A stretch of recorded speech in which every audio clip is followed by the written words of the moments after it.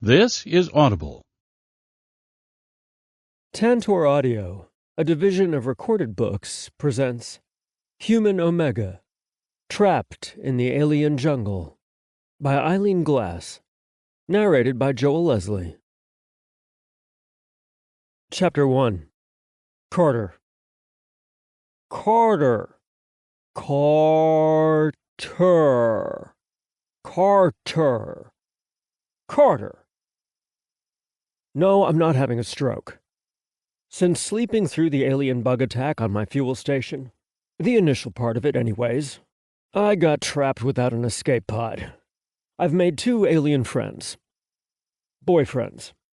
Though they wanted to fuck me pretty much as soon as we all 3 ended up in the same cage, so I'm probably attaching too much commitment on their end with the term. We're sort of lovers, at least. We fool around, let's leave it at that. Carter.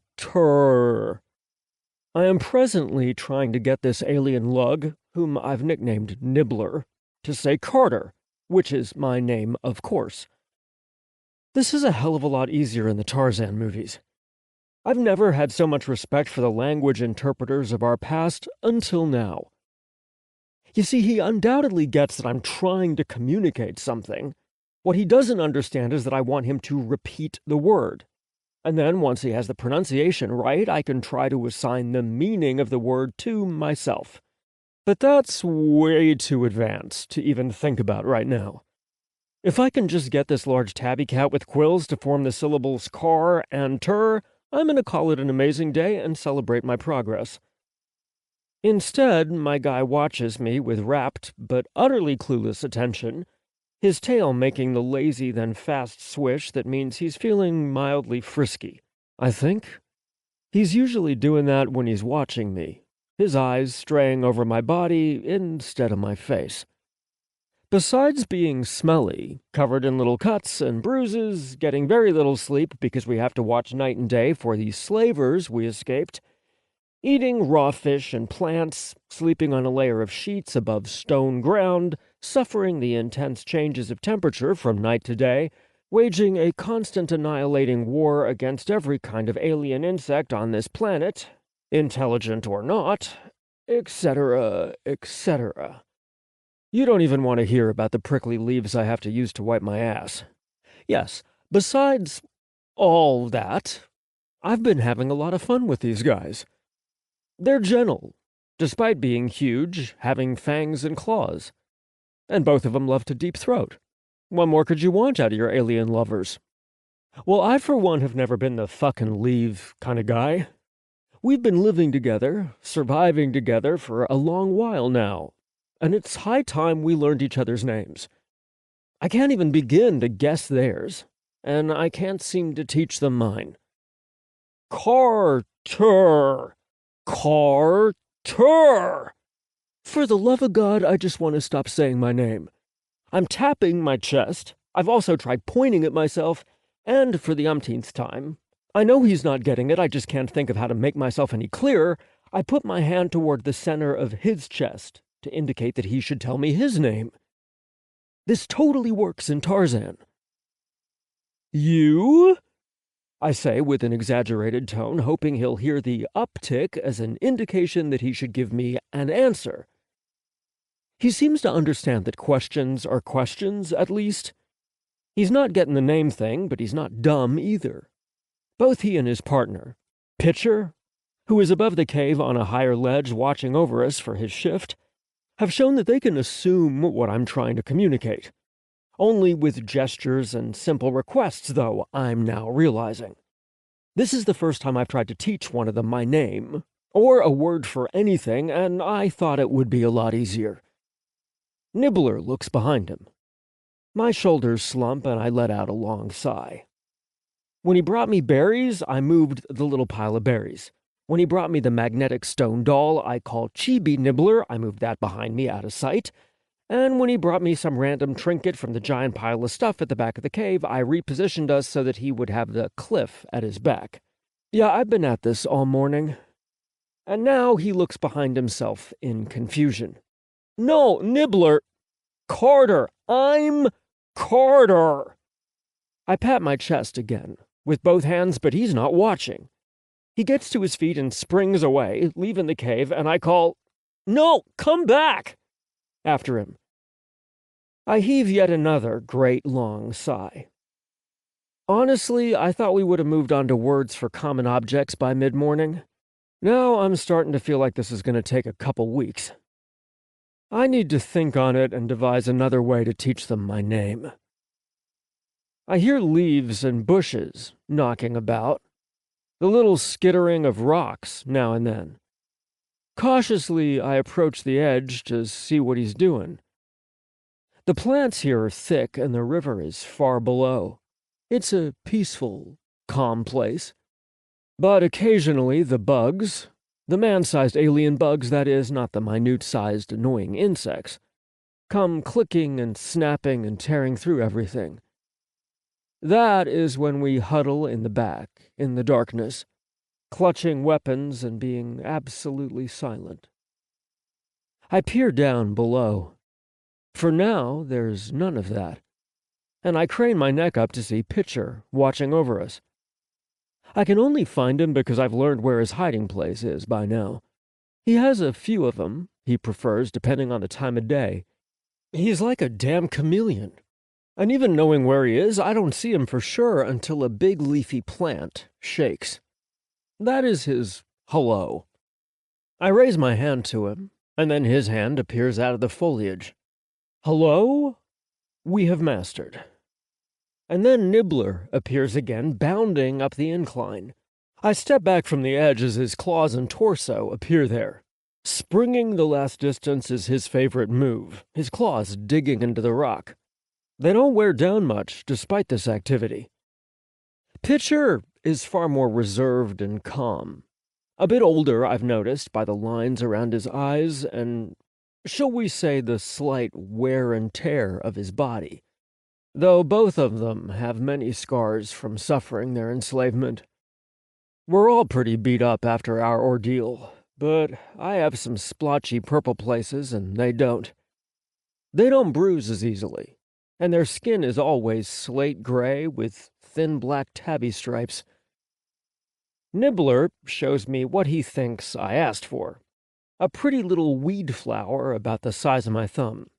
It took a while to find because he brings these to me constantly, and he pulls them up at the roots instead of breaking them off the stem, so his affection for me has him gradually weeding this jungle of a tiny flowering plant. As always, roots and all, he tucks it behind my ear.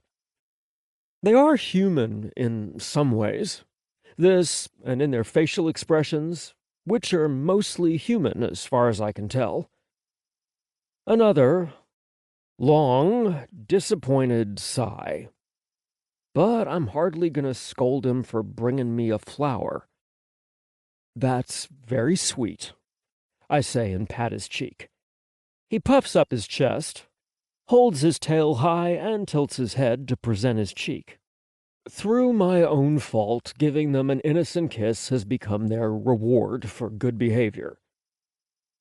I will have to brainstorm creative ways to indicate that I have a name. For now, I give him his kiss, then break away when he tries to go for more. Nuh-uh. Once in the morning is good for me, thanks. My legs still feel like jelly. God, they can suck. And I'm talking about in the good way. I love them and all. Our developing relationship isn't just physical. But they can really, really suck. And Nibbler, in particular, is a goddamn insatiable fiend. So he'll get the idea I made a great yawn. I'm having a nap, I say. And then I have an idea. I, Carter, am having a nap. I enunciate each word clearly and place my hand on my chest for my name. Repetition and constant talking to myself might eventually make them understand. Chapter 2. Pykh. My name is Pykh, and of all the slaves in the world, I'm the luckiest.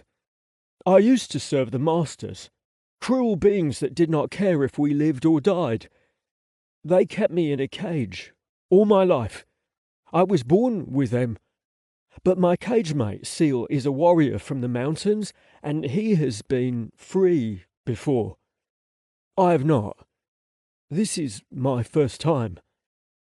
It has been all right, but I cannot be recaptured and go back to being a slave.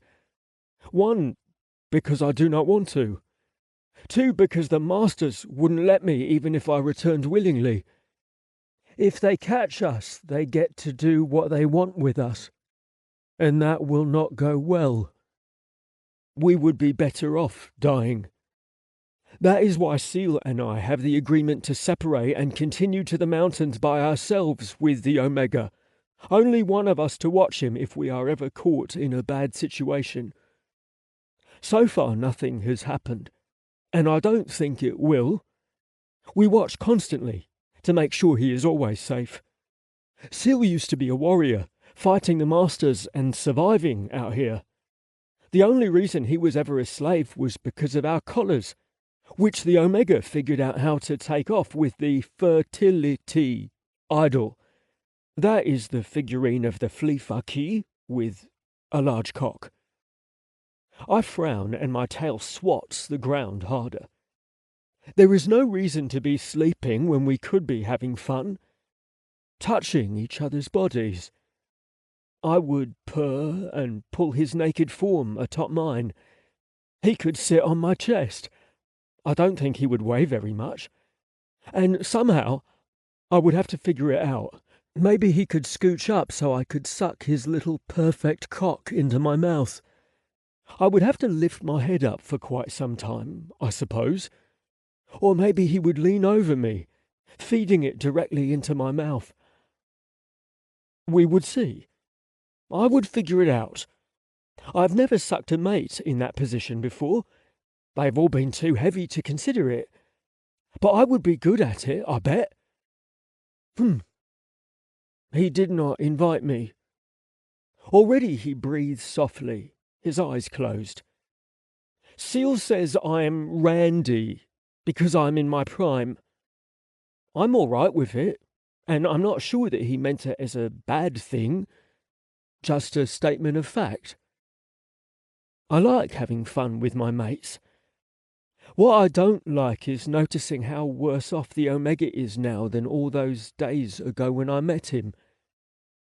He was perfect then. Sleep will heal him. I should let him sleep. My tail smacks the floor with a dissatisfied whoomp. I wonder what Seal's doing. As I think the words, I hear the plants shake overhead. His claws make scraping sounds in the rock, and a little stream of dust falls from the ledge above me. When I jump down from the top, I land with a heavy thud on my face and hands. Seal, he does everything with grace. His face and front appear over me first. Then he twists while climbing down so that he lands on his feet. Somehow. Many movements are all one movement for him, and when I try to copy, I just end up with my back end falling over my face. Seal lands on his feet, standing like he's meant to, walking without having to adjust his balance. But I catch more fish than him, so there's that. My turn already, I say with a pout. Will you at least keep me company? I will not be too tired after. He chuckles, brushing himself off. We have a bowl for washing and he goes to splash his face. That again. The day hasn't even warmed up. Well, we have plenty of food. I can't hunt any more fish or they will spoil, so there is really nothing else for me to do. Spoken like a true pike. I can only imagine the state I would be in if I had two of you. I should explain. A pike is a younger lover, according to Seal, but also a small favourite child, and also my name. Well, not really my name. It is what I prefer. This is all confusing, I know. Seal explained to me that words have multiple meanings, and which one you're using has to be figured out by whatever else you are saying with them. I'm getting the hang of it. but I wish words were simpler. There's so many normal ones to learn. I wonder when someone stood up and said, "We have enough words, let's just assign new meanings to what we've got." I do not ask this, though, because I suspect it is a stupid question and because Seal says something which distracts me. Come, Pykh. No watching for now. We should hear them if we both keep our ears open. I have something to show you. So I nod and follow him back to the cave. It is especially dark in the mornings, when the sun isn't angled right. I noticed he was putting things aside in a special wooden box, metal hinges keeping the lid attached, and carvings on each side of leaves and meaningless patterns. He put clothes in there, which is the material that we sleep on. Odd. Now he will tell me why he's saving them. Chapter 3. Seal. I've thought about dressing him before, because he will have to become decent when we get where we're going. I have to teach him all kinds of things. But the clothes we initially found smelled musty and were quite worn. Our people did not have time for laundry, as they were hiding from the invaders in this cave. Then I found the finer, air-sealed chest stacked inside a small blocked-off area. I removed the rubble out of curiosity. An Omega was hiding with this group. They stowed the valuable treasures where they might not be found right away by the invaders, and where they might quickly be fetched upon return. Back then, we did not know the extent to which we lost the war. It happened too fast. Even as we were fleeing, we always thought our retreat was temporary, even precautious. We thought that we would regroup and push back. Then suddenly it was all over. Most of us were dead. I found many fancy cups, necklaces, and things. Then a chest of dry, clean, good clothing. Gaudy and formal, but better wear than the poorer garments. The tribe colours are a beautiful teal over dark purple. I didn't recognize the combination among the current families, so these refugees may not have survived. But those sad facts are long past, so there's no harm in putting the adornments on Pykh. He follows my hand movements closely as I fasten the straps under his arms. He is rather adorable, a mild pout and a look of concentration on his features.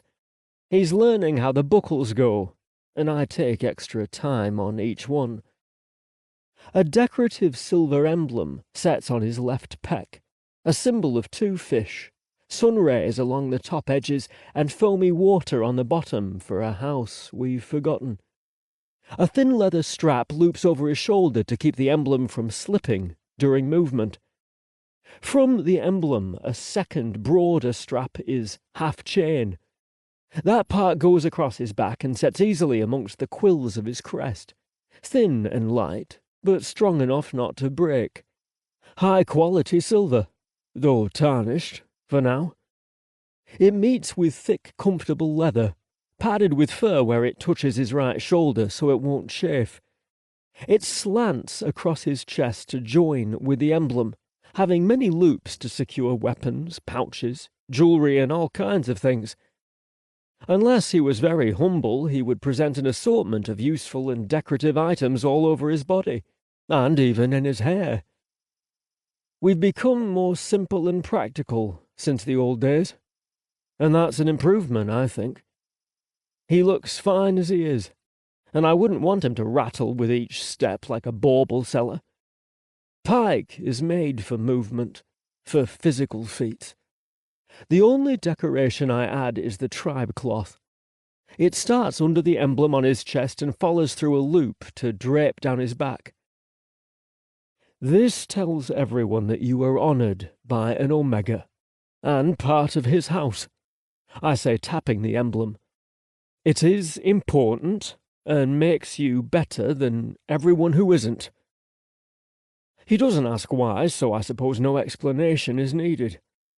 Classes, rich and poor, concepts of society he'll have to learn someday, if I've done my job right in getting us there. I won't bother with it now. We'll have to go slow about some things so he can understand. Yes, that makes sense, he says, making me laugh. And these are tribe colours, purple and teal. They will tell everyone where you're from at a glance. Usually you will only wear them when travelling or visiting someplace far. They are different colours for certain events too. We wear red after a successful battle against the invaders, black if one of our lovers has died. Yellow is for children, it makes them easier to see. And certain shades, light blue and pink for instance, are for parties. It is probably too much detail to go into all the colours and their intricate meanings, like the layered reds that mean you're seeking a lover. What is a party? I touch his cheek. A celebration. I see the next question coming. It is when tribe people get together to have fun. I still don't understand. Yes, but it was the best I could explain it. Pykh understands the concept of fun. He just doesn't get that it's something you can actively set out to do that day, instead of work. And have it not mean sex.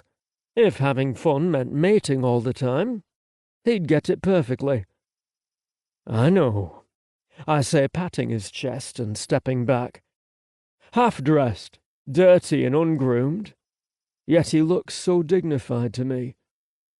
I blink several times, press my lips together and shake my head to clear my thoughts.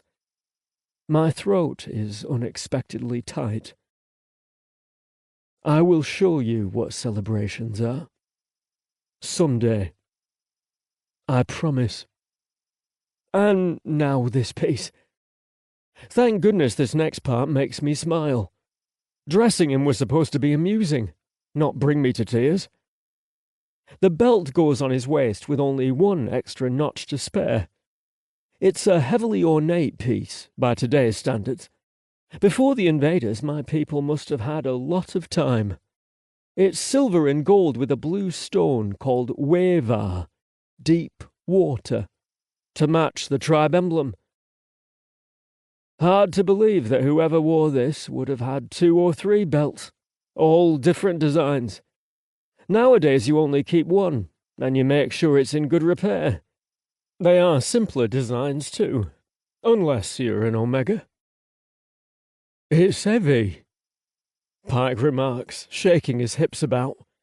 This makes his cock swing as I'm approaching with his groin cloth. It hooks in 3 places at the front of the belt, under the ornate centerpiece. More intricate than the tribe cloth, this has folds and layers and drapes down to his knees, weighted by several stones sewn into the fabric underneath, where they won't be plainly visible. What is this? Pykh asks, looking down curiously. He gives his hips a little shake, right in front of my face. The small weighted stones are deceptive in size and do their job of holding the cloth in place. This is your groin covering, I tell him, picking up the backside cloth next. What's it for? He gathers it in his hands and pulls it aside, like he's checking to make sure his cock is still there. I chuckle, though my throat feels unusually thick. It is so the world does not have to stare and be jealous. My own joke falls flat. At least from the back, he is mostly unkempt and still the slave Pykh, I know. I will work through the tangles of his hair tonight, when we go to the river and clean up. I don't know how he avoided having his hair mat before he met me. Didn't I help you untangle this mess yesterday evening? I give his hair a little pull. What happened? He shrugs, twisting his neck to see what I'm up to back there. Sleeping. Well, it looks like you've been in another battle. I slip the cloth under his tail. It attaches on either side, hiding the centre line of his rump and the dangling silhouettes of his testicles from the back. "What is that for?" he asks. "Clothing isn't really for anything, except looking as others expect you to," I say. How are you supposed to explain the necessity of modesty to a man who's never worn a groin cloth? "So this means that I am a free Pykh." It does. I squeeze his arm. "Now let me see you from the front. Turn for me." His outfit is the bare minimum for acceptable decency. This is about what an apprentice warrior would wear for his first year, plus an armband for his school and maybe a few necklaces. Modern pieces are simple. We don't jangle so much as we walk. But the quality of adornments is still there. Armbands, tailbands, midsection belts or girdles, leg pieces, foot pieces, and that is saying nothing of the jewellery such as claw tips, rings, crest beads, various bracelets and charms, even paint. "Seal, you're being quiet. What do I look like?" I blink. I was imagining him at a party, like I'd promised him, all the attire attached. Such an image should fill me with joy. Should it not? You look very handsome." And he does. I think he looks better just like this than he would without all those decorations. Simple. My Pykh. How am I supposed to squat without getting everything dirty? Ah, yes, my Pykh. These clasps, see? The back cloth connects to silver hooks that can quickly be detached. Usually you'll remove the whole piece and drape it over your knee while you know. As funny as it is to explain these things, he does not know. And all he has is me. The back piece will get, sweaty and miscoloured underneath your tail there. I give said tail resting over his rump a gentle pat. It's very bad manners to wear a dirty back piece. It has to be changed every day, pretty much. "Oh. How many pieces do we have for me?" I shake my head. This was just for play. We cannot be hauling chests of clothing through the forest as we try to escape. That is good, then. Clothing tickles. His hand rummages under the front cloth, making me grin for his crudeness. But it is a heavy grin, and he finally sees it. What's wrong? His tail tangles with mine as his arms come around me. I'm showing my mood at last. That and my crest falls flat. I'm ignoring the stinging in my eyes for now. But my throat burns too much, and my voice is too changed to say I am not crying. Did I wear the clothes wrong? He is joking, smiling with one side only, nuzzling the top of my head. I hear him sniff to smell me. You're afraid, aren't you? Ah, Pykh. We hold each other tight. He starts a low, comforting purr. He used to do this every day, sitting near me when I was new. I wouldn't let him hold me then. I was not an agreeable cage mate, and I would growl when he got too close. Pykh tamed me, in a way. Though at the time, that meant he was training me to be a slave. How do you always know? I ask. How could you not be? He counters. I'm terrified. Every day. If they catch us, we will be barbed. I will lose what I love, and not only that, but if I have to. If the situation makes me. He sets one claw against my throat in a meaningful way. It makes a loving stroke there, and I shut my eyes.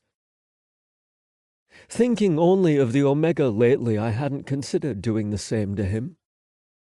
Or him to me. We will try to go together, if it happens. After him. Our Omega snuffles in his sleep, completely unaware. Pykh nods. It's a promise, then. If we are not separated and it comes to that, we will all go together. The Omega first. But Seal, I don't want to talk about it anymore. It's not going to happen. Remember? We fight in here first. He touches my temple. And win with our vision. Then we fight with our bodies to make it happen. I understand that now. I feel especially foolish. Suddenly small, gangly, just learning how to fight with sticks. And I've been scolded by my master for the most ridiculous thing. I was the one who gave Pykh my master's words, which I always thought was the ear fur of an old man. He was always trying to prove that he was wiser than everybody else. I only repeated the lesson to Pykh to give him courage. How's that for a pinch on the tail? Yes, of course. My voice is normal again, the tightness in my throat relaxing. I have to be better for Pykh. I will always have the strength to do so. I look him up and down. I don't have to have a vision solely in my mind. It's right here. I say, a hand atop his shoulder, as I would do if I was addressing an equal warrior in a formal task. Pykh, to me you will always be my Pykh. My dear, sweet lover. But when you meet other Fleafaki, you will introduce yourself as Ivra. You are of the tribe. I look at the emblem. After a moment I huff with frustration. Despite what Pykh thinks of me, I'm better at smashing sticks than I am at words. Pykh waits with such eagerness. Sweat breaks across my brow. Whatever I say next becomes part of his identity. Perhaps I should have taught the Omega to speak first. This is supposed to be his right, though my people haven't formed any new clans ever that I can recall. A few have thinned out and vanished, though. Seal? I'm thinking. Oh, this is pointless. I'm not going to call him the Two-Fish Clan. So even though it sounds so simple, a tribe name unworthy of my splendid lover, I say, we are the River Tribe. These are our colours. I bring the cloth end to the front, spreading the material with my fingers. Teal and purple, like the water. We have only one Omega, him. So this is all of us. But, thankfully, we are still here. Will the emblem make it to a new home? Or will it be lost again in the jungle somewhere? Have I invoked the bad luck of offended spirits by appropriating it?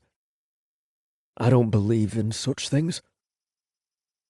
The River Tribe. Pykh echoes with importance, touching the emblem with his claw. Yes, that is what I am. Though I prefer to be Pykh. You will only be Ivrir to others. I will not mess up. And look, our emblem has the fish I caught him. I squint harder at the symbols. It could be any type of fish, but I suppose the two fins seem right. I won't deny it. 2 fish for 2 of us, Pykh says, nodding as if it was meant to be. The rising sun to indicate our freedom. See? The sun rises behind our cave, where we must go to the mountains. I found these at random in the back room. I don't open my mouth to say the words. But if I had, and if I had continued, I would say, their original owners are dead. There might even be other tribe colors and symbols hidden in the back that I did not uncover. We could pick any of them. Yet he has already given this meaning like I apprenticed in metal smithing and made them myself. But as I look at the symbol, I can no longer see it as two random fish or a meaningless sun.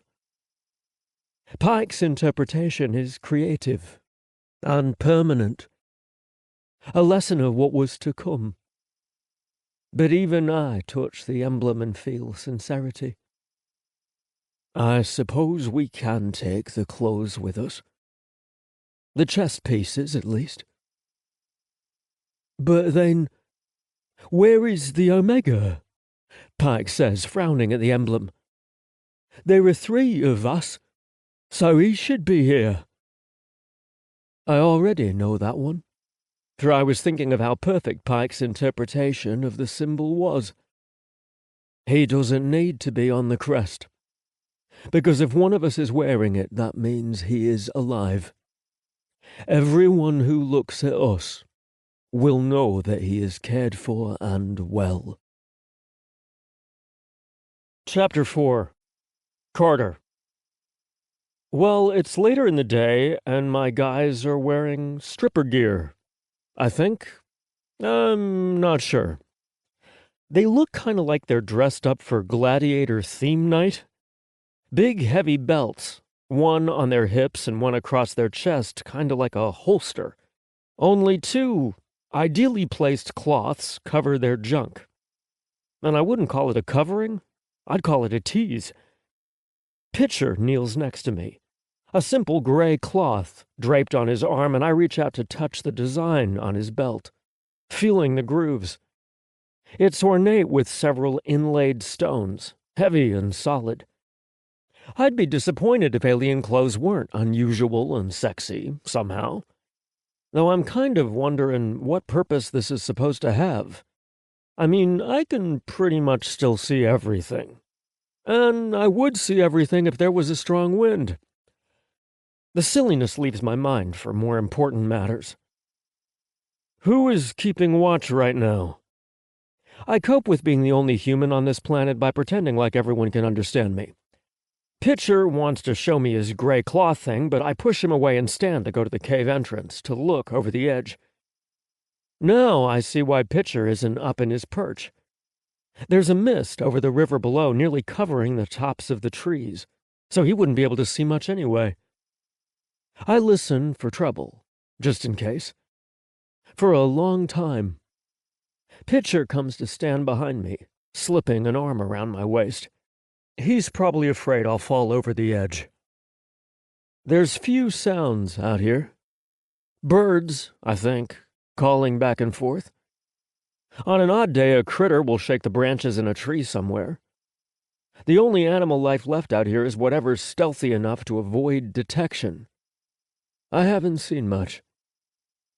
More importantly, I don't hear clicking, hissing, or the chaotic sound of branches breaking. Looks like they forgot about us, I say to Pitcher with a smile, patting his hand on my hip. Nibbler is further inside chewing on a fish, and I frown at the food piles he set out on 3 platters. I have the smallest serving of fish. At first I figure he's finally figured out that I eat less than him. But that's unusual. For them. Pitcher holds his cloth up to my shoulders like he wants to keep me warm, but I'm distracted by the meals. As I thought, I was too quick. I have only a little fish and 0 roots and leaves. Making up for that in heaping portions is an assortment of berries and some brown-orange acorn things I've never seen before. I look at their meals compared to mine. They've already started eating, something they do to keep me from making things fair. If I don't see their plates full, I can't compare. But they haven't finished, and it's obvious they're taking the leaves and roots so I can have the better stuff. Pitcher offers the cloth draped over his arms. Hang on a sec. I peck him on the cheek before I leave him there. Yes, just like a housewife. They love it, and I don't mind doing it. Nibbler, on the other hand, gets a rap on the nose by my index finger. They lick noses for their alien kisses, so nose swatting is my most recent invention for expressing displeasure. The 7-foot-tall, well-equipped alien male with claws, quills, and fangs gives me a withering look as I subdue him. Okay, first of all, what is this? I pick up what I called an acorn, thinking that I would force-feed it to him, enforcing my rule of equal shares. They carry me everywhere, like a princess if I let them. I discover, though, that the acorns are squishy. When I squeeze, petals pop open and reveal a drippy sponge thing inside. Okay, again, what the hell is this? Is this food? Why is this on my plate? I get better at opening and closing the abomination, which I'm now wondering if it's some kind of insect's ass. Or a maggot or some terrifying thing. As a tough space marine, I normally would eat insects to stay alive, but after my recent ordeal, the smell of burning bug guts still fresh in my nose like it was yesterday, I'm just not going to. I need to heal and forget. I tentatively bring this thing close to my face. It smells kind of nice, though my mind tries to deny it based on appearance alone. It smells like... almost like toffee. I'm thinking I could just maybe touch the thing to my tongue. I've developed a pretty high tolerance for tasting gross. The raw fish on my plate, for example. But then a gob, thick and squishy like a booger, falls out of the inside and splats on the stone floor. Yuck. Ew. I wrinkle my nose, disgusted. Nibbler doesn't mind disgusting. I've noticed he's less into washing than Pitcher and me, and he's a lot messier when he eats. He swipes a finger on the stone ground by my toes, scooping up the gob, and pops it into his mouth. Ugh, Nibbler, I groan. I have the acorn still in open mode. He licks off his finger, reminding me of other personal stuff he doesn't mind, and then fastens his lips to the acorn's insides, making a sucking, slurping sound. It's either gross, sensual, or all of it. He grabs my wrist to hold my hand in place.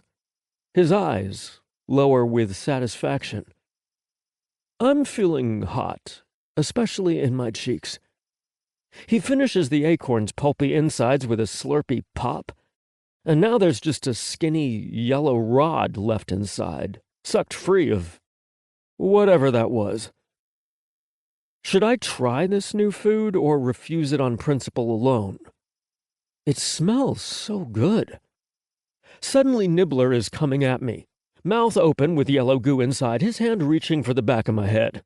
No, wait, hold up! I don't react in time. His gooey lips land over mine, and I only resist for about 2 seconds. He'd never play a mean trick on me. I trust my alien friends with my life. Also, he currently tastes amazing.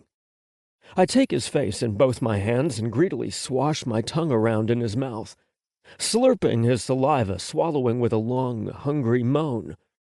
I haven't had sugar in God knows how long, and he tastes like a mixture of toffee and perfume. Yes, I know perfume actually tastes awful. That's just what it reminds me of. Flowers and something sweet, kind of coffee-flavored. It's amazing, even though it's far less sweet than actual toffee would be. I hold tight when he lightly tries to pull away. I hear his tail thumping happily on the ground, and I don't have to look down to know he's got at least an inch of his baby pink cock poking out of his suede glove below. Curious thoughts have played with me lately. Watching them enjoy it when they're fucking each other has made me think, I might want some of that. Pitcher makes a loud cry and growl, causing us to break away bewildered. His spines are in all-out battle mode, his lips pulled back to show his fangs, and his hands are curled, Claws poised in that way that means he's angry. Very fucking angry. What did we do? I'm sorry. I start to say, but don't finish. Pitcher leaps at the ceiling, not angled directly at us. I see what it is right before he pulls it down, hissing, spitting, slamming it into the ground and rolling away. An orangey-brown creature with familiar mandibles for its head was slinking its way inside the cave, across the ceiling, toward us. Chapter 5. Seal. My heart stopped when I saw the hunter crawling silently into our cave, his 6 long legs spread wide across the ceiling to keep his body flat. His extended jaws, strong enough to snap a body in two, so close to the Omega's head. A few more moments. Pykh, do not. I used the hand signal the Omega invented, showing him my palm. The Omega has not moved, frozen in shock, processing what he sees, but Pykh has been too quick to act, bending his knees and snarling in preparation of a leap. These are not the slim invaders who captured us, which are easy to kill and mild by comparison. The hunters are different. Small heads, for they don't need to do much thinking. Enormous pincer jaws, nearly the length of their body. 4 short wings, 2 on each side, which flare out during battle. This is a nuisance because blades can only penetrate the thin, clear part of the wings, not the thick, steel-like bone that interlaces these panels.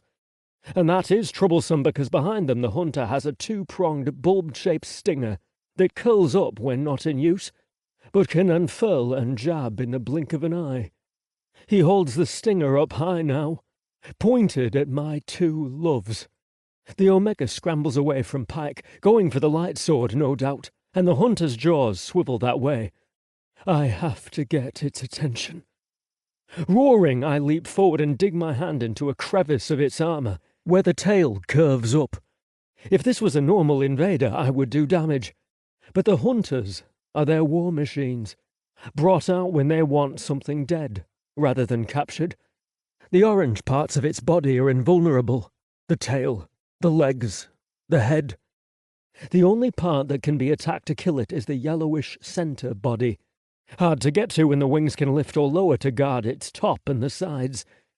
He will try to face you at all times, making the body inaccessible past those deadly jaws.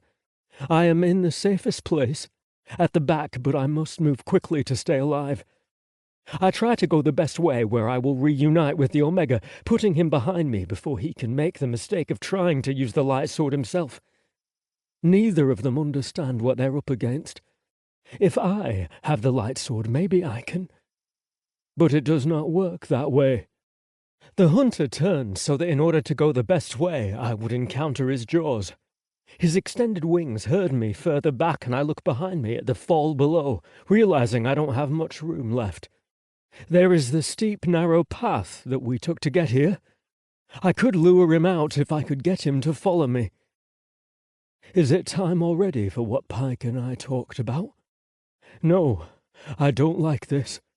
We will be separated too soon. Pykh doesn't know enough about the jungle or his own people. But so be it.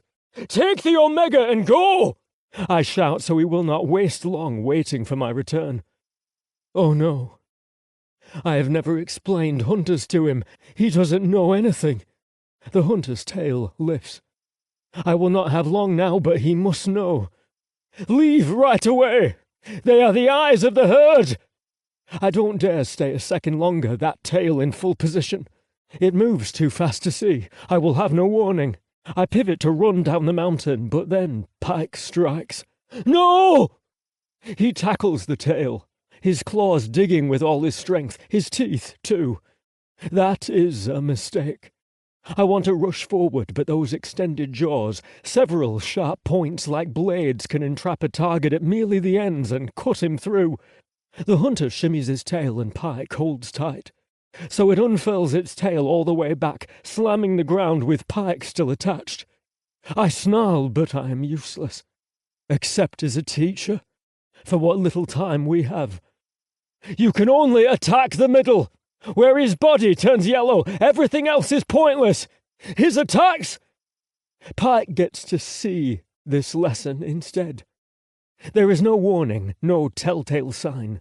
Its eyes are small and solid black, gleaming but lifeless. I have nothing but the experience of past battles to tell me to move, and the stinger shoots past its head, its jaws longer than it seems possible, and strikes the ground where my midsection would have been. My next breath could be my last. They can strike repeatedly, stabbing the area blindly, leaving precision up to you. They are not smart, like I said, and they don't have to be. I have maneuvered the wrong way and cut myself off from the path. Now I will have to jump down a small cliff and hope for the best. I will not make it at my age. Pykh again.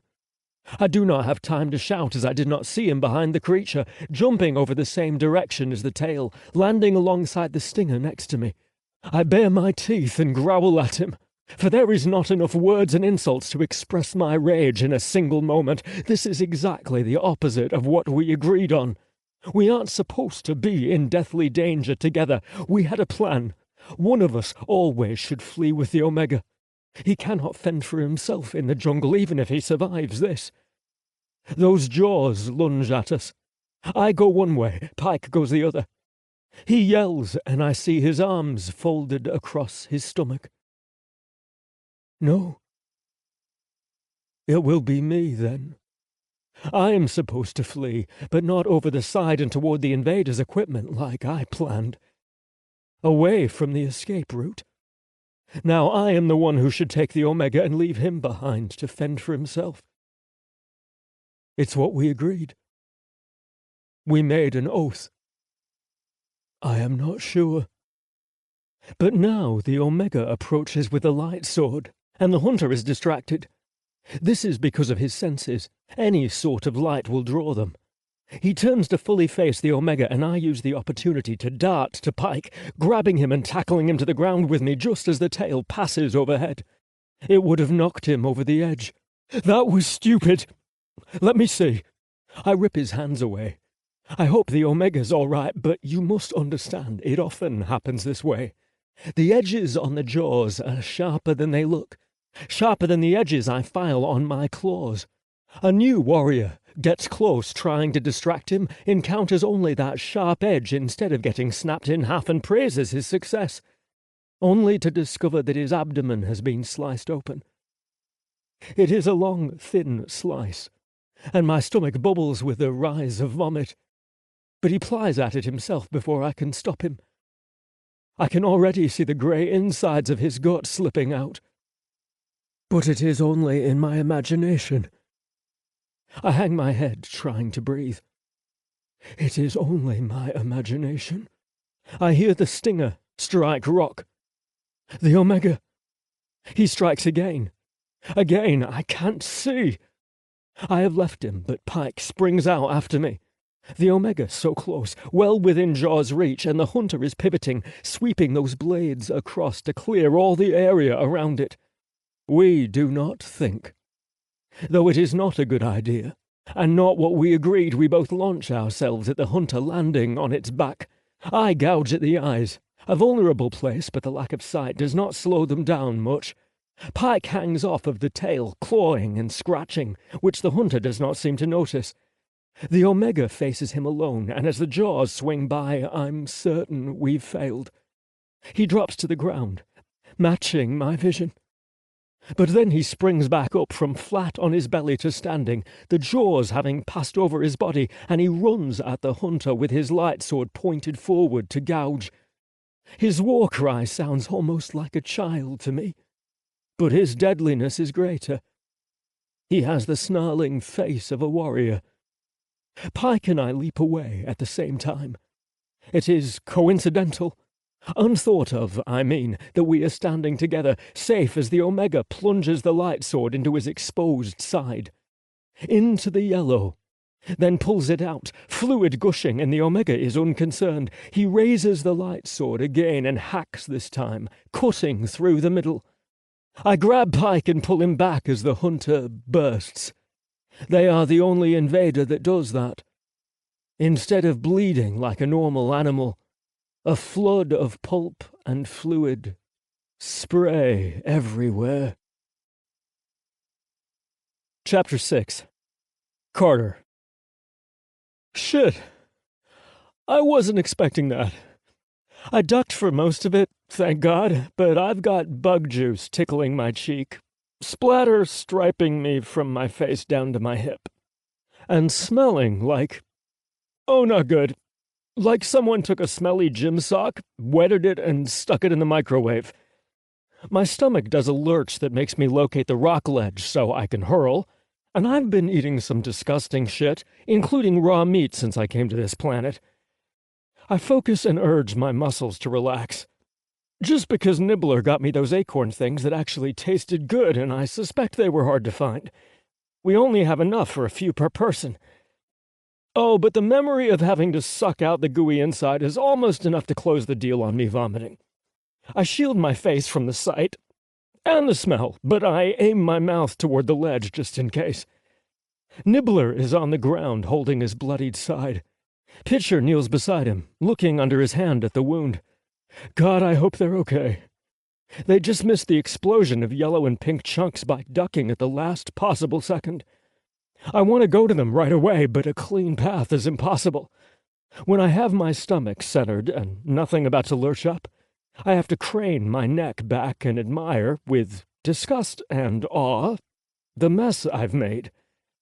Our cave entrance looks like I lit a stick of dynamite under some paint cans. Somehow the fluids in his body were contained under enormous pressure. Nibbler pushes Pitcher away, standing. Though his hand covers the gash above his hip, I think I can breathe a sigh of relief. There's a lot of blood, true, but it's not losing your guts everywhere blood. A bad scrape, but survivable.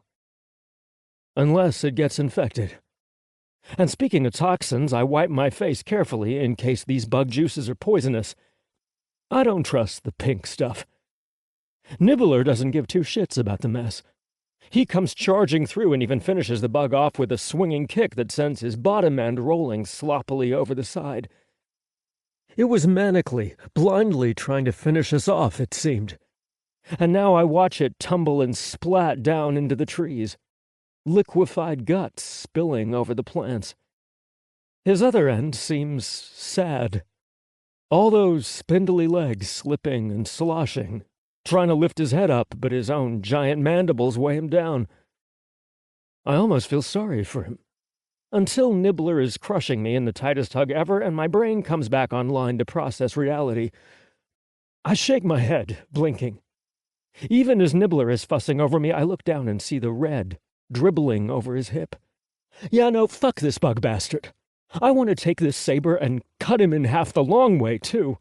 I want to grab a sharp stick and stab right through his face, into his mouth, and as far as I can up the middle.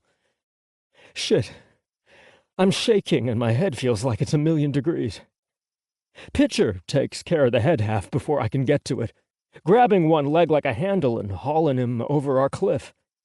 Nibbler's hand blocks my view just before it goes over, but I hear the enemy tumbling as my big alien pushes our noses together and makes an anxious crooning sound. Yeah, I'm all right. Besides being so goddamn furious, I'm ready to march into bug camp as the one human army that's going to kick all their asses. I'm okay. I'm all right. Fuck, Nibbler, you're the one who's bleeding. Let me look at that. We grapple with each other. Me wanting to bend close and examine his waist, him trying to straighten me out so he can look over every inch of me, including my back end. My thumb crams against the old rusty safety lock on the saber sword. Then I give Nibbler a solid thunk on the nose.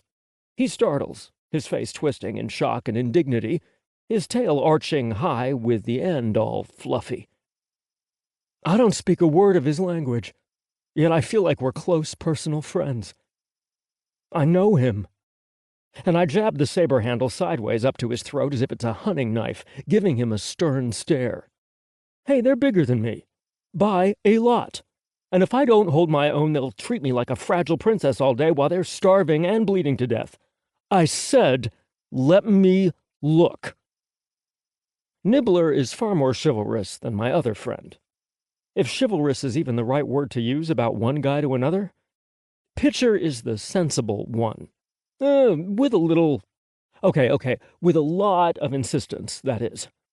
I've been working on him, and he doesn't fight back as much. Nibbler even shows his teeth. His growl is as quiet as a purr, but it's there and unmistakable. He must be very mad. But I'm certain nothing anywhere matches the hot lava my heart is pumping through my veins as I stoop and touch my fingers lightly over the cut. I ignore his hiss. There doesn't seem to be any goop in it, and I'm relieved, though I can't say for sure that the bug was poisonous. He certainly exploded all over everything like no animal I've ever seen before, and I don't feel like it was an evolutionary accident. And man, does it stink.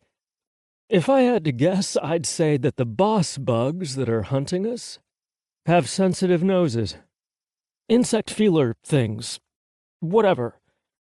My heart is finally returning to its normal operations, and Nibbler is leaking red like crazy, but the cut actually isn't that deep. Damn, the pincers aimed right for him, though. I thought he was gone. I didn't have enough time to predict anything while it happened, so as I'm dragging him to where we keep the water, then bundling up the edge of a clean sheet, my mind replays the events, with my imagination doling out the possibilities. I can see him gouged by two enormous points, like horns, picked up, dangling, blood running down, and the creature slinging him off over the cliff edge where we chucked it. Goddamn. Yeah, I'm not sorry. Fuck that thing. I mutter all of this as I wash him up, my anger blending with tears, deflecting in his direction when he gets stubborn with his hands in the way. God damn it, hold still and let me fix it! I shout, and I become aware of the undeserved anger I'm projecting. I hang my head, wipe my eyes, and try to regain my composure. I'm sorry, I say, using a wholly different soft tone, expressing how I actually feel about him. Both of you guys scared the fucking shit out of me. And the thought of those fucking bug assholes sneaking in here to take you out by fucking surprise, when I worked so fucking hard to get you guys here, to keep you safe. God, I'm sniffling like a big old baby. I use the not red portion of our sheet to dry my eyes. Okay. Resuming normal space marine behavior in 1, 2... We were having a sweet moment when the bug creeped in. That asshole attacking my... My what? Again, boyfriend is probably too much commitment for these guys. They took to fucking in front of me right away and wanted me to join. They're not selective. Well, you don't need stitches, you fast reflexes son of a bitch. A heavy gulp of air feels so good in my burning mouth and throat. On impulse, his face close enough to mine, I get on tiptoe and give him a wide, hearty lick. Right on the nose, like he's done to me so many times. His face scrunches up. He snorts. I think he resists doing it for a second or two, but finally itches and wipes his nose on the back of his hand. Huh. My tongue is a lot wetter than yours. Huh. Shorter, too. Like a third of their length when they stick 'em out all the way. Oh, the things I've thought about but haven't done. Being in bed with them is just too new, and I'm nervous about asking for stuff with my hands. What if I can't get them to stop, or go slower when I need it? Now that my inspection is over, Nibbler grabs my wrists and insists on taking his turn. I'm spun like a prisoner, his grip tight as if he's afraid I'll break free and whack him again. There's no way it could have hurt, but he obviously didn't like it. One hand takes care of both wrists, and I keep them up for him, and the other pets down my side, over my ass, and even checks my knees. A memory of being chained and molested by captors plays in the back of my head, but I suppress it. I'm here, with him. His claw tips poke a little bit on my skin, and I focus on drawing smooth, steady breaths into my lungs. See? I'm fine, big dummy, I say when I'm allowed to face him again. I get a reciprocal lick on the nose, and then he squishes ours together, rubbing back and forth. I didn't know that they liked Eskimo kisses, so I log this information for later. A firm, brisk voice makes us turn our heads. I feel bad at once for neglecting Pitcher, who is probably responsible for saving both of us. We would have been sharing sweets until one of us died, mandibles snapping off our heads or hook jabbed through our bodies. He noticed and reacted before anyone. Pitcher, are you? He yanks my wrists up again, one after the other. I have no time to ask what he's doing when suddenly a bundled-up sweater comes over my head. Well, I call it a sweater, but I have no idea what it is. Stretchy material, heather gray. I guess it says a lot about me that I even know that color. It's soft and clingy, and he pulls it right down to mid-thigh, tugging on the hem in front and in back for me. I look down at myself, and I can't believe it. The material is snug and soft on my skin, like a nice athletic t-shirt, but that's not the best description to give it. Nope. I am wearing a fucking cocktail dress. Chapter 7. Pykh. Seal explains this new master as we hurry about, packing our possessions. Their eyes are connected to the other invaders somehow. We have never figured out how, but when a hunter finds us, their main force will not be far behind, and they will come with shockers, nets, sleeping darts, all sorts of weapons for live capture. Then they cannot find us, I say, stuffing my bag. I look around. There are so many little things I want to bring with us. During our time here, Seal and I fashioned new shoulder bags from the clothes. They are not well made, but by tying the ends together, we were able to make a sling for carrying objects. We have been eating off plates and drinking out of cups. We have our washing bowl, which I keep filled and clean. Then there are the prongs, which are not necessary, but it is nice to have a stand to hold our fish while we're eating.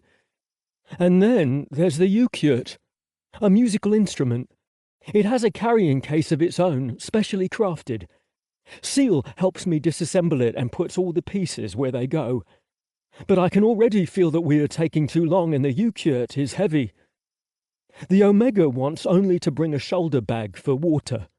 His fertility idol for making babies and opening our slave collars, and his magic sword.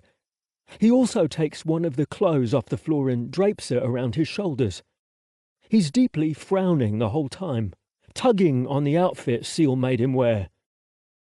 I know the clothes are uncomfortable at first, I tell him sympathetically, but we're supposed to be Fliarthaki now, who live in the mountains. We're going to be free people who don't serve masters anymore. Although, Seal will not make you wear the clothes if that is your wish. Will you? I give him a questioning look, wondering if I'm correct. Wondering if not wearing clothes is an option for me. Seal huffs with amusement. It is not the shirt he despises. He's looking for the rest of it. For jewels, his leggings, his undergarments, and various pieces. He's not meant to wear just that, unless he's trying to attract attention. He comes to the Omega and sets a hand on his back. The Omega blinks several times, never knowing what we're actually saying, of course. I know it's sparse, but it's all I can find. I think there was only one Omega here when they abandoned these things. They provided for him well and did not leave much behind. Then we are quiet. Just a moment.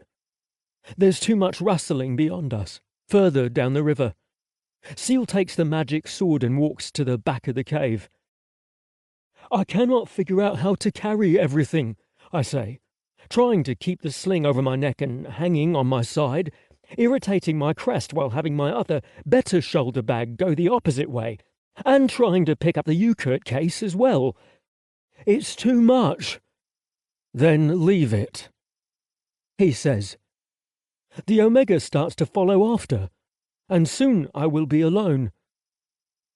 I know he's right. Yet I look at the pile and wish I could make room for even more. I found a big golden plate with a large bird in the centre, its tail curving around the edge, many colours glinting with the carving. It's the most magnificent thing here. Well, except for the Ukyut. The most magnificent thing to look at, I should say. A plate the width of my shoulders. Seal laughed when he saw me sitting on it. Clothes bundled in the middle because I thought it would make a nice seat. I knew it was silly, and it covered the bird design, but I did it because I like it so much and I can't figure out what use it could serve.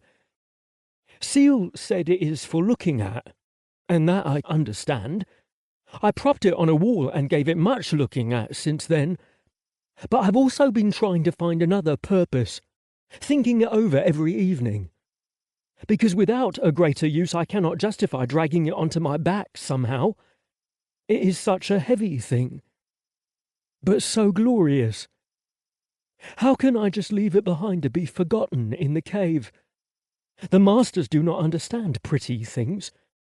They will not pick it up and see the treasure it is. It will get no looking at. But Seal is right. There's no time to waste trying to pack such a pretty, useless thing. I follow the Omega, clanging and adjusting the weight on my back to get everything settled properly. How long will we be running today? I suspect the bags will feel very heavy tonight, and heavier in the days to come. I'm already starting to wonder how necessary the cups, plates, and prongs are. We come to where we must climb down, and I feel it then. The unavoidable. I cannot have everything, though it does not happen yet. We have a lot to carry with us, out the back of the cave, down the rocky cliffside, our feet occasionally slipping. I do not care about the sling anymore, whether or not it is comfortable, whether or not it falls off. It becomes my job to keep pace with the Omega and be there to catch his slim waist whenever I think he is about to misstep. He gives me his trusting, I am pleased smile sometimes.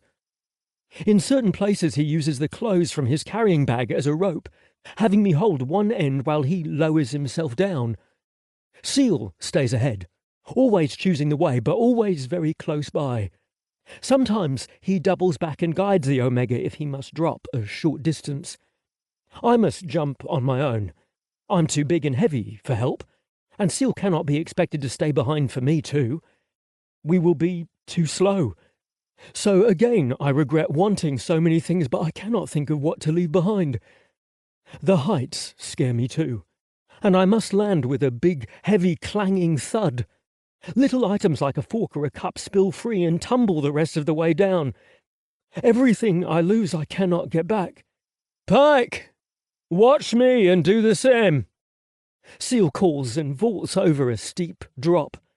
His claws dig deeply and drag down, helping him land.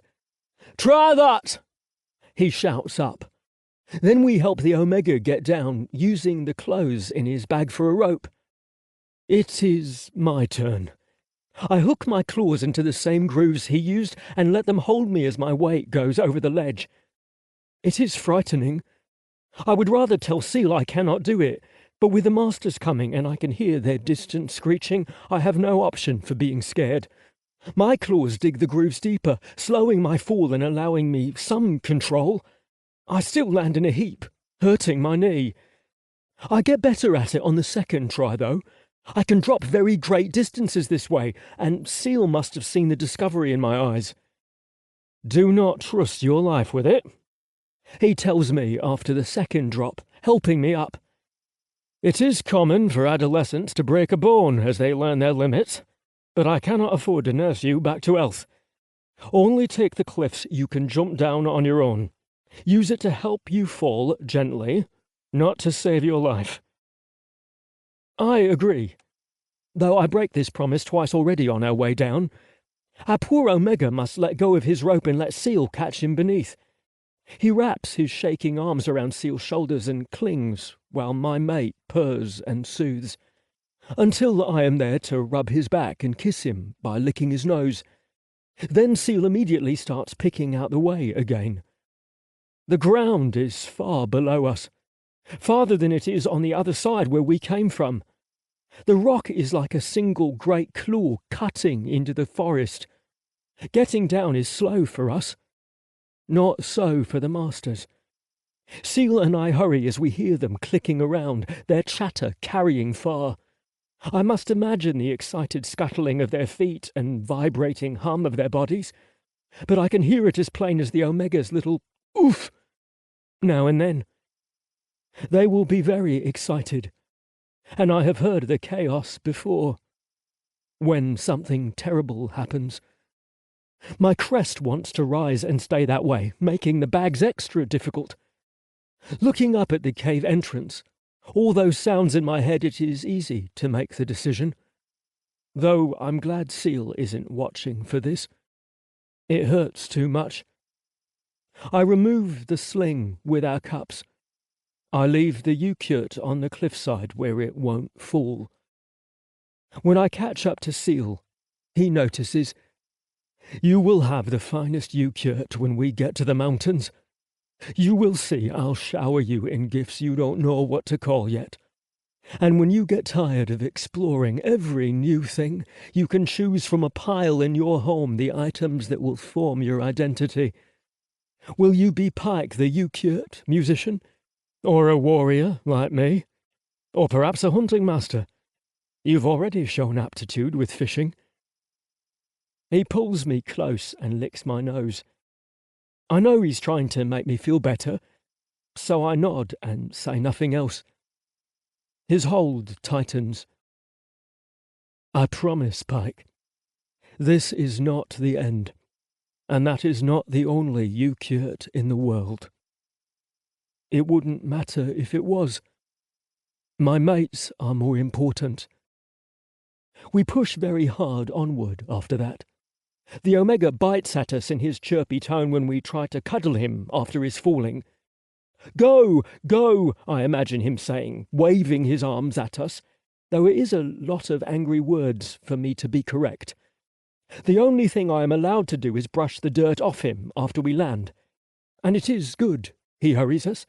We've only just stepped into the shade of the first trees when Seal points upward to where we came from. "Look." I see 3, 6, at least 10, then who knows how many masters bursting out of the cave opening. All, as Seal said, equipped with guns, nets, whips, and punishing rods. They spill over the cliffside like rustling, cackling stones at first. Then like muddy water as their number grows and they crawl over each other. They are not slowed by the cliffs like we were, but they don't know exactly which direction we are in. A few head right for us, and the others spread out searching widely all across and down the rock cliff. Be ready to fight. Seal leads us further into the shade. The trees swallow us up. Chapter 8. Seal. We run from the 2 chasing us closely. I think it is an accident that they happen to come straight for us, noisily crawling over and through the bushes and vegetation that we naturally swerve to avoid. The arrogance of the invaders is so present in all their behaviours. They don't even deign to give our world the minimum importance of something that should not be stepped on or trampled. Like a very big rock. No, to me a very big rock is a permanent feature that must be worked around. My home is less than dust to them. And perhaps that is because their bodies scale these features so easily. Being hard-shelled and having 6 legs, they don't notice obstacles Pykh and I would have to struggle over. They don't even notice each other in their path, scrambling through and around everything. Perhaps that explains their arrogance. But I have spent enough time in a cage that I think they are truly evil. That's their only reason for everything. I cannot kill enough of them to ever be at peace. And it has been a while since I've seen one face to face. When we escaped, I was weak from poison, and I relied on my mates to do the murdering. I missed my opportunity. So now we hide behind a tree. The invaders will scuttle right past if they don't see us, but that's not good enough for me. Give me this. I need this. It has been so long since I was Seal the Slayer, the village guardian, the blood hunter. Keeping a constant eye on the zigzagging pursuers, I reach low and feel to the Omega's wrist, then to the sword handle in his hand.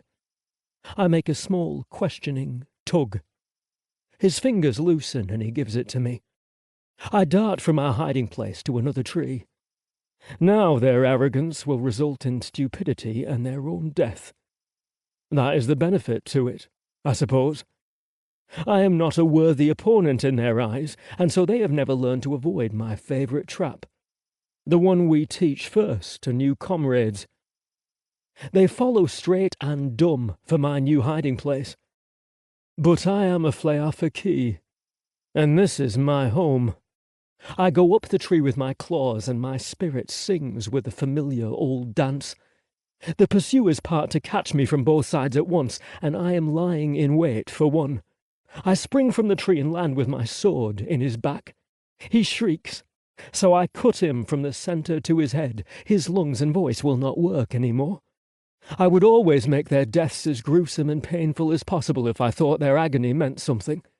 Some remorse for them, or some punishment to their vile race. But that is the thing with the invaders. It is not arrogant to believe that any one invader does not matter. They are as numerous as grains of sand and impossible to teach. I might as well be trying to get revenge on a single blade of grass. That does not make my job less sweet. There's no lasting satisfaction in torturing them, but there is always pleasure in a job efficiently done and seeing my two mates safe.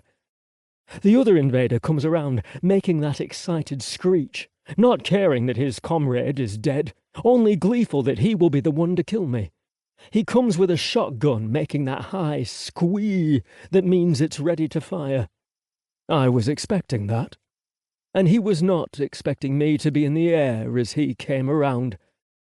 There is less than a moment as I'm descending upon him that I see his confusion. The sudden stop in his pace, his head swivelling left. There is no time to look right. My feet slide off the bottom round part of his shell, and one of his legs makes a good, satisfying crunch. The limbs are the weakest parts. In battle, seconds are years until they have already passed, and then they are just seconds again. I slice him through and regard what I've done. I have no empathy, though their heads will be alive for days, if they are not found and eaten by their own kind. I purposefully left that piece intact, and I did not have to do so. Am I evil in their eyes? Probably. But those kinds of questions stop bothering a warrior after their first loss. I have had many. I collect my mates and urge them quickly into the forest. Time has caught up to me and we can't stay. The smell of their own blood could draw them. I hand the light sword back to the Omega.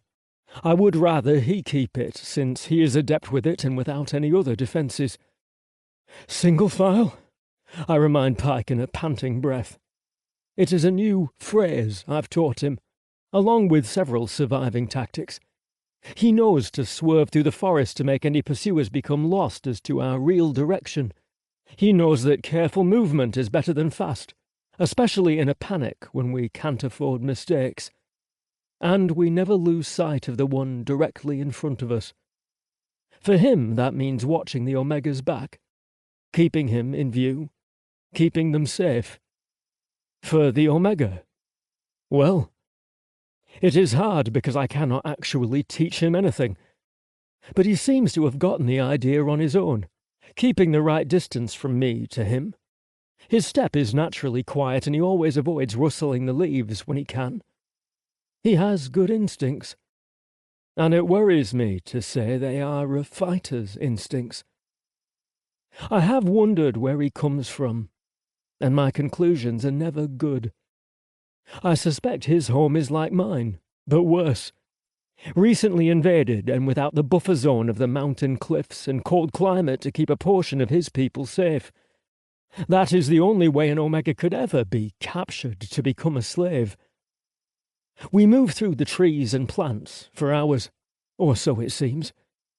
Without the sun overhead, the only way to tell time is by counting your breath. The light is filtered through the foliage with the occasional bright streak here and there coming down. Everything else is illuminated in a gloom at this level, the forest floor. Pykh catches up to me when I am looking up with my neck craned back, thinking that it's been so long since I've seen the jungle like this. The invaders moved us around, but anywhere they go, the plants are cleared or the landscape leveled. It makes you feel small, doesn't it? I thought I was only taking a breath, waiting for the Omega to trek over a log in our path. I've been the one moving without pause all day, always keeping ahead to find the best path, and I suppose my one breath turned into several. We are all panting with flushed cheeks. Pykh and I turn a darker shade. The Omega's pale skin blooms pink. It is pretty. I only allow more breaths and further gazing at the treetops because the forest is eerily silent. It does not seem like anything could sneak up on us in here. It is like a world inside a world, and not so hot. I like it more here. You will not say that in the summertime. It becomes humid. I remember that almost everything has to be explained to him. That means a hot, moist sort of heat that leaves you drenched in sweat with no relief. It is how these trees grow. They like it. There is so much to teach him. But first we have to survive. Outrunning the invaders forever is impossible. They can go days without sleep, and they can cross this forest repeatedly like a sieve until they drag us up. We need to use what's left of our strength to find a shelter, of which there is none. Pykh and I both look around fruitlessly. Climbing a tree looks like our best hope, but you do not want to be stuck in a tree with the invaders swarming up the trunk and gathered on the ground. The only acceptable shelter is one where you can run before they have encircled. And I would prefer to be higher up, with a vantage point. It is my fault, I say as we proceed together at a walk. I knew it was just a matter of time before they found our hiding place. The invaders are not particularly strategic, but they are thorough. They would have clawed through every part of the river several times more before giving up. I don't see how it is your fault, Pykh says. His outfit is incomplete, but he looks so perfect and regal striding through our lost territory, his posture confident, his eyes roaming over the plant life with appreciation. His backcloth will already be filthy from sweat, and the Omega is only half dressed. I wish we could carry more. We should have moved on before they found us. The first night, in fact. Maybe the second. The third would still be excusable, I suppose that is when we made the new shoulder bags. And Pykh understandably abandoned his. Mine is full of food and very light, so not an inconvenience. It is uncomfortable, though, where it rides into my crest. Every night beyond that was a decadence, dangerous, playing and relaxing. I was going to move us in 2 or 3 days from now. It should have been 2 or 3 days from the start. And I even knew it. This was not an unexpected consequence. I brought them this risk. Aloud, but mostly thinking to myself, I confess. I was afraid. I don't know what dangers are out here. I haven't entirely decided what direction to go. Leaving was a decision that could have led to death, but now, look at us. We may be worse off than ever before. Seal, it is only your depression again. He means it in a comforting manner. Not the dismissive way he makes it sound, but my irritation froths, and my tail smacks his flank with a sharp crack. Ow! He leaps sideways. My Omega gives me a wide-eyed look. I keep my crest down and lower my head, showing him submission. I am not dangerous, love. Pykh is just an annoying... Well, Pykh. They are known for it, I suppose. The Omega's expression turns into a cautious half-smile. He is hoping that this is funny play between his guardians and nothing to be concerned about. I stroke his arm softly and make an answering smile. Chapter 9. Carter. So I am running around an alien jungle in what is obviously a cocktail dress. I just want to point that out. I'm well aware that there's bigger things at stake here, like, our lives. Today is gonna suck extra if I'm tossed into a cage tonight, so no complaints from me. I'll wear this dress all damn day with a smile if we keep moving fast enough to get away from the bugs. But it's a dress, and I'm a space marine. I keep feeling like I'm gonna look up and see this drone in the sky. It'll shoot a burst of confetti at me, and this man is gonna appear on a holo screen announcing that I've won a bunch of money. No reality show is this sadistic.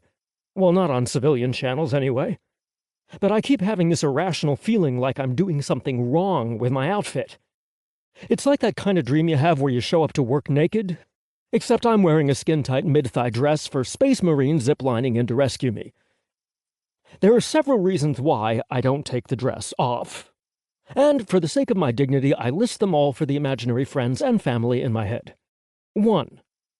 On an unknown alien planet, I can assume that dresses don't actually exist.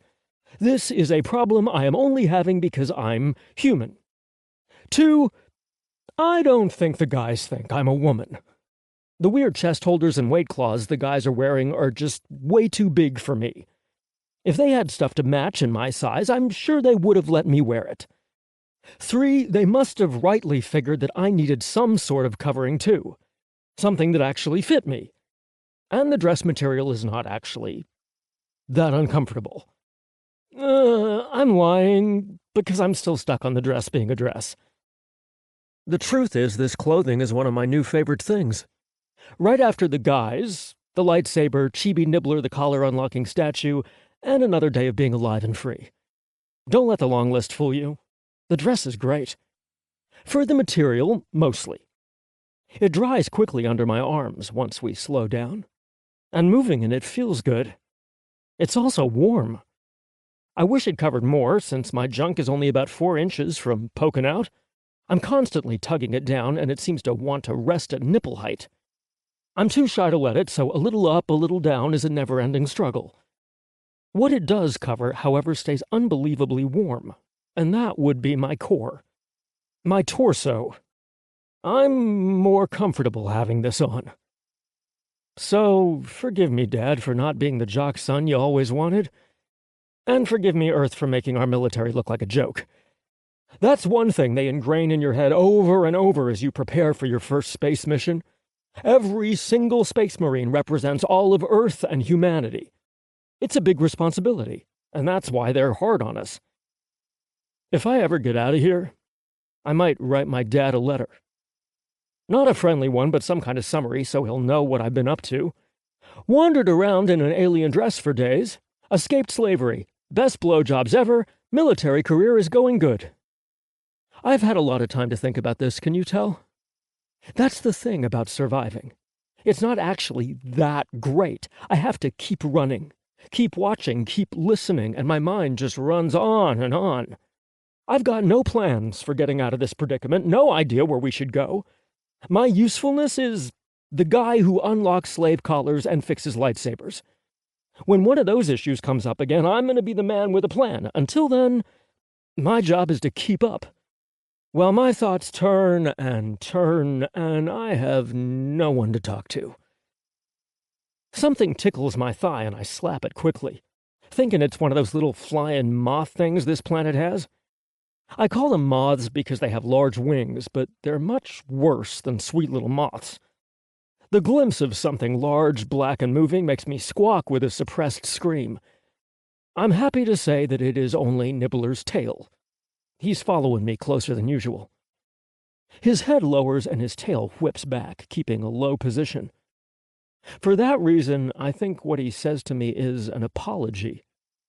I smile and let him step closer so I can pet his arm. His knuckles brush the lower hem of my dress and on my thigh.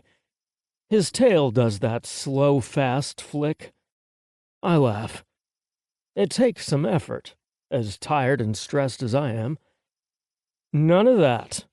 We smell like bug guts and sweat. What's wrong with you? We're trying to run for our lives right now. He says something back, smiling too. Since neither of us understand each other, we fall into our line like little ducklings behind Pitcher and catch up to him. The plants are growing thicker. I have to duck under vines, dodge the scraping branches, and wade through broad-leafed plants. Our pace slows, and I sure hope Pitcher knows where he's going. The jungle is swiftly turning into a sea, and I can't remember which direction we came from anymore. Fortunately, I have my head turned just right so that I know where the springy tickle between my legs suddenly comes from. Nibbler and his tail games again. He has an amused smirk. "Are you teasing me?" I ask, my tone overly cheerful.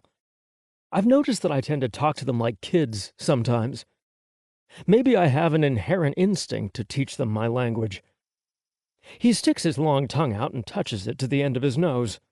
If he wasn't wearing that crotch curtain on his belt, I know I would see his pink cock poking out of its sheath. Does nothing ever tire you out? Like running all day or almost losing your life? Hard to believe that a few hours ago I was mad at him for being a dummy and jumping over that scorpion bug tank. I can still get mad if I think about it long enough. I didn't work so hard saving these two so that they could feed themselves to bug pincers. I frown. Today could be our last day. It's hard to say no in the messed up situation we're in. Maybe it's a part of human biology, too. I'm sure we must have some genetic programming that makes us fuck like bunnies when there's a war on. Wait until Pitcher says it's safe, I say and give his tail a pat. Then we're off to catch up again. Our pace varies, and I pull out the lightsaber to help Pitcher clear the way. That little tickle on my leg makes me jump every time. And as we move on, he gets more playful with it, sticking it between my thighs. I grab his tail and throw it back at him, hoping he gets the idea. Nibbler, stop! I shudder with apprehension, remembering what happened to me. I try not to think about that, ever. It doesn't matter anymore. I'm safe between my two guys. That's how I get to sleep at night, when the sensations and the memories come back to me. His tail twitches at my knee again, skirting up to my hip. I bite my tongue. How to make him understand? I grab the tuft, made of thick, coarse hair like a mane, and walk it back to him. No, I say, loud and firm. His head tilts. He blinks. I start to walk away, but his claw tips touch my arm. I stop. With a little mental force, I tell myself that this is different. This is Nibbler. How to make him understand, though? I look around on the ground for a stick, then break off a scraggly branch nearby. I strip the leaves as Pitcher returns, watching us to see what's taken so long. They talk back and forth, but I may as well not even be here for all I can understand. I set the scraggly branch against Nibbler's leg and do my best imitation of the click sound the bugs make. It's a poor imitation. No human can make that buzzing, almost electrical sound that happens when they vibrate their bodies. That sound was lust, excitement, as they groped me with prickly, scratching hands. Their hands, covered in tiny barbs, left red scrapes all over my skin, but don't get me wrong. The pain of it was not what made it terrible. Even the fear of my life was small compared to the outright horror of intrusion and helplessness by such an alien thing. If you don't want a spider crawling up the inside of your leg, you can imagine how I felt having dozens of insect legs, hands, straw-like tongues, and quivering, tickling feelers going over every inch of me. So I make my best hiss and click sounds and run the branch over his body. There's a few seconds of quiet. I can tell he's trying to figure it out. Then he steps forward and throws his arms around me, pulling me in tight. Pitcher is behind me now, and they both start purring and rumbling. They rub their chins, while the area under their jaws atop my head and over my shoulders. This is affectionate behavior for them, kind of like a cat rubbing against me. It sure seems purposeful, though, not just for assuring me that everything will be okay. I notice that they take turns covering the same areas. Okay, that's all right. Shit, I'm not crying or anything. But I am breathing a bit faster. That's why we've got to move on. I sniff, wishing I had some tissue. But that's because I seem to be getting alien hay fever or something. I like to think of myself as a hardy individual. I wouldn't have graduated my courses early without grit. They're designed to be grueling and weed out the undetermined. I'm well aware that the danger has passed and you two guys are going to take care of me. I just don't like reenacting the memory, is all. Pitcher nuzzles through my hair and they grab each other tight, with me in the middle. I sigh. It's kind of nice being the human in an alien sandwich. They purr, and it's like getting a warm, full-body massage. If they would stay standing, I'd fall asleep right here, but we've hardly got time for it. Safety first. Onward. I wave my hands uselessly. That was a hell of a lot of bugs back there, and I won't be comfortable until we've walked 50 miles. After physically prying them off me and giving Pitcher a forceful shove, we're eventually moving forward again. Pitcher doesn't stray so far ahead. Nibbler stays right at my back. Every pause in pace brings him right up against me, his hand sneaking onto my waist, his chest at my back. His porcupine quills are straight out every time, and I know if we could speak, he'd be telling me how safe I am with them around.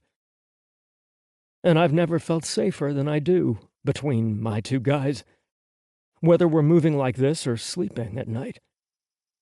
Then I get playful too and make a game out of breaking my stick into tiny chunks and tossing those over my shoulder. He grunts and snorts and stops walking in my shadow after some time. The day wears on. I don't know what Pitcher's plan is, so when the sun becomes an indeterminable glow at my back, and the jungle is more dark shadow than green, I start looking for a place for us to bunk down. What I find isn't great, but there's nowhere else. Chapter 10. Pykh. I don't feel much like taking my Omega into the grass anymore. Settling him down, pushing my hands into his clothing, up and under, peeling the covering from his body like one of the sweet fruits we found for him earlier. I still have them. I should offer them to him later in apology. He does not hold bad feelings towards me, I don't think. But I am deeply ashamed. Seal is shocked too. I can tell. His crest is lifted like he's expecting a fight any moment. Perhaps his anger is for me, and I would welcome it. Nibbler, the Omega says, pointing. The Omega makes the funniest sounds. He says this one so often, I have come to think it means, hey you. But then again, it is such an unnatural noise. He might just be using it to get our attention. He points to a tree growing on a large, bulky stone, its roots spilling over like water. Mud would describe it better, I suppose. Goop. The Omega leads us to it, changing direction by leaving the line from the middle. Seal is always facing ahead, choosing the way. Watching the Omega is my job. I am impressed when he turns and follows the Omega as soon as I do. Of course, I should have guessed that Seal would focus all his senses on the Omega, and probably me as well, listening for each footstep, each rustling plant to make sure we're following along.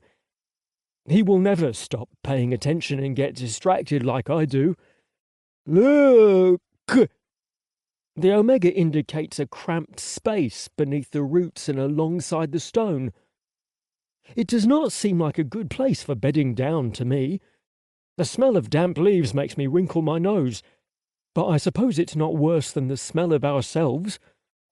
The stink of the hunter-master has stayed with us, though we all have copied seal by plucking sweet-smelling leaves and rubbing them on our skin. It has helped greatly, but I can still smell it, stuck in my nose. Wet leaves and stinky undertail. What do you think? I ask Seal, and he wipes his wrist above his lip. No doubt he is thinking, like I am, of all three of us squeezed in there. It will be dark very soon, since we cannot see the sky, he admits slowly. I look up. 6 little birds follow themselves from one tree to another. It is not so late in the day that we have to stop here, I say, unsure of my own decision. If we stay, we will rest. We need rest. But if Seal says move on, I will not miss this damp sleeping place. They're still looking for us. This looks like a hole they would just pass over. It is dark, and will hide our smell. We may not find a better place. His gaze is unhappy as he checks the terrain. It is a big forest, I add, hopefully. Sleeping in dirt is okay, but rock is better. It keeps you clean, and mud is worse. Anything damp is worse. The Omega is already clearing out sticks and dirty things. I think of how it felt when he scraped the bare branch across me, making a cluck, cluck sound. His eyes squinted in a wince, looking down, his frown ugly on his pretty face. I didn't mean to hurt you. I was only feeling playful. The lines of your clothing teased me. I wish there was a way to make him understand. I have discovered that I like clothing, especially on others. On myself, I still don't care for it, except for our tribe emblem, which says the Omega is under my care, alive and well. The rest of it just goes on my skin like a collar in a different place. So I know how the Omega feels. No. How can I say that? It is much more horrible for him. I can imagine, though. That makes my fingers coil into hooks and my tail raise. Seal and I look like we are mildly mad at each other. If we stay, I will not see them approach from behind us, Seal says, regarding the rock place. Then he fixes his reasoning himself in the next breath. I will not see them more than a short distance in front of us either, and that will not change anywhere in this jungle. The Omega is watching our exchange, his expression mildly sad. Maybe he's just tired. Seal sees this too, a hand sliding down his face in tired thought. He gazes the way forward. He wants to move on.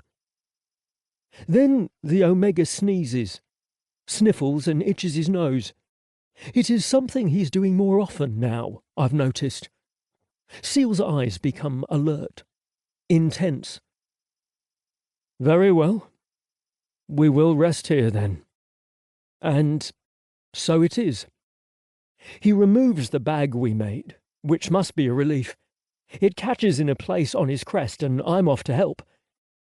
This is my test, to see if he is mad and if he's going to yell at me. No such thing happens, and I try to take an easy breath. I am still mad at myself, however.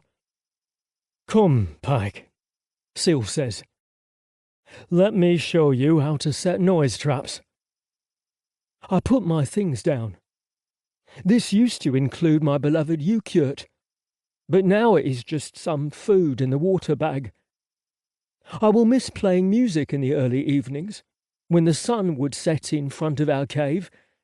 Me, Seal and the Omega would keep watch together over the ledge, and I would have to stop playing the moment something moved or chittered. I will miss making music, but my mates are more important. The Omega does not look well to me. He smiles widely to see that we are staying, grateful, and his posture is curved. Usually he's as sturdy as us, though small. He's tired, maybe hungry too, I say to Seal as we leave him. Only a short distance and the Omega watches after us, wondering where we are going. He can follow us if he wants. He is our new master. But it seems our stuff laid on the ground assures him. He looks at it and continues preparing the place we will sleep. That does not surprise me, Seal says with a great sigh, and begins teaching me. I push my problems from my mind and give him my complete focus. The lesson is on how to gather rocks and sticks to make noise. A shell from Iblis and some string would be a lot easier. We would hollow out the shell and fill it with pebbles to make it rattle. But we will have to make do. He shows me how to set rocks against a tree, balanced by a stick so they will tumble when disturbed. A certain plant can be twisted to become a make-do string, and this will weave around several little sticks to create a carefully balanced nest for the rocks. We place bigger stones on the ground, so the small stones will cause a lot of noise when they fall. They'll be sure to wake us up. A stick helps hold the nest up. Then a long, thin vine can be attached from the stick to another place. Any animal's foot or an invader's leg will cause the rocks to tumble. These things are genius, and I admire Seal even more for showing me, if that's possible. What's funny is that the whole time he seems mad at himself, about how much better and safer we would be if we had any tools and weapons. So he will not worry I set off at once and make as many noise traps as possible. Often I hear the bushes rustle, and I stop, expecting to hear a master hiss, expecting our work to be for nothing. That would be the way of it. But those rustling things seem to be invisible. I should ask Seal, but he will think I'm stupid. Pykh, it is. Some creature I have never heard of, but it will be harmless. He has never called me stupid, but he has a tone when he thinks it.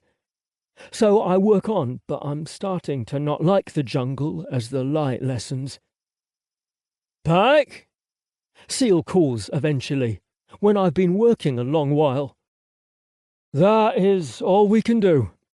Come eat. We will spend some time together. Then I will take the late watch. Chapter 11. Seal. We are a defeated, exhausted little group. A very different family from the one that had a brief home for a while. Even our clothes, which started out relatively new, clean, are soaked in sweat and dirt. I'm still considering telling Pykh to discard his backcloth.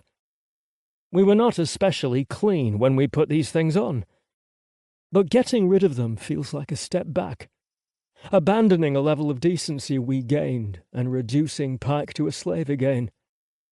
He looks so handsome in his things, smelly or not. We could abandon the girdle and just keep our shirts with the emblem, I suppose. But that feels even worse to my mind, making my Pykh look foolish and not just unkept. Eating our meal quietly, the Omega still sniffles from time to time, occasionally making an unhappy huff or sigh. Pykh would usually play with the Ukyurt as soon as he finished his meal, while the Omega and I still ate, much more slowly. We were happy for a time. One good thing about today, for I must find something. I feel like I will lay down and sink into one of my most difficult moods. We eat well, and we eat a lot. I did not let Pykh just pester the Omega and play all day. He takes his role of provider very seriously and kept us with a minimum of 2 days' supply. We have to eat well, or it will spoil. There are nuts I could tell him we must keep for an emergency, but the Omega is worn from our run, and I trust Pykh will find more. His slave days have made him resourceful. And persistently cheerful, somehow, despite our obvious predicament. The invaders are still looking for us, somewhere, tearing through the jungle with blade-like teeth, bodies that do not feel fatigue or pain easily. Hunters who move quietly, patiently, and are the deadliest of all, even if they're killed. They do sleep at night, though, so hopefully that will be the case. Yet Pykh thinks of none of these things. He starts a quiet, contented purr for a while, and his hand slips low. The Omega gives him a sideways glance and smiles. It is enough to brighten my black mood and ever-darkening world. We are free, after all. Our family is intact. There is that. Pykh must sense my change in spirit. His tail tuft swats me playfully on my leg and drifts up my thigh, as if it is not intentional. Coy. He did not mean to make bad memories for our Omega, and I know this gesture will only be for me from now on. I do not mind. I am making an answering purr, stronger, deep with lust but loud with the fervour of a Pykh lover as well. He leaves the Omega's side, we always keep him between us, and approaches me from the front, going low, his shoulders sinking below his rump. That means he wants it, and doubtless it is meant to tempt me in case I am reluctant. It works either way.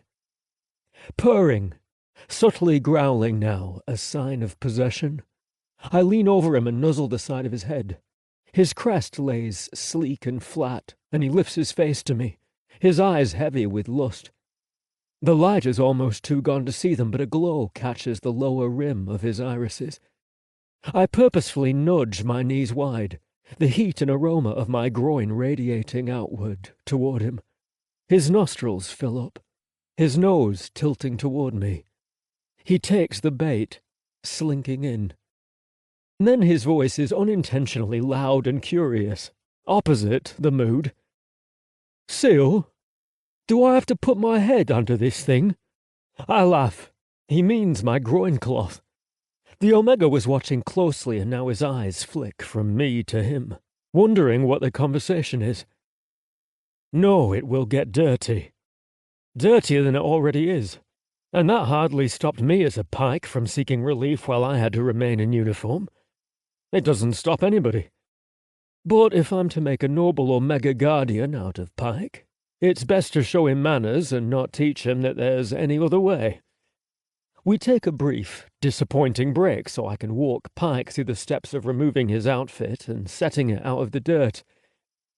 Then I'm back on my knees, greedily gripping Pyke's tail and pulling his back end around.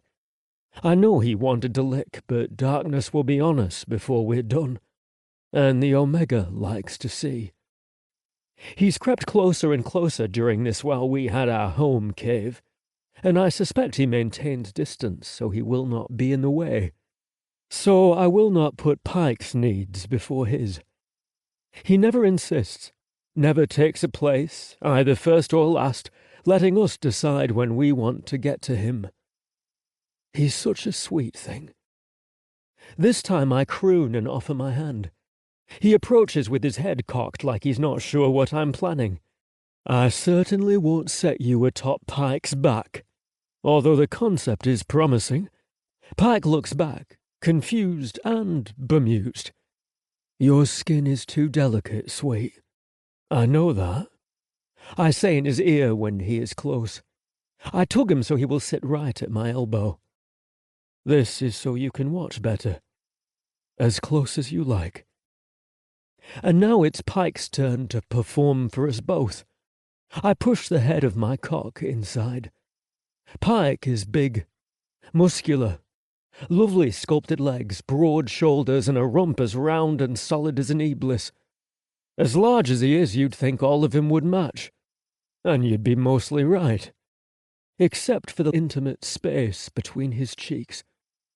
A place so little and cute and tight. It is not all pleasure for me.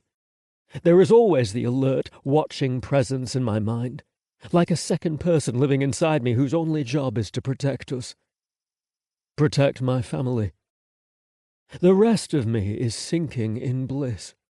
Bad mood forgotten, and my pleasure mounts when I see the Omega's lips part, his tongue dabbing just inside, his eyes far off yet rapt with focus.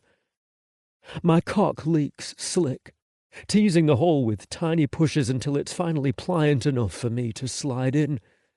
Pykh has been nervous and worried too. He just hasn't been sharing it with me, not wanting to add to my burden. I'm sorry to say I would snap and be mean if he did. I know myself that well. So this is for both of us. My neck leaning side to side to relieve tension, my blood rushing low where it is better spent. I thrust slow, deep and smooth. Pykh moans with a stretch, his tail end at our feet, only occasionally coming up to swat, telling me he needs more. That is because I am a generous, dominant lover, finding no pleasure in making him wait. Pykh is the opposite, but only because he wants to see me undone, wants me to forget who I am and all my misfortune. Then he fulfills me, as long and as much as I can take. I do not hold back for him today, though I would happily stay on my knees into the night. I fill him up, that tight, sweet hole spilling quite a bit, and lean far over to rub my jaw on his waist and his sides. Scent glands underneath mark him as mine. Then I pull out before I'm stuck. "What about knotting?" Pykh asks in a whine, like I've confiscated a treat. It will be dark soon. Our Omega needs us. I do not mind the dark. Such a whiny, spoiled brat when he wants to be. Overconfident, too. This will not be ordinary darkness. Look at what light we have. And if we were back in our cages, the masters would not even be home yet. He has not seen wilderness like this. Where the invaders live, the land is stripped of anything inconvenient and not useful. Pykh is used to open fields, only trees you can pick fruit from and widely spaced. Everything annoying gets culled. And here the annoying nutritionless plants crowd tightly together. Soon you will only be able to find your nose by feeling for it. He sits up with a disappointed huff, and we both check what the Omega's doing. Our expressions disappear from our faces as we take in the sight. His shirt bunched up to his waist, exposing pale, slender legs. His pert, flushed cock in one hand, his head hanging in relaxed pleasure. Mouth open, panting. And his hand. His hands reach far underneath, to that place Pykh has practically begged me for, but I sternly told him to wait. When the Omega gives us permission, he will present himself. Can we? I growl, making the Omega's eyes open and blink. He is not presenting. He only wants to be touched there. The truth is, I'll throw a nasty fit befitting an overindulged Pykh if I have spent my fluids and the Omega wants more. Pykh moves fast, and so do I, unwilling to be left behind. I get there first, a warrior's reflexes paying off tenfold, and I smirk as my tongue extends to its limit. The Omega, rump up and head down where he spilled, squawks and tries to straighten himself out. Holding his cheek to pull himself apart, my tongue slips across his rim. Always, there is that watchful observer. It has not forgotten the threat, and now it also listens for the Omega's reaction, making sure he's enjoying this. He tries to sit up at first, but he does not wiggle away either. He's breathing quite loud and making a squeaky sound. Frantic, but I think he's pleased as well. Just nervous, perhaps. Sadly, I must slide my tongue back inside my mouth to speak. Remember not to use light touches, I say. I fear his quick breathing may not be entirely for pleasure.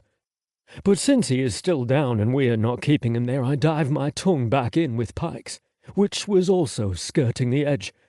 We duel for space a bit, figuring it out. We are not as jealous with him as we used to be. especially once I explained to Pykh that an Omega may take as many as 30 lovers, if he is very greedy, and will select them as he wishes. They are not all entitled to a turn each night, as it has been for us. Our Omega is generous. Pykh wants to be good. He tries to be better, but his crest is still lifted, his purr very close to a possessive growl. I know how he feels. I am in the same state as well, though I am the one teaching all the rules. I don't know what I'll do when we get back to society and the Omega takes on more lovers. Treat them unkindly, I suppose. Perhaps I'll have to be jailed. Wrong or not, there is a feeling deep inside of me, part of my core, as if it's always been there. I think it grew when the Omega found a branch to pull me off a cliffside, refusing to leave me even though I was weak from poison and the invaders were after us. He is mine. Mine and Pyke's. But also mine. If this is an ordinary bond, I don't know how anyone can stand it. Pykh approaches from below, I from the top, each holding him open on a side and our tongues delving in the middle. Our mouths and chins collide in ungracious ways. It does not matter. I close my eyes and focus on the sensation of being deep inside him. Chapter 12. Carter. Long tongues. Very long tongues, poking, pushing, stroking inside me. It's not as full or as satisfying as getting fucked, but it's squirmy. Sorry, that's all I got. Describing both me and them. On one hand, it tickles, and sometimes I flinch from the slurpy, guilty sensations. On the other hand, damn, this is interesting. Interesting in a good way, as in it's gonna get a whole lot better once I get used to it. I give up on keeping my face out of the dirt. I just squint to make sure there aren't any killer ants or something down there, and I faceplant, reaching underneath for myself with one hand to tease my cockhead and make this better. A little pressure and friction will push this over the boundary from weird to fun. I'm taking an insect-related risk, and it's worth it as I finally close my eyes and let the sensations do their work. Twitches from their tongues and a hot grip from my hand bringing me closer to the edge. God, they're nice. It's so nice of them to let me watch and invite me closer. Nice of them to suck me off when they get to it, and nice of them to take the right kind of hint. I've been eyeballing their meat and wondering if, for days now. I've seen dildos bigger and thicker than them, but also I look at those things with a cringe. Fisting is a real thing, but I don't want to think about it.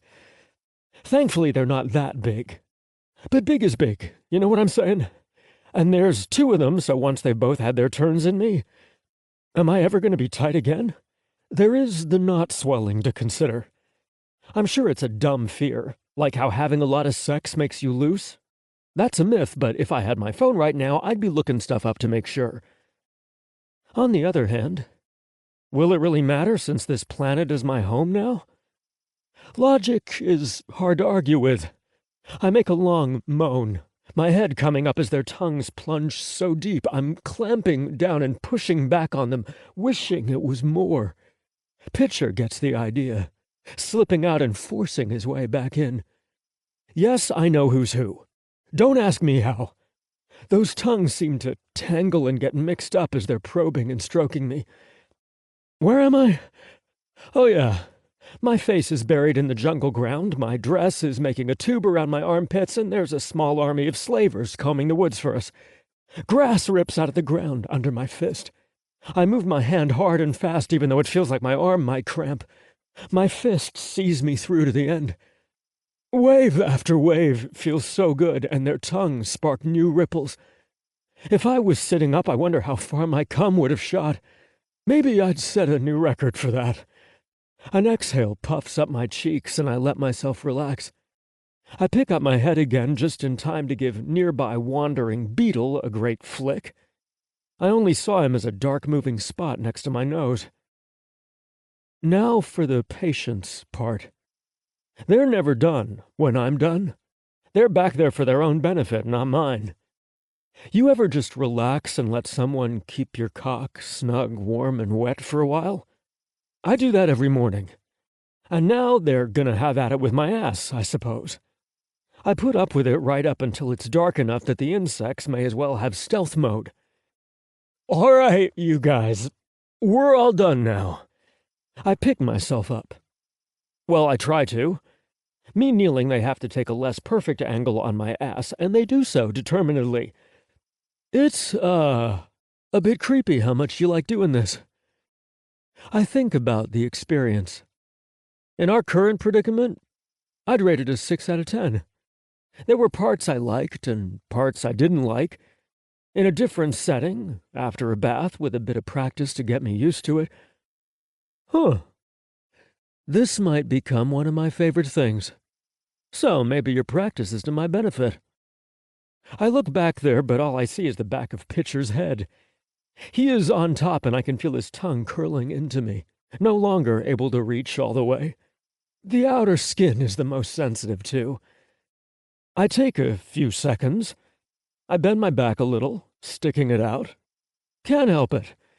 But eventually I reach back, careful because of the spines I can't quite see anymore, and I tug on his ear. Thank you. I am sufficiently spit-shined and ready to sparkle. If only my fellow space marines were here to laugh at my jokes. Okay, not really, but you know what I mean. It's lonely being the only guy who speaks English on an alien planet. Hey, enough, I said. Pitcher comes up first. He speaks to his friend, a low and warning sound, who pulls away fast. Hey, it's all right. I put on my cheerful tone again. I have to emphasize everything so they will get the gist of it. I only said it like that to get you guys to listen to me. But I'm also tugging my dress down and turning so they will get the idea that the open buffet is now closed. Dark out. See? I wave my hand in front of my face. Sleep time now. Folded hands under head, leaning to the side. I need you guys to sleep with me. I'm cold. I shiver and run my hands up my arms. I'm not lying. It was decently warm today, but now I have goosebumps. The temperature will only drop from here. Nibbler and Pincher are immune to it, their bodies always burning warmer than mine, and downright furnace levels at night. They get the idea. I can tell, though they only exchange sounds for now. Talking, I mean. I do sort of treat them like animals sometimes. This is a little routine I know well. They'll discuss the shifts, I assume, until I decide it's my turn and butt in, pointing them toward the bed. Yeah, I'm not up for it. Sleep time for me. I don't even stand to go up to bed. I crawl there. Previously, I spread out the blankets so we wouldn't have to sleep in the dirt. That means I need a bed partner or I might get hypothermia. I lay on my side and a cough seizes up in my chest. The back of my throat burns like I might be getting sick. That's bad news for me, I guess. Chapter 13. Pykh. Seal tries to stay on watch all night. Luckily, I am trained not to sleep much, even when it is safe and I am exhausted. In the pen, when I was a child, nighttime was never safe. My penmates and I fought sleep until we would pass out, and then we would wake up crying, believing that we'd made a mistake. And sometimes we would be punished for crying, and sometimes that would lead to a lot worse. If I could go back as I am now, I would protect myself and my sweet penmates then. Now I have the ability to sleep deeply, quickly, and stay awake for a long time. I tuck clothes around my Omega to keep him warm while I go talk to my older, wiser but also stubborn, foolish other cage mate. Just mate, I suppose. I'm still getting used to this even though I've been free for a while now. Weeks? Seal explained weeks and months to me once, but he has not mentioned them since. They did not seem very important to me at the time. Groups of days do not matter when you will be a slave every day, and lucky to make it to the next. Now the opposite is true. It matters very much to me how long I have been alive and not a slave. I will ask him to explain it again later, and ask him how long I've been not a slave. I'm sure he's keeping track. For the moment, it is important that we talk about why I should not take watch now, so I can convince him that he is wrong and he can get the sleep he needs. Pykh, he says, you don't know the dangers. You don't know what's out there, what to listen for. What might just be an animal or what's another hunter sneaking up on us. He is wrong, but it will take some time to get there. Oh, so you will just watch us all night, then lead us all day, then look after us also. When will you sleep? As I thought, his eyes narrow, which means he will be difficult and cranky. What has he been thinking about, out here alone for so long? I have the magic sword in my hands, turned on for light, and there seems to be only us two in a black and formless world. Seal looks more like an animal, a grumbling shape with angry eyes. Yes, if that's what it takes. He growls, and I just stare at him for a while. With Seal in this mood, he will argue no matter what. My thoughts require careful planning, or he will twist up my words and use them to get his way. In my silence, he says, I will wake you up just before morning and sleep then, until the Omega wakes up. That is not nearly as much sleep as he needs, but I don't dare tell him such. I consider, I am physically stronger and bigger than him. If it is for his own safety, I will dominate him with force. I've done it before, but only at rare times, when I have no other choice. I am the dominant one. But Seal was not meant to follow and be submissive always. He is meant to be dominant too. I feel this, and I have always tried to allow it, though it gets confusing sometimes. Other cage mates have been simpler, falling into line easily with one, maybe two fights if they are resistant.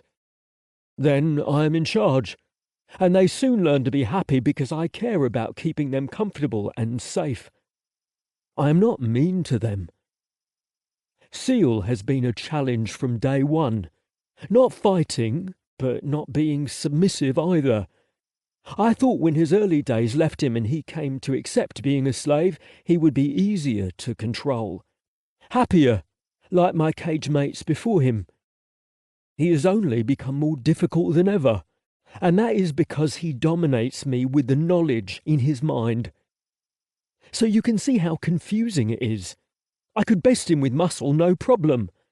But Seal's power forces me to do it his way, to obey him with his strength.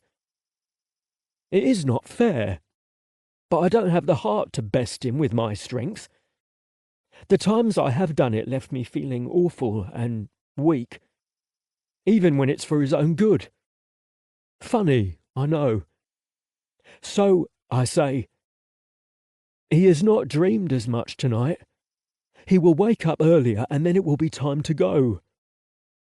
Lately the Omega has twisted up in his sheets at night, mumbling and sometimes whimpering so that I am not sure if I should wake him or not. When it gets to be too much, I nuzzle him and he wakes up with a gasp, then stays quiet for a while. Both of my mates need sleep.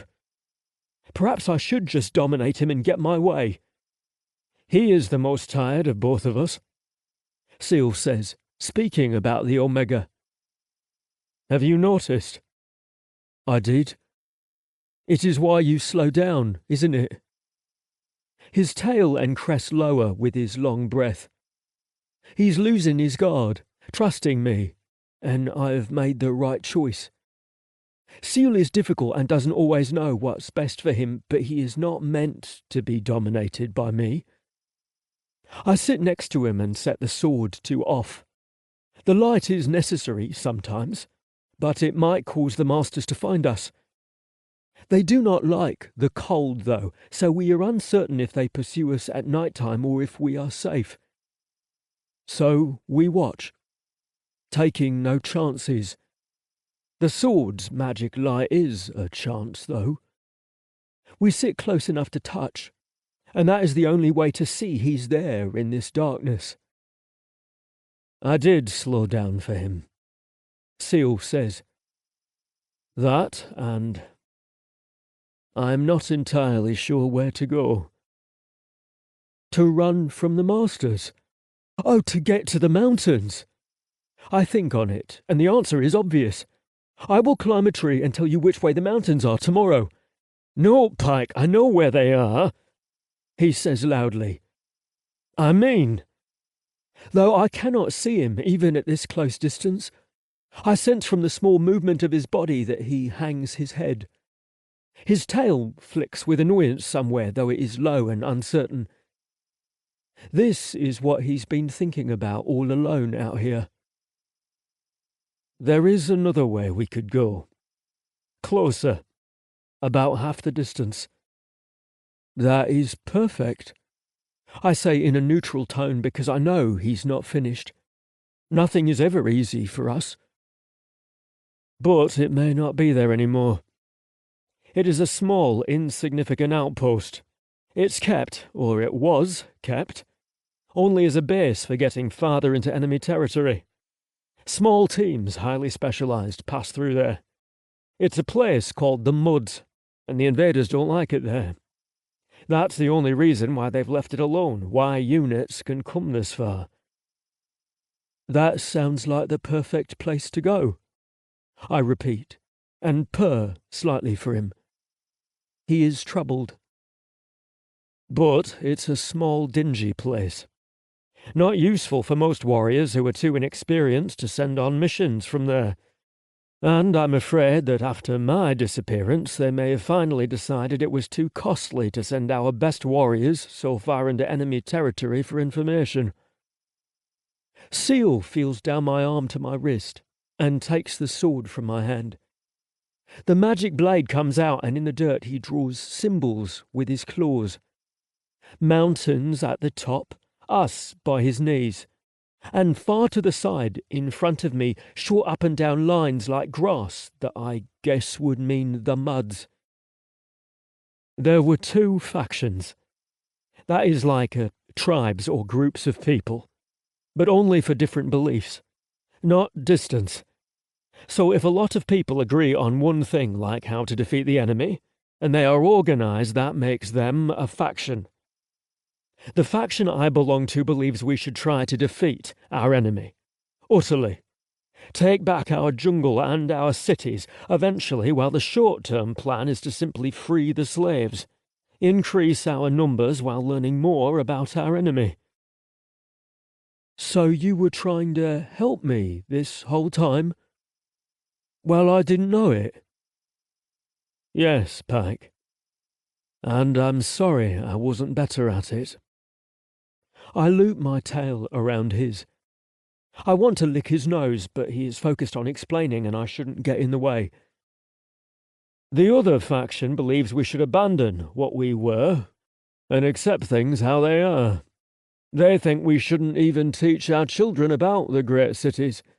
It is useless, they say, to send our warriors out to get killed over and over again. They have many supporters, I am afraid.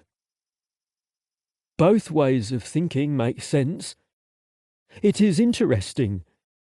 But if I were still a slave, I would be very sad that the Fleophaki stopped wanting to help me. Seal nods. And that is what drove me on. That and an enormous ego. I started to think I couldn't be killed. That I might be on a mission from the gods or the universe. He shrugs. I'm not spiritual, but I've survived some things that make me wonder sometimes. He stops drawing in the dirt. His symbols grow into trees, a wiggly line I recognize must be a river, and several X's, I assume must be important places. The Masters, perhaps. Yes, it makes sense since he put one behind the symbol that must be our cave home. I feel like I understand so much about the world now as I study the lines he drew. There are several more places like the one where I was a slave. They all lay in the path to the mountains, and 3 in particular will be hard to get around. The mountains lay just beyond, but many rivers cut up the land, if I'm reading it right. The muds, however, lay away from this, away from all the dangers he drew. That is still the best place to go, I say, holding a claw over the straight lines. Look, we can do this. I make a long curved path to the mountains, drawing a light line so I won't mess anything up. That's the idea, yes. But there's a problem. Of course, I slouch. There is always a problem. He chuckles and explains. That is a path with no food. For weeks. In the jungle it's easier, because everything edible is here. Just getting to the outpost will require preparation for several days, and I'm not sure that we'll find that much. The food thins before it disappears. We may be in a predicament where only the Omega can eat, while you and I go hungry as we backtrack. He will not like that. He will not. He may not allow it, unless we are cruel and force him. So there it is. The whole problem. And Seal took the time to explain it all to me in such a way that I could understand.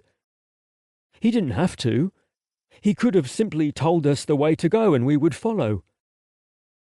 He is truly unsure. There is no right way, I say. We have no idea where we're going and we don't know what's out there. There could be more X's here. I draw 2 along our path.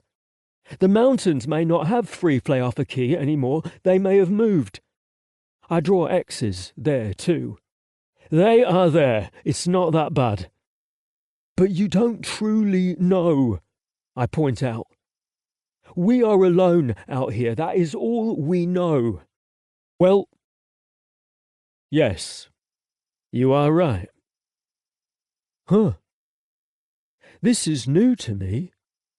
I've never had so much control over my life.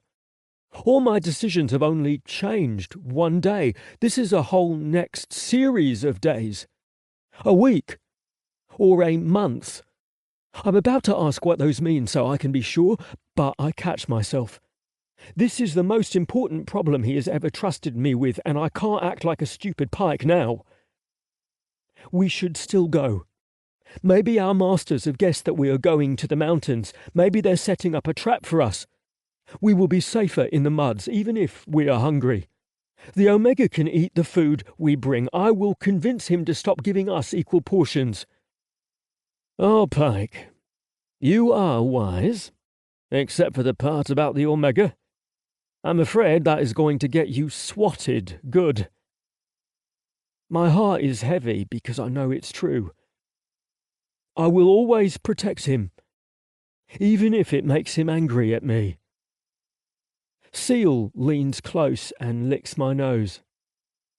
The muds it is, then.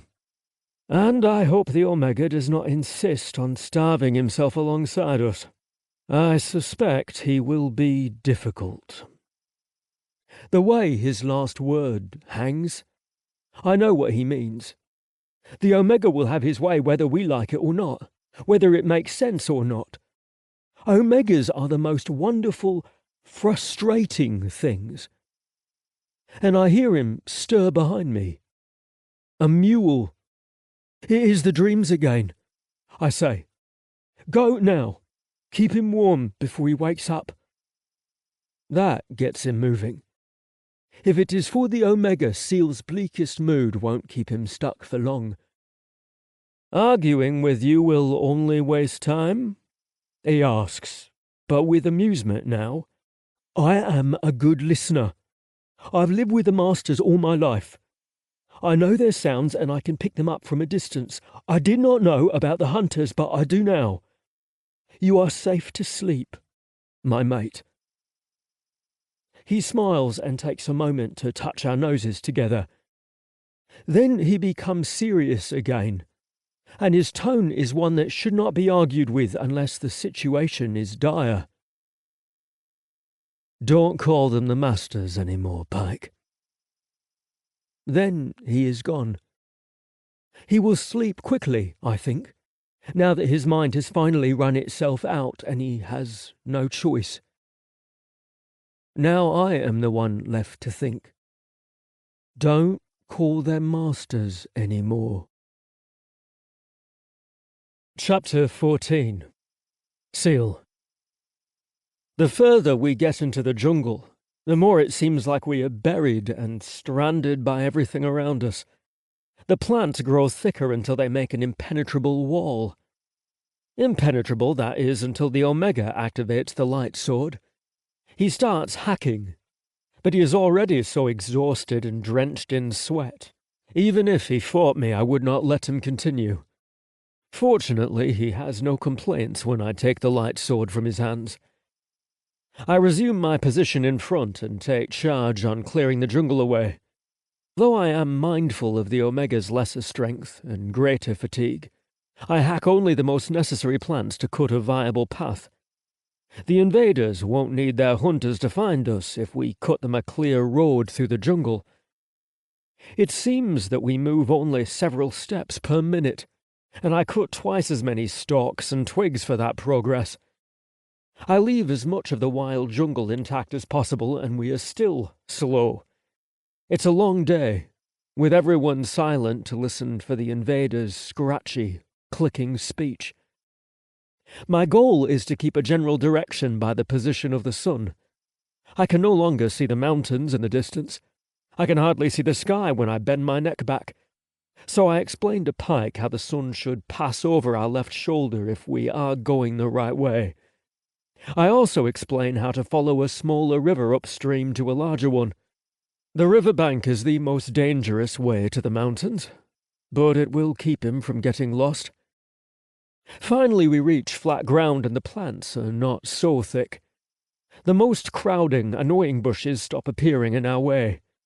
It is just grass, clusters of weeds and large, magnificent trees spaced out from each other. We can actually see a short ways in front of us, though the light is dim.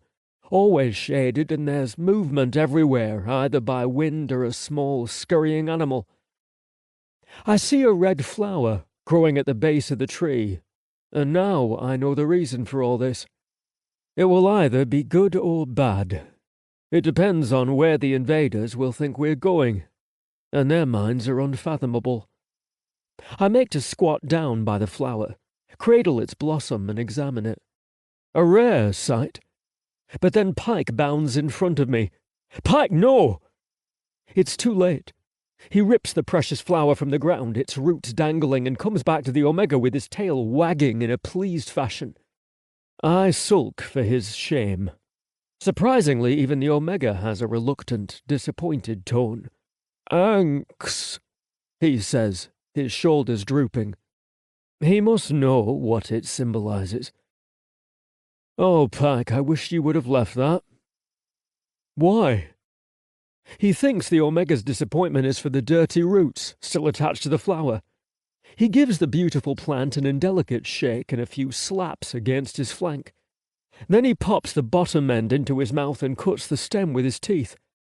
He presents the flower again, now a proper stem in bloom, chewing and swallowing the rest. Amused, the Omega makes a tinkling laugh, though he seems to accept the flower with some burden still. "First of all, do not ever eat a thing unless you have eaten it before or you have asked me. I am serious, Pykh. Not every plant and root is safe to eat." He wants the flower to fit inside the hem of the Omega's shirt and at the center of his chest. Our Omega sighs obligingly and gives me a slanted frown. "Listen to me, puppy." He looks back. "I urge you. I will not eat unknown things again, Seal." The anger flies out of me. It is only the oncoming heat of the day, my constant fear and my irritation about him ripping the bloom out of the ground. I go to them and entwine my tail with his. Do not tear out any new flowers either, only the common ones. It is too pretty to keep in the ground. Our Omega should have the best things. This is different. Pykh, look around. This is not ordinary jungle. Knelt in front of the Omega, he bows his head and purrs, hiding a pleased boyish grin. Indulgent as always, our Omega scratches behind his ear and makes a cooing noise. Pykh surprises him with a kiss on the nose. The Omega itches, stills and sneezes to the side. They are cute, but this lesson is too important. This is a graveyard, Pykh. Look at the stones under our feet. So much grass has grown up between the paving rocks that they aren't level anymore. Pull the grass aside, rip it out if you have to. You will see the floor underneath. And you will notice that the stone is too flat to be natural. He does, and our Omega suddenly frowns. He must think Pykh is making him a bouquet of the ugly grass. He has his hands up already to refuse the second half of his gift. Oh, you were right. Does grave mean a flat stone? Yard is like a garden, right? I sigh. By now I should be used to explaining every tiny thing, but I am tired. Worried. Pykh needs me to be better, though. I'm the only one who can teach him all this. A grave is where the dead rest. You have only seen the dead rot or be eaten, but usually when someone dies, we burn the bodies and mix their ashes with the soil. Then we set aside a place to remember them. We believe when we go there and think, the souls return to visit us. His smile has disappeared, and his attention focuses on me. That is beautiful. My heart tugs. He knows many dead, and one we can't even think of for the horribleness of his fate. I help Pykh off his knees. This is such a place. For hundreds, I shake my head. For thousands of people, though I can't imagine that number any more than you can. Many died here, is what I'm saying. If you look carefully, you will even find fragments of their bones. Do not disturb these, if you see them. It is probably too much to explain ghosts, spirits, and angry gods. I'm a bad teacher for this anyway. Seeing so much death and then experiencing my fate at the hands of the invaders has made me a skeptic. But Pykh should hear about these things. Eventually. There's so much he needs to learn. It's overwhelming. I can't even say really we've begun. But what about the flower? Why is that special? The Omega tilts his head, watching us. He must wonder what we're talking about. I extend a hand to him so he won't feel left out. Holding Pykh in one arm and my Omega in the other, and our tails entwined around one of his legs feels so natural. So good. Special flowers that you do not usually see growing in abundance around the jungle are here because our people cared for them, tended them. Like an Omega, you understand? They were their treasures. And when you pull them up, they will not grow again. His proud crest falls, and he looks ashamed. No, my love, you did not know. It's all right. And besides, I think even the dead souls would be charmed to give their blossom to an Omega, especially one as special as ours. Just not anymore, okay? Unless our Omega asks for them. Then I suppose the souls would be angry if you disobeyed. He looks around the forest for the things that aren't there. Once upon a time, a fellow warrior spoke to me about souls and the mysticality of ancient ruins. I scoffed at him. called him an airheaded feel-good, and said that a battle site is barren, empty. The ruins did not fill me with wonder, they filled me with purpose. A fool focuses on the dead, I said. I listen for the living, and when it is my enemy, I kill it. For the most part, I'm still following that principle.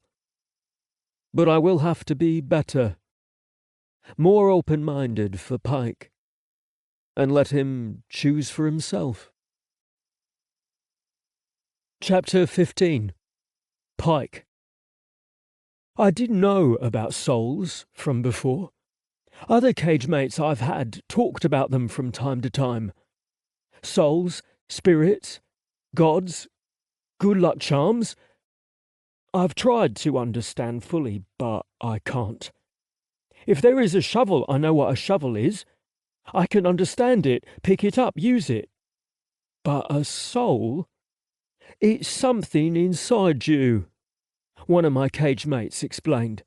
He was smart, like Seal, though he didn't know about the Free-Fleafaki in the mountains. I liked talking to him for the stuff he would teach me, how he taught me new ways to think. Though after he died, I stopped believing in those things. Look at your hand, he said to me one day because we had been arguing about souls for a while. He never had the right definition. You are not your hand, right? If you lost your hand, you would still be you, because you are not a hand. He went through this with several body parts, and I imagined myself with pieces cut off. I could imagine it well, the blood spraying and gushing, but I understood what he meant. Not the act of losing body pieces, but the separation from them. I can lose all my limbs, and I am not any of those pieces. I am something separate from my body. So, what are you then? He asked after explaining this, and I had trouble answering. I am here, I said eventually, pointing to my head. Close, he said. You are actually here. He moved my hand to make me point at the middle of my forehead, just above my eyes. And you are actually a soul, not your body. What does it look like? I challenged, since I did not believe him. Though the location felt right. I am there, slightly above my eyes and inside my skull. It's invisible, he said. It doesn't look like anything. But it's a part of you and it keeps your body alive. When you die, your body dies, but your soul lives on. Does that make sense? Your soul can't be destroyed. It's always a part of who you are. I did not understand, and I'm still not sure that I do. But when he got sick and was eaten, I had the most vivid dreams. There were times when I thought he was there, comforting me. But that could have also been my imagination because he was always talking about souls and spirits. Sometimes he spoke to the trees as if they were listening, and he told me that everything has a soul. Even rocks? I asked, frowning. Well, yes. Maybe even rocks. I always doubted him. But then I wondered if you broke a rock and had two rocks. Well, I spent some time imagining everything losing a piece of itself. A tree losing its branch is still a tree, and so forth. Eventually, I had to concede that there is something that makes these objects what they are, even when they are broken. So a soul must be the invisible thing that makes us. But I still don't understand, I would often say during our talks, and it's still true. I don't understand completely, and I suspect I never will. I'm not smart enough. I would ask Seal more about it now, but we are all tired, including me. I don't even care that I don't fully understand what a graveyard is. It is a place for souls without bodies, I suppose. But then where are all these people? Are they just floating around after they die? Oh, the discussions about souls could go on for hours, and they only confuse me more. My little cage mate of the past must have had a different type of eyes than me. Everything made sense to him, but I seem to be something separate. Maybe I do not have a soul. Or maybe my soul is with them. My pretty Omega squirming his hips as he has to pull his foot free of some tangle. My seal ahead and finding the way for us. I can't imagine a life without them. It's too depressing a thought to say out loud, and I know I'm supposed to watch my thoughts, but if I was to lose either of them, I think I would lose my soul. Ah, we're going the right way. Seal calls back, and his voice has to raise over the sound of a rushing river. A loud rushing river, almost like the roar of one of the master's buildings arriving from the sky. Only those come with fire, and I can smell the water from here. I can almost taste it, feel the freshness of it against my face. But it is always out of sight, somewhere up ahead of us, until Seal pulls back some especially tall grass up to our chests and nearly touching the Omega's shoulders. Then the water is right there, down a short, steep hill, and up ahead causing all that noise is where it falls off a higher rock all the way down to where we are and crashes into itself. Wow! Seal, look! I can already tell he's seen this before. And the Omega too. My mates eagerly continue down the hill and to the water's edge while I'm just staring. It's called a waterfall! Seal yells back over his shoulder and gestures for me to follow him. I do, and I am last to splash my feet in the water, to scoop up cold handfuls and rub it against my skin. The Omega is shivering and wet already. He pulls his clothes over his head and twists it up, dunks it in the water and does this again.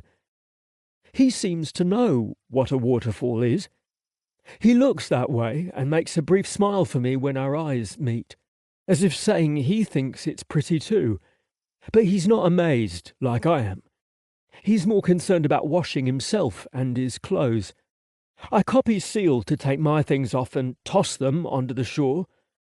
While they are still scrubbing, I wade deeper, my eyes watching for the fast darting shadows. Fish. I learned how to catch them when my cage was near a small river. Big ones would come rushing through, almost too fat to fit, their fins sticking out of the water. And we, the slaves, would rush in cheering when we caught one. Back then we would bite their heads off first, then pass around the body. Seal taught me to take my food apart before eating it. That's why sometimes you get sick, he told me with a long sigh. I do not think the Omega would like to see me chew fish the old way. While I find my place and wait, still with my claws ready, he is still scrubbing. Scrubbing and scrubbing, even up to his neck, his face, his ears. He is shivering, and I would go to him except that he will also be hungry. Seal will soon finish and pull him close to give warmth. I am a little jealous. If I was there, I would press my cock against his naked body. I would warm him up in all the ways. But there, somehow I have always known to hold my tail high and let the end flick where its shadow will fall between my claws. When the fish comes in sight, I guide it with my tail slowly, the end quivering, and as long as I am completely still. The fat wandering fish heads straight for me, between my feet and my claws. I dive in with a splash, and come up victorious, his tail in my teeth because he almost got away. He wiggles and fights, but it's all over for him. His soul will go to make another fish, if my old cage mate is correct. A face in the water makes me jump. I almost trip. The square rock near me seemed a little odd from the start, and now I see that someone made a face in it. A broken, lumpy face, but it's unmistakable. Watching me. Smiling. Or snarling. But it is just a rock. It is not a soul. I rush back to Seal, wishing the water didn't slow me down so much. The stone has a face, I tell him, pointing, but making sure not to let go of my fish. The Omega needs to eat, and he is looking tired. It's called a pillar, Pykh. And yes, they have designs. Look at that one. Far away from where I was, there is a taller stone rock. I thought this was just a place with weird rocks, but when I squint, I see grooves that cannot be an accident. There might be a face, but it's not the face of anything I recognize. There are swirls, though. Something like a tail and maybe teeth. The Pykh made square rocks. Tall ones, called pillars. Yes. What is the point? I ask.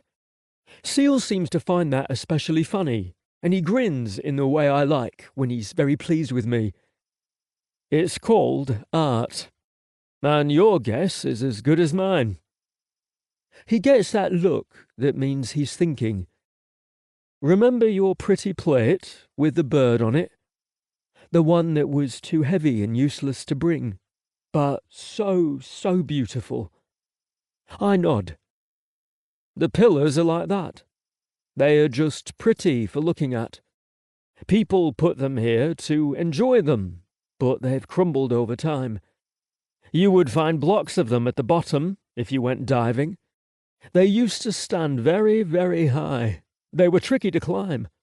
Some were made easier than others, some harder for the challenge. We would climb them for fun, I guess. Or maybe it was part of some ritual. I'm not really sure. No one remembers. Pykh made them and forgot what they were for. Our ancestors made them. Yes. He takes the fish from me and smashes it against the rock on the ground. Now it stops squirming and he hooks his claw into its gut, tearing it open. But all our ancestors died, and we had to make new homes in the mountains. And, well, a story that doesn't get told is forgotten. You know, someone old once knew about these pillars, but he didn't think to tell anyone, and he died. I look out over the water. Now it seems there are many invisible souls watching, and I imagine them drifting in the mist from the waterfall. Maybe they're still climbing on the pillar stones and playing. It is an odd thought. I help Seal with the fish and give the Omega what's left of the sweet nuts we found. He smiles and divides the little pile into 3, a few for each of us. I nod and pretend to swallow my portion in one mouthful. But while he is eating and distracted, I will place a nut down occasionally in his pile, making sure he eats them all. He is more tired than us. He is trying to hide it, but he has dark shadows under his eyes, and his skin was damp before we even came down here. I sniff his breath and give his nose a lick. He pulls back, wrinkling his nose.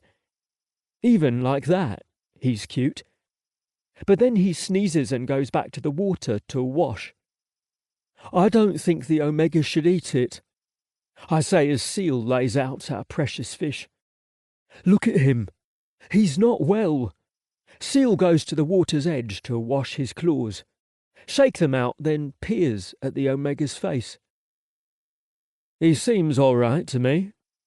A bit glassy in the eyes, maybe. Smell his breath. I detected something wrong with it this morning, but it was only slight. The Omega's frown deepens and his eyes grow wider as Seal puts his nose near the Omega's lips and waits for him to exhale. It takes a while since the Omega doesn't know what we want him to do. Smelling breath is not normal to him, I can see. But there is no better way to determine a sickness. He says something, makes a little puff of laughter, then moves away. Did you sense it? I ask. It's small, but it's there. Maybe. It's very slight, Perhaps he's not getting enough of a certain nutrient. What should we do? My mate looks so sad. He shrugs. Continue on. Let him rest as often as we can. Chapter 16. Seal. We follow the path of the old road, and I occasionally dig up the ground at my feet to make sure we're still on it. The ground is so overgrown we can no longer feel the road under our feet.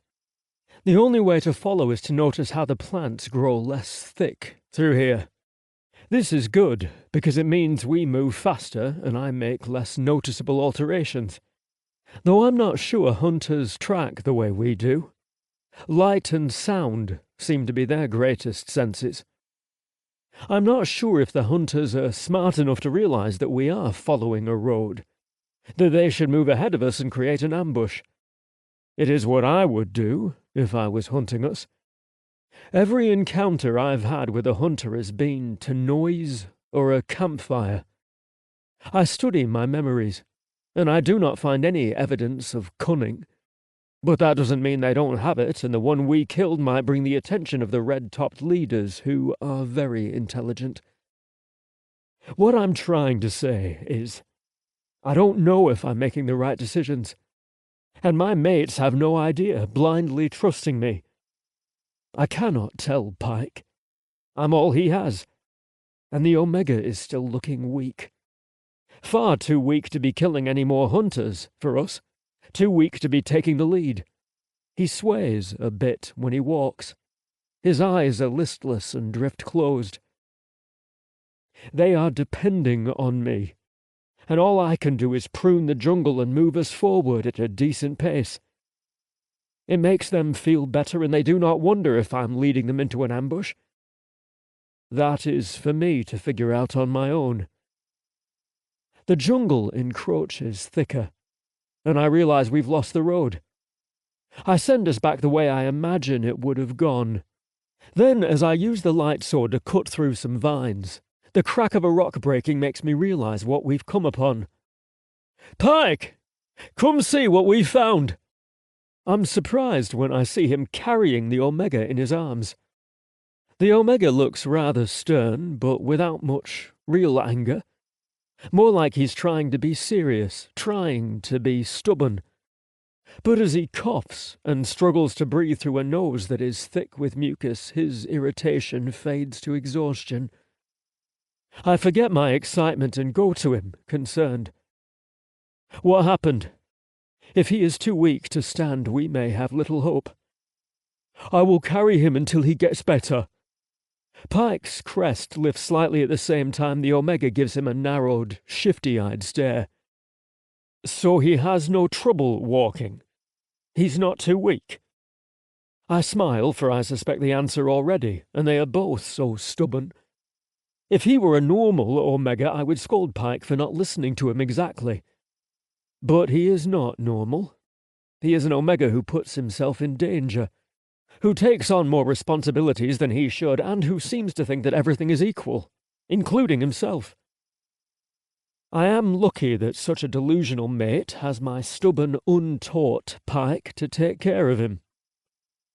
No, he is not that bad, Pykh says, confirming my assumption. Then, looking down, and seeming reluctant, he asks, Can I continue to carry him? I huff, both amused and a little frustrated. I am not an Omega. I am not the leader of anything. Among us three there is no society, no order. That makes our find ironic, I suppose. As long as he is not extremely unhappy about it, I say, making the decision. And only when he is sick, hurt or weak. Never do it just to annoy him or just because you want to. I understand. Pykh holds his tail high with importance. He is both the noble guard found in stories of honor and heroes, and unknowingly the dastardly criminal, carrying off the Omega for himself, ignoring protests. We are forming an odd dynamic. But as long as it's working, I suppose. I'll have a long time to train Pykh for politeness after we trek to the mountains. Look at this, I say, sweeping my arm. I shut off the light sword. As the Omega comes close, I rest my hand on his hanging ankle. What is it? Pykh asks blankly. His gaze moves back and forth. Vines cover the old wall, but even with nature growing all over it, its form in the jungle is still here. I am excited. While the roads are nearly impossible to see, the jungle hasn't overrun the cities entirely yet. Oh no! The Master's put this here! He shifts his feet as if he will run. I shake my head and put a comforting hand on his shoulder. Not the Masters, Pykh. And I would like it if you never called them Masters again. Call them invaders. And this, I gesture at the wall again, is here by our hand. We built this, and much more. Come see. Pykh and I by ourselves could jump over the wall. The Omega could likely climb it, and I would help him if he could not. But doing any of that would cause Pykh to have to put him down, and I suspect the wall's opening is not far. It will be at the road I lost. We find it, and I am pleased to see that this one is still intact. So many city walls and gates became places of battle, destroyed to rubble. What is it? Pykh asks, and his crest is raised. His tail winds nervously. Though obviously he knows the shape is made of stone and not alive. It's a gate. An entrance, see? This is the way that we pass through the wall. Why did they make it like that? Honestly, who knows? I shrug. It's a common figure on all gates, even the ones we have today in wealthier places, though none are made of stone like this. None have this magnificent craftsmanship. Usually it is just a slab of wood we have carved to look like half a face, and not so detailed. This is the real thing, towering over us, made of flat stones that are curved for the shape, stacked and cemented together. It is a head with a huge open mouth, the bottom jaw extending to a small platform we must leap a short ways upon, only knee-high. Yet I jump and Pykh does not come any closer. Both he and the Omega are staring up with equal looks of bafflement. The eyes are hollow, I say, and the head is empty inside too. People would keep watch there. The Omegas and pups were kept inside the walls. Come see. He does, taking a large step, and I give him a hand. I guide him through the gaping mouth to the other side. It is a huge open platform area. Several layers of rock, some higher, some lower. Trees grow in uniform rows, widely spread, but their branches reaching for each other across the distance. The huge distance. Old stone buildings as large as the invader's ship stand silent, very far away. Moss and vines grow across everything, but they have a hard time of it here. This place has stood for generations against the jungle, waiting for its people to push back the invaders and return home. Oh, when I first saw a city, I swore to myself that I would see that day happens. It will not be so. I wait for the questions to start. It is best not to explain things right away to Pykh, for he will interrupt you with whatever little thought he has next. Best to let him fumble for the full explanation himself before you offer your hand. He looks at an ancient home, several rooms stacked on top of one another, their doorways facing all different directions, ledges where the dwellers would sit, old thick logs positioned within the rock where they would climb. I wait, eager to start talking about it. I want to show him the claw-scarred trees, explain to him that once all these homes and rows of trees were filled, this whole place was teeming, none of it empty, with pups, Omegas, warriors, musicians, Phleophaci of all kind. The buildings are of different styles. The sunken areas go deep, and now he sees that this is but one level of our magnificent city. The homes go below too, though they are less grand. Tunnels and rooms built into sculpted ravine walls. The head statues are here again, just resting on the ground, as big as a hut. These ones have their mouths closed since they are not gates, but their eyes are always open, and their heads hollowed out. We have no idea what for. Storing food is the theory. Their crests are easy to climb spokes, so I've always pictured young ones perching there. We make similar romping grounds for pups in the mountains. Some trees have grown out of their decorative boxes, their roots spilling over. Everywhere there is neglect. A flock of birds leaves one of the statues as we approach. A distant animal looks at us and slinks back into some bushes at the base of the home towers. No questions come.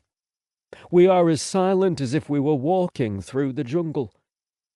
Looking back at Pyke's enormous eyes, I understand that he has not even begun to wonder. The idea that there could have been people here, thriving, having livelihoods, has not occurred to him yet. He has never seen anything like this. He has only seen the invaders' ships, which are dull and undecorated. He has only lived in a cage, and the invaders make no homes at all. His crest is up, and his tail moves nervously back and forth. The Omega is also very quiet and alert, his arms looped around Pike's neck. He seems less worried, though. It's all right to walk together, for this part, I say, waiting for him to catch up. He takes each step as if one of the statues might wake up and address them. Watch for the invaders, I remind him, and I am doing the same. The city is unnaturally quiet, the trees being too few and the animals preferring a cluttered, safer home. Perhaps tonight, or in the morning, I will tell Pykh about the people that were once here. For now it is enough that he sees. I also was unprepared for the greatness of our people, though I was taught of how our ancestors were wise and plentiful. Modern cities look nothing like this. Our capital was overcrowded, I thought, and it is dingy and small compared to this unnamed city. We cannot rebuild this. We don't even have the numbers to fill it. Between two home towers there rests a much smaller head on the ground with us, about shoulder high, its tongue sticking out. Ah, he will love this. Here, Pykh, I will show you the well, where we can get fresh water for him. Chapter 17. Carter. Blah. What time is it? Where am I? Fuck, I'm cold. Where are my guys? That gets my ass up. Though I know that if I shut my eyes and take 2 slow breaths, I'll be unconscious again. Man, I'd love to be unconscious. My head is like an apple being burrowed into by a determined worm. My cheeks are like warm coals, but my body is frozen. Fucking frozen. Crossing my arms, I shiver and look around. They wouldn't leave me in the cold, although it is daytime and the sun is out. The grass I'm sleeping on is warm, so it's just me. I'm running a high fever. I search and pick up my shoulder pack full of water. Then Pitcher is there with a half shell of the fruit we sometimes eat, filled like a bowl. He sets the shoulder pack aside and gives me this, his hands keeping it steady for me. Oh, it's fresh. Thanks, I say, my arms wrapped around myself and shivering for the cold. Brr, why aren't you guys resting with me? And what did you do with my dress? I see it in the pile with our other stuff. They took it off me for some reason. I'm sure I must be burning up with this fever, but it sure as hell doesn't feel like it. I start to reach for the dress, but Pitcher's warm body is even better. Come here. I tug on his arms and get him situated with me. Behind me, arms and legs acting as a coat. Remember when we first met? And you helped me like this? Yeah, I know he does. And yeah, I know he doesn't understand me. I just want to talk to somebody. I think I feel even shittier now. I cough. I might be freezing, but my throat is like fire.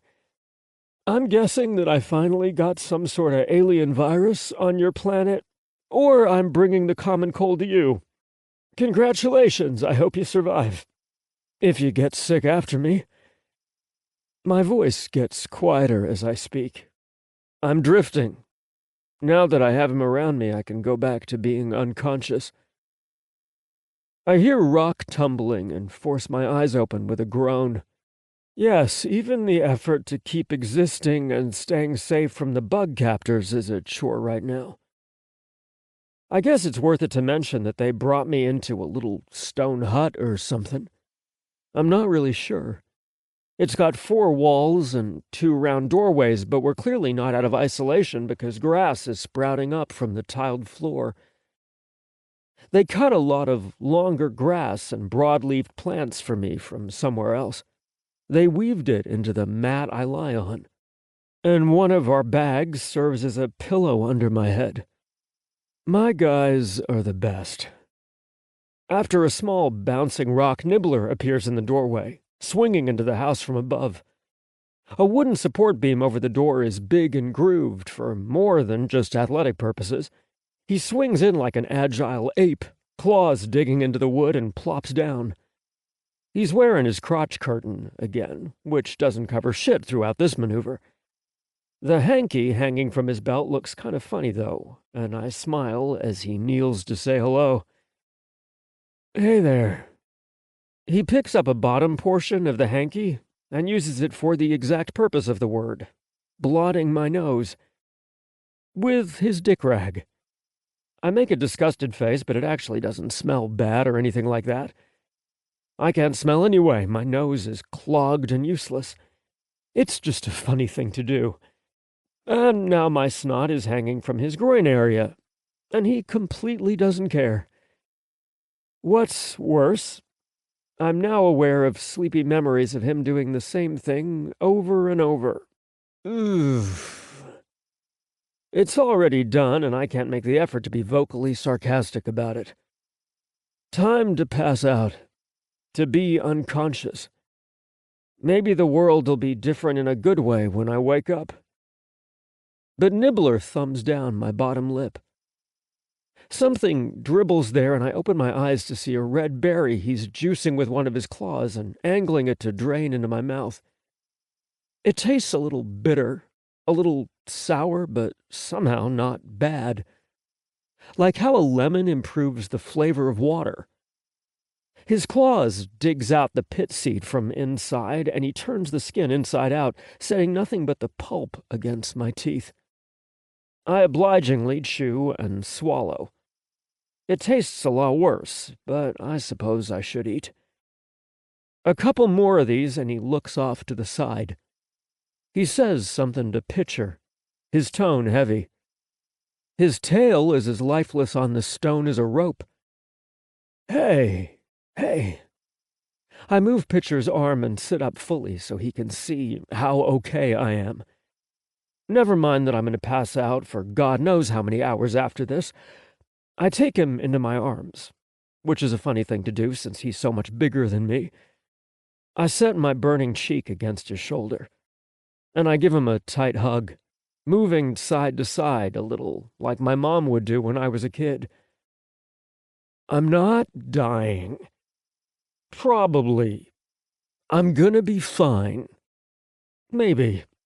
Just make sure none of those exploding scorpion things finds us for 2 days, and I'll be back strolling through the merry jungle. Like the 3 Musketeers, huh? I picture it for a bit. Just where the hell are we going anyway? Is this our last stop? That's a sobering thought. Whatever civilization was once here, it's clearly gone now. Either an apocalypse or the bugs got 'em.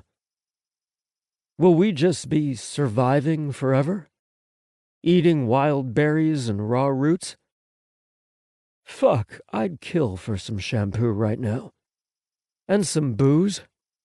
And a nice soft bed. And a ride off this fucking planet. But you know what? Nobody is looking for me, and I'm gonna be lucky to reach old age. Shit. I imagine the three of us making a life out here, even getting into a cozy domestic daily routine. Bathing in the river, doing all kinds of kinky shit in the grass. But then, one day when age catches up to us, dying off one by one. An illness, perhaps? A broken limb? A bad run-in with the bugs? Hell, maybe I am dying already. Feeling like crap certainly has me thinking about it. I sigh and lean back. Pitcher is sitting up, ready to pull me into his lap and be my couch, as always. Their suede skin is so comfortable. All right, I've been meaning to do this. It's time to get something out of the way. My voice is scratchy, but I can enunciate. I cross my palms and pat my chest. Carter. Carter. I don't have time to touch his chest and look at him questioningly. Nibbler has his arms around me in a moment, purring, but with a deep, sad frown. I shake my head and push him back. No. Carter. I cough. Pitcher gives me the water satchel. Yes, thank you. The water helps, but not much. Booze would be better. All right. Carter. That's me. You? I point at him, and he looks behind himself. I try Pitcher next, and he gives me more water from our shoulder bag, even though I didn't cough this time. Okay, we'll try you again. I tell Nibbler. Carter. Carter. And now I've said my name so many times in my weakening voice that it's starting to sound like cat turd in my head. He looks behind himself again and says something to Pitcher, who responds. And Nibbler scoops up the coconut shell bowl. He leaves the house with a running leap and disappears. I blink, just now noticing that all the vines, trees, and plant life outside the door doesn't connect to the ground, in my view. I'm curious to know how high up we are, but not well enough to care. I hear him scrambling about out there somewhere. Where is he going? I ask Pitcher, for the hell of it. He doesn't answer, obviously, and I'm wondering if I should bother continuing our lesson. I sniff and wipe snot on my hand. Don't judge me. And then Pitcher offers me his groin hanky. I give him a look. For some reason, he is the one I expect to have a more dignified approach to everything. He seems older, more refined somehow. I can't explain it because I don't know anything about their species, but there's definitely more lines around his eyes, so he seems wiser. Though I intend to push his hand down and reject his offer, the oozing sensation in my nose wins the battle over propriety. You guys have no idea how gross this is. Or maybe they do, but we've got nothing else. Pitcher removes the cloth from his waist and wraps it around my hand. Thanks, I say, stuffiness affecting the vowel. Well, I'm Carter, but I guess the lesson's over for today. He points toward the door. Nibbler's scrambling has gotten louder, and then he's here again, climbing from the bottom up this time. He leaps from someplace outside, landing on all fours and standing up. Throughout that, he somehow has the coconut shell full of water. He didn't spill it. Cora, he says, kneeling with the bowl out, offering. My head feels heavy. Well, that is water. Water. But it's close enough to my name, so good job. I scratch his head and into his hair like I'm praising a good pet, avoiding his quills. Chapter 18. Seal. He is getting worse, Pykh says, sitting next to me. He slumps against me, his tail crossing over mine. I don't know what to do. Me neither, love. I don't call him that often enough. Do you promise the red berries will help? Dolk. And yes, they're supposed to. Not. They're wild sweets, and it's a children's myth that a forest sprite leaves them behind to sprinkle good luck. I did not lie to Pykh, though. They are used in drinks and potions alike for health, fortune, and all kinds of things. I just very much doubt that there's any science behind their application. I don't have a better solution to offer him. It's true that some warriors pick up a knowledge of herbs and medicine. I am not one of them. I have no memory for what leaf shape means what parts of the plant are poisonous and which will heal you, or how long to chew something in your mouth before you spit it out. Not to mention the combinations of everything. I left that to the healers. Besides, most common remedies among warriors have to do with treating cuts and managing pain. I had little use for that.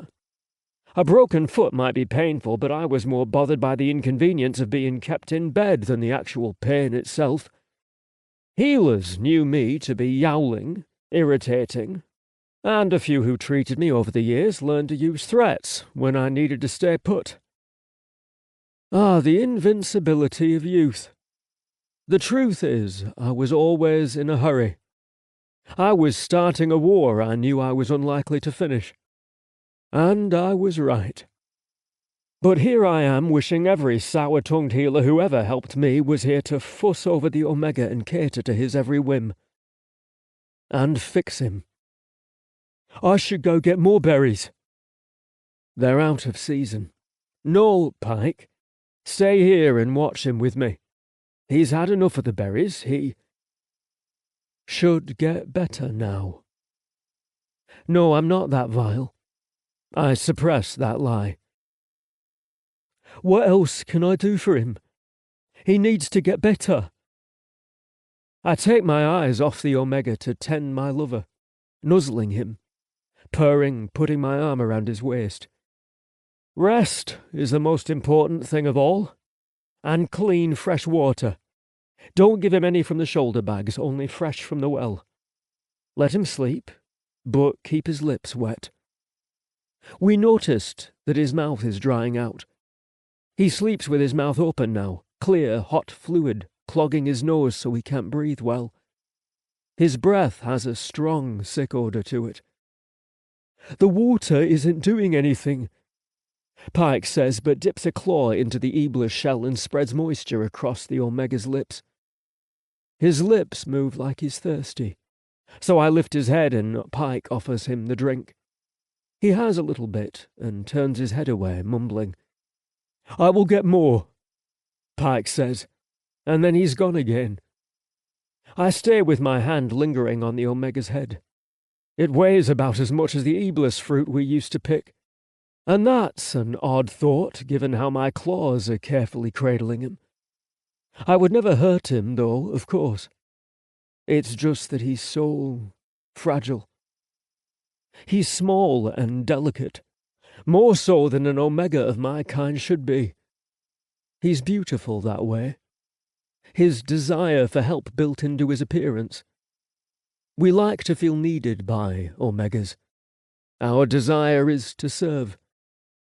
But usually Pykh and I are surprised by his versatility. He killed more invaders than I did in our escape.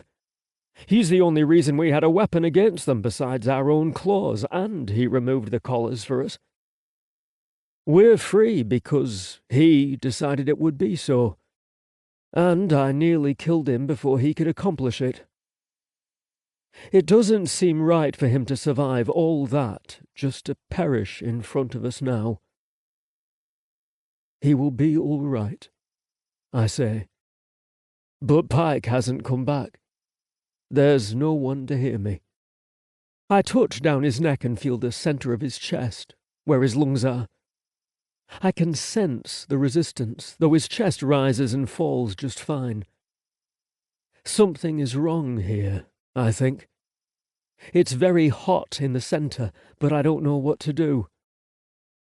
Rest and he will be all right.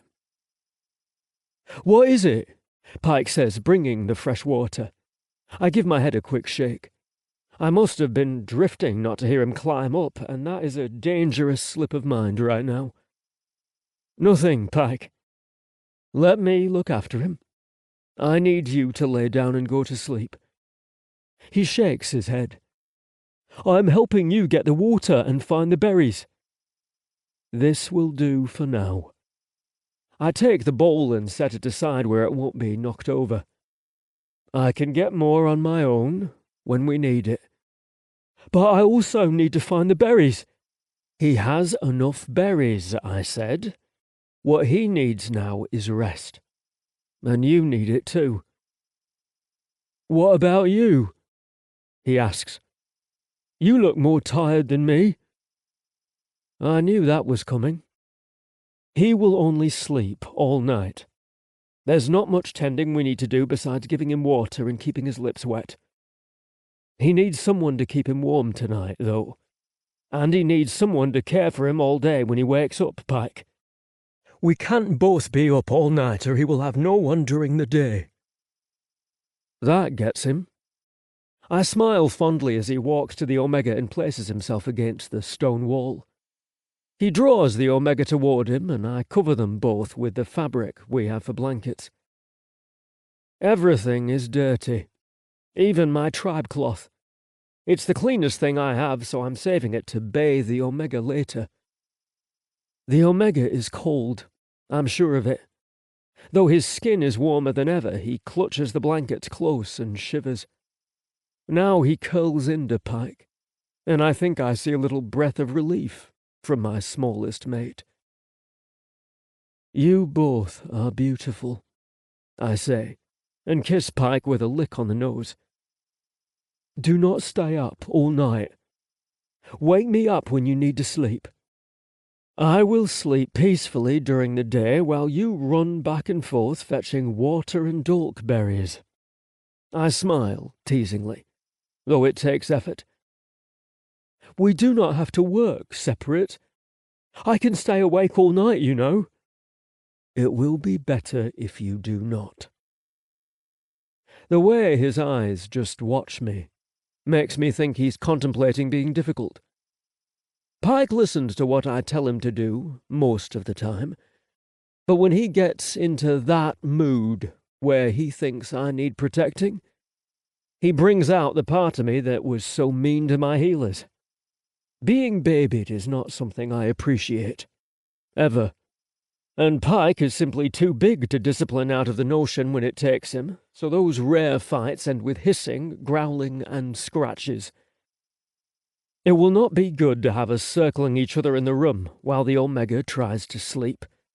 A fight will force him out of bed to get between us, like he's done before. He needs his guardians cooperating properly to provide care. Pykh is more exhausted than I am, and I know that's why he eventually shuts his eyes. It is with reluctance, I can tell. But carrying the Omega here, and then seeing this place, it was exhausting for him mentally as well. I have a while to contemplate Pykh as he drifts, and I stay on watch. I do not go outside to find a perch. It's too dark to see anyway. And I cannot sit with him because I will be too tempted to lay down and sleep beside him as we used to do in the cage. I sit by myself, in the middle of the room, my legs folded comfortably beneath me, my head lowered but my back straight. They teach you to do this for long hours in the warrior apprenticeship. I used to get in trouble for napping. I started off as such a bad, lazy student. Pykh has never been lazy, and he has never seen more than a Fliafaki or two others than himself. Once he described a time when he worked in a group with others, clearing a forest. It was not a happy time for him. The people he met he couldn't protect. Couldn't rely on them for protection either. When they would need his help, it hurt that he had to put his cage mate first. The rest needed to cooperate on their own, and some did not have good, stronger cage mates like himself. But how many were there?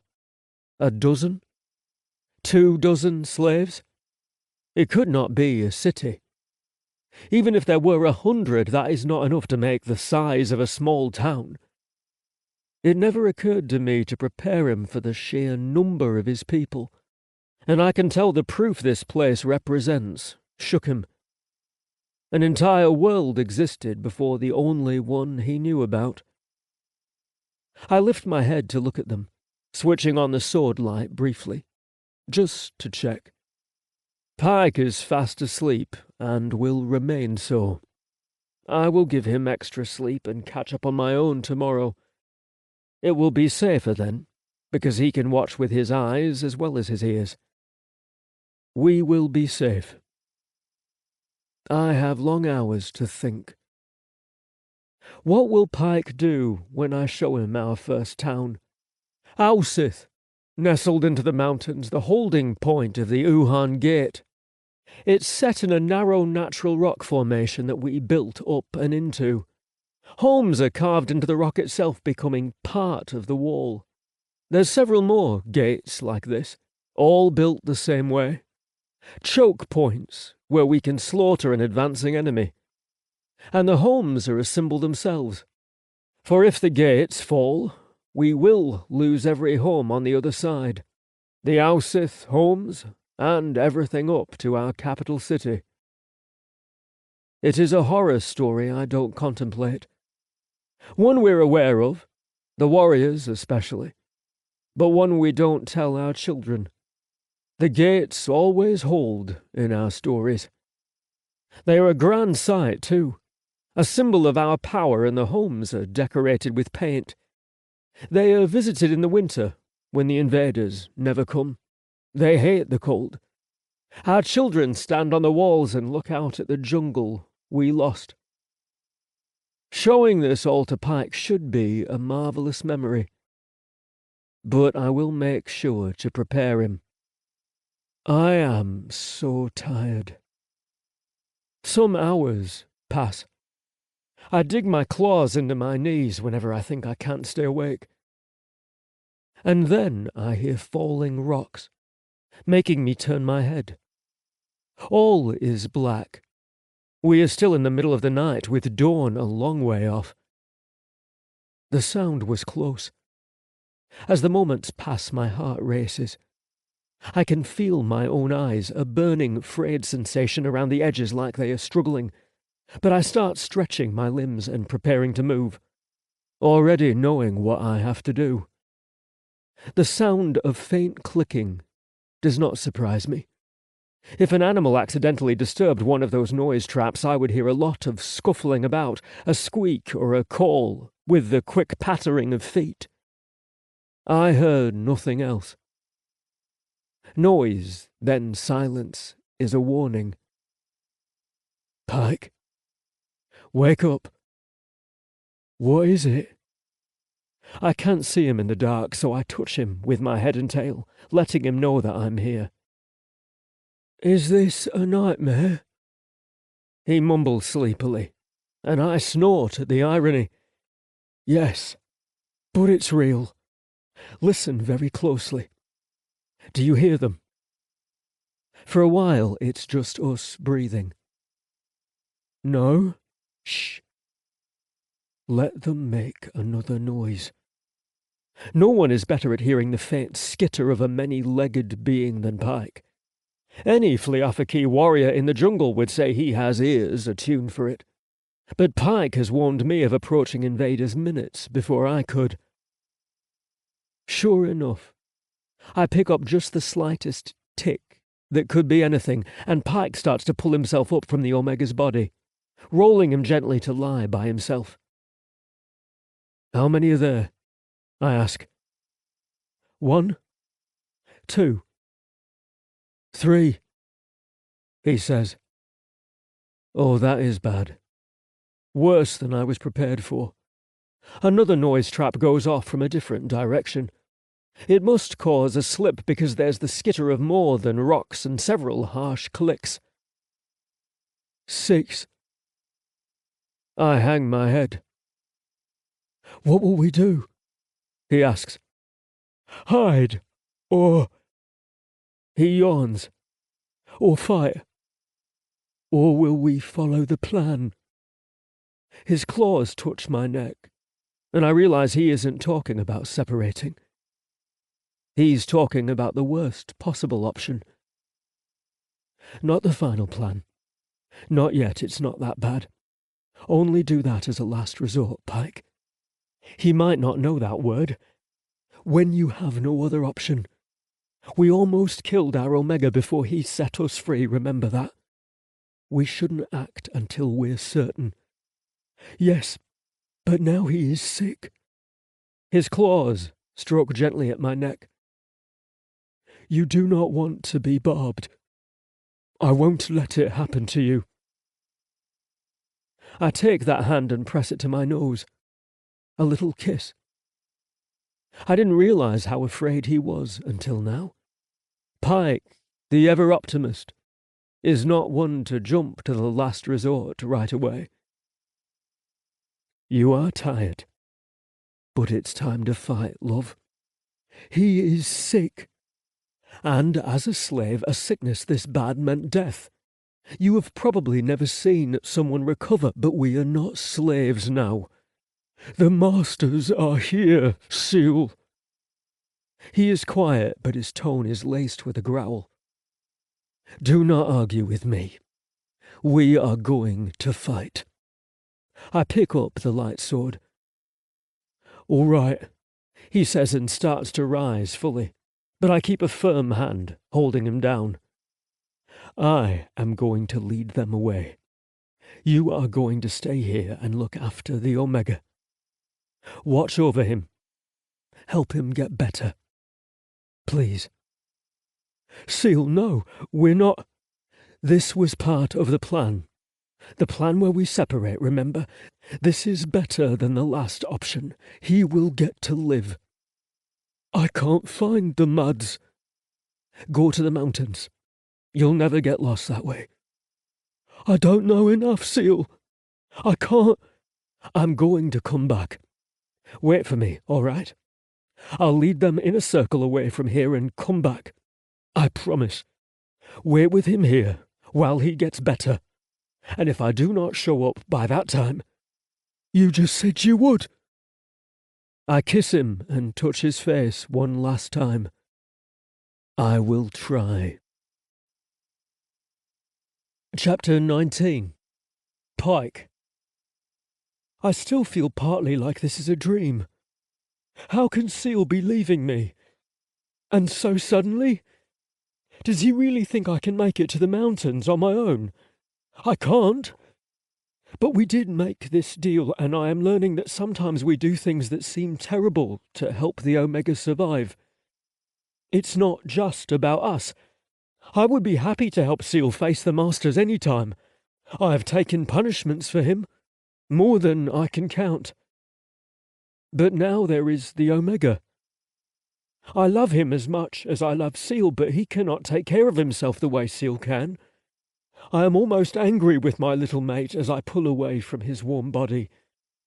With a kiss. Like I said, I am almost angry with him.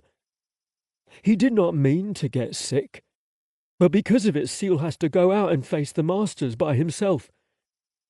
He has the magic sword, though, and I hope it's enough to protect him. Remember how Seal killed 2 Masters by himself on the day we fled the cave? Even the Omega can become a warrior with a light sword in his hand, so there is hope for my warrior mate. I am more afraid for my Omega than angry at him.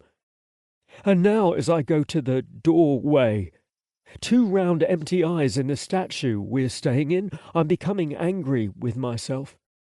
Why didn't I insist on fighting the Masters and letting Seal take the Omega to safety? That is how it should have been. Stupid, Pykh. Stupid. But I am only just now truly becoming awake.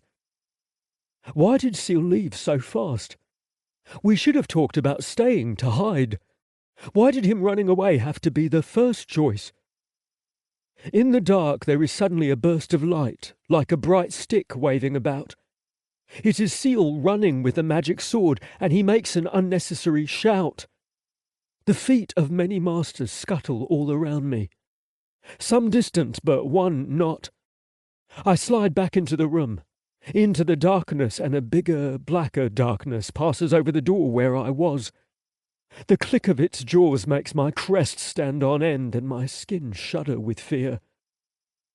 I have let my cage mate run out to face that. I watch until the magic sword disappears, and then long after that. I don't hear any new masters moving along the stone buildings. More importantly, I don't hear a distant scream. While I dread not knowing what's happening to him, I dread that sound more. Much more. No matter what I told Seal, I won't be able to stay here if I hear that scream. I will go after him and kill as many as I can, even if they are the hunting masters, the strongest I have ever seen. Eventually, I'm driven to return to the Omega. My balance is poor and my head is heavy with exhaustion. It will be impossible for someone to be awake all the time now. So why even try? I will keep guarding when I wake up. I am good at staying awake, but right now I have pushed my body too far. I settle down in front of the Omega, who remains unaware of all this. He has begun to shiver, so he seeks me even while he's asleep. I nuzzle his hair, mark him with my scent, and stare into the darkness. It won't be just us now. It can't be just us. I swallow and my throat hurts, but I keep speaking. He will come back in the morning. It is simple. You will feel better after you sleep, and Seal will be here watching over us. I mumble some more things, but I can't remember them as I fall asleep. In the morning, Seal is not there. It is the first time in many years that I have woken up without him. And in my old life as a slave, that would mean he didn't exist anymore. Whether he moved to another cage or died the previous day was irrelevant. A cage mate who has left will never be seen again. Oh, I've always missed them. Of course I do, but something in me always moves on. Quickly. They do not exist. They do not exist. I don't like being without a cage mate. I must do twice the work. I am punished for everything. A cage mate is there to share and possibly die for you. Or you for him. We do not control it. I heal from a lot of things by reminding myself that I do not control it. What now? I look at the sleeping Omega, check that he is still alive, feel the heat on his skin and smell the sickness on his breath. I lick just inside his mouth to taste it, as if that will help me determine the source and the cure. Rest is the best medicine, Seal said. And he is right. But the Omega's mouth is dry. He needs water, and those red berries. For a while I can distract myself with caring for him. I drink the water that was left out and give him some more that's fresh. I take 2 trips to the well, making sure the fruit shell sitting next to him is new and full, so he can wake up and take a drink. I search for the red berries, but I only find a few not so good ones. I won't feed these to my Omega since bad fruit could make him weaker, but I swallow them myself. I cannot get sick like him. I'm all he has. I look at the building where he sleeps, then turn my back and search for Seal. This is a new experience. Cage mates don't go missing unless it's for good. The time where he prepares the meat for the masters is the only time I can't see him whenever I want, or twist my tail up with his, or ask him a question. My breath begins to heave as I run through the trees, then spring into them and climb for a very high look. I cannot see much since the forest is growing everywhere, and I do not find any sign that he was here. At least there is no blood on the ground. I tell myself to feel better, but I do not. I bring my hands to my mouth and wonder if I should call for him. It is dangerous. "Seal!" I yell. Louder, once more. "Seal!" Now I must be very quiet, in case I hear his voice faintly, or in case I've just let the masters know where I am. I'm not in the city anymore, so the Omega is not in danger because of me. Though there are stubby formations overgrown with roots and leaves, so I suspect the Pykh were here too. They were everywhere. How strange to think of a life without the masters. But it is stranger to think of a life without Seal. I am not missing a cage mate. I am missing part of myself. Me, the Omega and Seal make one thing. I do not know what it is called, but I know we are not complete. "I cannot go to the mountains!" I yell, because I have not heard anything. "Not without you!" Nothing. "He needs you more, you know. You should have let me fight them first. I was rested. I'm stronger than you." I punish the tree for him not answering, snarling and cutting deep. I imagine it is a master. I remember how easy it was killing them. After all my life spent in fear, how invincible I thought they were. Seal told me it wasn't true, and I liked hearing that, but I didn't really believe him. Until the Omega needed defending. And even that first one, the moment before killing it, was the hardest. Then it was easy. I could have done it! I would be back by now! Why didn't I wake up and tell him I would go? Chapter 20. Pykh. It is a new day, and I have not moved. I have not slept. I feel so sick I want to vomit every minute, but if I look down over the carved lips and fangs, my attention sinking to the pit of my stomach so I can expel the poison and get better, nothing happens.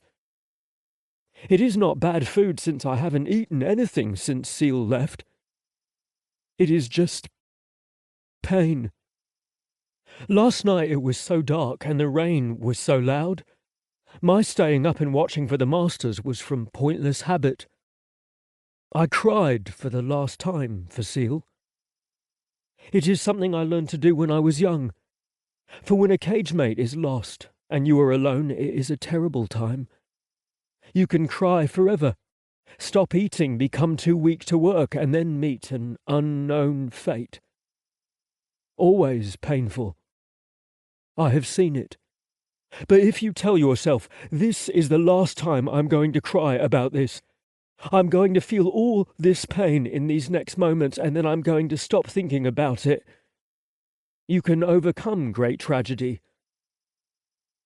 I cried so hard for him I wailed, baring my teeth at the night, my tail lashing.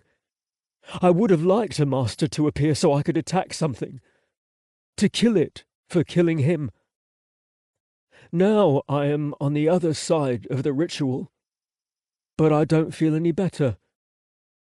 The first several days are the hardest, true, but now I find myself unwilling to dig up plants to eat, even though I must stay alive, be strong for our Omega. It is why Seal did what he did. If my Omega would wake up, move around, talk to me, I am certain I could feel well enough to function. For him, I would not be alone. On the one hand, I want him to do that, so I will at least know he isn't dying. On the other hand, I almost don't want him or I to continue if Seal is gone. The stone Seal admires so much looks dark and evil, with the rain pouring on it. Even the ones without the faces, the ones Seal calls home towers, have an empty but watching feel to them. But I am too sad to be scared. Water dribbles constantly down the round rims of the two large eyes as big as cave openings that I am looking out. Water slants inward with the wind, and my fur absorbs the moisture. I shake myself out. I'm wearing the clothes with our Omega's emblem. Looking at it always reminds me of Seal, and my duty to both of my mates. So that is why we wear clothes. To remind us. It makes sense. I look back at the Omega. He is still asleep, as always his mouth open because he cannot breathe through his nose so much anymore. His throat will be very dry when he wakes up, and I keep the shelves filled with fresh water nearby. I have disregarded what Seal said about graveyards and not disturbing anything. A small pile of whatever plant I thought was good to eat stays by him also. But he is not woke in a long time. I face forward again and a shock travels through me. My crest rises, my tail comes to life. It is him. Seal! He stands at the small stone face called the Well and raises an arm to wave at me. No, to shield his eyes from the rain. I move at once, skidding down the nose of our cave shaped like a fliafaki. I leap the last bit, impatient to get to him, and slide into the slick grass below. It does not matter. I have never been happier. Seal! I call and run the distance. But it is hard to breathe because this nervous, sick feeling does not leave me. I'm running while I want to throw up. Why is he not also coming towards me? Is he injured? Did he come back only to die? There can't be any good reason for it. My running slows even as his murky figure becomes clearer to me. He looks confusing. He doesn't seem right. By the time we are close enough to speak, and I am certain I will take him into my arms, my legs have slowed to a striding walk, and I don't understand why. The figure is wrong. The way it is standing, neither the height nor the shape it should be. It has clothes covering its groin, which Seal did not have when he left. It has something over its head, too, and down its back. The head covering casts a shadow on its face. I am still hopeful. Seal? I call out weakly but persistent, imagining that my eyes will put everything right in a moment and it'll be Seal standing in front of me instead of something else. Your companion has not returned? Says a voice that is definitely not Seal. Deeper and louder. Seal has a soft way of speaking, as if he doesn't care whether or not you heard. I stop, one heel sliding back in the dirt. Should I run? Fight? Answer? What is it? When did he leave? Asks the thing. And why? What are you? It tilts its head. I do not like the empty shadow where its face should be. The thing it wears over its head disguises its form, but I see parts. It has a tail like mine, clawed hands like mine but a browner colour, feet that must be like mine too, though they are hidden in the grass. Surely it cannot be a slave. I look around for the masters, and there are none. I am a scout, says the creature that I suspect must be a fliafaki, but the prospect terrifies me. Without Seal, I have no idea what to do or say around a fliafaki. He will not like me, and I will have to fight, my instincts say. And you are? He asks. I feel like I shouldn't tell him, and I can't say why. Pykh. Another head tilt, and now he is quiet for a long time. I remember that Pykh is supposed to be a thing, not my name. It means Jungle.1. And Seal gave me the name as a way to get back at me for asking him so many questions about new words and the settlements in the mountains. He said my real name was... I can't remember. I did not like the sound of my name when he said it. The Pykh turns his gaze on the home where my Omega is still sleeping. Now I curse myself, though quickly and silently in my own head. He saw me come directly from that place, whereas if I had known what this would be, I would have left more subtly and approached from a different direction. I growl loudly so it can hear me, my crest coming up in full. It was only half before my emotions, too afraid, my posture that of not wanting to make a challenge unless forced. My reluctance goes away. My heel digs in the dirt for a more useful stance than fleeing.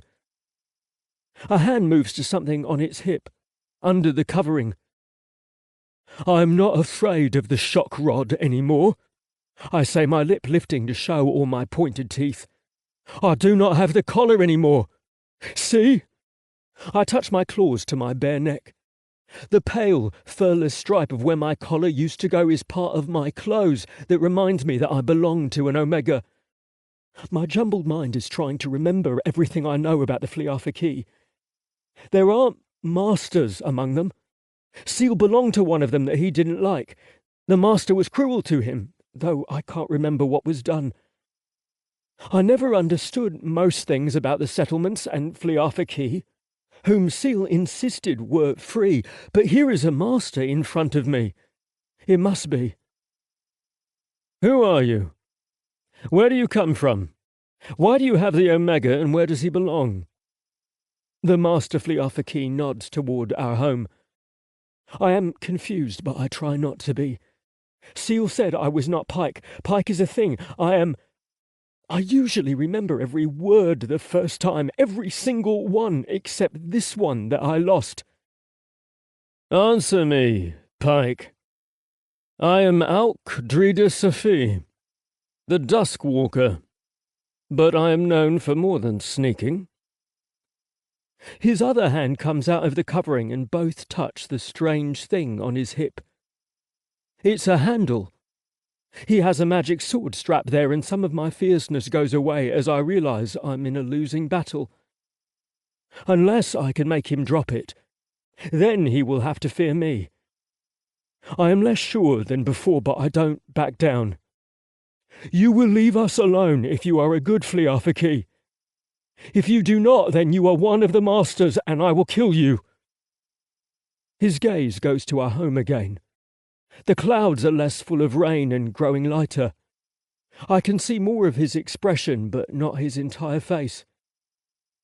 I am guarding the Omega, I say, tapping the silver emblem. He stares at it, and I think his expression is confusion by the frown of his lips. It is hard to tell. Both of our tails are winding madly now. Then the Pykh takes both hands off the sword. He moves them up his body to where he has a small pouch on his chest, attached to the same type of clothes that I have.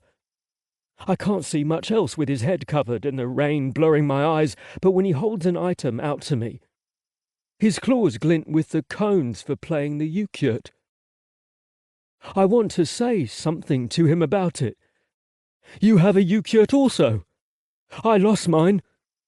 Something like that, because I'm not sure if he is bad or not.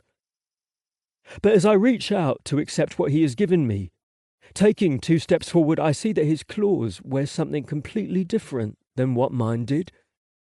His cones are sharp for killing, their curved edges serrated.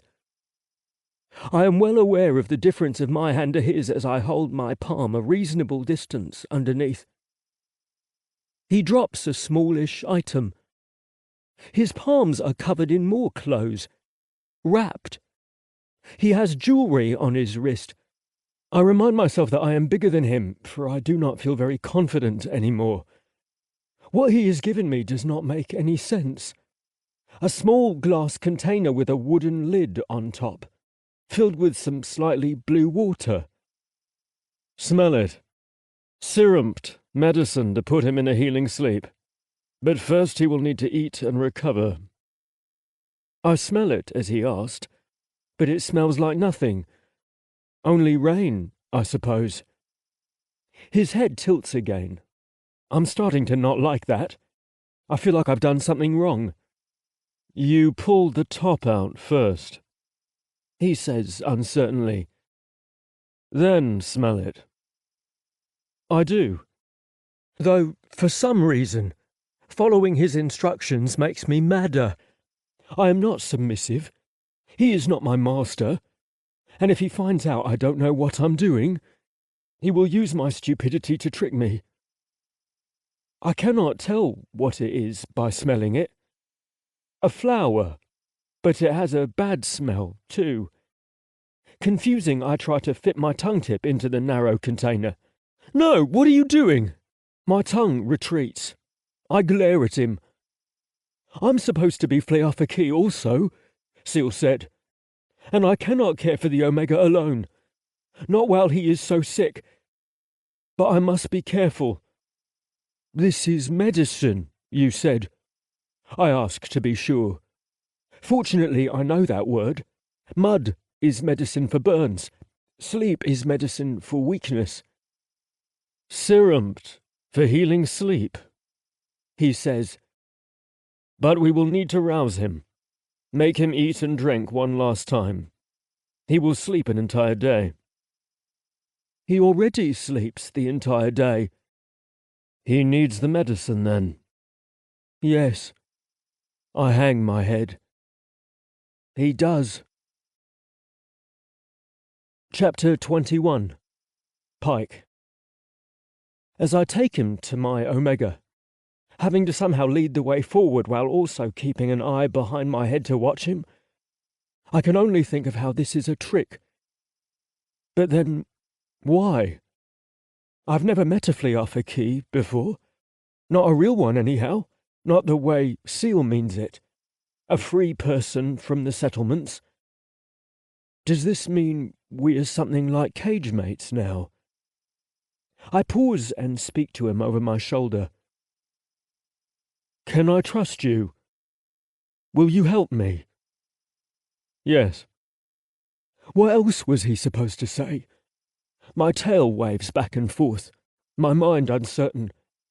As we near the climb to our home, I want to tell him I change my mind. He is trying to trick me, I just know it. Yet I grip the medicine tightly in my hand and continue. Why would he give this to me? If he wants to steal the Omega from me, he has a sword. Our magic sword is with Seal. Maybe he doesn't know that, but even then I am not wearing pouches or a covering to hide anything. He knows I don't have it. So he could attack me, but he hasn't. He seems to be trying to help. I just do not trust him no matter what the circumstances say. We climb the stone face, and he is better at it with his armoured claws. I have to scramble and take risks on the wet stone to stay ahead. If we were cage mates, I could trust him. I look backwards once I'm inside, searching the outside for my Seal. The Pykh arrives and goes straight for the Omega. I snarl and catch up, pulling him back by his arm. He growls at me too, so close for the first time.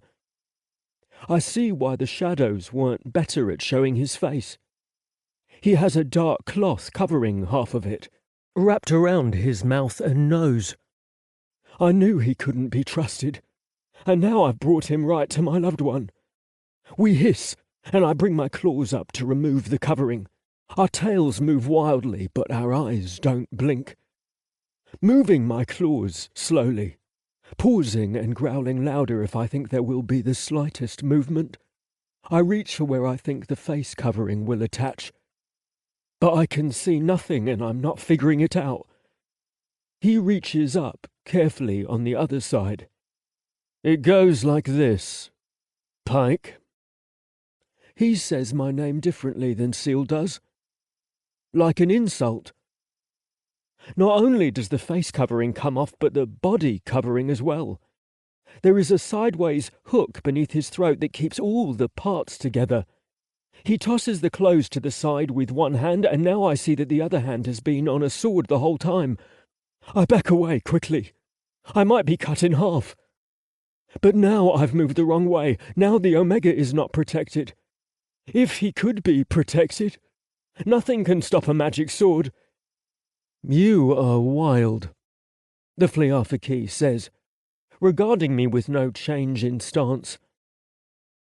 I am Pykh, I say, though only because I feel like I should defend myself. I cannot say why, and I do not like how the stranger says Pykh.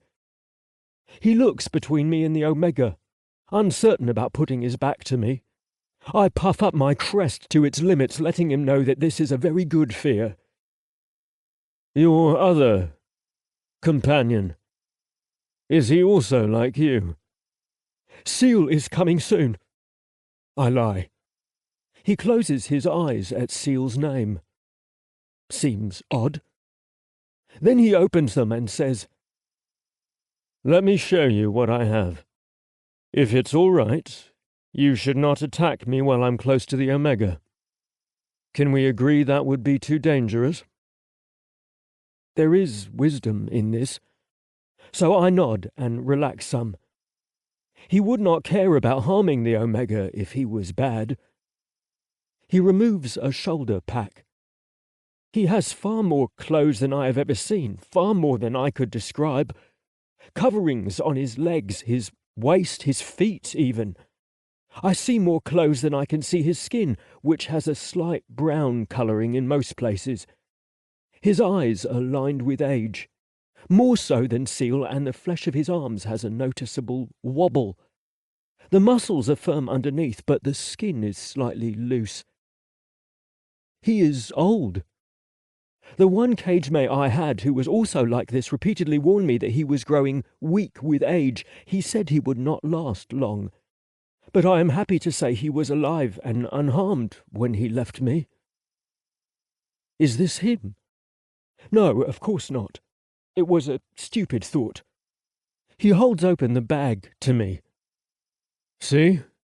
Food for the Omega. Only some eel broth and thin strips, since he may not want filling food. A jar of Wymusia seed cooked in straw leaves to help his stomach. Dried edulk bits, if he wants something sweet. These will give him energy. I cannot tell which is which. All I see is that he has many containers inside. I peer into the bag for a while, as if I am verifying its contents. See? He prompts again, and holds it a little closer. I look at his eyes. I narrow mine. Yes, it looks all right. I hate how he always looks at me as if he sees more than I am telling him, as if he's answering his questions by watching me instead of asking. I will approach the Omega now. I bristle, but nod. He removes his pack as he draws near, going to his knees by the Omega's head. I follow, but I don't want to be in the way. Regardless of how scared I am, I would not let this Fliafaki anywhere near my Omega if I did not believe he actually wanted to help. He takes something. A plant stalk, I think, and plunks it into the bowl with fresh water. The bowl I prepared, I should note. With a hand lifting the Omega's head, he brings the bowl to his lips, speaking in a soothing tone. Here now, Omega. For your strength. Drink, please. He purrs like Seal would do, and I want to strike him. But this is for the Omega's benefit, so I will not. He is not waking up, I say miserably. His eyes seem kinder when he looks at me now. I think it is just a small sickness that seized him violently because he was stressed and malnourished. A warm bed and a good meal will get him right. For you too. I like him more already. What a relief to have a cage mate again. But what will I do without Seal? I won't ever be complete without him. But at least the Omega will have someone who knows what they are doing. After much crooning, he stirs. The plant stalk goes between his lips and the Omega naturally closes over it, sucking fresh water into his mouth. And he did not have to get up all the way like I was forcing him to do. That is very smart, I say, and now I know how to do it, though I don't know what plant this comes from. I will find plants, or maybe he will show me. But I should be careful not to ask too many questions of this one. He doesn't seem nice like Seal. I don't like the long look he gives me as he sets the bowl back down. You got him from the invaders, I presume? I'm not sure how to answer, and I don't understand presume, but I don't want him to find out how little I know. He was cage mates with me and Seal before we escaped. He fixed the magic sword and killed the Masters. The Masters sent hunters after us, so we are hiding here until the Omega gets better. So you were a slave.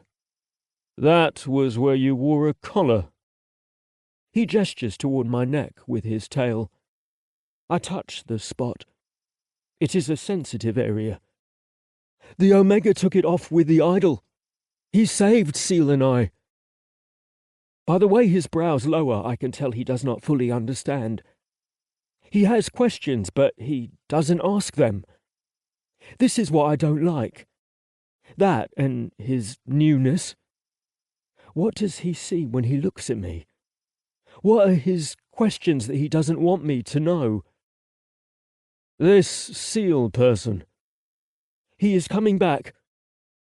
The Pykh looks toward the empty eyes. How long have you been alone? I control my bristle. We are supposed to be working together now. He left to draw the hunters away. He is leading them in a wide circle, and then he is going to come back. Won't he lead them straight to us again? I frown and try to remember everything Seal said. He did not mean we were parting ways forever. Did he? What the Pykh says makes sense. Did he mean for me to wait and give up? Did he only promise to come back so that I would let him go? Why did I not realize Seal's plan made no sense? Why am I so stupid? Now I really want to vomit. No, I say, sad. I'm unable to lie convincingly, and I suspect I am lying. Seal is smarter than that. Seal will make them go another way. The Pykh puts some meat under the Omega's nose. It is not pink like fresh meat, nor white like fish meat, but it smells delicious. Better than anything. Ever. I am too upset to feel hunger, but if I could, it would hurt terribly. I would still want the Omega to eat every piece, though. Well, the hunters are hard to fool. Not because they are smart, but because they sense many things. Their sight and smell are not like ours. And while they're usually alone, the ones I saw coming here were in a pack. I am glad he's survived.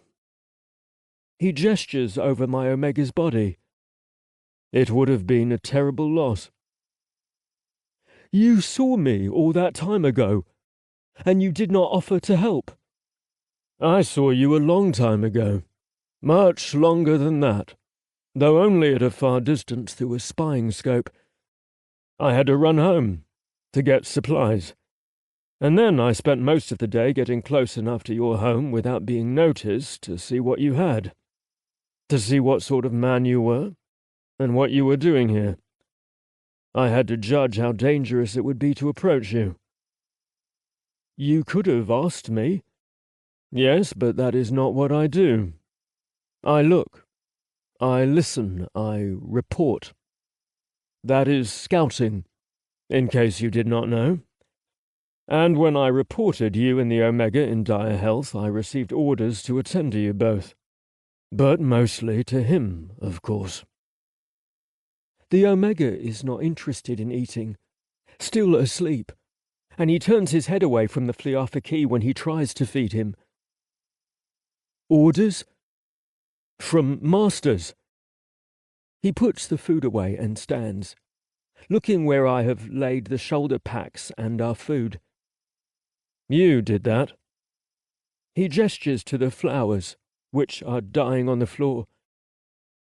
I have nothing else to feed him.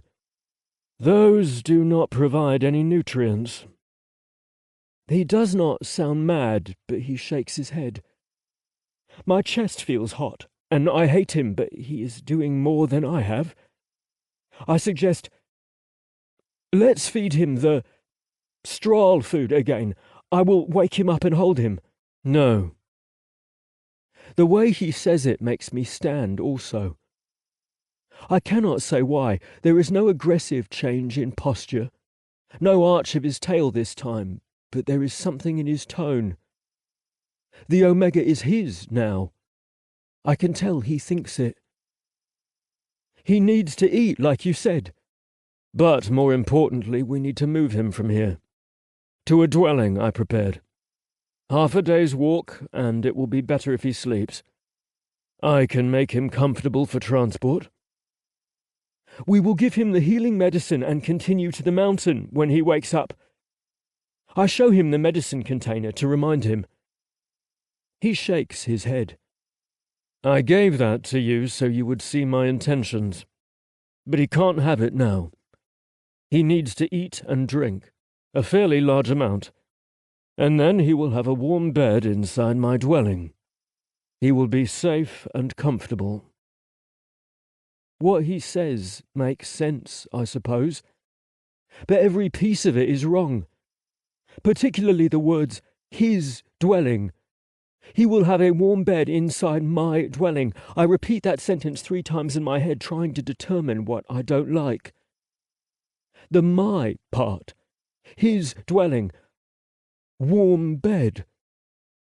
He will be safe and comfortable in his warm bed.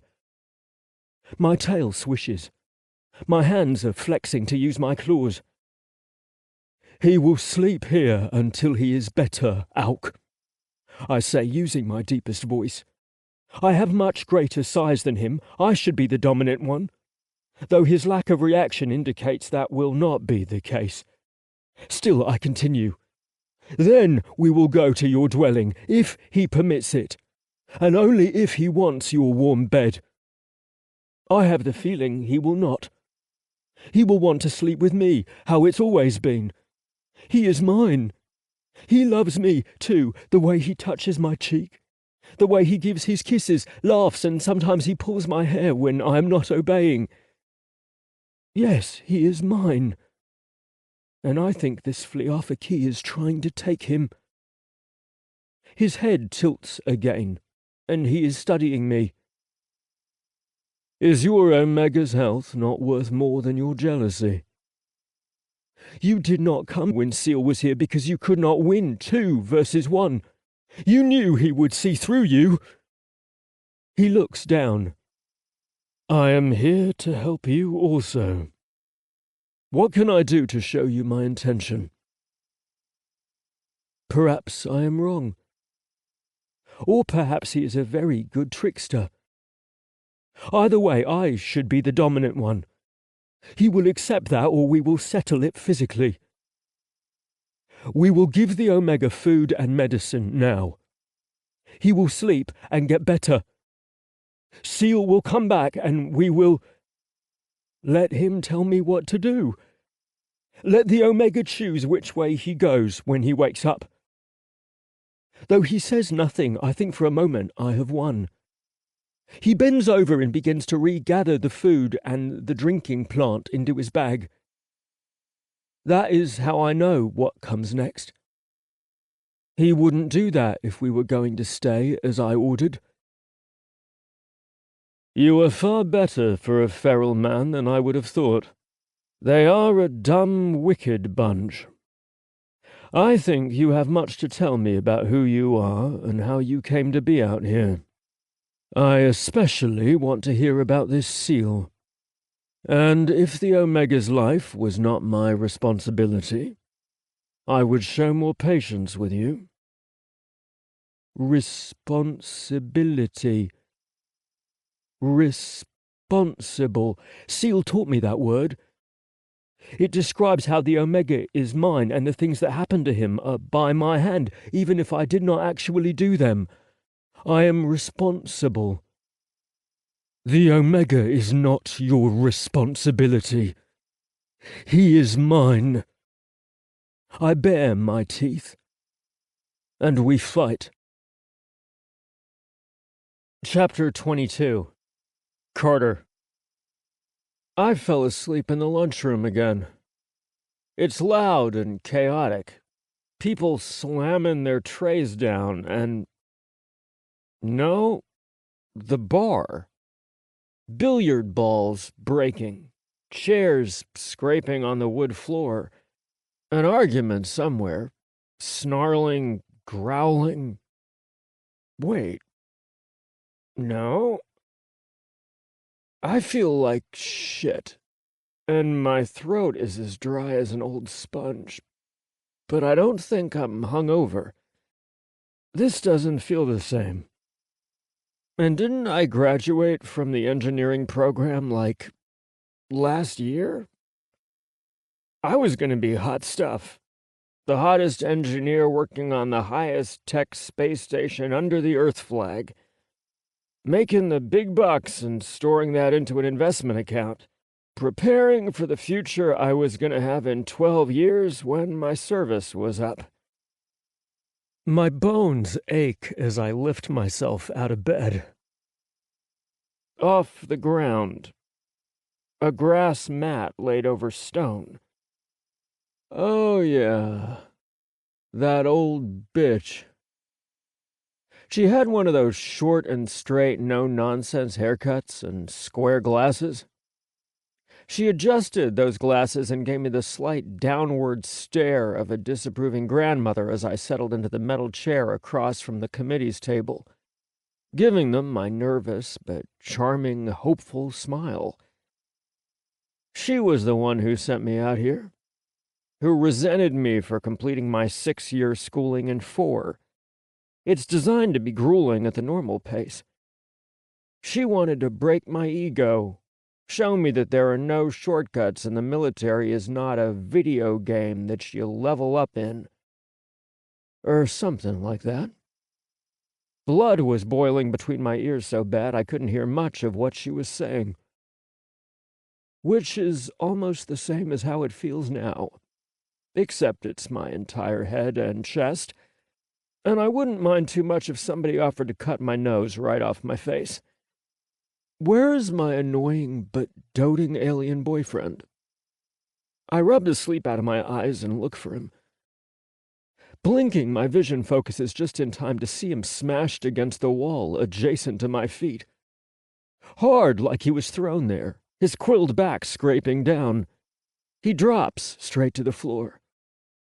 Sleep fog gone. Nibbler?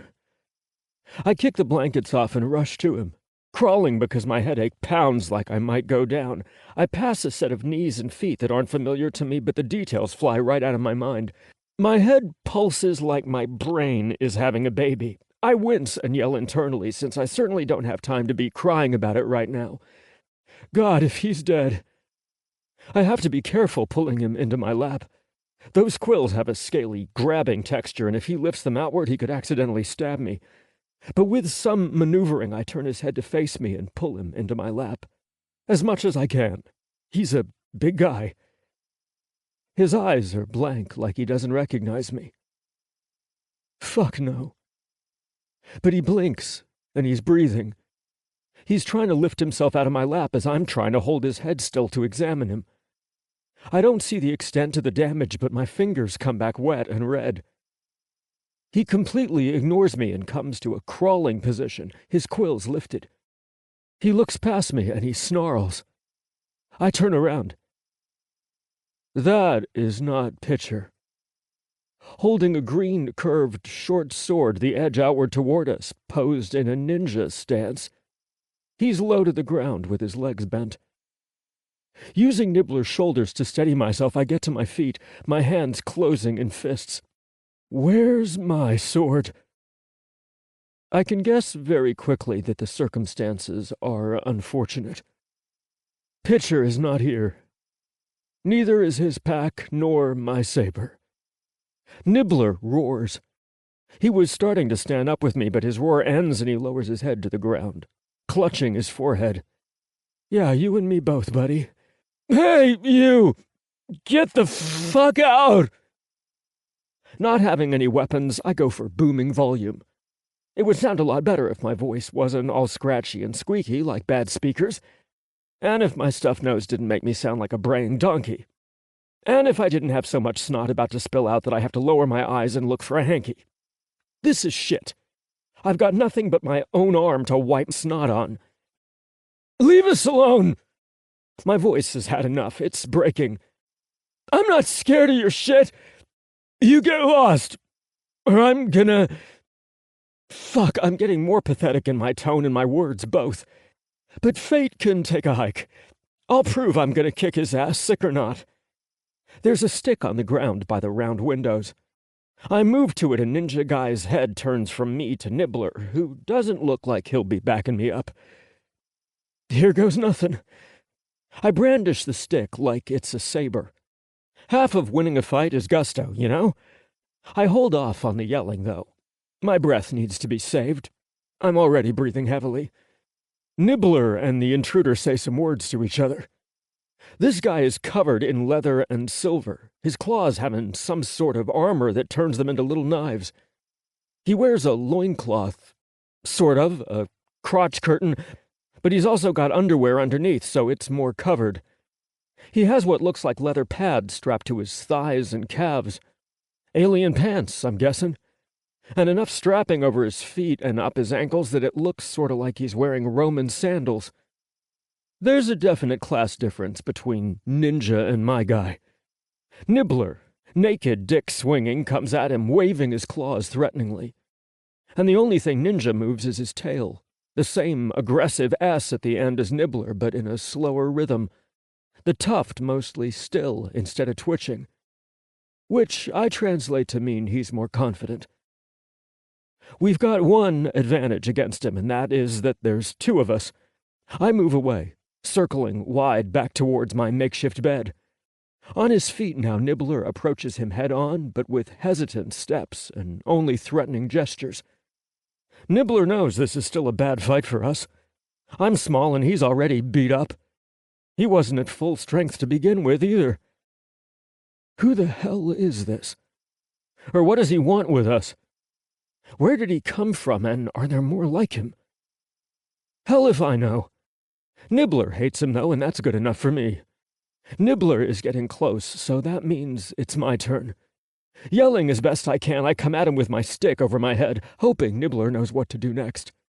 Stranger Guy's attention diverts to me, and I bring the stick down over his head. He says something. In the barest moment before the stick comes crashing down, the word seems quiet. Asking. Not growling or aggressive. I've heard every tone out of these guys, and he doesn't sound at all like he's going to attack me. His quills lower. He ducks his head, he doesn't raise an arm to block, and he doesn't bring his sword around either. Stuck in my own momentum, the stick crashes down over my shoulder, but I put no extra force behind it. I stand here, confused. He didn't even try to dodge. What did I just do? But he did throw Nibbler into the wall, and now Nibbler follows through on his part, slamming into him. Now that sword gets used. Nibbler doubles back just in time to keep his head. All right, I'm confused, but I'm also mad. What should I do? Should I let them fight? Is this part of their culture? Pitcher and Nibbler seemed to be fighting once before, and Pitcher had the lightsaber before I fixed it. That time I got between them and gave them both kisses so they would calm down and get along. What kind of messed up culture is this, and should I get involved? Maybe it'll just resolve itself.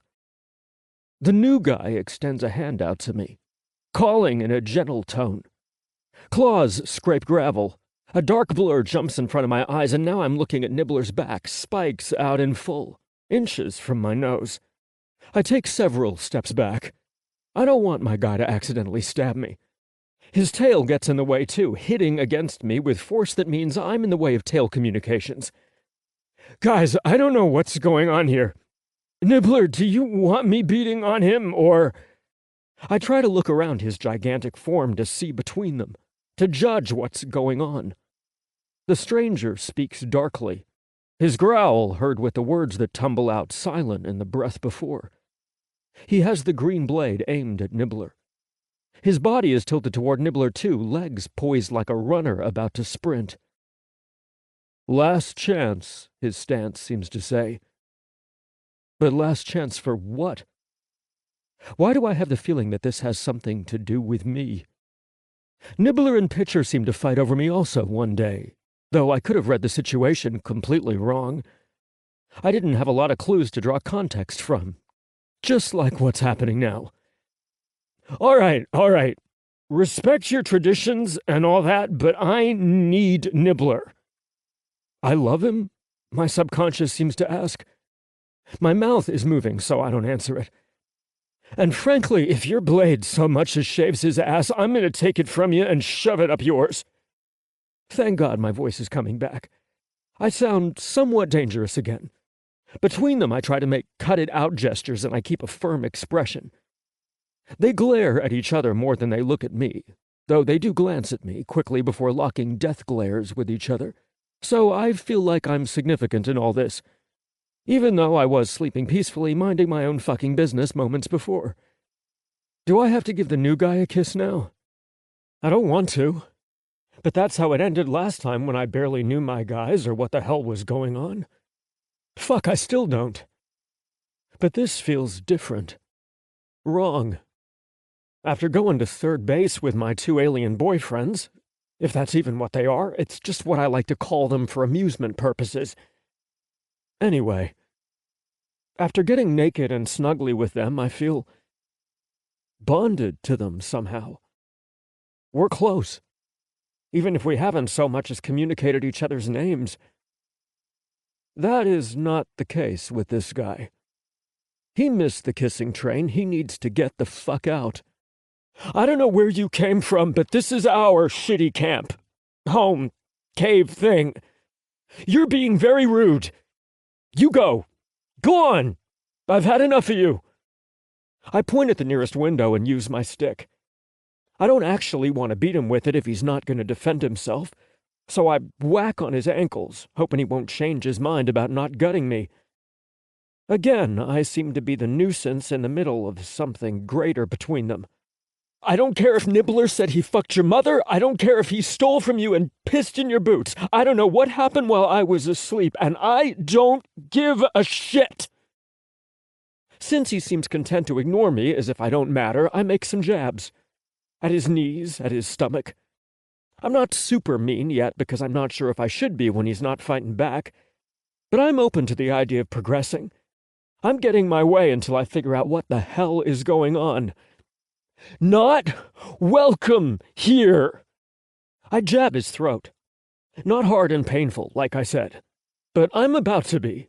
I aim the stick at his nose next and put on my best try me expression. He focuses on me at last, annoyed, flashing the very tips of his teeth. But then his head lowers and his torso follows. Like last time between Pitcher and Nibbler, he goes all the way to the ground like he's praying, laying the sword flat. I can't understand any of his words. Nibbler gets louder and louder over him until he's shouting. I take my eyes off Bozo so I can pat the guy's cheek, give him a kiss, calm him down. Bozo lifts his head, watching, spines creeping up. You guys are sure crazy. If you're done fighting, can I go back to sleep? A yell comes from outside the window. Below it. I recognize that voice. Nibbler and I both go, looking down. We seem to be inside the head of one of the giant statues, and Pykh is on the ground, looking up. He's holding his stomach, his chest all cut up. He's bleeding badly. I frown. Now I understand what's going on. I glare at the newcomer who is standing from the floor with his sword. Chapter 23. Carter. What the hell happened to my guys while I was sleeping? I've only been napping for a day, and they're getting tangled up in this shit, whatever it is. The bonus about forgetting you're sick is that for a moment all your discomfort goes away. My throat burns, my nose is stuffed and dripping, and I'm starting to remember that I'm dehydrated. But none of that matters as I vault myself over the window ledge. Door ledge. Statue eye holes or whatever. I don't know why we're staying in these creepy things, but it's better than the wet ground anyhow. Given the tiled floor, I think some of these statues are actually homes of some kind, which makes sense when these people seem to be living in caves. They're an advanced race, from what I've seen, well past the early adaptation phase. I suppose heads are the style in their culture. I hang out the other side, figuring this part out with my feet, solo. Nibbler appears in the window, expression frantic with concern, and I can already see he's about to grab my arms and haul my ass back. So I speed up the process, putting Faith on the ledge under my foot, the statue's upper lip. It's wet and slick, and there's a moment where I feel like I'm toppling over the edge, about to break my neck. Fortunately, that's just the head cold. I cling here for a second and wait for the sensation to pass. Then I'm dangling off the statue's lip like a human morsel to be chomped, my toes straining for his bottom gum line. You see, he doesn't have a chin or neck. He has teeth, but his bottom lip pretty much just becomes the rest of the building. My toes dig into the cracks of the stones they used, but I need more than a quarter inch to trust my weight on. Meanwhile, Pykh is down there bleeding, holding his abdomen, watching me. He's saying some things, his tail flicking to show that he is upset, coming to stand under me as if he's going to catch me with his weak, bleeding body. I'm just mad enough to pull some parkour shit. I let my body fall. Briefly the most terrifying moment of my life, but I have my motivations. I fall a short ways until my feet catch on that little ledge I was aiming for, and then my hands scramble like mad, like a cat trying to cling to a table. This slows my fall. Fortunately, the ground is closer than it seemed while I was up there, and I knew that. I managed to stick the landing with a heavy, hard thud against my hip. I'm limping as I get up. That's gonna bruise. It's a good thing I have experience falling out of my treehouse when I was a kid. Let me see that. Pykh and I are on each other at once, and I'm not having any of his pampering. He wants to check me over and make sure I survive my fall, even though I'm standing fine and dandy right in front of him.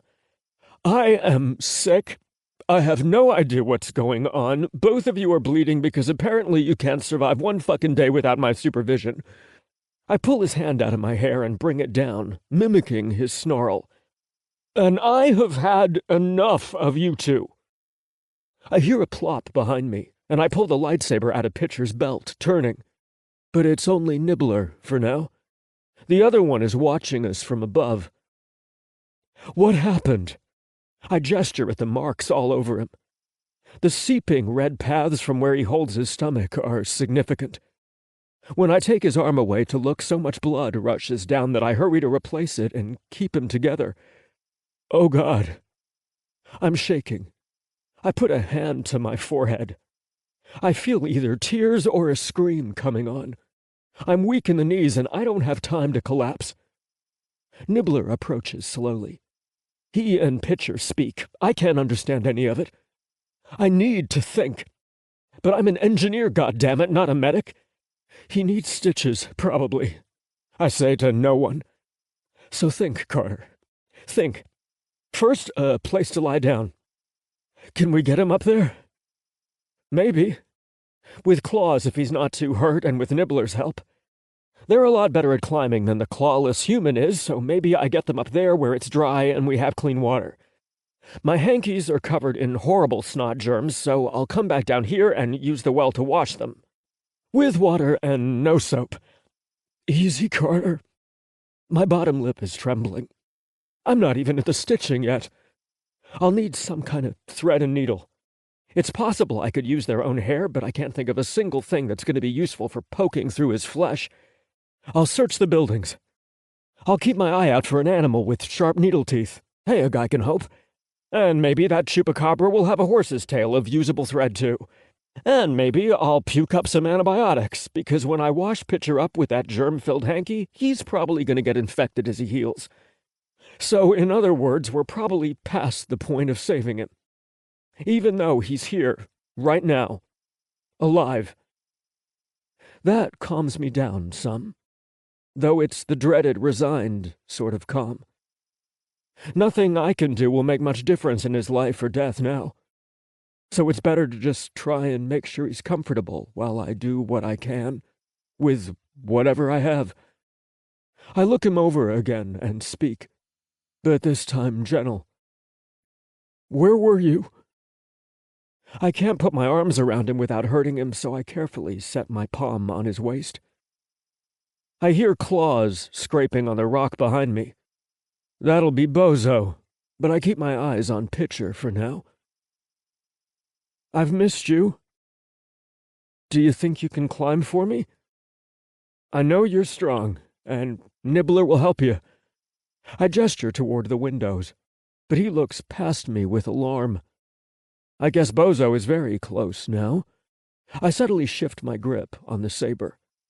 It's here by my thigh, in my left hand where his line of sight won't catch it. You two go, I say, pushing on Pitcher's shoulder to indicate the direction. With my eyes and a pointed finger, I try to tell Nibbler to do the same.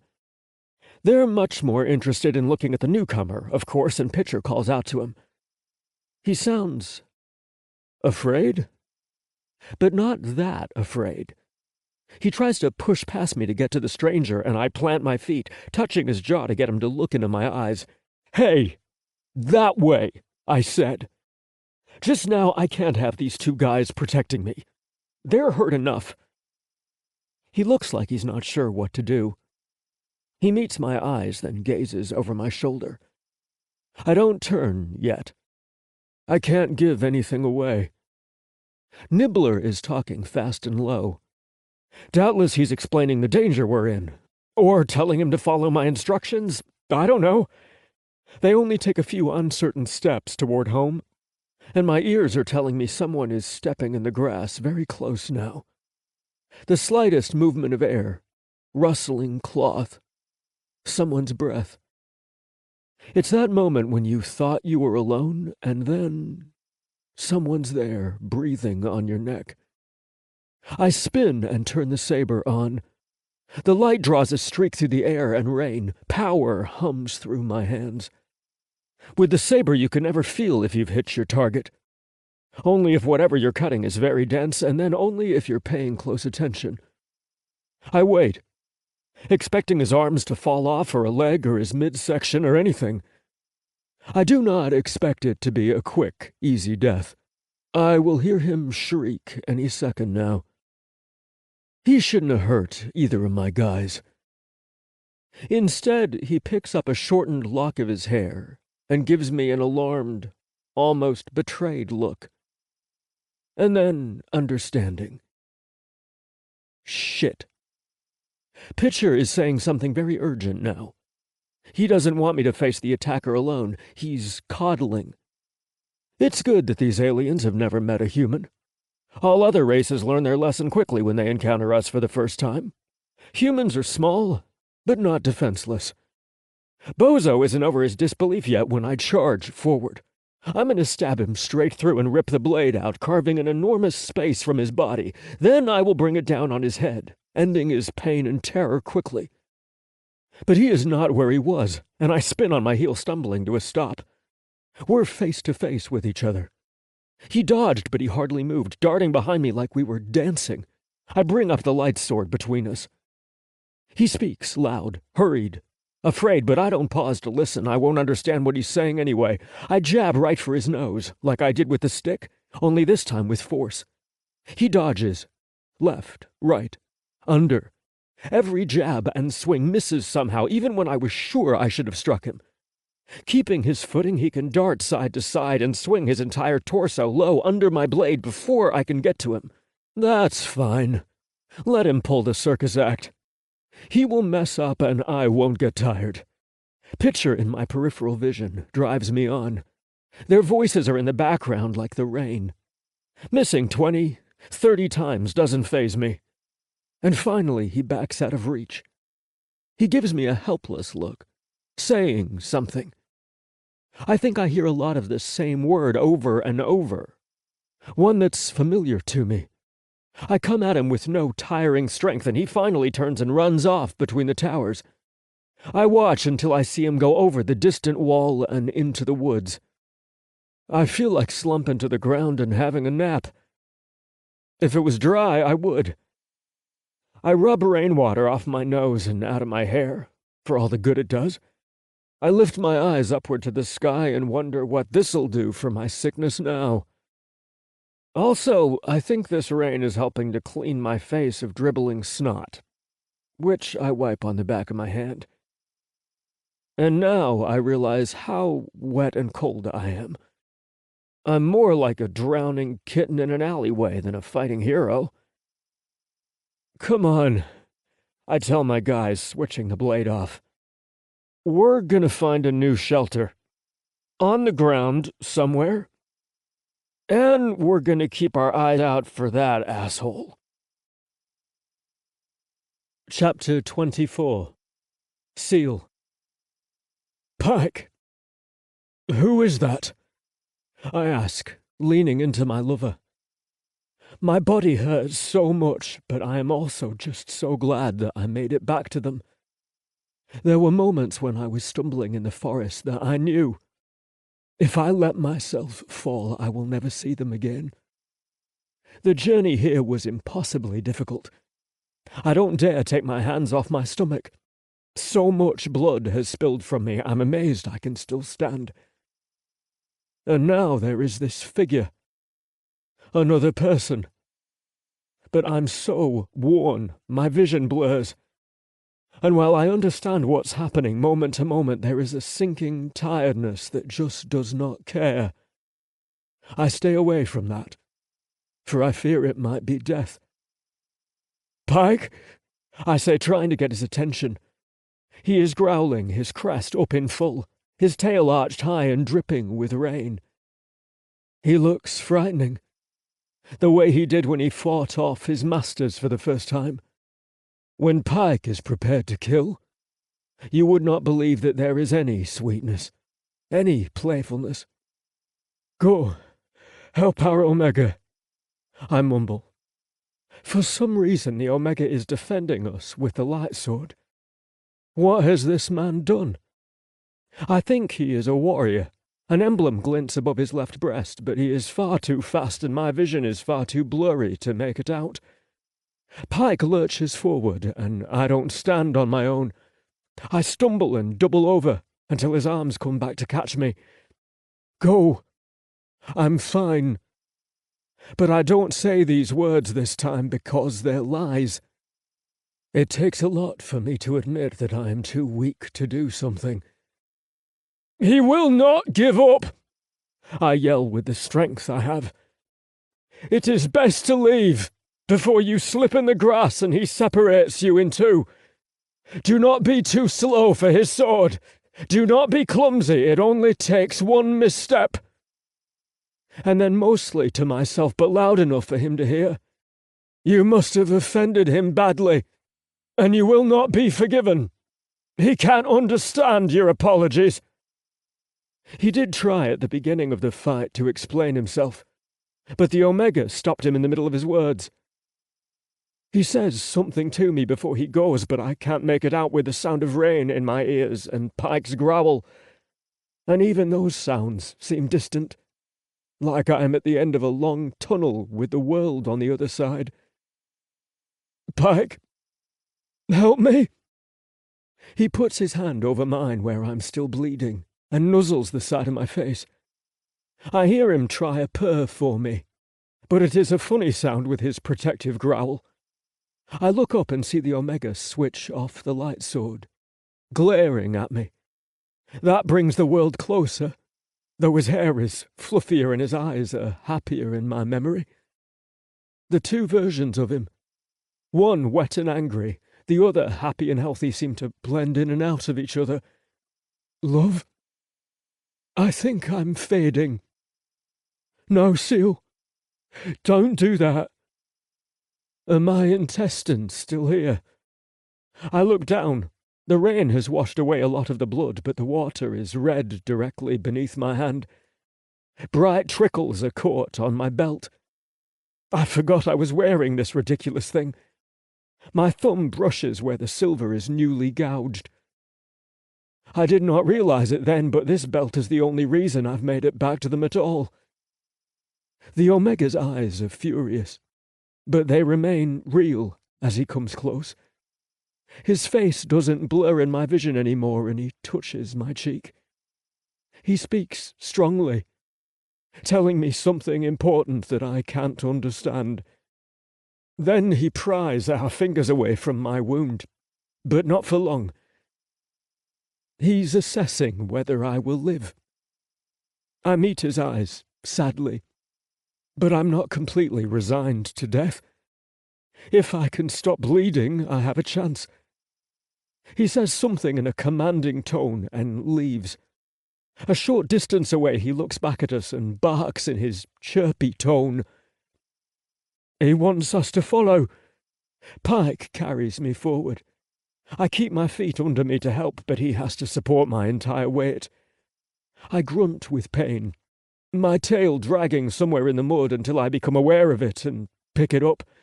Listen, I mumble. You take him to the mountains. Shut up. You will see a gate. Just go there. Do your best. You will see a wall. Seal, the Omega will fix you. Don't worry. All right. The Omega trots ahead and seems to be scouting the area forward. We don't go far, only 2 buildings from where we were, but it's a long ways to me. This building is propped up on poles. I recognize it as a pup nest. This city must have had a lot of children once, and this is where they would take naps and rest. Underneath is a sandy area where they would relieve themselves, but the Omega probably doesn't know that. Any scat would have been buried by them, and this was all a very long time ago. The Omega crawls beneath, sees nothing but clean, dry sand. The ground is slightly elevated here, and I can tell he's made up his mind. He points for Pykh and me to join him. Getting there is not a pleasant experience. The sand sticks to my wet body, and I tuck my tail underneath my rump to protect sensitive areas. But that won't last for long. Soon it will be everywhere. Holding my wound, I sit curled over my knees. What now? They need some help from me. Pykh, what was he doing here? He knows I'm talking about the other man. He is a free Fleothaki. He said he wanted to help. Omega, where are you going? Our Omega has crawled back into the rain and is walking away. Pykh lingers with me, pressing his hand tightly to my side, kissing me. Then he follows. I am left alone, abandoned. But I don't worry, and I don't blame him. Soon I will succumb to my urges and collapse in the sand. I'm more upset about wet sand in my crest than the possibility of dying. I must be drifting, delirious. I've watched others go through this. Filk rain. There is a curse word Pykh should know. I'll tell him when he gets back. But when they get back, I forget. They're both carrying all our things from the statue, including the grass mat and bedding leaves. The Omega starts spreading these across the sand, then points and barks at Pykh. He figures it out, taking over. The Omega comes to me with our tribe cloths. He makes an unpleasant face, holding up the corners, examining. Then he uses my claw to puncture and destroy them. After a while, I see that he's cutting strips. Several lay on my lap. The cleanest go directly on my gushing wound, which springs to life as soon as my hand is removed. The dirtier pieces go around my body to hold the strips in place. It is not a good bandage. This is not absorbent material. Already the cloth is filling up with red, and I can see it's going to be soaked soon. The Omega cradles his head in his hands. Pykh watches from where he spreads the leaves and sets everything on top. Our new bed. If I die, it has been the happiest time of my life. I draw strength to keep the words from drifting, but my eyes won't stay open. I touch the Omega's hand with a claw. I would much rather die free than die a slave, and I would much rather die here with you than alone out there. It almost happened. I was very lucky. I purr as I open my eyes, and the Omega picks up his head. He glares at me. Whatever he says is not kind in his chirpy words, and he pokes me in the chest. Pykh crawls over on all fours, crowding between us in this small space. Do not hurt Seal. He's already bleeding. I rub my chest. He cannot hurt me. Not even while I'm in this condition. He shouldn't be mean to you. Pykh yanks the Omega's hand away and settles as a wedge between us. Why would he be mean? I don't understand. I chuckle. Fortunately, I have a theory. I've been ordered to live, I think, and disciplined for consoling him during this time. I start crawling for the new nest Pykh made, and sure enough my Omega's hands are there to help me, as well as Pyke's. The Omega places a shoulder bag under my head for a pillow and pulls my legs into an orderly fashion. He sets the belt higher on my waist and cinches it tight. It hurts, and I groan, but when it's done, I can finally take my hand off it. Whatever my Omega says to me is both sad and commanding. I will live for you if I can, I tell him and pat his hand. Then Pykh hovers over me. He has a small potion bottle in his hand. I try to get my eyes to focus while sleep is pulling me down. What is that? Magic water. The Fleofa Key said it would put you in a healing sleep. I think this will make you better. Let me smell it. He undoes the cork and puts it under my nose. Ah, I know this one well. We use it mostly on warriors who've just come out of battle. To help them sleep, yes, and to recover from their traumas. It helps with the healing of physical and mental pain both. But some warriors become addicted because they would rather stay unconscious. Yes, I need that. Will it really make a difference to die in my sleep at this point? I'm nearly there. I doubt the potion helps with a wound this bad, but I don't stop Pykh from setting the bottle to my lips and tipping a sip into my mouth. The Omega settles in on the other side of me. Already our nest has sand all over it. The best thing to do is drift to sleep. Seal, do not die, I hear Pykh say. Chapter 25. Carter. I wake up to Pitcher and Nibbler sleeping on both sides of me. I guess since Nibbler is a one-man team, it's been impossible for him to keep watch by himself all the time. But if I know my luck, the universe isn't gonna give me a break. Not on this. Oh, getting out of that cage and getting out of the collar, sure, that makes sense. Then I get to run around this dense alien jungle with exploding bugs after my ass and watch completely helpless as one of my friends dies from infection. I start analyzing our situation as soon as I wake up, brainstorming a solution, coming up with our next step, even if it has to be a bad one. Sometimes shit's fucked. So you've got to pull out the duct tape and start patching holes as best you can. Hell, if I had duct tape, I'd be trying to close the wound that way. My brain, with my sorta genius IQ, just keeps running into walls.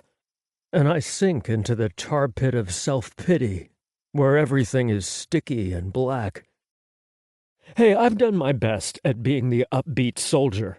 Always resourceful, always clever. But sometimes you just want to lay on the train tracks and look up at the clouds. I can't think of a way out of this, and I kinda don't want to bother with it anymore. I'm exhausted with trying to survive. With this crappy sleep schedule and all this crappy, unfilling food. Oh, food. I could write an ode to food right now. Doesn't even have to be the good stuff. I would devour some paste packs like they were Skittles. So I'm as useless as a giant sack of dirty laundry, and that's a pretty accurate description of how I feel and smell, too. I keep having to roll to the side of our bed, cough up some phlegm, spit it out, and roll back. Gross, I know. And now that the morning chill has worn off, I leave my guys to sit in the damp grass alone. Just in time, too, because I get stuck in a coughing fit with no purpose and no end. I think I'm doing a pretty good job of letting the guys sleep in, but I hear a yawn and some stirring. I'm rubbing my chest and only hacking occasionally when Nibbler walks past. To do his business, I guess. But I see that he takes our small bowl and heads in the direction of the well. I don't know how the well works, exactly, but you turn a crank and water comes out. There must be some kind of manually operated water pump down there. I'm amazed it still works after so much neglect, so 10 points to primitive alien technology. It's time to face something that's been on my mind a while, besides the self-pity stuff. Time to pry the fabric off Pitcher's wound and see how bad it is. Try to clean him up. And I don't know shit about fixing massive wounds like that except for what I've seen in movies, so I'm only assuming the wound should be washed. It might be better to just leave him as he is. It's not like I have fresh bandages for him. Nibbler brings the bowl to me, going to his knees and pushing it in front of my face. I guess he was concerned about my coughing. "Carter," he says with a nod. "Yeah, thanks, big guy. That's sweet." I'm about to sip it for him, because that's what you do when someone's trying to help, but then I think, won't this mess up our communication? I'll basically be affirming in his mind that Carter is water. It'll be extra hard and confusing to teach them my name after that, so I take the bowl away from my lips and set it carefully on the grass. He frowns, his eyes following the bowl. I set both hands on his shoulders to get his attention, speaking very close to his face now. Carter is me. I am Carter. I tap under my throat, where the sickness still burns. Carter. Yes, I nod enthusiastically. Carter, that's me. It takes extra effort, but I force my mouth to smile for him. I need to show some reaction to my name so he will understand. Carter. Say it again, Nibbler. Carter. Oh boy. Here we go. Only 6 or something repetitions and I'm already tired of this. But I think he can get it this time. One more Carter from him and then I'll do an Eskimo kiss. I don't want to lick any noses in my condition. Carter, he says with an expression like he's having a complicated thought. Yes, that's it. I sound like an over-enthusiastic parent. I go for the Eskimo kiss, but I have to stop before he bumps our heads. His attention diverts to the bowl of water, and then my face again. Carter! Carter! He's very insistent this time, pushing it right under my nose up to my lips. Whatever wisp of excitement I had stirring in me has died. No, Nibbler. I set the bowl aside. His claws stay on the edges to make sure it doesn't spill. Carter! I'm Carter. Here we go again. Don't you have names for yourselves? Who are you? I make a questioning expression and touch him, though I'm not expecting him to magically get it this time. You must be called something. Every species works out names for each other. It's the first sign of self-awareness. I didn't take any electives in First Contact, expecting my career to happen among other military enlisted types, fixing big guns, electrical wiring, and comm consoles. I wasn't supposed to travel to any primitive solar systems. That's a whole separate career path. But some things are just common knowledge. If you've got a species that can recognize itself in a mirror and work with others, chances are it has a name. I repeat mine, doing the same song and dance, trying to figure out what I'm doing wrong. This is so basic, it should be easy. He sticks the water in my face, and I ignore him. Maybe my no's have accidentally become yeses through their interpretation of my tone and gestures. But that doesn't seem right. I've seen them shaking their head, and I've told them no before with success. My first day, in fact, when Pitcher wanted to make a move on me. Pitcher. I shake my head. The bubbling self-pity tar pit is alluring sometimes, sure. But you always have to come crawling, gasping out of it. Regardless of what happens to him, if I'm going to be alive at the end of it, I need to communicate. We need a system. What am I messing up? I'm sure it's so simple. Maybe their names are only one syllable. I snap my fingers and set the bowl aside again. Nibbler's tail is doing the up-high flicking end thing that means he's getting slightly pissed off. I have the feeling communication would be smooth as butter if I had a tail. I don't, but I might be able to improvise with my arms. That'll look funny. The syllable trick, though. This could work. This could be a good idea. Names always evolve as one syllable or sound to begin. Maybe I'm onto something here. Car. Tapping fingers on my chest. Car. Coughing seizes me, and I duck to the side, making a fist over my mouth. The sound of it becomes weak, like little fake coughs, because I just don't have the energy for the big ones. I groan with annoyance and exhaustion. And that bowl of water comes up again. Maybe he's mad because I'm trying to teach him language while he's trying to keep me alive. Yeah, all right. This is stupid. I guess I just thought I could fix something in all this mess. Now I will be reaffirming that Carter, or just Car, means water between us. I take a little sip. It tastes good, though I wasn't thirsty before. Maybe I'll be inventing a whole new English, huh? One where Carter means water, and I'm named something super badass, like... I sip while I think. It tastes just slightly sweet, like he added one of those goopy flowers to it. Not a bad idea. The tint of the water seems slightly bluer than usual, too. Slightly different. Like rider, with a Y. Or axle or something. That would work, because I'm probably going to have to shave my head at some point if I want to avoid disgusting flea-infested dreads. Sip, sip. I'm starting to feel a lot better, actually. Yeah, Alex Ryder. And I'll still be wearing this fucking dress. I pick at it and make a face. But the truth is, wearing this dress is a lot better than running around as a naked jungle man. It takes the chill off, and I'm going to depend on it more than ever. Now that all the fabric I was using as bedding will become bandages. My head is heavy and mildly swimming. Well, Nibbler, I'm going back to bed. Thanks for taking care of me. I pat his shoulder. I hope whatever I've got isn't contagious. And I hope Pitcher makes it out alive. I just sit here a bit, my head hanging, my thoughts forgetting themselves. I wanted to say, I wish you could understand me. And something about being two lonely dudes lost in a jungle together, unable to speak to anyone. I wanted to talk about learning his real name, which would eventually lead to facts about himself, his family, his past. Talking to him would be amazing.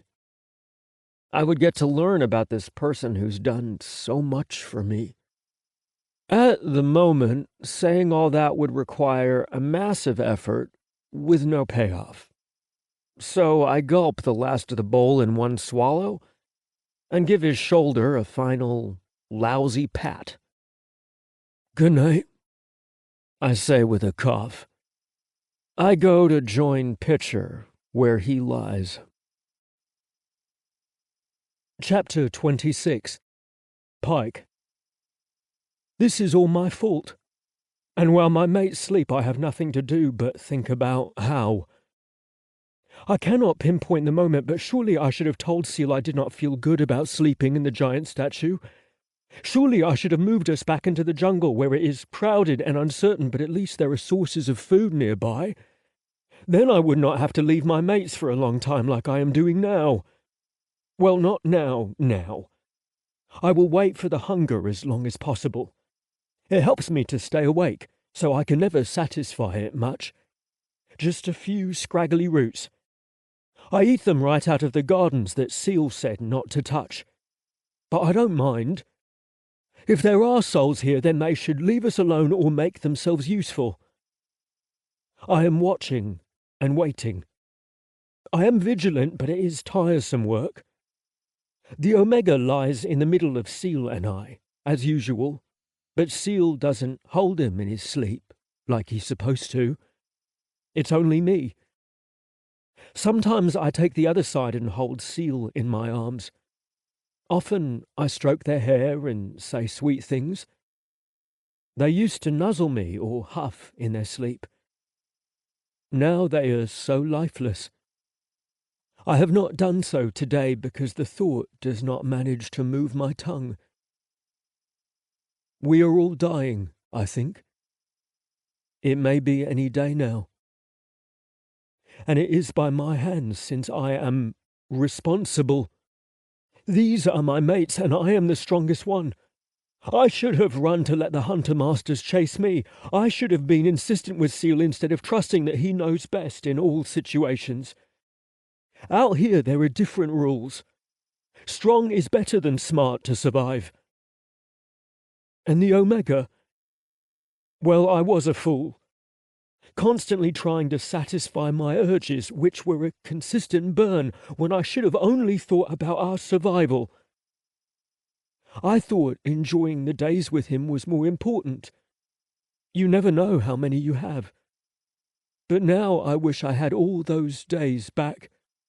I would not be playing with that time. I would be making more noise traps, climbing the trees to see ahead, finding a better place to sleep, storing more food, looking harder for fish. I do all that while my mates continue to sleep. They do not seem to get better. I am so tired. A stick bounces off my foot. I stare at it, confused.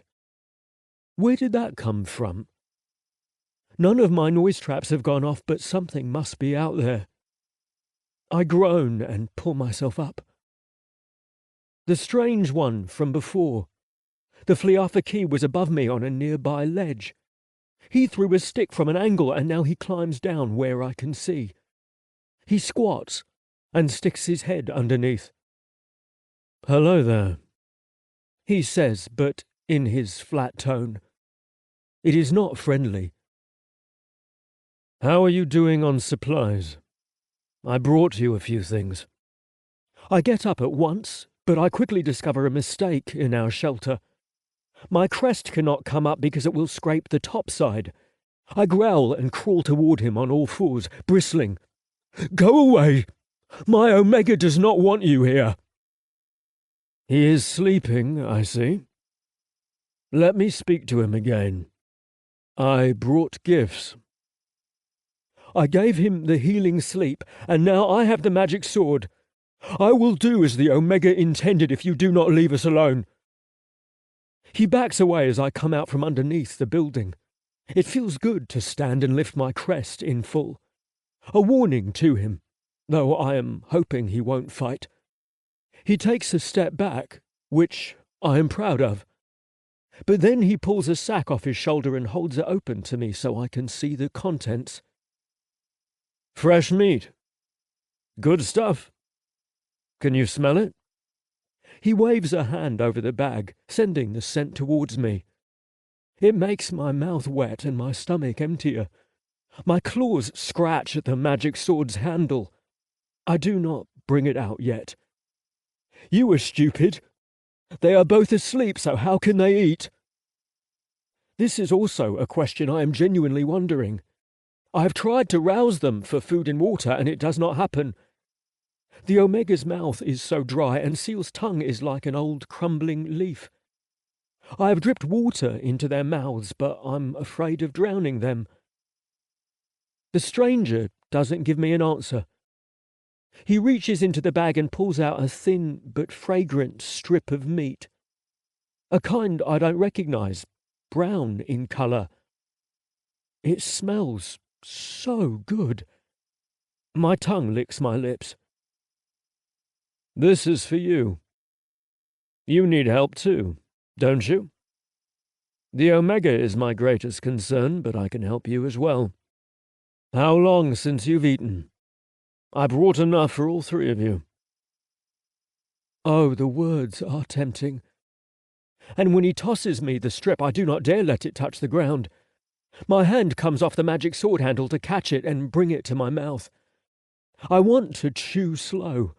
The flavour is sweet and savoury, but my stomach demands it now, so I swallow it as soon as I can stand it, chunks scraping my throat on the way down. More, my stomach demands, and I want to make a mewling croon. But I know that if I eat, I will sleep. Then it will just be him awake. My mate's helpless because I was dumb. Also, it may be too late to wonder. Have you poisoned me? No, friend. I'm here as an honest man. I bring gifts to your fire so that we can speak. I'm confused. I check under the building. It hurts how they look so much like corpses from this distance. Too still even for sleep. I do not have a fire. Ah, it is an expression. The fire means home in this instance, or a traveller campground. Where it is, you are sleeping. I commit this to memory so I won't make a fool of myself again. But what a troublesome concept. I am too tired for this. Words that have double and triple meanings. This one doesn't even make sense. Then the answer is no. I bring out the light sword now. I am so tired that it seems heavy, but it will not take any effort to cut through him. I just need to be fast. Friend, what is the offence? I have thought you followed. I have asked permission to speak. Tell me what the manners are in your culture, and I will follow those. I am only a well-meaning soul. It sounds so eerie in his unchanging voice. Like someone else is saying the words for him, a ghost from deep inside. The Omega has said you aren't to be here, so the only way you can be well-meaning as if you are gone. He spoke to you. You understand those words. What language is it? Where does it come from? So he is not getting answers with his poking eyes. Where did you find him? How were they hurt? I am too exhausted for his questions. The ones about the Omega I can't answer anyhow. Go, or I will kill you. I'm sorry I ate your food. You shouldn't have tossed it to me. I'm too hungry to say no, but now I am too tired for your poking, and the Omega does not want you here. He made that clear with his actions when he tried to cut you with a magic sword, which is what I'm going to do now. He holds his hands away from his body. I am sorry it's come to this, friend. Is there anything I can do to change your mind? So many annoying questions. My thoughts are like seals. No, this is not what he must have felt like. I cannot nearly be this annoying. I bring out the light sword and turn it on, pointing it at him. I hope he doesn't make me chase him. Go, now! I will leave my pack with you. Does that prove my intentions? Your intentions do not matter, I snarl. The Omega does not want your help. He's already decided, and he is my master. You obviously cannot understand what that means. You have no master. You do not have an Omega. I thump my emblem with my fist. And it is no wonder why. You have dead eyes. This makes him tilt his head. I hate it when you do that. My anger is finally spilling over, and I charge at him. He disappears from in front of me just as the light should jut straight through. I was expecting this, though, and I swing wildly in the direction he should have gone. I spin and dig my heels into the grass, sliding, stopping to see if I've hurt him. He is there, his tail end making angry swishes, but his stance still. Balanced, far different from myself as I get off my knees and put my feet back under me. It will be like this, then. He will make me chase him. Won't you just go away? I cannot. I want to kill him, but I also want to cry. I am sorry it has to be like this, friend. Friend. The word is like a sharp claw dug into my head. When there is an Omega involved, even one from a strange land, we cannot leave you alone. I hope to speak with you and see you become agreeable. But I suspect this was foolish on my part. Whether you agree or not, the end result is the same. We must take him from you. He is too calm. Like I've already been defeated when we've only just begun to fight. There is no we, I say. It is only you, and you will die before you reach him. I pose with the magic sword as he does with his ordinary blade held sideways in front of my chest. He turns his head and nudges his nose over his shoulder. At first I think it is a trick, and I resolve not to follow them, but my curiosity eats at me. I take my eyes off him. At first I see only the distant statue we came from, but then movement in the building beyond. Someone stands in the building, wearing yellow clothes, and gold glints off his chest. He must be wearing a lot, even compared to the strange Pykh here. I try not to let my new nervousness show. It is only one, and he is far away. The Pykh shakes his head. You have never encountered your own kind before, have you? Not real people, anyhow. Just the wild ones like yourself. Since I am not fooling him, and I am so very exhausted, I give up pretending for a moment. You are the first Pykh I have ever encountered, but Seal told me all about you. Seal and the Omega will be all right. No matter what happens to you, take comfort in the fact that your companions are safe. I will do my best to see that you are, too. I narrow my eyes.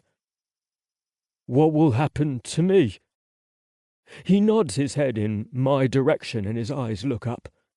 I look behind myself quickly, my heart jumping, for I was guarding my mates. But they are there, safe. Unhealthy, but there are no Pykh. Then I look up. There are several there on the roof of the small building we sleep under. Young ones like me, wearing so many clothes and knives that outmatch mine. Their eyes are bright. I have never seen so many eyes, so many faces. Can I count them? More than 5 young Fliafaki. Something grabs my wrist in pain, shoots up my arm. I yell, clawing, and set my fist against the attacker. He would be dead if I still had the light sword. But it's missing. It is shut off, and the stranger tucks it in his belt. He's close enough that I sense his breath when he breathes, and I forget to be brave. Recoiling. I stop myself just before I whimper. I show him my teeth and he springs away. I follow, charging despite my fear. I roar to terrify him also. But it is already too late. Something heavy falls upon my head, and all the Fliafaki leap from their high places, landing on the ground around me. Chapter 27.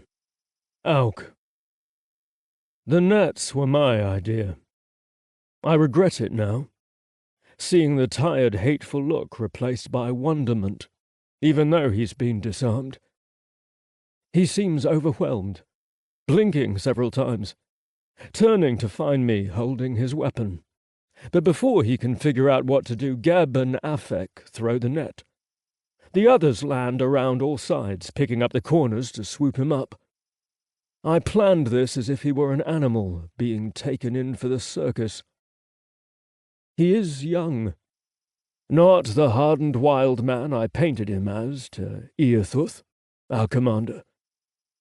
But the mistake gets the job done. I didn't know I could get his weapon so easily.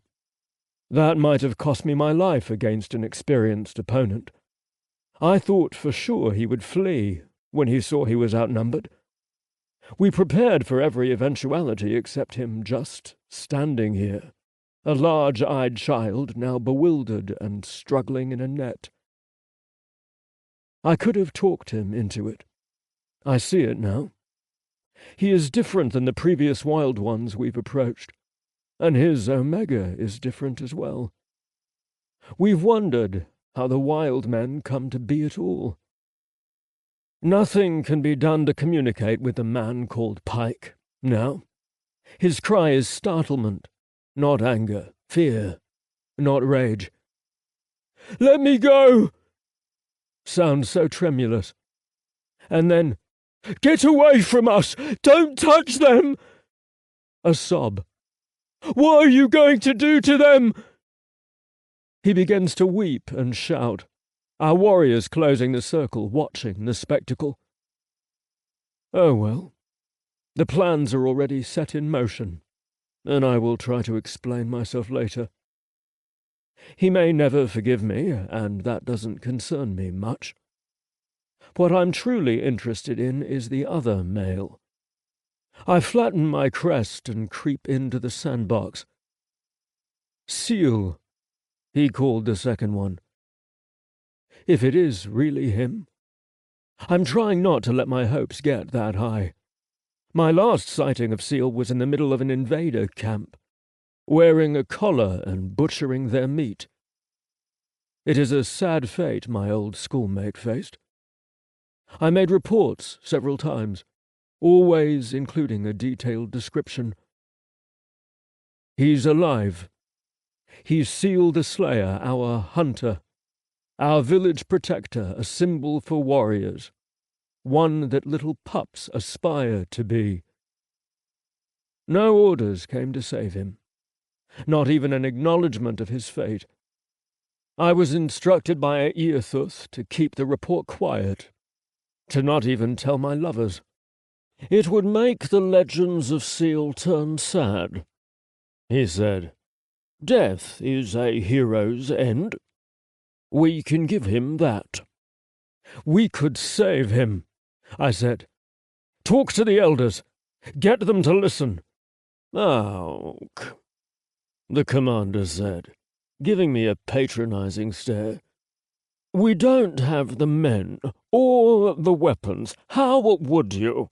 I spoke quickly, unwilling to wait my turn. We take a tactical team, stealth if force is not possible. Break into their camp before they know we're there, at night when it's cold and they're disorganized. They will have him in a cage. They are nearly impossible to break into. He had a point there. But it has been done. This was Seal, our protector enslaved. Then we will bring a team for that, I say. Ah, so your team just gets bigger and bigger. Not good for a stealth mission, eh? We have to do something. We can't just let the invaders have one of our best. They don't even kill him, they force him to serve. His spirit is broken. The general looks very sad now and spoke slowly. Isn't that reason enough not to save him? Would Seal even want us to find him like this? Of course he would, I roared. He doesn't want to live like this. Maybe he doesn't want his legend destroyed. Maybe he wants to be remembered as a powerful, great man. Oh, the rage that simmered in me. I deserved the net back then for what I said to him. But Eothuth was patient and forgiving. My rage lasted months. For the first time in my service I considered treason. Going alone for Seal, getting him out of the cage somehow, telling the camp, recruiting a team of my own. So when I hear the big one's cries, I understand the emotion. Fury behind helplessness. Don't hurt them! Please! Sobbing. Warriors attached the net to the pole we brought, preparing to carry him to our base just like a beast. The wild man's limbs are tangled in the mesh, his face against it, his crest caught and bent. He's unable to move without breaking pieces off, which is extremely painful. Metal threads sewn with the rope make it impossible to escape, and he damages his own claws trying to get out. I crawl, looking over the bodies. They are alive, only sleeping with the diluted medicine I gave the larger one. He's been caring for them as much as he can, I see. They sleep on fabric instead of the ground. Water is nearby. Who are they? Tiel-Alhi is here, my littlest mate and a healer. I wave my hand. I am contemplating this man in the darkness, the worn face, the thin body. My schoolmate was a lazy, disinterested person. How he became Seal the Legend is not something I've ever been able to ask him. I was his bully, his tormentor. If we were assigned together, I'm sure he would have forgiven me. But I only came to the muds after he'd gone missing. The other is not what they're expecting. An Omega, I'm sure of it. I sniff closely again just to make absolutely sure, but it is not necessary. There is no mistaking an Omega. Small, beautiful, though this one is dishevelled. I have trusted the General less since he did not support my desire to rescue Seal. I did not tell Eothuth about the Omega's pale skin, short hair and tailless rump. He might have come up with an excuse to avoid action. Eothuth is a terrible coward. Well, I have rescued Seal. Accidentally. And perhaps the one I've netted is his Pykh. I shall find out their stories when we get home. The Omega will provide a fine distraction to keep me from flaunting victory in front of Eothuth. That would be dishonorable from a warrior of my standing. I brought Seal back, no matter what she wanted, followed by every insult I've thought of him over the years. How I have yearned for this outcome. Scooping them out of the dirt in this small space is impossible, I'm afraid, so I loop my arms under the Omegas and drag him from under the hut, gently. if there was ever a way to gently drag somebody. "He is not what I was expecting," I say when I set him in the sunlight, and there are several gasps, followed, I'm sure, by the inhales to identify him. If Eothuth is as evil as I think he is, if he would not want an Omega like this rescued, with Seal, then he will be compelled by all these witnesses. He only got to brush Seal away because I was too quiet before the order for silence. I go back to Seal right away, not even mimicking surprise. My acting abilities are not extensive, and I don't mind if Eothuth knows I withheld information. Let him come after me. My tail end arches with resentment. I touch Seal nicely first, picking up his hand. I put our foreheads together and close my eyes. This will damage him, whether he is awake for it or not. The strong Seal we knew is dead. Dead but undefeated is the famous saying among warriors. Seal will be the opposite. Alive and broken. I will revive him as this wasted, beaten man. But he will come back to us in time, I hope. I wonder what Eothuth will say. I haul him out into the sunlight, too. Our dear general is knelt beside the Omega, just staring for now. Same as all the young warriors waiting for their orders. That is Eothuth for you.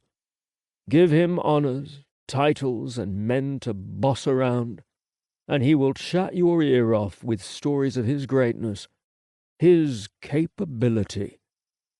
Give him an actual situation to respond to, and he'll stare blankly like all the other young warriors.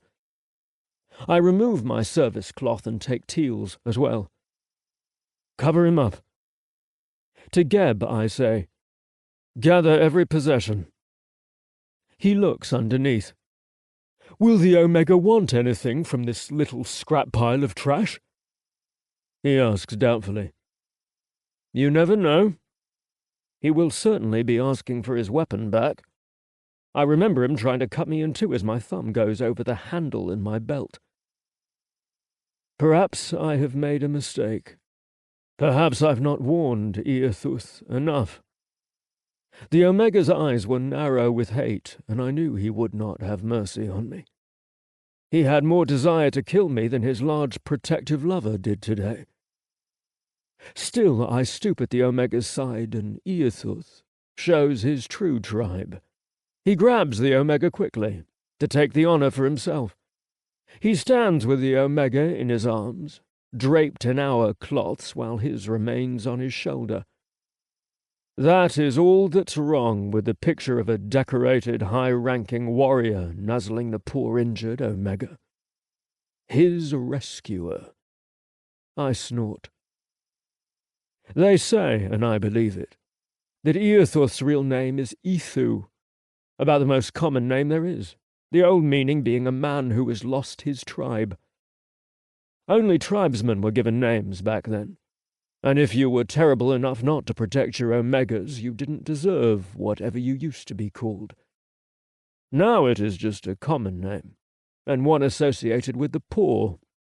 When Eothuth got promoted through slick backing and whimpering his way through, he changed the syllables slightly to make his name more unusual, wealthier.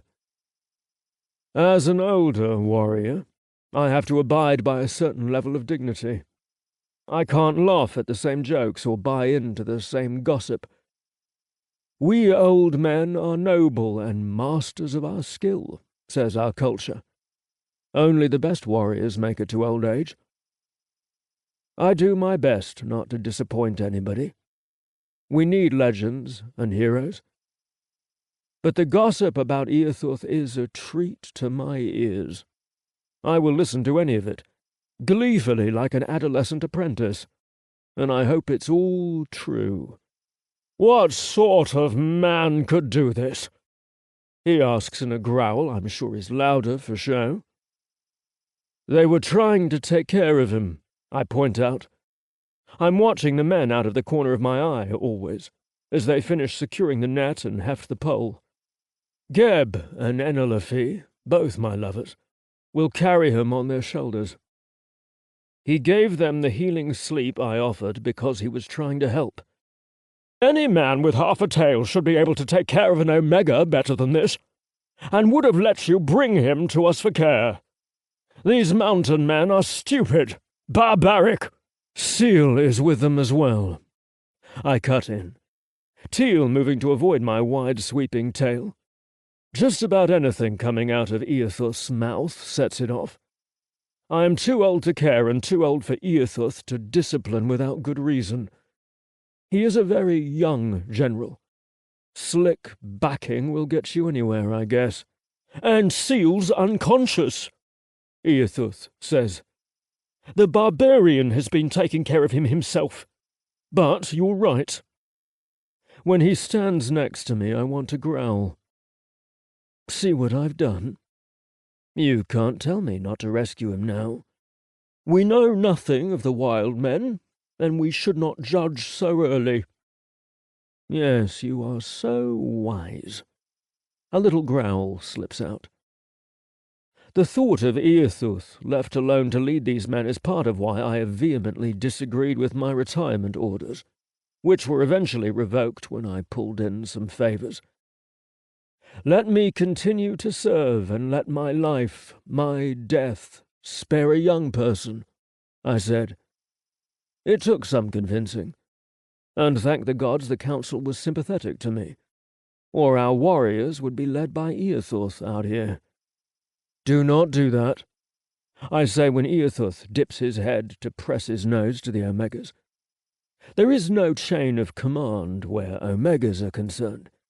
Every Fliafaki has a personal duty to protect them. I only mean to comfort him. He has started a purr. Do not set a bad example for the wild man, I say loud enough for all the men to hear. Eothus' long, quiet stare tells me I got to him. I always wonder what he doesn't say in these moments. I'm sure it will be furious. But in the next breath he is grand and heroic once again. There is another annoying thing about him. He doesn't get angry, and in his mind he is always on the side of right. He is always convinced that everyone, even I, like him. Men, let's get these wanderers home. We are now the tribe of this Omega, and each of us owes him our life. He is not yours, comes a sad but vicious growl. And he is certainly not yours. Look at how you were taking care of him. Do not torment the wild one. I step in front of the net to cut off Eothus' line of sight. I don't know how I could have done this any better, with the Omega sickness creating urgency, but I feel I've wronged everyone. I should have tried to see a better way. It is too late now. The wild man thrashes in his net, and a warrior sticks him with the punishing rod. It is a tool the invaders use on their slaves, and it is a tool we used on them when we took them captive. That is why we have the net, the pole and the rod. It is to contain the invaders we captured for experiments. And now I have used it on one of my people. A wild man, but an escaped slave. I cannot chide the warrior for his actions, but I can remind everyone of an old purpose. We do not know how he came about the Omega or what he did after finding him. For all we know, he found the Omega like this, and now we are punishing him for it. The warrior tucks the punishing rod in a belt loop behind his back. He lowers his eyes because he can tell I'm not pleased. Teal and Anel watch me closely, absorbing every word. He is an escaped captive, and he did it himself without our help. He deserves our respect. That is enough, Eothus interrupts. Use the punishing rod as necessary to keep him quiet. The invaders are thick in this forest, and we have to get the Omega home. Fortunately, Eothas' men do not respect him. He strides forward alone. Quieter, I continue. Respect him. Be as kind as you can, though he cannot be allowed to yell. We must move quickly. When we learn from him, he may be our friend, and he may help us rescue others. There are some nods of acknowledgement. We begin to form a line, and the scouts jump into the trees. Those of us with cargo will have to travel on the ground, and I will make up part of the guard for the wild man in the net. He looks like he would prefer to be dead. When all is well, and his mates are warm and fed.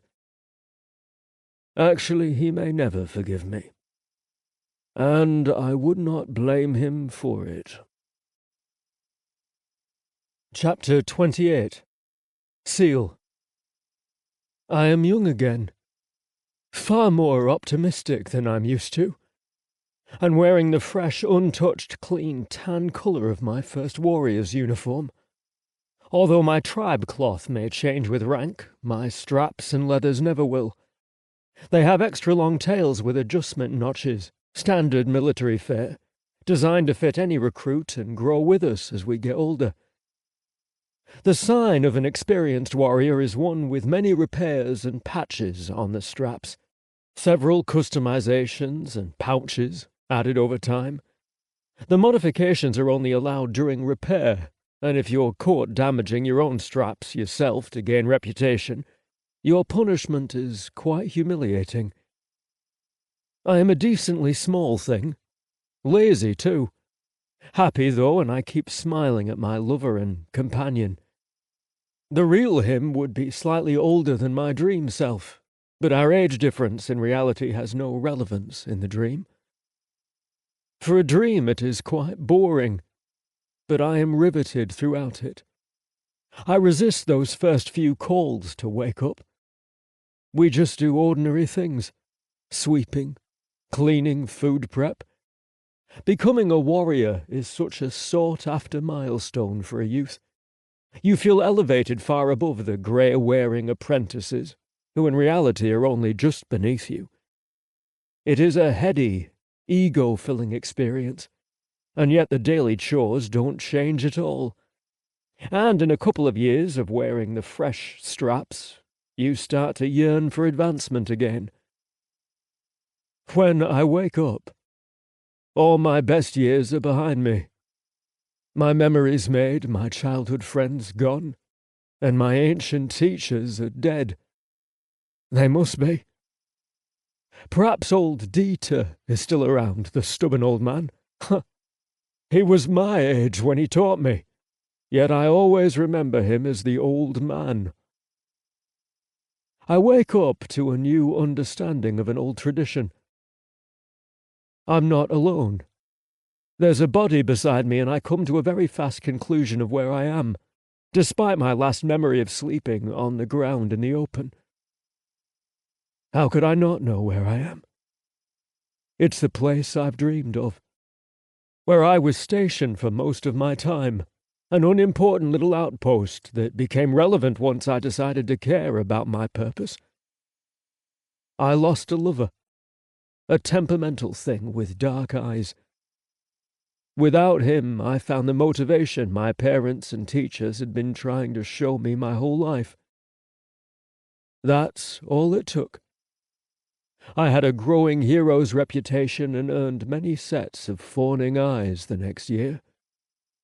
Tradition mandates that an older warrior is not meant to sleep alone, regardless of whether he chooses to keep his company as a lover or not.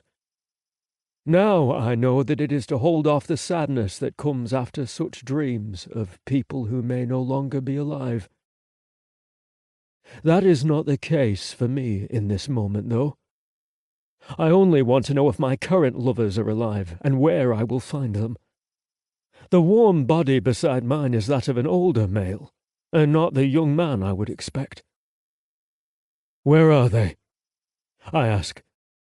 This person has his eyes open, watching me as I take in the sunlight from the roof and all the familiar sounds and smells.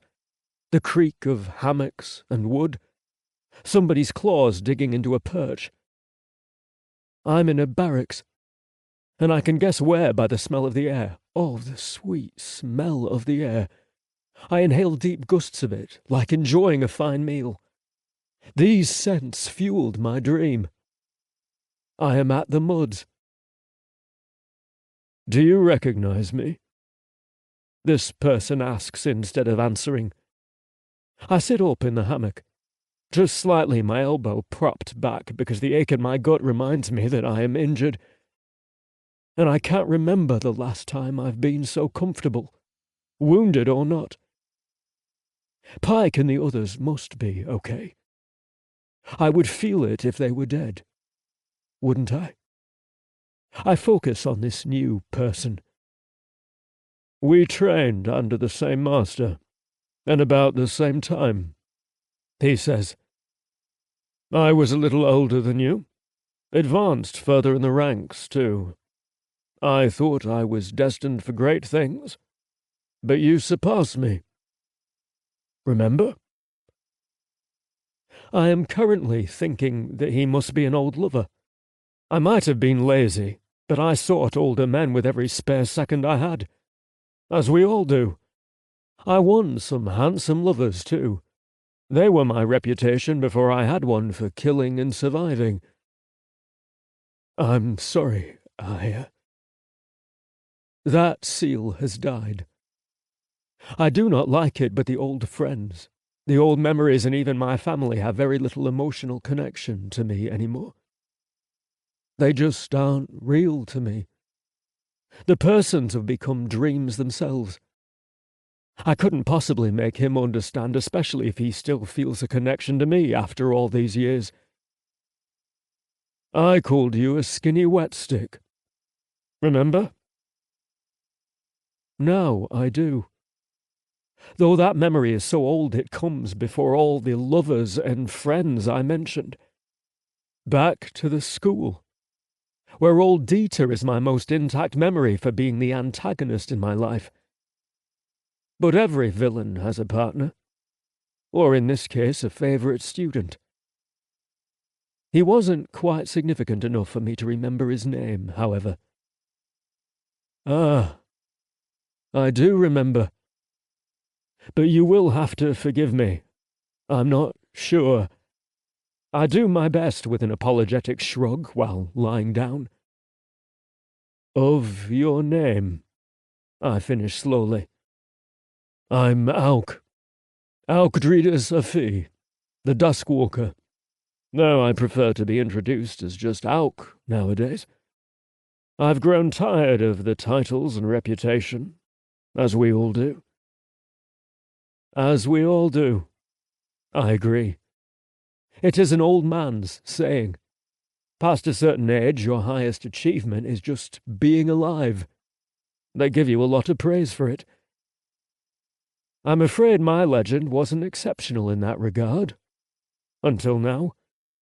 My people would have written me off as dead years ago, when my lifespan would have been quite average.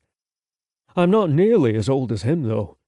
He was already in straps when I was a half-grown pup, only up to my father's waist. Warrior training is a lifelong dedication that starts young. I remember you now, I say. You spilled paint down the school steps and blamed it on me. His face blooms with a smile. I don't think he does that often. Yes, he says with a chuckle, remembering it fondly. You faked gassing sounds at our morning roll call and made my own father laugh at me. He never apologized and forgot about it later. Ah, yes, that was me. Though I forgot about your father visiting that day. It was just part of my daily routine at that point. Yes, I remember. We reviled you, all the apprentices. But you had a special focus on me that made the others forgive you somewhat. You were less horrible to them. I am sorry. He says it simply, irrelevantly, like shaking dust off his tail. I smile. No need. I haven't remembered these things until now. And yet I've remembered you all my life. That's your revenge. The Master and I were so sure I was special that I would become something. He thought I would be the student he was remembered for, the one who would inherit his school and carry his legacy. But you are the famous seal, taught under the masterful Dieter. The student who carried the reputation of his name was the one he taught the least. It dug at him, you know. Every compliment with a mention of your great feats was like a hiss in his face. I think that's why he closed the school. He was gaining more students than any other, and his pride was shredded. He closed the school. Another old memory of my life, completely dead. And strange to think about. I went to a well-known, multi-generational school. Ah, and that just shows the depth of your cruelty. The school was closed before you were captured, and you just never noticed, or never bothered to listen. Your old schoolmates quickly realized that you had little time for visiting once you became famous. I was just... What a strange way to wake up today, with an old friend talking about this. I look at the bright sky through the windows as I speak. I had seen so much death. I lost 3 lovers. I ranked people as either alive or dead, and nothing much beyond that. Everybody lost their importance. The new warriors died the same way as the old warriors. I could not even be moved by my favorite father's death. You were still young. That is how it is until you're old enough to just appreciate each day for what it offers, death or no. It is difficult to explain in such a way for you to understand. It's one of those things you have to experience for yourself. I think Pykh is already there. I almost say to him. He aged decades in his early years. Where are my lovers? I ask. The word mate here could get me in trouble. I don't have a justified claim over the Omega. My caution is rewarded when he says, The Omega is in the General's home. You understand? I nod. Your other lover, Pykh? He is named? His gaze is questioning. He was born a slave. He doesn't know our ways and didn't even know that we exist in the mountains. When I met him, he didn't have a name. So that's how he got it. I understand. Well, he has been difficult. I unhook my blanket and start to maneuver out of the bed. There's no rush. He is safe. The Omega is safe too and has recovered well. He should wake up any day now. You need water and a little bit of soft food. You're weak. Eat first, and I will take you to your Pykh. Chapter 29. Carter. I try to wake up several times before I actually do. I'm supposed to be somewhere. I'm sleeping through my alarm clock. I really should be awake right now, but every time I claw to the surface, somehow I stop short of opening my eyes. Sometimes I dream that I do open my eyes and proceed from there. Oh, thank God, I say when I see Pitcher sitting nearby, all healthy and clean.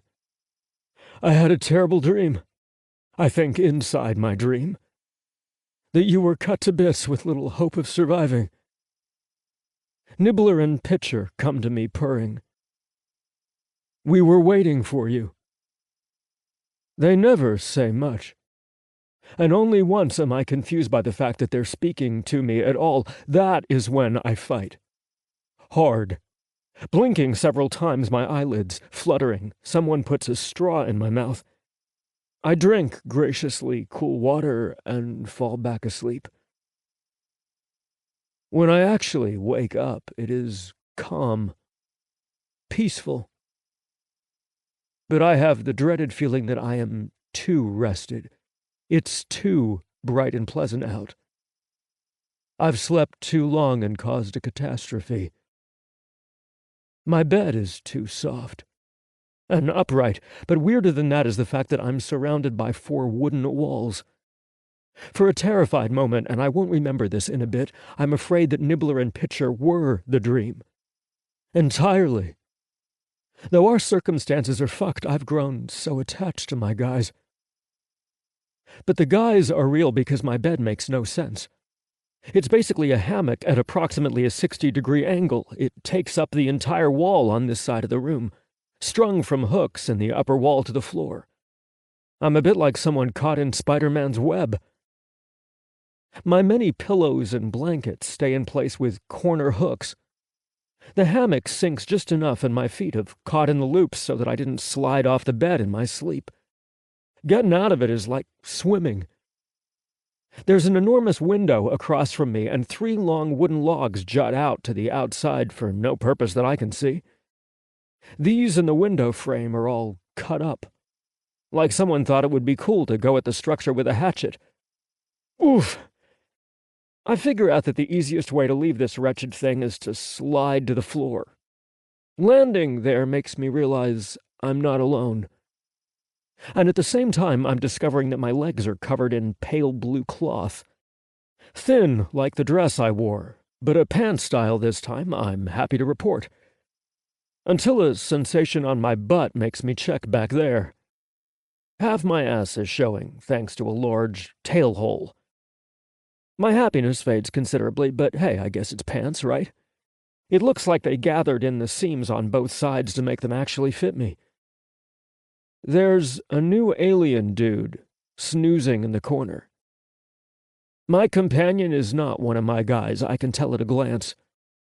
A little smaller than either one, a little skinnier, slightly different in his gray tone with black stripes. A smoother, rounder face, and his nose is too perfect and cute to be one of my guys. His eyes are shut with sleep. I take this moment to examine him. He has the same sort of pants in me, though they're capris for him, in a brown color. Leather padded armor, it looks like, is strapped to his chest like a halter top, basically. He has another leather piece over his groin area, taking place of the heavy-duty silver belts my guys had. He wears the chest holder like Pitcher and Nibbler have. At the shoulders, though, it attaches to sleeves that are wide, flowy, and secured at the wrist. Sort of a gown style, I would say. Stitches in a shinier thread make a swirling pattern.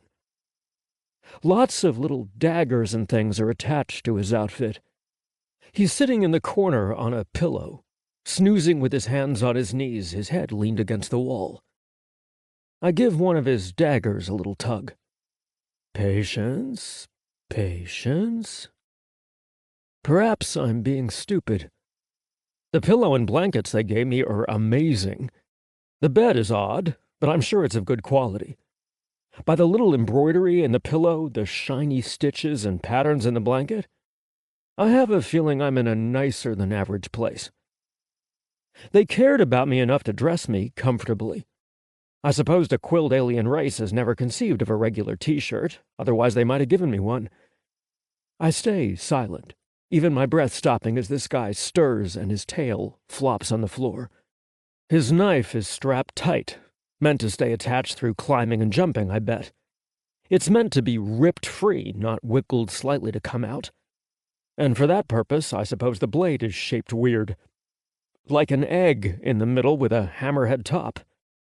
Can't imagine what that's about. I'm just figuring out the little snap that's supposed to come free with a hard yank when Sleeping Dude snorts, huffs, and picks up his head. My fingers move fast, ripping the blade free and holding it under my palm with my thumb as I put on my best, comically puzzled expression. Sleeping Dude shoots up to his feet and I fall back on my ass. Certainly he knows what I did and I just fucked up. I slide the knife under my waistband and down my hip where the material is bunched up enough to hide it. Maybe. If they don't frisk me, ever. Even knowing what a bad hiding place it is, I bring my hands, palms up, in an innocent, "What?" gesture. That little strap on the outside edge of his shoulder hangs free. He rubs his eyes, that strap, dangling. Then he's back on the floor with me, and I swear to God it looks like he's going to give me one of Nibbler's demanding blowjobs, so I backpedal the fuck out of there by crab-walking away from him.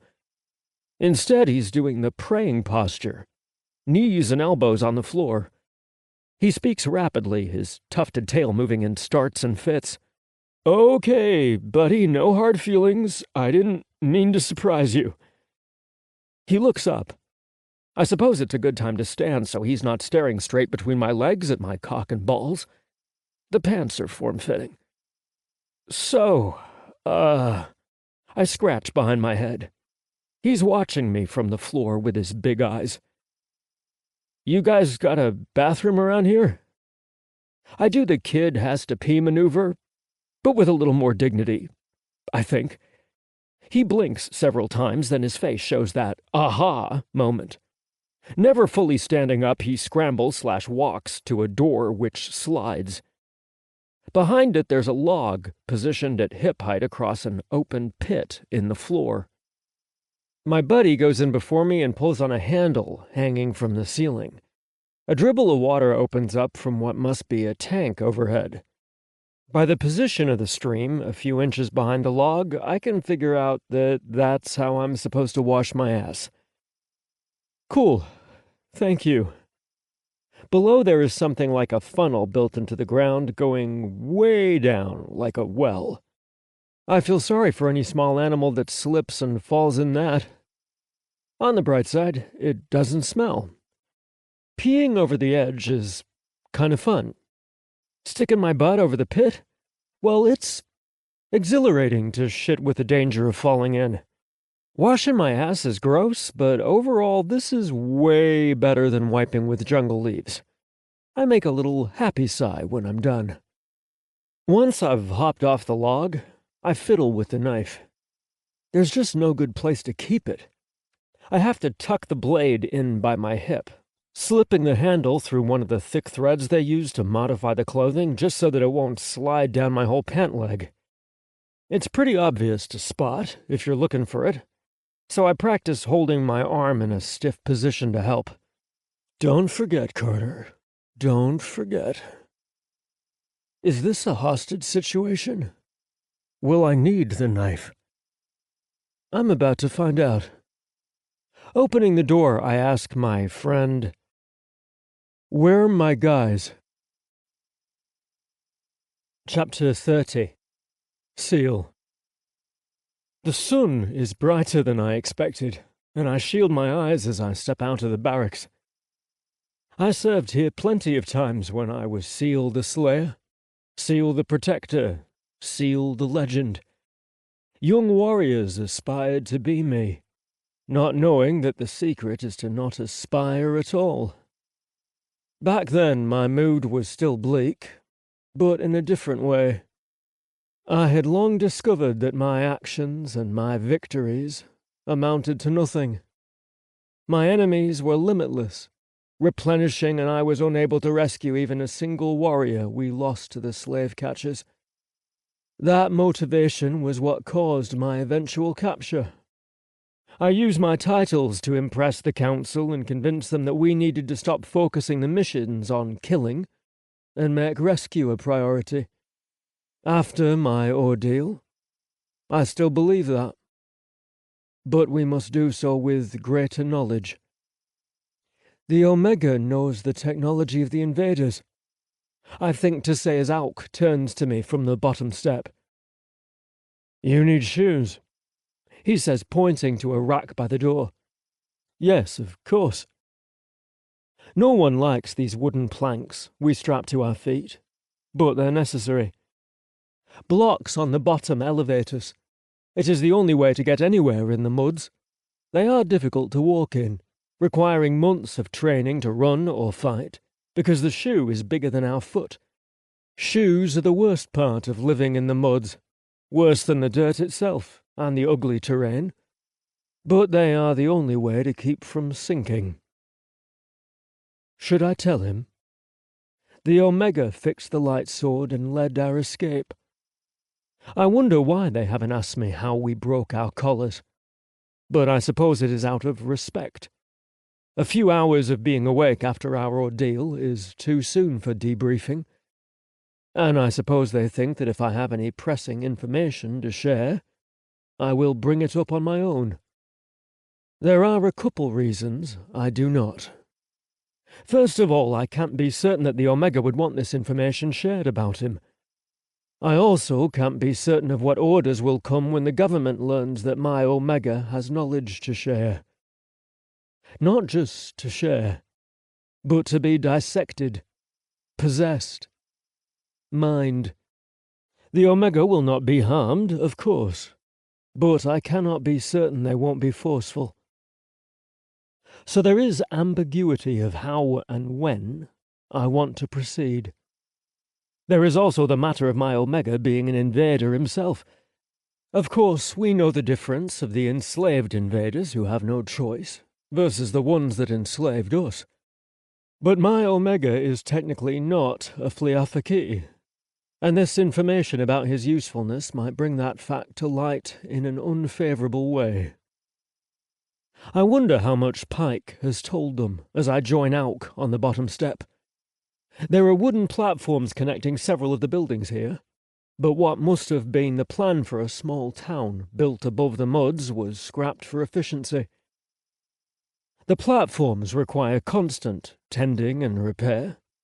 The shoes are quicker, easier to build, and cost far less skilled labour. So we sometimes cross on old rotted planks, and then we step down into the mud itself, where our gait becomes unsteady. Warriors are taught a high-stepping walk to contend with it. I do not miss this, I say, and Auk chuckles. No one does. But the benefit is that young men serving in the muds have some of the finest assets in the entire army. We look good at official ceremonies when the shoes come off and our uniforms are clean. There is that. I forgot how attractive I used to be. Before I got ragged and old, I didn't appreciate it when I had it, I suppose. We pass one of the larger communal barracks, and 3 younger men in particular take notice of us. They are all standing together, and their eyes are mostly for me. One young man starts down the steps, and Auk makes a quick dismissive swish of his tail. I am sorry to say that I've been so self-focused since my capture that I did not think of my previous lovers much. If I wasn't wishing I would just wake up from this horrible dream, Pykh was there to distract me, and I never had with my lovers what I developed with him. I've always been an annoyingly distant and unprotective partner. What has happened to... I give a few lovers names. He shrugs. Never heard of them, but I will ask around for you. Thank you. I mumble, because I'm now realizing that we have gone far past the social quarters. The buildings here are empty and neglected, their roofs in disrepair. There are less people here than I remember, aren't there? They have all moved to the west side of the mountains. The invaders have grown stronger, seeking slaves for their pits. Ah. It is weird to consider that the movements and motivations of the invaders are beyond my concerns now.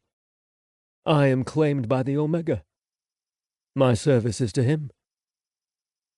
Pykh has never been to the pits. Strange as it seems, we had one of the luxury jobs, tending the red-topped commanders and their herds. It was dangerous work, all the same. He has no comment. He's not a very chatty individual, like Pykh. I suppose I forgot they came in any other flavour, since Pykh is all I've had. I must warn you of something, he says after a time. We've come to a large rectangular building that is unlike any of the places I've seen so far. It wasn't here when I was serving. What is that? It is where we keep the Ealiphi before they are slaughtered. They are the only animal that does well in a confined space. We get weekly supplies from home, of course, but since the journey is difficult, we can't depend on them. I see. You keep the animals a long way from anyone else at the encampment. When I look back, I can still see those homes. The Muds is the only place where you can see so far on flat land. It is. He agrees. And though he hides it well, his body language unchanging, I sense his unease. I suppose Pykh, that is, Ivrir, I will explain another time. I suppose he is more comfortable alone. He has not welcomed us with open arms, though we are his people. His hesitation is slight, but worrying. Take me to him now, I say with an authoritative tone I have not possessed for a long time. I already know I won't like this. And I am right. There is no door on the barn, and mud lines the centre path. The stables have bars to contain what's inside. It smells of waste and unclean animals. I put my first foot on the level of the building, and I know that I must steel myself for what I see inside. Auk has stopped in the mud on the ground to let me go on by myself. This is undoubtedly so that he will not be nearby when I find my lover. My tail rises high, and the tufted end darts back and forth with anger I am not yet even conscious of. For now, my primary emotion is horror. Pykh? I call in a whisper. Alas, I have no choice but to go inside. My mind struggles to list all of the ways this might not be as bad as it seems. They're my people. The Omega is safe. We're not going to stay in the Muds forever. Though I know what has happened to my home and my fortune. A meagre fortune since I am on warrior pay, but I am far from poor. Pykh is going to be properly dressed, properly homed, and if my people accept the Omega as one of their own, which I am certain they will, mostly certain, then soon I will have more money than I know what to do with. The Omega will most likely build a court with a merchant or 3 for gifts, and I'll live in luxury beside him for years to come. And there will be plenty of years to come. Long, lazy, safe years, until the nightmares of slavery have drifted away, if they ever do. All of this contradicts the smells coming through my nose. And then there are the many calls of the animals that are kept here. They are not kept well, I'm afraid. If I was still a warrior, I would bring this up with my superior.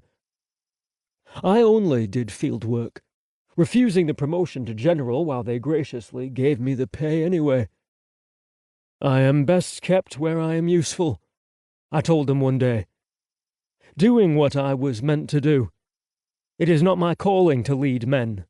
It is my calling to fight alongside them and set an example. They offered every few years, probably out of politeness, and I never changed my mind.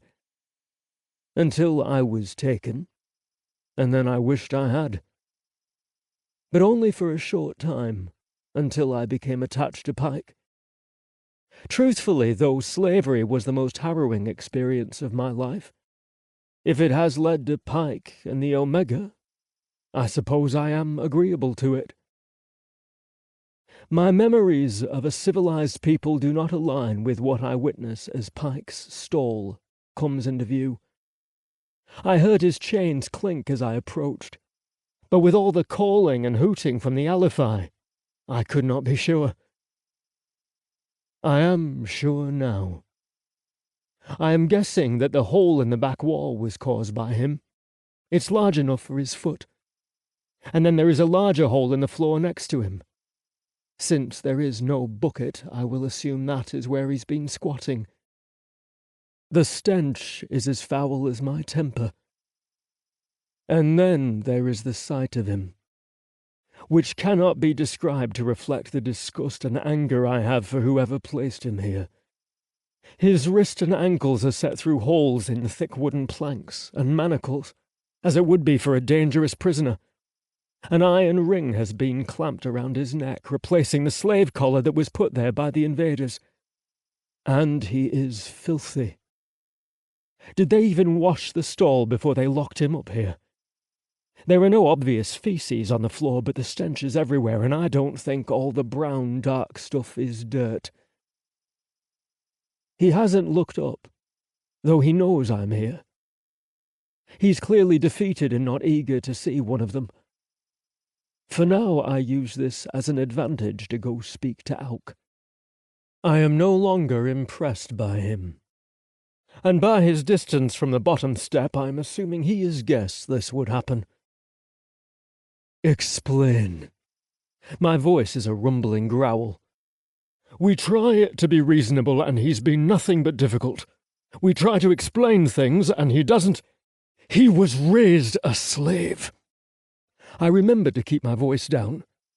I do not want Pykh to know I am here just yet. It is not the time to comfort him. I want answers first. Quieter, I continue. He is the first like this we have ever recovered, isn't he? Have there been any others? No. No rescues except for you and him, though we've become aware of a few wild stragglers. Men who have no idea we are surviving in the mountains. We do not know where their omegas are. They are not friendly with us. I'm not surprised.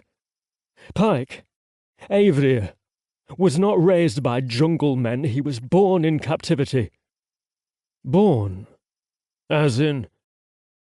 I can guess how some of these wild omegas have ended up.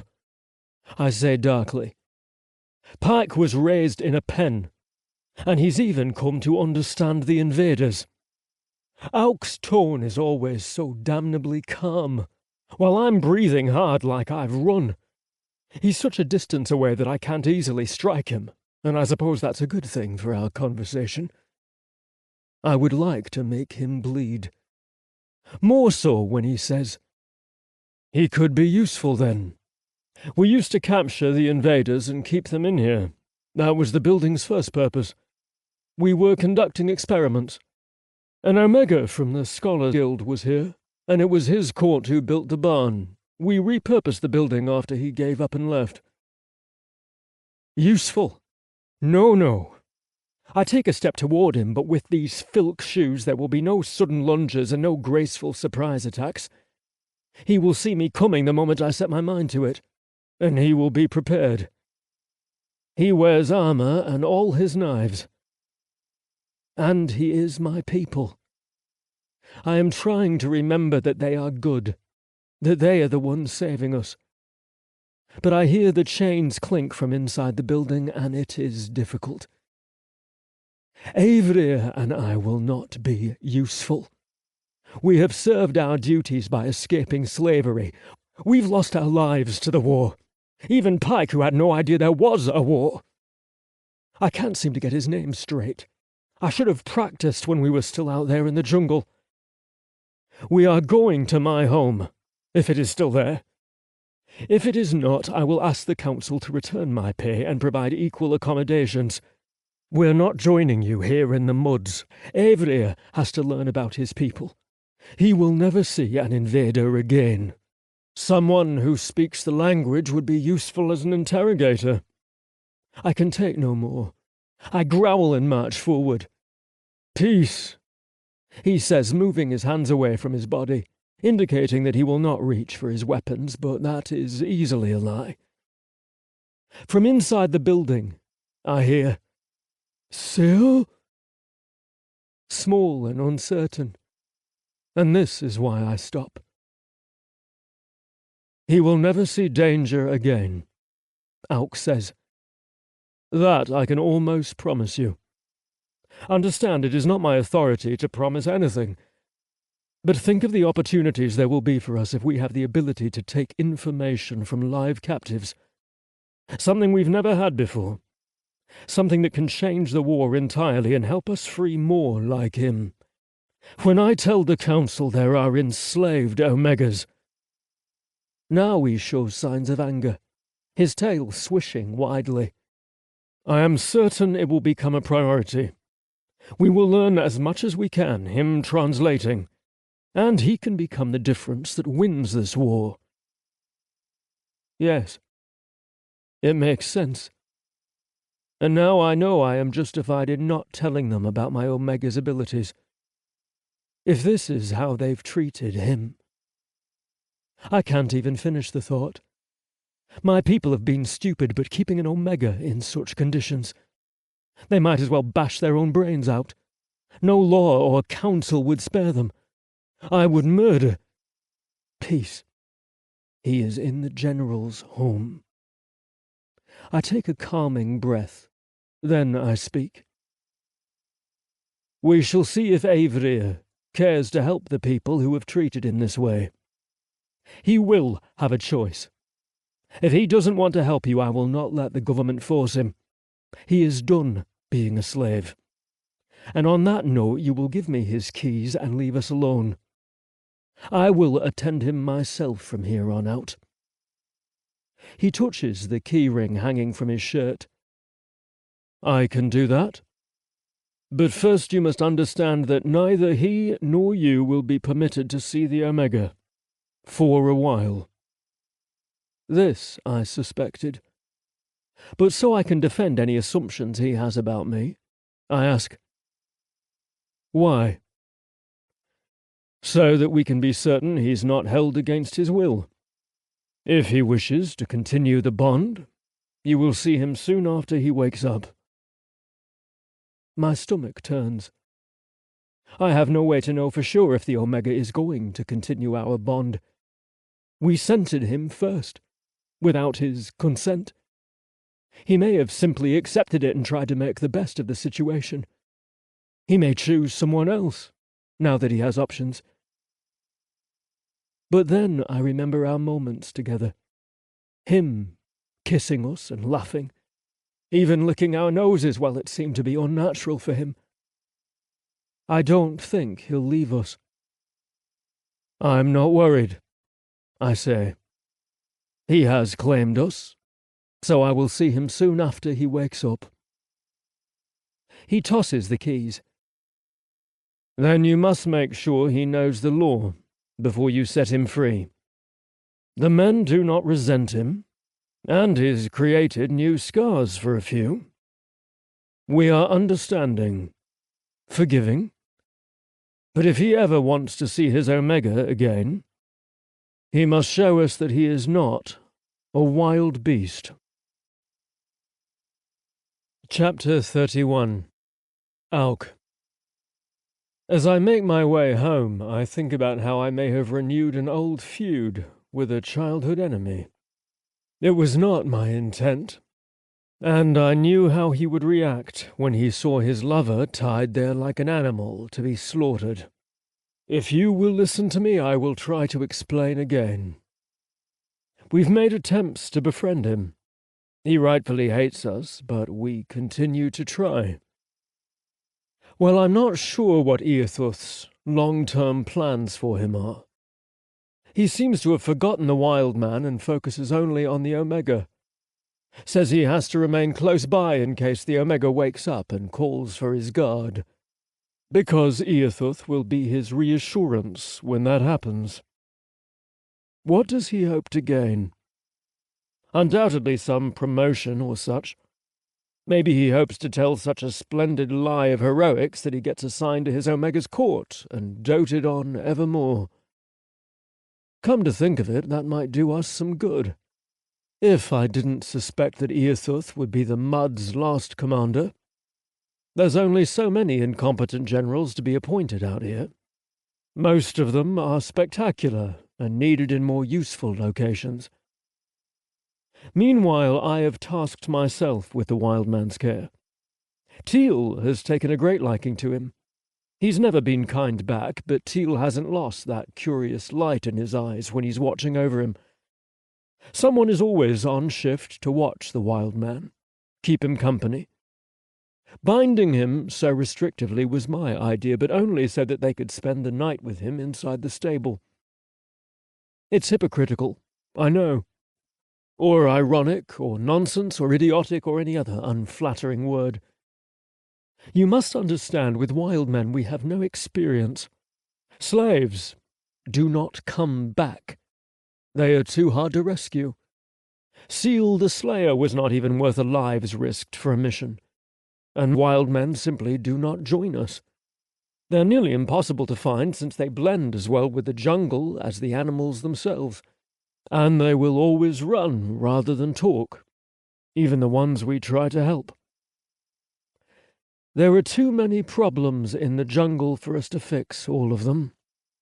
Most of us in the muds, even Earthuth, are not even sure why we're here. It's like the council forgot to give us a purpose, and they're just keeping us here in case they think of one. So it was my idea to bind him well, and spend nights with him inside the cage. Let's just call it what it is. Stable is too kind. And, of course, I bound him well, since I would not put my young lovers in harm's way. His binding has only become more restrictive since those 2 times he broke them. Teal still wears wrapping on his leg, and Enel will have a nice long gouge on his shoulder now. Both my lovers have blamed themselves, and have no hate for the wild man, though I suspect Teal influenced Enel to forgive him. Teal's curiosity is becoming a boyish crush, or maybe an obsession. I'm glad they weren't there when Seal made his way into the barn. I pass an old, shuttered barracks that is no longer in use because there's not enough men to fill it. There's voices and rustling inside. I'm not surprised to enter and see them in the middle of play, suspended downward among the perches, Teal half wrapped in a hammock, hanging upside down, and Enel pushing into him from an angle above. So this is what our careful guard is up to. I sigh for the forgotten honor and stringent rules of the Mud Battalion from my past. Now we have no purpose, no honor, no one to impress. Still, it is pleasant to see them like this. And Teal's eyes go wide, his claws scrambling on the perch to right himself, before he realizes it's me and he can relax. "Be careful, or you will fall and crack your head," I scold, jumping through the perches and clawing up the support beam to get to where they are. I sit and pick up Teal's front half, drawing him into my lap. He sprawls over my knees, head twisting upward so we can kiss. He moans and shudders.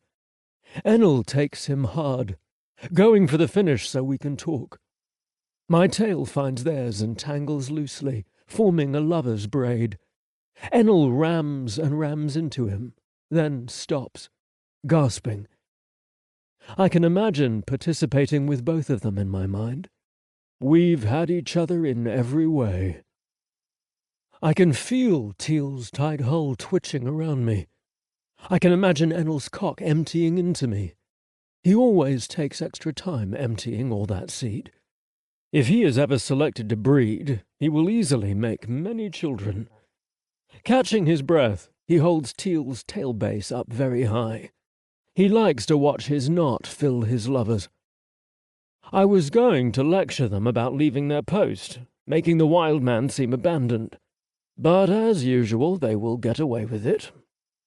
Teal is in a whimpering state, and he says, "Auk, please. Why do you young things have to do this in interesting ways?" I grumble and descend for my duty. In their position, my mouth is going the wrong way, the top of my head aimed at his knees. His hard, untouched cock is like the fishing bait that I latch onto. I reach up and hold his hips as I suck, and now he whines and cries out. He squirms and Enel growls his dominance, drawing claws over his skin, but never enough to scratch, of course. They are puppies, gentle lovers, and if this support beam should show its age by cracking and sending all of us to the floor, it will serve us right. we will land in an unfortunate heap that paralyzes all of us. And I will be so embarrassed. Acrobatics is a young man's game. My cock is exposed, but I won't indulge myself. I am old enough to have a choice in the matter, and right now my mind is weighted with many things. I give Teal all my experience, though. The strange vertical position from my mouth to my stomach means that he goes straight down, spurting into my throat as I swallow easily. Not a drop spills, and I make sure to suck until he is completely gone, and then a little bit after. I take pride in not taking my lovers for granted. Spoiled pups. When Enel is able to separate, we sort ourselves, sitting together on the same perch with our tails linked below. "How is Pykh?" Teal asks. "Seal is with him now, and he was furious." "He is the seal?" Enel asks. "I'm the only person in this camp who has ever seen Seal the Slayer, so that is the reason for their disbelief. I've told everyone who he is, but they have held their doubts. Enel trusts me, of course, but he must have had some belief that Seal would wake and tell me I was mistaken. He is someone else." "Yes, he is. And don't tell him it was my idea to bind his companion so completely. He won't understand. You did it to protect us. He has been dangerous and unwilling to listen, even though we bring him food. Teal talks to him every day, trying to convince him that we're not malicious animals, but he is feral, vicious." Enel shakes his head. "I don't think we can tame a wild man. They're too wild, I guess." He shrugs. "Wild men have parents also," I point out. "It bothers me that there's people out there, our people, who are becoming separate from us. In the old times there were different places, different customs, but at our core we were essentially all the same. Aki means the one people in the old language. Now we are becoming the Fliafaki and the wild men, and we are sharing a territory that is shrinking to a powerful enemy." "That's true," Teal says. "Where do they keep their omegas safe if they don't have tribes and land? All warriors? And do all their omegas look like that? Why? How?" "No, they do not all look like that. Probably none of them do. This omega was brought here by our enemy." How much should I say? None of it yet, I suppose, glancing between my lovers. Some things we scouts keep to ourselves, sometimes to our death. Seal said this Pykh was raised by the invaders. The implication of that is so terrible. I don't wish Teal and Enel to ever know. Although this will be a secret we have to do something about. Seal may have been written off as a casualty to war. In truth, he was a casualty of politics. But this will be information that could unite the parties on whether we should stay at home or continue to fight for old lands. Surely the fatalists will not argue that we should allow the enemy to breed us. Teal nudges me. "What is it, Auk? What are you keeping from us now?" I blink several times, coming back to where I am. For a moment I was having so many arguments at once. Future arguments, conversations that may influence the future of my people for decades to come. That is the secret power of scouts, like myself. We do not make decisions with the reports we give, but what I decide to say or not say will influence that decision. "Oh, nothing. I always dismiss them this way." "What has the wild man told you of where he came from?" Chewing a little twig, Teal shrugs one shoulder. He hasn't said anything at all in 2 days, and nothing before that about where he came from. Just that we are scat and filth and he hates us. Usually he just mumbles, and he's not talking to either of us. We've told him that Seal and the Omega are safe, being cared for, Enel adds. But he seems to think they're dead. He keeps mentioning something. Barbing. What does that mean, do you think? Does he worry we've injured him with our crests? I try to picture whatever activity that would require. That doesn't make sense. Well, he mumbles that sometimes, as well as other stuff. Teal looks towards the door, toward the barn. He is sweet, you know. He loves them, worries about them. I'm glad the warrior has woken up. I'm not. Not entirely. It's true that I've waited with hope and nervous eagerness for Seal to wake up. A rescued slave and a rescued wild man under my care. I suppose I can add a rescued Omega to that, just to mount on the honor and significance. Though I haven't seen the delicate Omega since Eothuth carried him into his dwelling. I've not been called upon to administer any sort of insight. Eothuth has taken him as his personal trophy, no doubt, daydreaming of the praise and promotion he's likely to get. Someone higher up loves him, even if his men disagree. He doesn't realize the power of Seal. Nobody does. This was a man who earned the right to tell the council what they were doing next.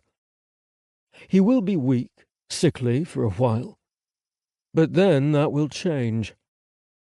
The annoying thing about Seal was that no matter how stubbornly I tried to teach him his place, he would never bend.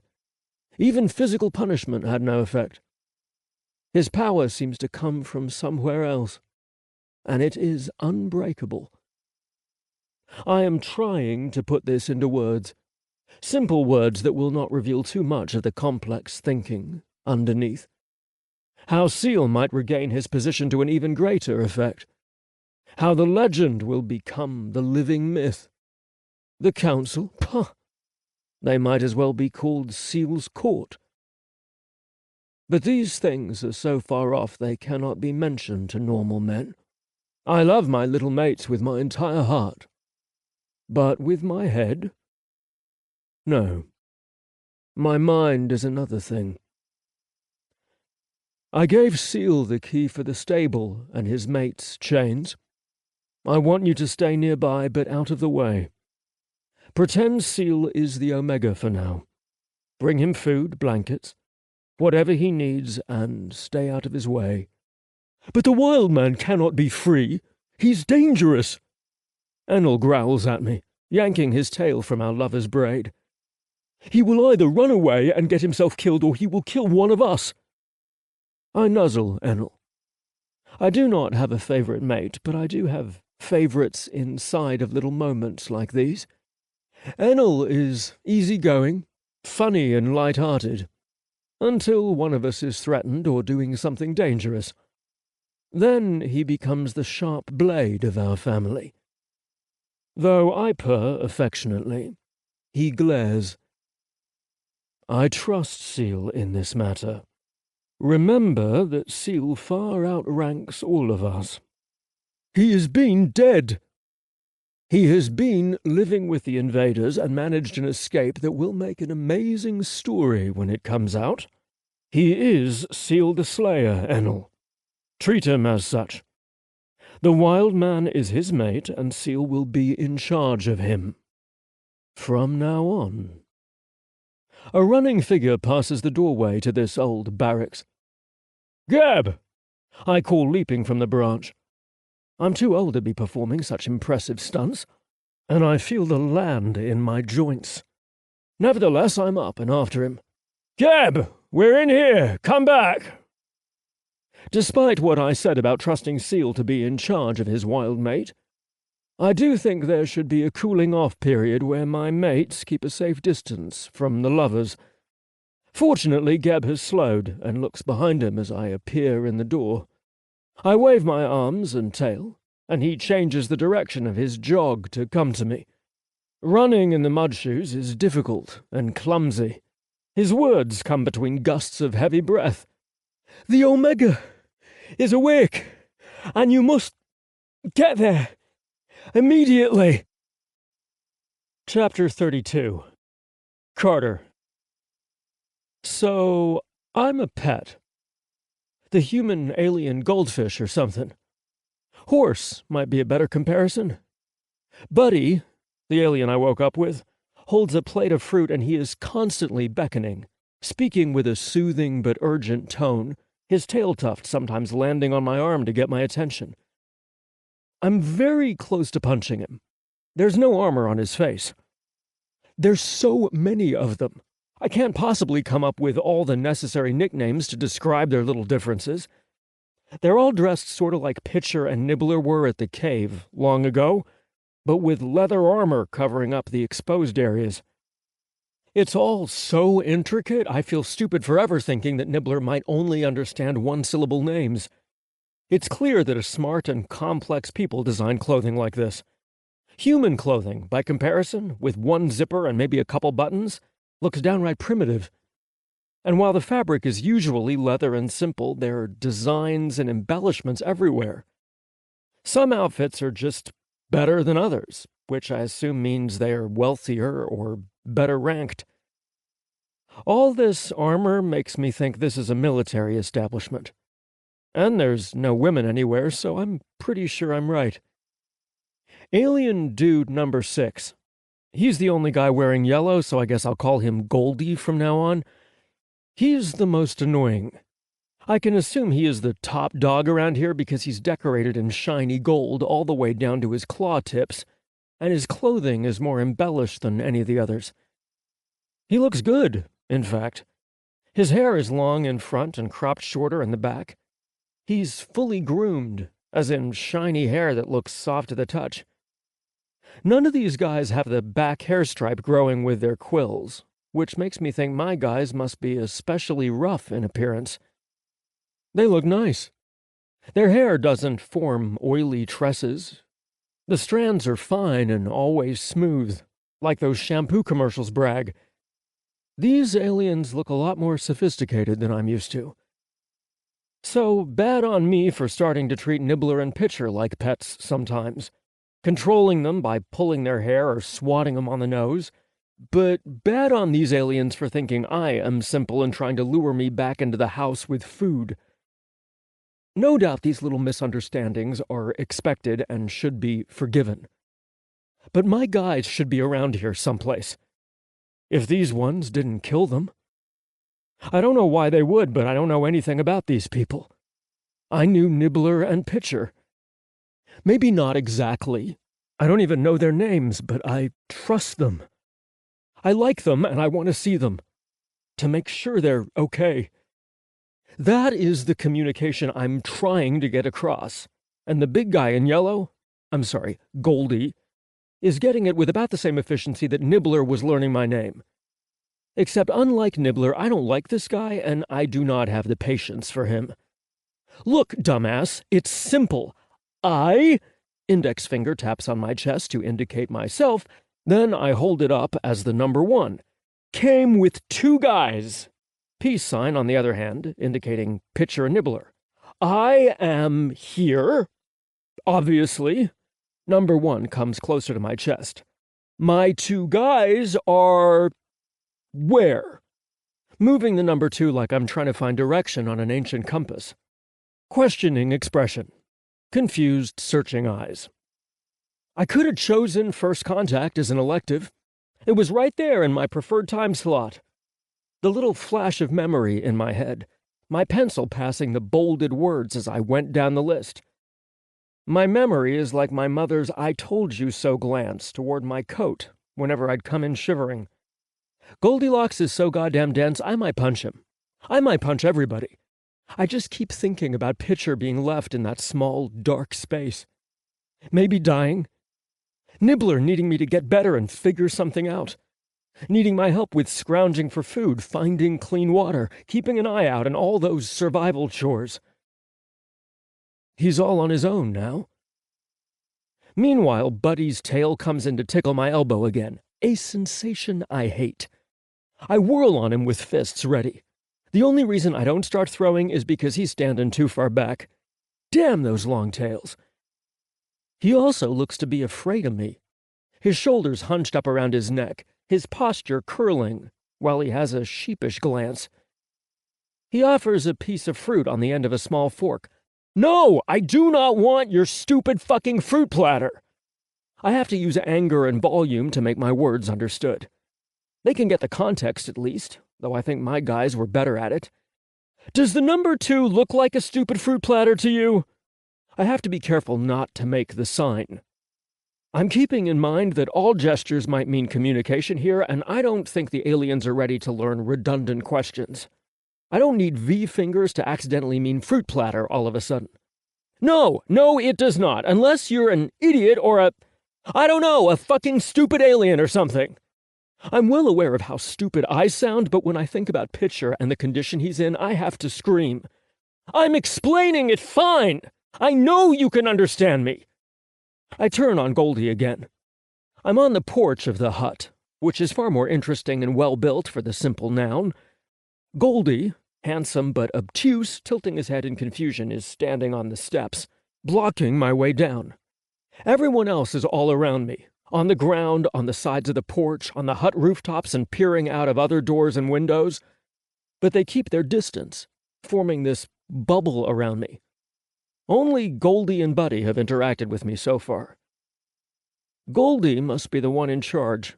He's fancifully dressed, and although he ducks his head whenever I yell at him, his posture is always perfect. He has that large and in-charge direction to his stare. He's a leader. A general, maybe? If I'm right about this being a military unit. And I am the alien. E.T. rebelling against his closeted confines. E.T. had it easy.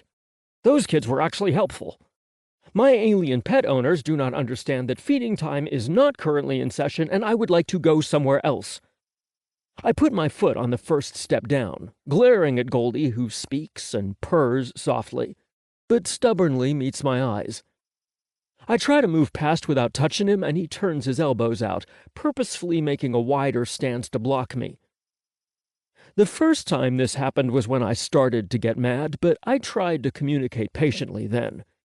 Now I'm somewhat convinced they've done something to my guys, and they don't want me to find out. They don't want me to leave, certainly.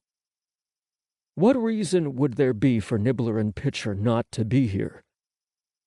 How long have I been asleep? And why?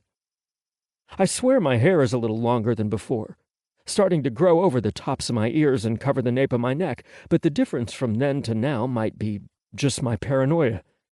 I'm not sure. My sickness is gone, though. Absolutely gone. No stuffiness in my nose or a cough stuck in my throat. That would indicate, I don't know, at least a week? Maybe 2 weeks.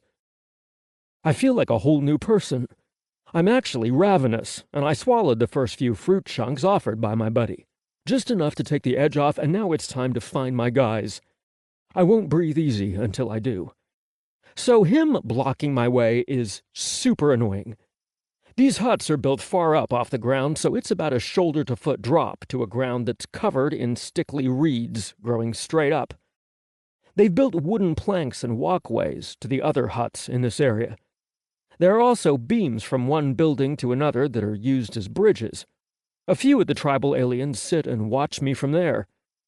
The huts themselves are unusual.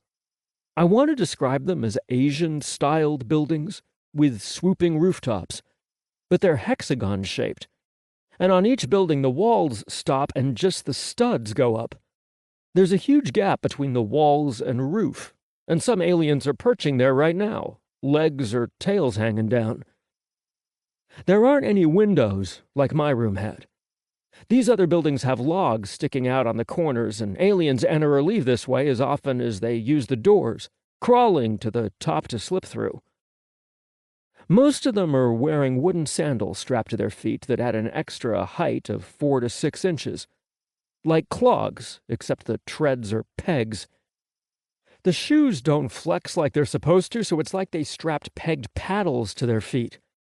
They're already huge, most of them, and with their sandals on, I feel child-sized. I don't want them touching me. It's different than Pitcher and Nibbler. These people are very strange, perhaps malicious, and I don't know what they want with me.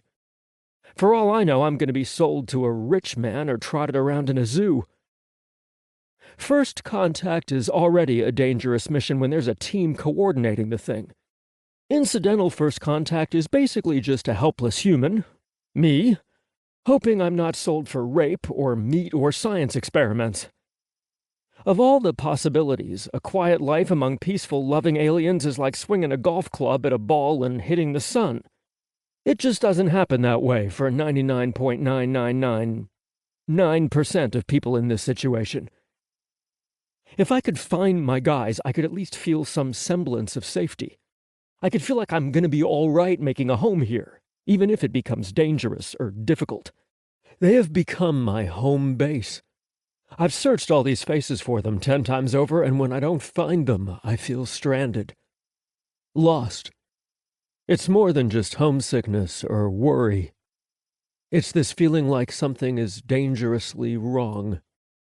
And Goldie here knows it. Maybe all of them do. And they're all keeping it from me. I consider pushing this 200-something-pound alien off the steps. Maybe we could scrap. Maybe I'd win. I don't have to throw him down, I just have to knock him off balance in his clunky shoes. But then I'm back to that touching problem again. The tail tuft of Buddy bugging me occasionally is awful for its own reasons, but I don't even want to brush shoulders with this guy. I wasn't always like this. It must be a symptom of PTSD. I'm not sure. I'm getting so stressed out I'm starting to shake. They speak to me in pleading tones, offering the food. Goldie reaches out to me once I've backed up a little bit. I run my hand through my hair and look around. I'm stranded here with no idea what to do next. I'm more scared than angry. Far away, through a cluster of buildings, I see an alien running toward us. Well, jogging, rather.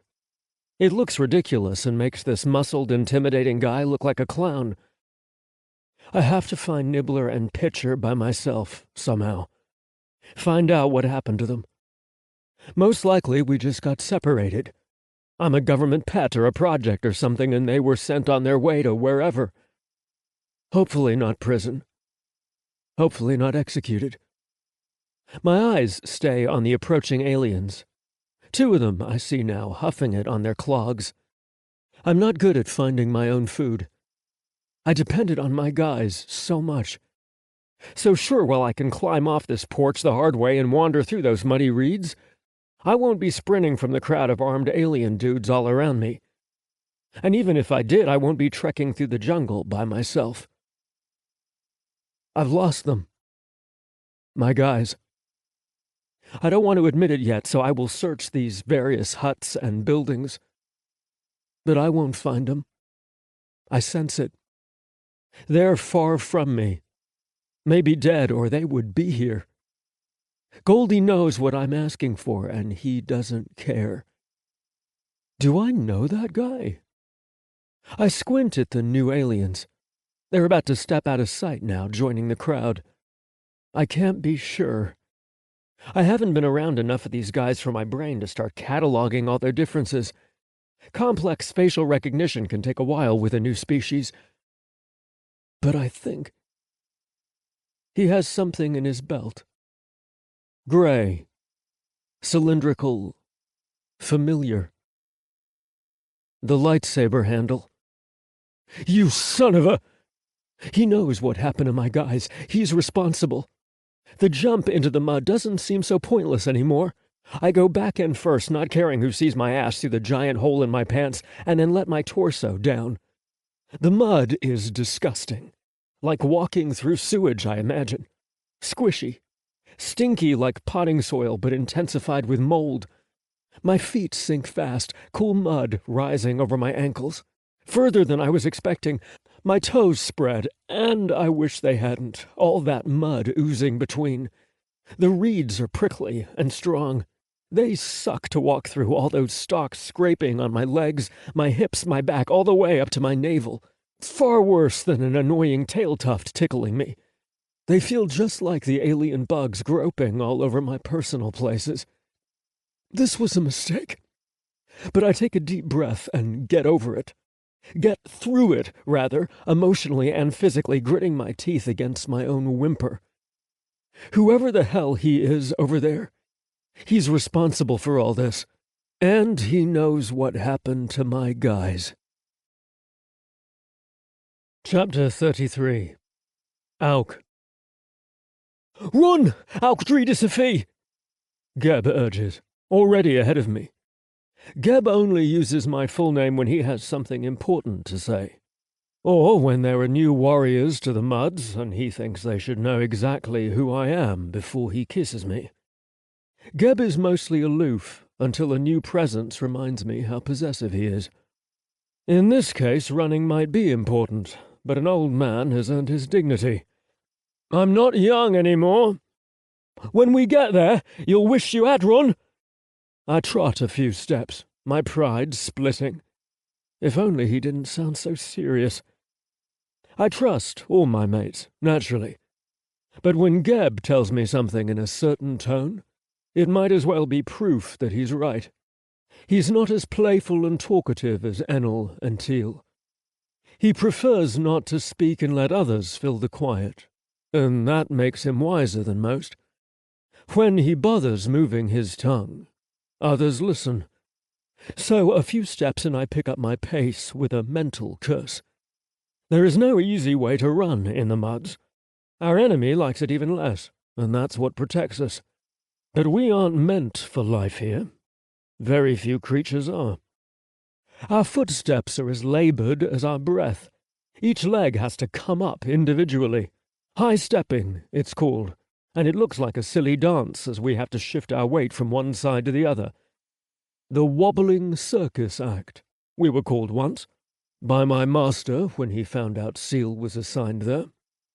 We warriors of the muds have our own pride, our own importance, and others learn to respect that. We are the most independent battalion in existence, and most advances in the war originated here first. Information we use at more important borders. Weapons we steal from the invaders. Unfortunately, none of that shines through when you're running like an idiot. Less so for me, an old man. Then we approach the center area, the only part of the base that's actually inhabited now. And I see why Geb urged me on. What the hell is he thinking? Is this some kind of show?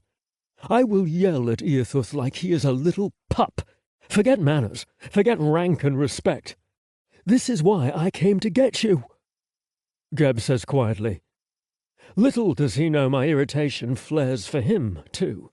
A bit. I'm happy he got me, but the problem with Geb is that he also doesn't speak when he should, especially when Earthuth is present. If I lecture him, it will be later. He is not to blame. Is this what we do now? I say as I'm pushing younger warriors aside. We put our own megas on display. We make them walk in the mud without shoes. I shove the spectating warriors aside, striding through, saying a lot more under my breath that would be allowed if I had the air for it. My warrior senses will always be honed. My reflex is quick. But out of respect for my age, I have not been asked to run around the muds in a long time. I think they are parting before me because of my anger. I stand tall, glaring at them as I go by, my tail making angry swishes. But all at once the crowd is no more before me, and I see why. It parted from the other side too. An angry Omega with his eyes narrowed and his fists clenched, coming at me. I stop short, startled. For a brief moment I turn my eyes aside, looking for a place to stay out of the way like the others have already done. But that won't work. His anger is focused on me. Specifically, me. I don't know why. I haven't done anything except try to help him. But I'm remembering now how determined he was to kill me. And I have that very weapon in my belt. I grab the handle and turn to Geb, but he isn't there. My eyes search for him. Geb! He abandoned me. There he is, peering from between two males a safe distance away. Come get this! Keep it, hide it in your belt. His eyes dart fearfully to the approaching Omega. Mud pulls on his gait, but the angry little thing will not stop. No! I use my most serious tone for him. Reluctantly he slinks forward, his arm extended to its maximum reach. He takes the sword with just his claw tips and then pivots away into the crowd. Both the Omega and I watch his retreating back. Geb has enough common sense to be far, far away. An Omega's command must be obeyed, but there is some leeway in this situation since we can't understand this one. He is obviously not of our people. We haven't had this problem before, and I don't believe Eothuth has decided how to deal with it. Since this new Omega doesn't know anything of our language or our culture, it stands to reason that he would be treated like a foreigner, like the wild man who calls himself a Pykh. But I would rather throw myself in the mud and let him walk across my chest than even think of handling him the same way. That does not mean I want to be humiliated by those tiny fists. I've done nothing wrong. I back up when he gets too close. Eothuth follows, just out of arm's reach behind the Omega. He is not happy with you, he remarks from over there. The Omega starts speaking at the same time. His voice is not deep, but his words are fast, and he spits quickly to the side. I spread my arms to indicate that I am no threat, and flatten my crest, lowering my head as much as I can without taking my eyes off him. He tried to kill me with a weapon I don't understand. He is unlike any Omega I have ever seen, and I don't want to take any chances until I know more about him. Also, there is a slight chance that I could accidentally hurt him by defending myself. These are the reasons I will use to excuse my behavior later when the younger ones ask for my story. You're not supposed to run from an Omega when they want to speak to you. I'm attempting as much of a bow as I can while my heels seek steps backwards.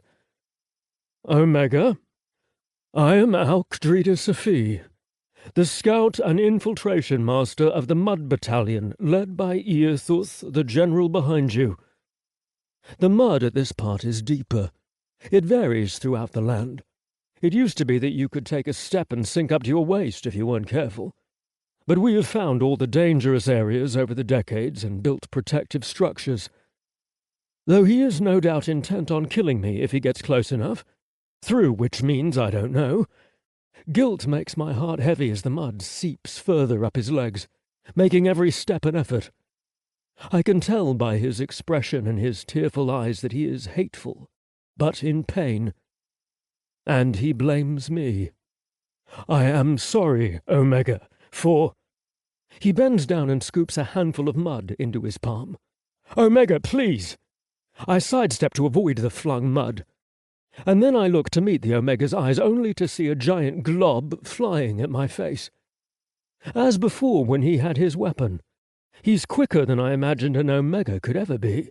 I barely managed to duck in time. Your mates are fine, I say in a much louder tone than what is permitted. I take wide, clumsy steps to avoid several more throws, and he's getting better at aiming them. One strikes my knee and my tail takes an aggressive stance, because it hurts. The Omega looks like he wants nothing more than for me to challenge him. There is a quiet, simmering presence in me. Interested, but far too old and tamed to speak to me. They are just recovering. I am examining the stares of the young men, evaluating them for the same dangerous interest, while picturing the wild man, slumped so pathetically in his stool. Lying to an Omega is to give up all your honor and rank as a warrior. We have done nothing wrong. We're trying everything to help him, and... The throw to the right was only a bluff. A sloppy, moist glob smacks against my shoulder and dribbles down. I groan. No one in the muds is exempt from doing their own laundry. Not even the general. While the land is bleak and the smell on a hot day will make your tail limp, we do produce some of the strongest, most steadfast warriors in the service. Our current purpose is mostly as a training camp. Looking around, I can see that we are failing the new warriors in proper decency. Earthuth has let the stairs go on too long. This will not be left out of my communication directly to the council this month. But then I cannot leave out my dodging and backpedaling either. When an Omega wants to strike you, the proper thing to do is bow your head and accept it. They usually can't do much damage anyway, unless you've done something truly despicable. I will have to put in my report that he tried to kill me. That he could have done it. Somehow they will have to understand. This Omega is as wild as his Pykh lover in the barn. I never imagined facing a situation like this. There is no training or proper protocol. We are only trying to help you, I say in my best soothing croon. It is not a tone I'm used to. Geb is my first and longest lover in this battalion specifically, because he does not care for assurances and soothing words. When the claim has worn off and your wild lover can act rationally, in a manner that provides for your safety, the wild man could have killed them. If we had not come to take them in their sleep, they most likely would have died from dehydration, or their symptoms would have been worse, their bodies unable to heal efficiently. And yet the Omega is not appreciative. The crowd has closed behind me, and I have to move in a circular fashion to keep my distance from him. What could he do with those tiny fists? He has no claws, and no tail to whip me with. But those narrowed eyes and that grimace on his face are clear. He will try to murder me with whatever means he has, even if he has to wrap my own tail around my throat and strangle me with it. It's a good thing he is not an Omega of our people, or I might be facing an execution. Omega, listen to me. I should not have come. Auk, he does not speak our language. Earthuth offers helpfully. Then he beckons Affec with his claws. Bring the platter! I do not think a tray of sweets is going to fix the matter in his mind. I growl so that only the general can hear. My evading movements have brought us close. Poor Affec steps down from the home with his crest slick as skin, and his tail tuft hopping in a scared manner. There's no reason to bring my lover into this. He is my lover when I'm speaking to Earthuth, always, though I would use Affec's name in any other circumstance. It is not random that he is in the general's home, tasked in this manner, though just this once I did not mind Earthuth's graciousness, since it gave me an information source during the Omega's care. Affec has a way with him. You will see. I leap to the side and Earthuth does not. His gaze over his shoulder as mud flies from the Omega's well-aimed throw. He is dexterous. It lands in the center of Earthuth's throat, making him grab his neck and lean forward, sputtering a moment. And the splat dirties his entire outfit. Brown globs spread from his fancy gold necklace to the ornate armor covering his chest. He has never looked better in his general's garb, in my opinion. I will gloat about this later, but for now I am concerned about Affec getting too close. Do not bother, he doesn't want sweets. But regardless of what I say, I am not the general. Affec's gaze toward me is longing, begging almost. But then he looks at Earthuth, who is busy staring down at himself in horror, his arms held away from his body, unsure where and how to start cleaning. We hate mud. My poor lover bows his head so far he's like a timid rodent, hiding under a log. He purrs despite this, weakly, and offers the platter at the end of his fingers, as close to the Omega as he dares. Who has just scooped another sizable glob and is packing it into a ball so it won't fly apart until impact. I am ready. Omega, these are for you, Affect says in a wobbly voice. The little one regards him, and dread urges me to run to my lover's aid. But we are at opposite sides, the Omega between us. I'm too far away to be there in time. To my surprise, the Omega does not throw. He glares at Affect hatefully for a time, while I have already imagined the attack to take place, my instincts warring over protection and sympathy.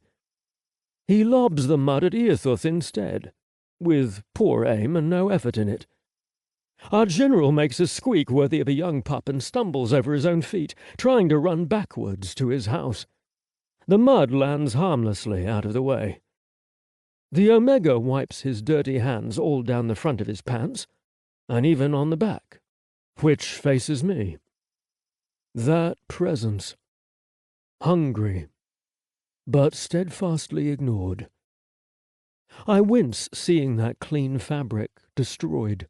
It's practically illegal here. The Omega yanks the tray away from Affect's hands, and I can see the moment when the young warrior tries to decide between staying and fleeing. His feet remain planted, but the rest of his body agrees to flee, leaning away. The tray is set carefully on the ground, which none of us were expecting. I thought he would find the fruit pieces to be easier ammunition. Instead, the Omega tries to speak to Affect using his fingers. My lover listens, understands, but is ashamed and afraid. He is bound to the General's orders, which are currently coming directly from Earthuth and not the Council, as far as I know. Keeping my eye on the pretty Omega, I pass carefully with steps as silent as I can make them. That underneath presence in me catalogues little visual details, like how his rump is half exposed in those leggings. I turn my head, honourably, but my eyes notice his form no matter what direction I'm looking. I would never try to act on this, even if I were left alone with the Omega for a long time. But there is something there. When Affect does not respond, the Omega looks lost, searching the faces of the bystanders. The fact that he is unguarded calls to me. We do not have to do this to him, I say to Earthuth, speaking from the ground while he has achieved safety on the platform of his home. A young warrior is helping him out of his sleeves, delicately without smearing himself or the General further. It is just the claim and the disorienting experience of waking here. We knew he would react badly. But not this badly. We should show him his mate so he understands he's safe here. And somehow I will have to get the wild man in presentable order. And then what? Earthuth asks. Once he sees the Guardians, who may have forced the claim marks on him, by the way, he will never let us keep them separate. His communication will be absolutely clear, and I will face being arrested, imprisoned, possibly executed. His communication is already clear, I point out. Is it? The General gives me a wry grin. He's such a bumbling oaf all the time, I forget that some days he has some sharpness in him. Maybe he means he wants 2 fruit platters instead of 1. You know that is not what he means. And you know that we do not let wild men claim any Omega they happen upon like they are dropped coins in the street. The assisting young warrior's eyes communicate that he agrees, that the General is right. Somehow, due to the most unusual circumstances, disobeying an Omega's order and making him a prisoner has become the good thing to do. It is a sour-tasting truth. Chapter 34. Carter. So the thing about throwing mud at a bunch of aliens while they stand around and watch is that it's fun, good exercise even. But it's not sustainable forever. Eventually your throwing arm gets tired. Before that, you'll come to the conclusion that your actions are having no effect that's useful to you, and before that, you'll just be damn frustrated that your attempts to communicate and find out what happened to your friends, who might be dead, who might have been murdered by the very aliens that are currently taking care of you, or they're just alive and doing fine somewhere. They dumped you off on their government and skipped their merry way to somewhere else without you. Because let's face it, who the hell wants to start a 3-person marriage and have one of your spouses be E.T.? What the hell was my point? Yeah, sorry, this is how my brain has been. Just a swirling mess of crap thoughts while I mumble to myself. Oh, right. The thing about throwing mud at a bunch of annoying aliens is that eventually you have to give up and go inside. You have to slog, one step at a time, your feet squelching in squishy mud past your ankles, taking extra effort when you get stuck. Your hands and your lower arms are dirty from all the mud throwing. You've got some of it splattered on your bare chest, too. And a little on your face, from the blowback. Let's not forget that everybody gets to see your naked butt as you're retreating. Alien fashion wasn't designed for your tailless rear end. All of this twists your ego, dignity and soul up like a wet rag wrung out over the sink. The juices of your self-worth making a little puddle. I could go on about how I've damaged the image of all space marines. I haven't done my engineering and technician diplomas any good either. And then there's the fact that I've hurt my reputation among these new aliens, who might be thinking of me as more of a primate than a sophisticated human because of my actions. First impressions can be paramount. They might put me in a cage so I don't go wild again. That hasn't happened yet. I've mostly been left alone and fed. Cooked food, most of it good, some of it just different. All of it finger food.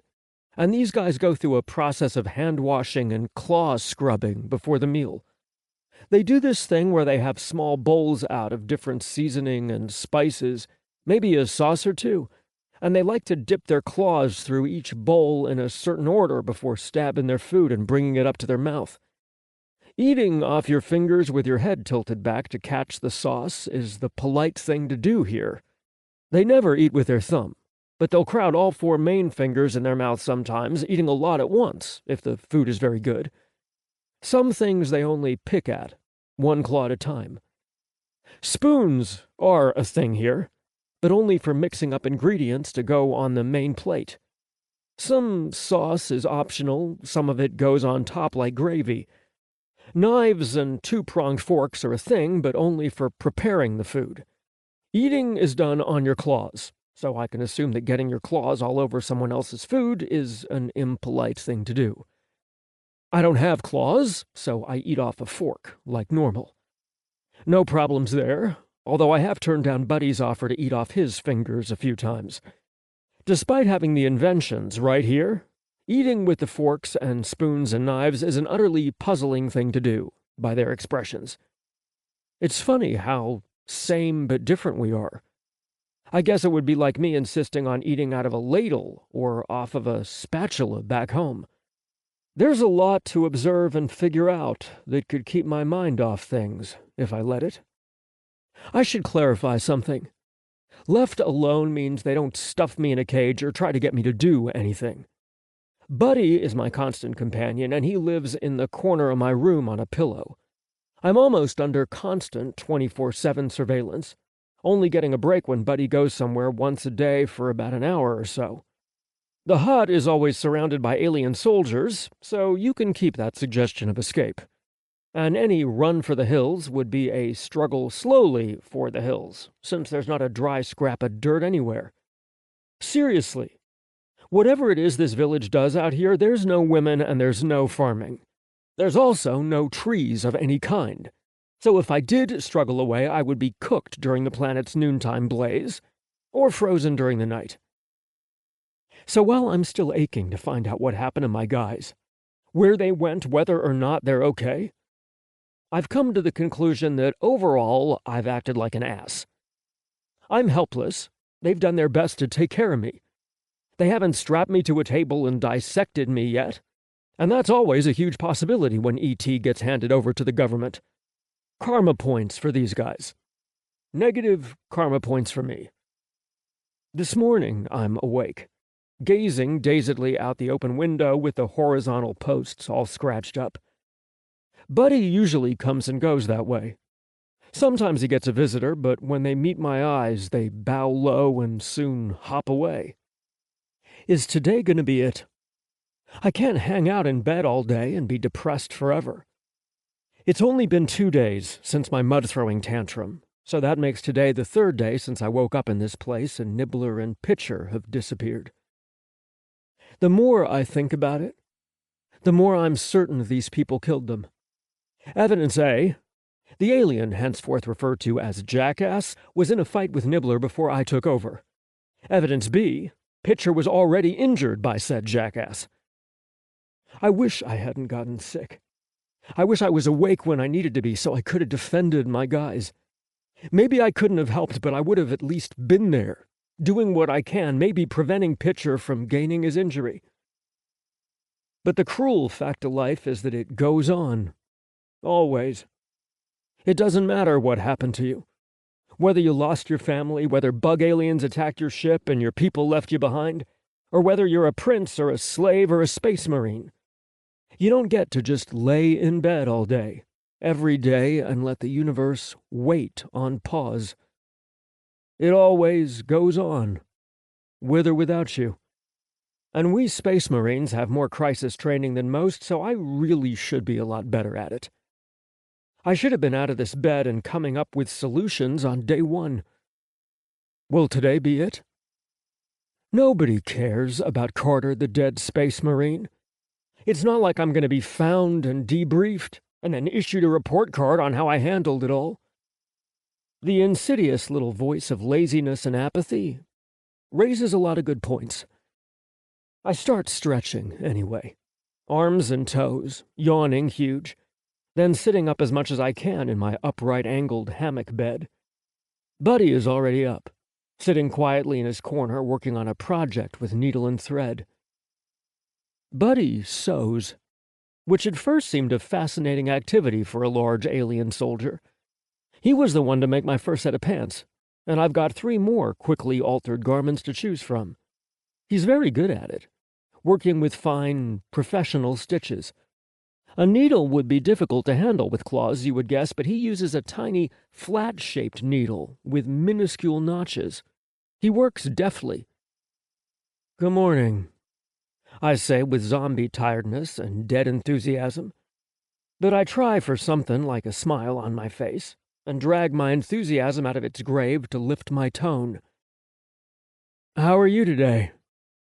See, I'm a polite, sophisticated alien who appreciates you taking care of me, even though you with the other soldiers may have murdered my men, and who knows why. That thought makes my brain and limbs so heavy I almost fall back into the bed. But he smiles slightly, returning my politeness. It's going to be a good day, huh? I say under my breath, and mostly to myself now. It's how I say most things nowadays. I ponder, remembering my last conversation with Nibbler and regarding my new buddy. Oh, why the hell not? Hey, I'm Carter, by the way. I put a hand on my chest and tap my fingers. Carter! I'm Carter! Me, Carter! He tilts his head and his lazily flicking tail stops. He sets the sewing down and watches me. Carter! Kitty! He says, totally butchering it, especially on the A, but I never expected perfect pronunciation. He repeats a few times, getting a decent version, and then just stares at me, waiting for my affirmation or maybe a correction. Then he says some syllables with a small rumble in his chest and a roll on his tongue. He repeats it 3 times, the subsequent times more slowly, and then just the first part, the easiest part for me to mimic. I'm sorry, I don't want to play. Back to bed it is, then. This was a pointless effort. A confusing action. I got exactly what I wanted out of it, didn't I? But what can I say? I'm petty. I don't like him, or them, or anyone. How dare he be better at the name game than Nibbler? I'm being childish again. Fine, then. I pace 4 steps away, 4 steps back. I stand over Buddy with my hands in fists at my sides. His eyes widen and his quills go down, his neck shrinking into his shoulders like a frightened turtle. Why are they so intimidated by me? I'm so short compared to them. Maybe they think I'm poisonous. I don't mind. Listen, if you're smart enough to understand my name right away, then you know exactly what I'm asking. I don't go through all the motions and words again, but I put the number 1 in the center of my chest and the peace sign set apart from me. I'm not going to play nice alien pet for you. That was for my guys, not you. So whatever plan you have for me, you had better figure out that I'm not playing. I'm not dumb either. I kick his leg. Not hard, not with anger or force. Just an action to let him know I don't like him. With my hands frozen in their symbols, I bend down and get right in his face. He leans back until his head is against the wall in the corner, his bewildered eyes blinking. They're so nervous around me. Possibly just because I'm different. If only I had a gun so I could convince him that I'm worth obeying. I speak loudly, in a firm tone, right in his face. You owe me an answer. You might have had a reason for what you did. I might not forgive you, but I'm smart enough to figure shit out, and you're smart enough to give me the decency of an answer, so I don't have to guess. You can just tell me, and I can stop killing myself. Since I have him so helpless, I poke him in the throat. Right in the clavicle where even the biggest man'll feel it. You owe me an answer for what you did to my guys. And I know you're smart enough to come up with some stupid sign language for it, so I'm gonna keep asking you. This guy looks like I jumped out of the closet in a Halloween mask and yelled boo. Even I'm confused by how effective my little speech is, and yet ineffective at the same time. I wait, but no answer is forthcoming. All right, then. Screw you too. I sigh. Then look around, making sure I haven't gathered another spectating crowd outside my window. It's all clear, and I wonder, what now? His project draws my eye. It seems to be a set of sleeves made for me. And now I know why he's hovered so close with such a curious eye recently. He must have wanted to get measurements. This piece is more intricate than the pants he modifies for me. He seems to be making this from a brand new bolt of cloth rather than just modifying something that's already there.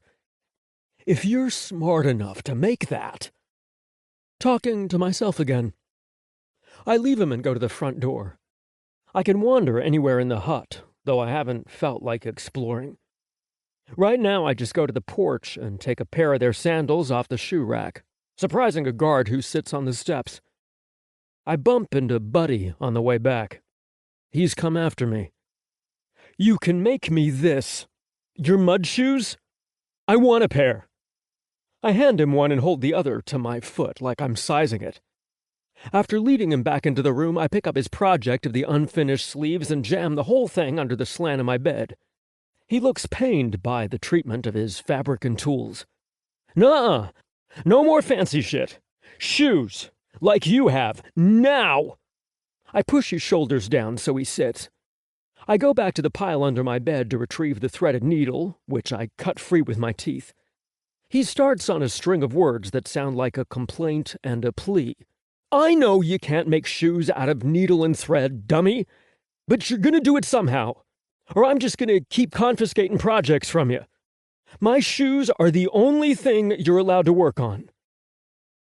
He gets that silent, thinking stare. He understands me. Enough, anyway. And now he's just wondering what to do about it. Chapter 35. Seal. Pykh and I sleep against the back wall of our new home, a small abandoned barracks. One I might have stayed in when I was a warrior here, but I can't remember for sure. It seems familiar, but then they don't make them any different. We sleep on the floor, not in the hammocks, because Pykh has never slept anywhere except on the ground. I've tried to entice him up there, but the slave who would leap into trees and pick the most difficult-to-reach fruit for his masters has become remarkably stubborn and land-bound. This is all very strange for him. I'm afraid for him. He insists on sleeping in front of me, facing the danger while I am tucked between him and the wall. I didn't know he would react like this when we got to other people. In my idle what-if someday daydreams, I never actually planned to be here. What if we got free someday were fantasies of me showing Pykh all the simple little pleasures of life? And yes, the toilet was one of those pleasures. In my mind he was hopelessly cute and wondrous of it all, like a pup much younger than his age. He was handsome, too. Clean, radiant, impressive. I never actually walked through the daydream of introducing him to anyone. But if I did, he would be smiling and charming. Because that's how he is with me, so that must be how he is with everyone. Instead, I can see why the warriors started treating him like a criminal. They haven't made it easy for him, and he doesn't realize he should change their minds. It's very early morning, dark still, and I hold on to him tighter than necessary. His rotating guard will be awake and ready for him to try something. They're used to him. We've only been in our new home for a few days, and convincing Pykh to not try for escape was a constant ordeal of vigilance, promises, and pleas. Just getting him in the home was a struggle from both ends, having to convince the warriors first, and then Pykh, who doesn't trust anyone. He hardly trusts me. The Fliafaki have become the enemy in his mind, while the invaders are still the masters, irritatingly. For this reason I have removed and declined all clothing. For now. That will be a separate stage when he realizes the warriors are trying to help him to the best of their ability. Unfortunately, just explaining it isn't enough. He becomes enraged and turns on me with claws and teeth ready when I take their side. He is awake, and I am awake. Our mornings are not filled with purrs and carnal pleasures anymore. This is all my fault, I tell him quietly, and for a while he does not answer. He is too angry with me. You do not even care. He is talking about me allowing them to keep the Omega separate from us, for not showing any emotion about it. My attempts to explain and make him understand have not been successful, and that is where I've failed him. It's time to do something about it. I never thought we would be subject to an old law that prevents unfair claims, but it is a good law, and one we must follow. He huffs, long and tired. His tail moves by our feet. His expression is hidden from me in the low light, but I know he wears his usual grimace. How strange to describe Pykh that way. And his eyes are narrowed, simmering without action or words for a new but gaining energy. This is the start of another long day. Pykh, you were born a slave, but your ancestors were Fliafaki, like mine, same as all of ours. They did not know the invaders existed until they were already in our skies. The day they landed, our curious people gathered around. Some of them brought their children to witness the miracle. When the invaders burst out of their pods and killed them all, tore through them. You probably understand it better than I do. It was a nightmare. Yes, he says. So he's listening this time. Trying to explain anything to him with other Fliafaki in sight is impossible. Encouraged, I press on. easing him through our history with a soft tone, an awareness to avoid the things he cannot understand, such as all the governments and kingdoms collapsing, the various battalions and tribes, and things I learned as a child. I should have told him all this while we were slaves. I was the one who told Pykh to fight battles with his mind first, and yet I never once, not on a single day, prepared Pykh to enter our society. Stories, yes, but those were more for my benefit of reliving the memory. I've been selfish and short-sighted, but I never thought I would see the Mudds again. It was over before we realized it was over. Many did not flee for the mountains because they did not understand the danger. That's how sudden it was. And then our ancestors got there, waiting for the others, waiting to hear news about how the war was going. They sent scouts back to the cities. Not all of them returned, but some did. And that's how we found out. The invaders did not burn our cities, did not destroy or flatten them, but everyone, the leaders, the tribes, everyone our people depended on, they were all gone. It was just the few thousand in the mountains, and they were scattered, inefficient, hungry too with the winter settling in, and afraid. I hear a footstep outside. One of the guards moving. Perhaps he's listening to me. What an unfamiliar feeling. I admit there are often little moments where I prefer the world of just Pykh and me. The invaders do not understand our language, and Pykh has confirmed this. So while there was fear in many uncomfortable things, there was always privacy, aloneness, and with that an intimacy I took for granted. And then what? His tail is limp by our feet. My storytelling is working.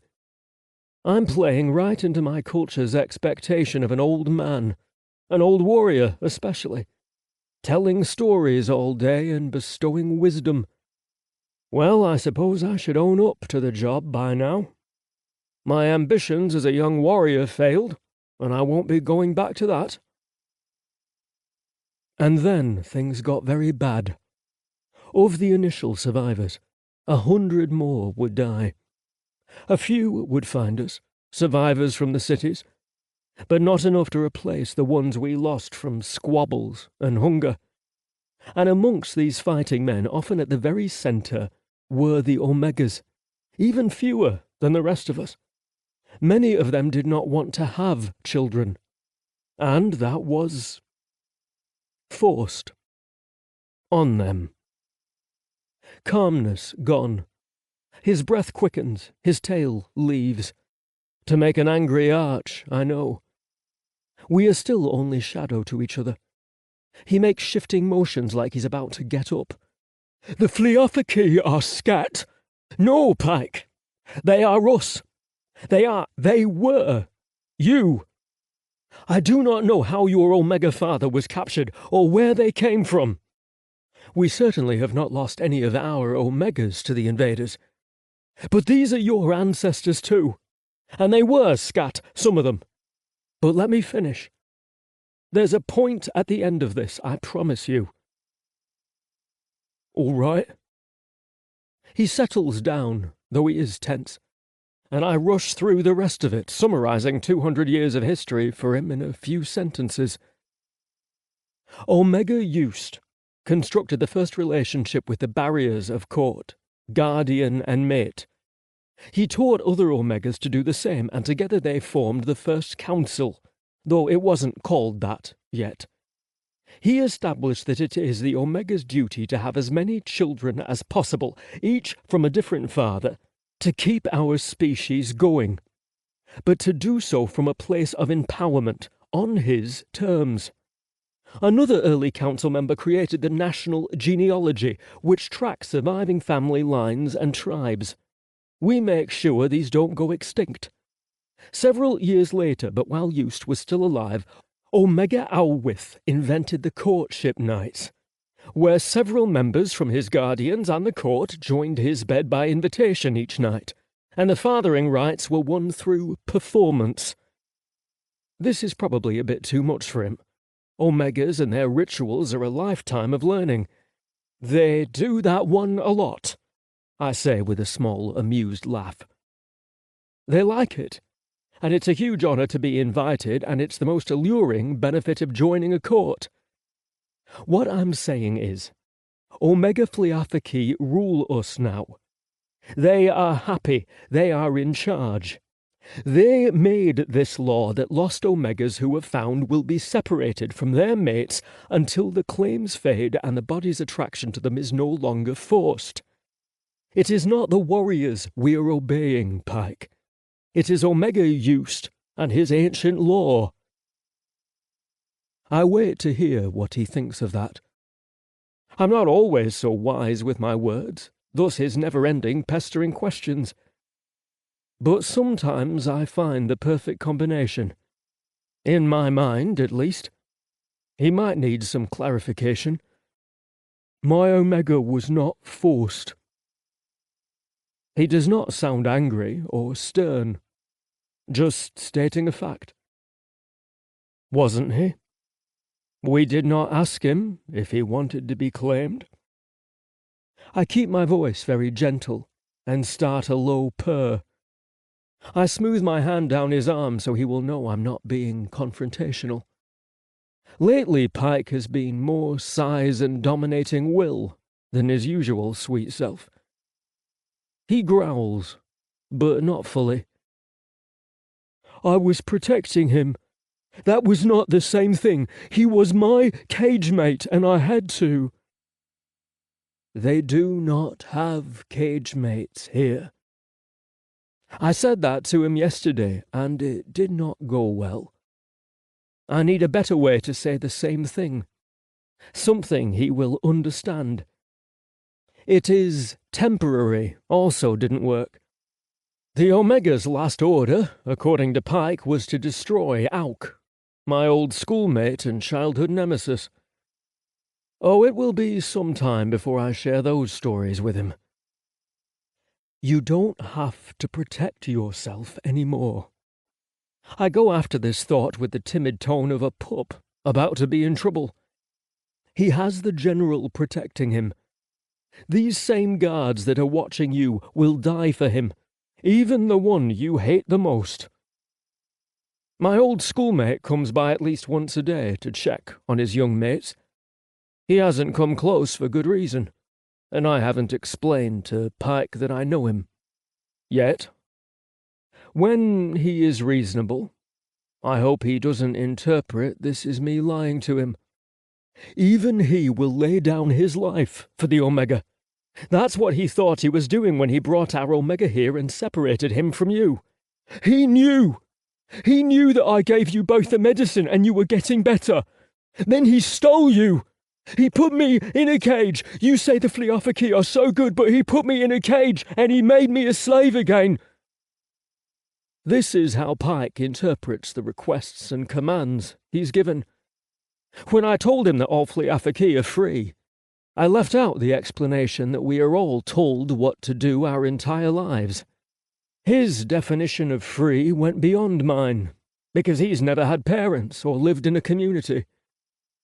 I was unprepared, and perhaps am still too unskilled, to be his guide for joining a normal life. I haven't felt this type of uncertain fear since my father took me to the school to be assessed by my master's critical eye. Shh, my love. He's sitting up now. It's all right. Try to focus on what I'm telling you, not the terrible things the Phliathaki have done. Listen to me. I sit up with him and touch his cheek, though I can barely see his eyes. Sleeping indoors and without the light of heat lamps is darker than I'm used to. The Phliathaki care for him. They love him, not as you and I do, not that way. But they do love him the way that you would love the new cage mate and take care of them, making sure they survive. I think he's calming down, but his breath still gushes over me, warm with life and heavy with worry.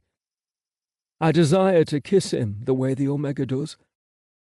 It's curious to me that we haven't tried it with each other, only with him. We are so close already it doesn't take much. But I do not complete the act fully.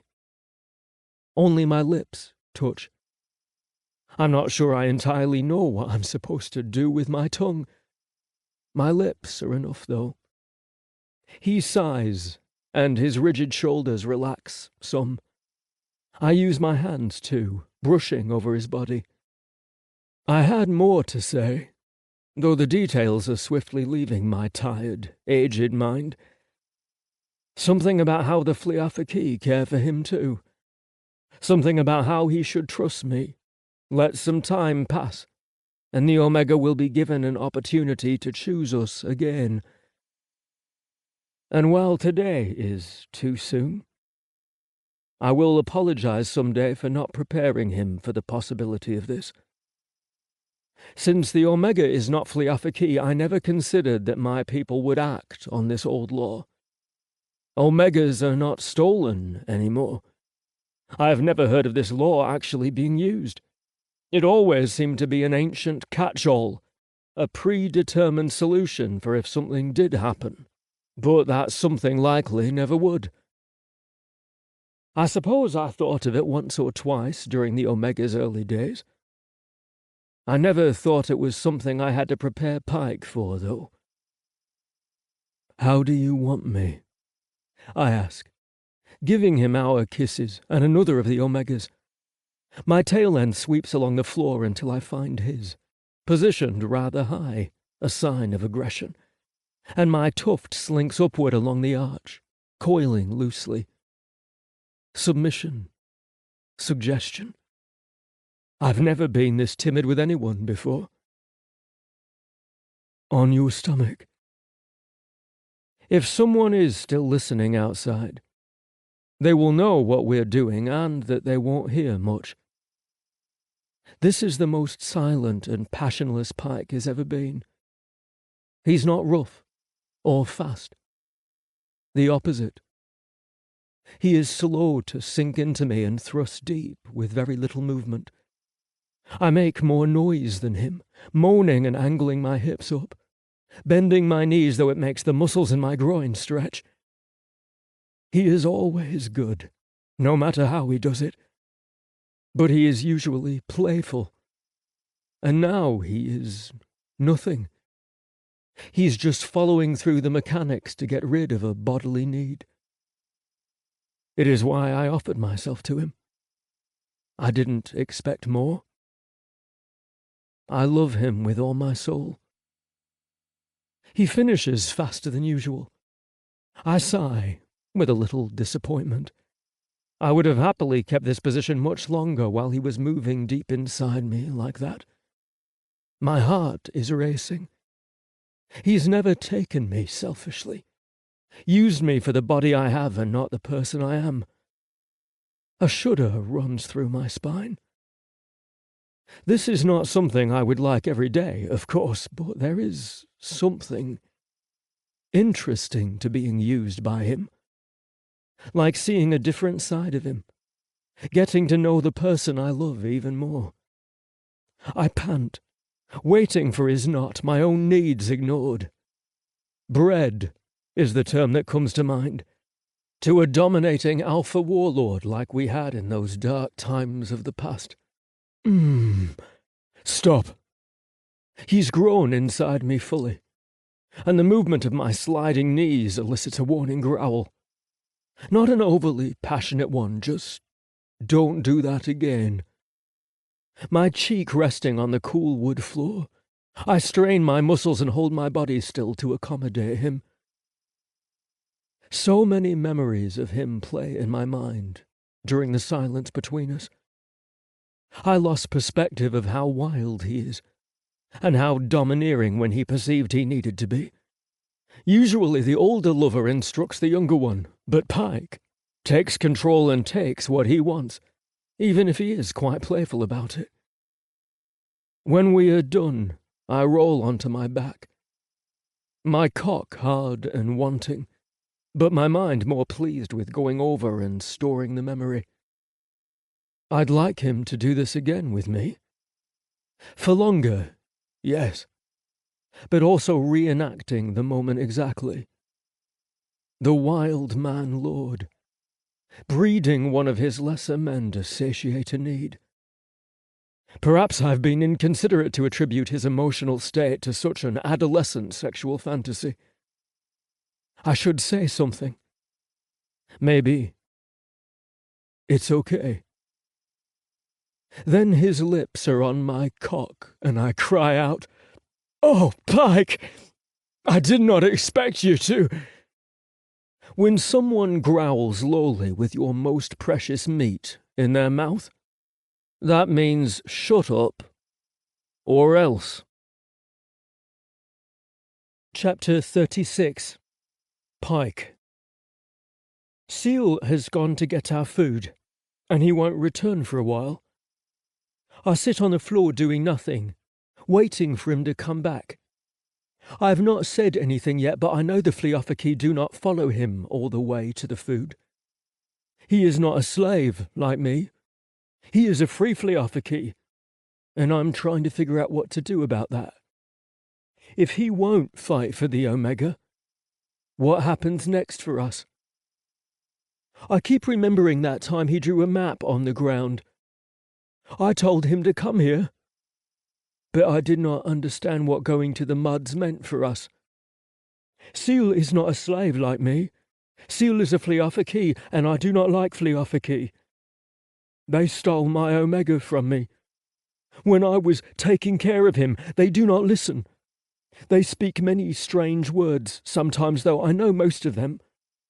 They all have names, yet they act like mine is unusual. Seal told me quietly this morning that I am Avrir. I should use Avrir. I am Pykh, or slave or nothing. Cage mate has always suited me just fine, for myself and everyone else. It was simple, it was what we were, and we were not different from one another, requiring different words to speak to each other. I cannot explain to him how angry this makes me, because he has grown up with all these words, and he has always learned that everyone is different. We are not. The Fliofiki are me. They should be cage mates also, all of us protecting each other. But that Fliofiki, the one who calls himself Auk, a stupid word indeed, that one betrayed me, treated me like he was a master and I was a slave, when we should have been the same thing. I could not keep him as my cage mate, and I explained why. That meant he should have gone on alone, come back to these many who would help take care of him and keep him safe. These are bad, stupid people, and they seem to think they are responsible for my Omega. Seal taught me that word, and I don't think I misunderstood it. They have no right to be responsible for him. I found him. I guarded him. They did nothing except steal him from me. And what's worse is that Seal takes their side. I can't understand him. I know he's not any different. He's always been Fliofiki, and I have always loved him for it. Or so I thought. But I feel like these masters have taken two mates from me. Nothing with Seal is the same. We used to be each other's cage mate. Now I am not even Pykh. And I liked that name. Seal gave it to me. Why is everything different now?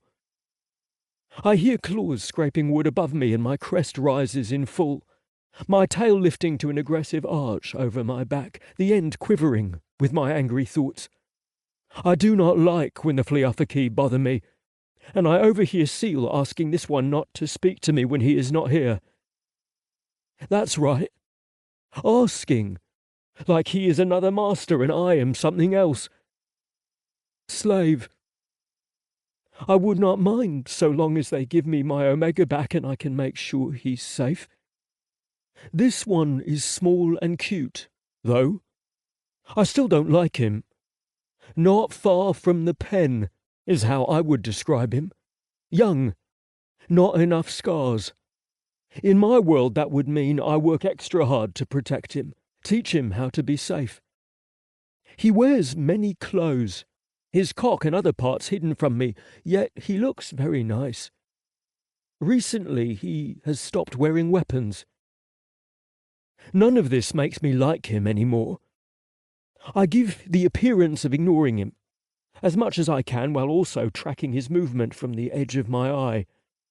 When he gets very close, my tail end makes the aggressive swish back and forth that means I will attack soon. I'm ready to do it, though I know he will defeat me in the end. The others are nearby and they all have weapons. But maybe this time he comes too close. Maybe I will kill him and the Fliafaki will finally realize that I cannot be a slave anymore. I will not listen to their commands. No, maybe I will not. Perhaps if it is for my Omega. I must do something about that soon or I will be a puppy. I will be scat. I snarl and turn toward him. He stops.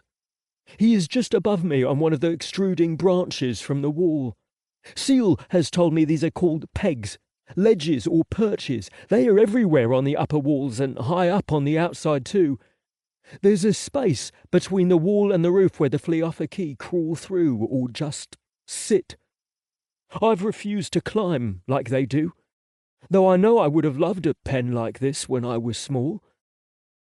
The Fliafaki just sits there. He doesn't say anything. He annoys me very much, always has since day one, and I injured him once. My claws hooked in his leg when he got too close.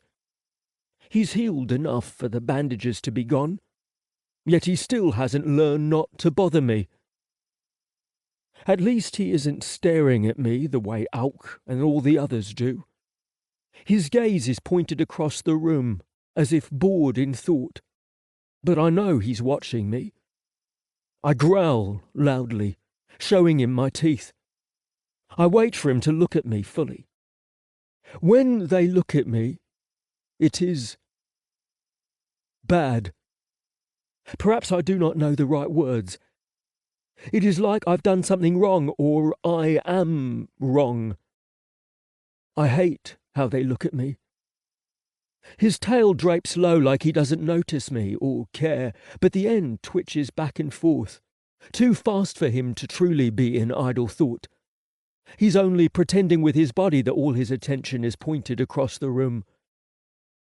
I listen for the other Fliafaki outside. I turn in circles, wondering if I should do something. Should I yell at him or attack? Maybe this is a trap and that's what he's waiting for. There must be a reason he's come to bother me when he told Seal he wouldn't. If it's a trick, I can't fall for it. Or maybe there's no trick and he just likes annoying me. Before Seal came, the others also told him not to bother me and he didn't listen. That's how he earned one of his first scars. I go back to sitting, my posture stiff and aggressive, but I will not attack, for now. He just sits there and looks at nothing. He does not fidget or talk. Usually he is talking to me even when my growl is louder. Usually he offers me extra food. He's the only one who does, but he stopped since Seal arrived. Today he sits, still. His legs are crossed under him on the perch, his hands rest in his lap. I wait for him to do something. Then I will probably attack him. His eyes slant in my direction and I realize I have stopped snarling. So I start again, quick for him to see. He does not look. Fine. So I ignore him. What do you want? I ask lowly, suspecting that I have lost a childish challenge. He will drive me crazy by staying quiet, and then I will be angry enough to attack. I wasn't doing anything and the wild man tried to kill me. I imagine him saying to Seal when he gets back, "I am keeping you company," he says quietly. "What does that mean? What else have you taken from me?" "They have everything already, including the idol figurine my Omega likes so much. That was not mine or theirs, and they have it." "Huh? Oh, no. It means I am your companion. I'm keeping you company. See, the words are similar." "I see." I look away from him while I try to figure it out. I know what he is saying is true. He's not lying about this. My mind grasps this new way of saying an old word and trusts that he is telling me the truth. "What's wrong?" he asks, looking at me a bit more but not full on. He's avoiding my eyes. I snarl at him. "We're not becoming friends. We are not company." I'm so lost. All these new words, and I'm too dumb to understand them all, and Seal won't help me make a plan to get the Omega back. Angrily, I shout, "Why have words that are similar, mean the same thing but must be said differently? Why have words that sound exactly the same and mean completely different things?" He blinks several times. He brings a hand to his chin in thought, still looking away from me. "Well, keeping you company is something I'm doing. Being your companion is something I am.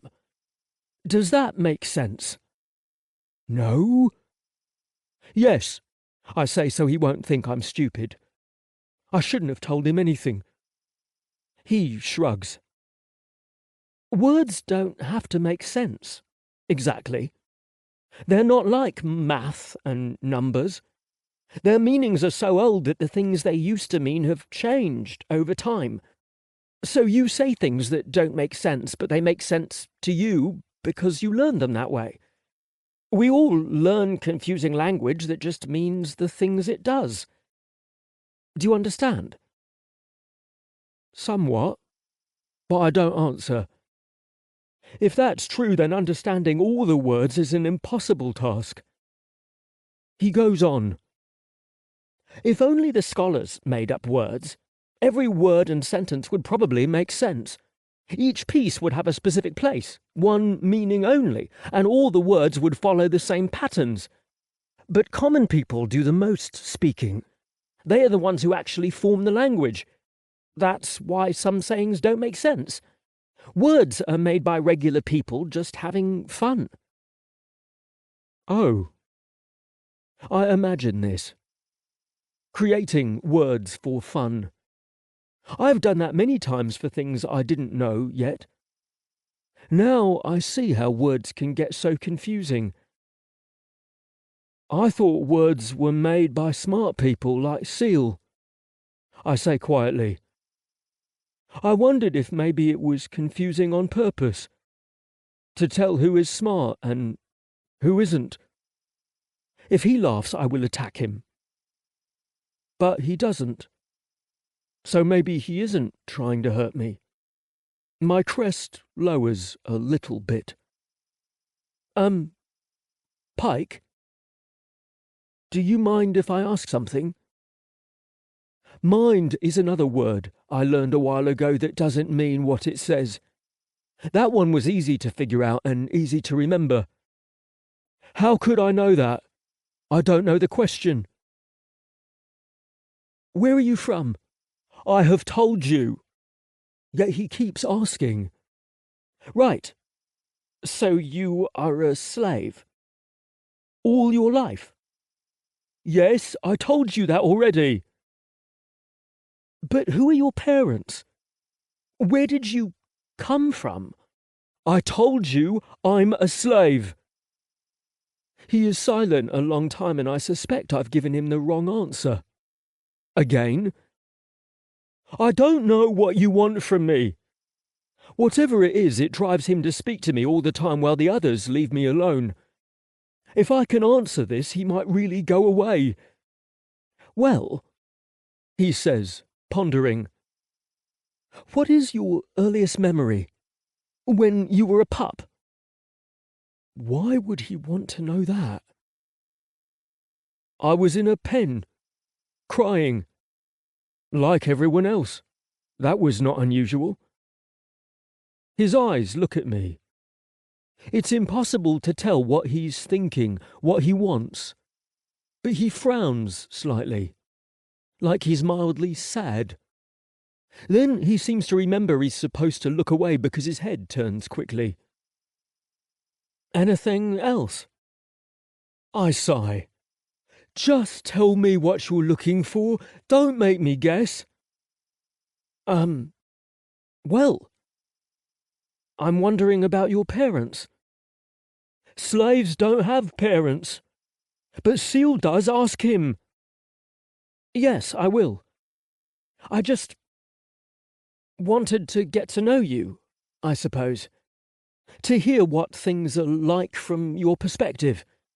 I've never met a wild man before. I've always been curious about them. I am a slave, not a wild man. You're right. I'm sorry. I won't call you that again. He is telling the truth. His tone doesn't have that smile underneath that changes the meaning of everything he says. I let myself relax, though I'm not fully trusting him yet. He is very young, and youngness creates curiosity. That might be all this is. I was too angry to see it before. So you were in a pen? An invader's pen? And you were already a slave in your earliest memory? We do not talk about the things that happened before, I tell him. If he were my cage mate and still very young, this would be one of the first lessons. They are always painful and bring up sadness. So we only remember today. We only live today. Each cage begins a new life, each person a new family. The old things have to stay behind us. This will help him understand me. But as I'm saying the words, I realize they do not apply to Seal or the Omega. They are my permanent family. It makes them more precious, but it also causes me a lot of pain. So you don't want to talk about your old life? I understand. No, it's okay. Those things don't bother me anymore. Not like this new pain. My early memories are always of the pen, I tell him. I know he wants to know more. Living here reminds me of it. A questioning look. He forgot again. This is not as terrifying as that place, mostly because I am bigger and know more things now. But it's similar in a lot of ways. It had walls that you can easily climb over or through, but you will be met with punishment if you do. When I was small, the walls were over my head for a time, and then only up to my chest, and then when I left they came up to my hip. They were easy to jump over. I meet his eyes, and for once it is not unfriendly. You did not want to jump over them. Some little slaves did, thinking they could run fast enough. And they were wrong. You see, the masters do not build the pens to be inescapable. That is the hint. His head tilts. He's still looking at me. But now it is not that examining, prodding stare, but an alert one that means he's imagining it. I'm right. He is only very young and not trying to trick me. I'm sorry for what I did. But I have to fight for the Omega somehow, don't I? I am responsible for him, not the Fliofaki. Somehow I will solve this. What happens if you jump out? He asks. Maybe I should tell him. This was to make him understand me. But then maybe I understand more about seals' souls and why you shouldn't pick certain flowers than I originally realized. It's okay, sometimes, to think about past cage mates when they were alive, when they weren't in pain. But talking about their deaths seems to inflict it all over again. Hearing those little voices scream again. I will not tell you. I will keep them safe, even if it is only in my mind. Chapter 37. Carter. Buddy is on my side. It took a day of convincing. He thought he could sneak to my bed and recapture his project while I was in the bathroom or dozing. I kicked him a couple of times and redirected him to the shoes. E.T. is angry. E.T. doesn't know why he's stuck in this hotel, but E.T. go out now. He tried using his version of my name, plaintively, and I scolded him like a bad dog. Nuh-uh, names are a form of respect. Names are for people. I'll be a lot nicer once you start treating me like a person. Until then, you do what I say or I'm not going to be very nice at all. This had questionable success until I found a stick with a spongy thing on the end in the bathroom. I haven't touched the sponge because I'm terrified I might be correct on what it's used for. I carry it around by the handle only and use it as my herding stick, essentially. Okay, I admit that originally I was going to whack 'em with it. You know, the traditional compliance method. But I don't have to. A little tap from the sponge end and their horrified expressions confirm that I've found my weapon. One that I can use out in the open. I'm keeping the little odd-shaped blade a secret for now. You never know. Utilizing the weapon I hereby dub Poop Stick, I finally get a little bit of cooperation out of him. Goldilocks hasn't made an appearance since I trapped him in a corner and jabbed him in the throat with it, trying to get an answer for what happened to my guys. He huddled and pleaded, his hands folded as if in prayer, then ran when I turned my attention away for a moment. He's long gone. My guard now scrambles from the porch when I open the door to the outside. I'm a scary alien E.T., wielding Poop Stick. Yeah, I'd be afraid of me. And Buddy? Well, I've spared him. But with a firm voice and lots of gesturing, I've made it clear that his safety relies on his cooperation.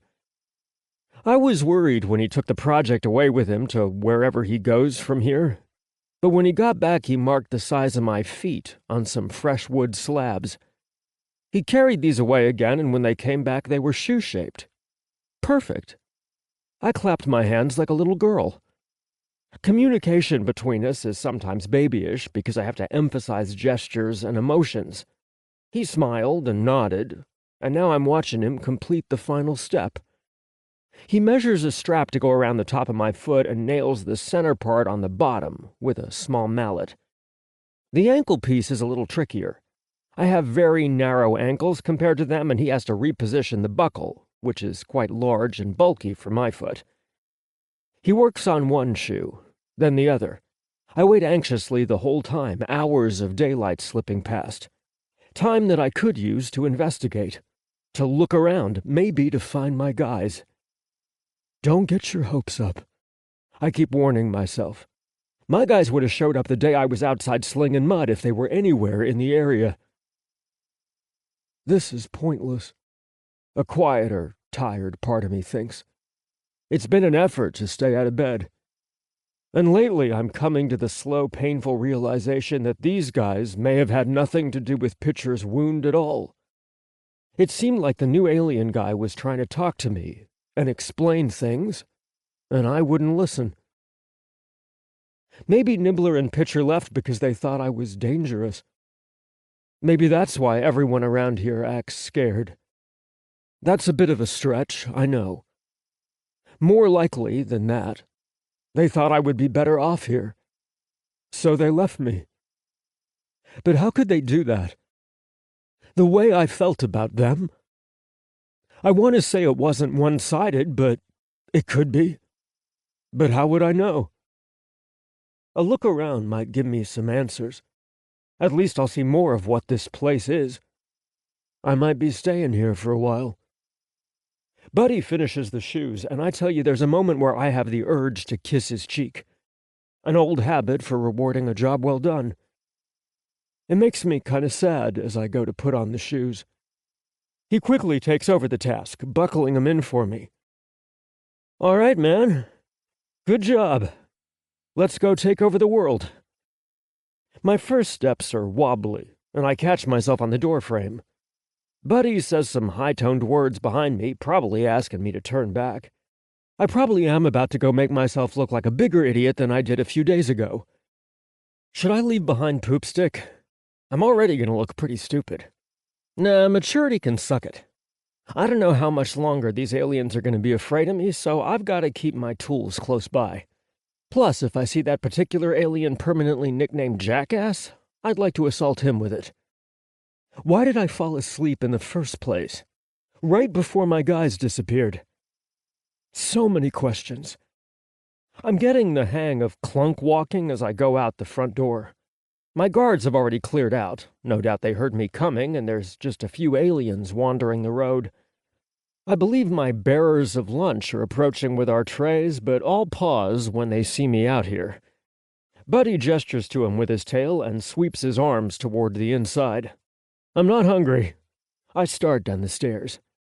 Being a new guy to high heels, or platforms, or whatever the hell you would call these, my shoes, the stairs which don't have a railing call upon those gymnastic classes my mother enrolled me in for a few months when I was a kid. She was desperately trying to find a sport for me, even an odd one, so that I would fit into some sort of physical activity and be closer with my dad. Boy, if she only knew how I was making connections right now. I have to smile to myself for so many jokes untold, so many sarcastic comments and good memories unshared. To think that before all this I would have described myself as unsocial. Friendly, but awkwardly so. Always trying to use my humor to get on and usually failing at that. I was alone a lot, studying. None of it for this. My whole life up to my abduction seems so disjointed from where I am and who I am now. And my guys? Picture a nibbler, two aliens I couldn't even teach my name, or my family. Were, for a while. My walk around their little town is exhausting and doesn't answer any questions. Every step has to be carefully placed and then fought for as my foot comes up. It's easier and faster when they have wooden planks set down to make the road, but that is wobbly, uneven, and since they're covered in mud blending with the ground, they're kind of like a booby trap to send me sprawling when I get into my groove. Buddy catches me a few times. At one point, I have the thought, if he was Nibbler, I would just ask him to pick me up, and then I'd point to where I want to go. I trust him to do that. But Buddy? No way. I push off him and keep walking. He tries to get me to turn back, and I keep walking. A paparazzi follows me slowly, subtly through and behind the buildings. They don't gather around in plain sight like they did before, but they're watching. Their various walking, creaking, talking noises and the quick duck of their eyes make it seem like I'm on the set of a scary film. We've got all the elements. Come to think of it, I hope they're not fattening me up for the Christmas meal. Whatever their equivalent is. This place is flat and goes on all around me forever. The buildings are uniform, same size, tidy rows, like a military base. But also as we go on, I discover the buildings are mostly empty. A lot of them have crooked, rotted steps.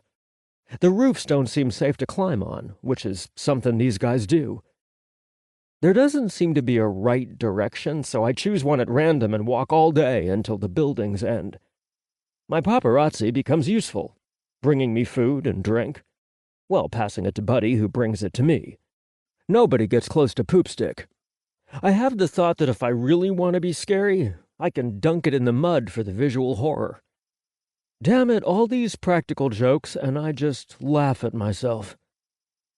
The end of this side of town is a straight line, a cutoff point, and beyond that is a field of reeds, the ones I hate. Running to that thin, hazy green scenery in the far, far distance would be anguish for my mind as well as my body. I go to the nearest porch to sit and think. The scraping of claws behind me says that at least 2 of them have snuck into the building from around back. 3 more in the distance ahead seem to be chatting. I'm gazing at them and gazing at nothing. Pitcher and Nibbler are gone. Now what? A blurry little line poking in the sky catches my attention. My eyes focus.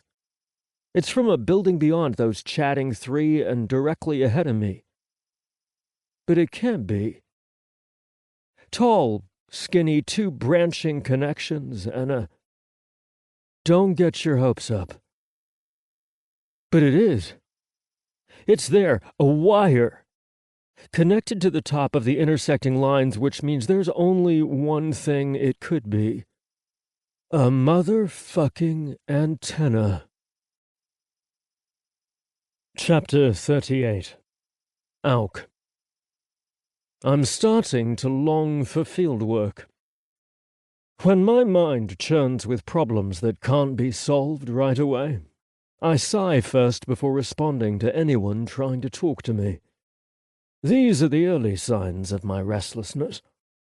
I had no idea I became restless when I kept it home until Geb complained about it one day. 6 days and he starts turning his head.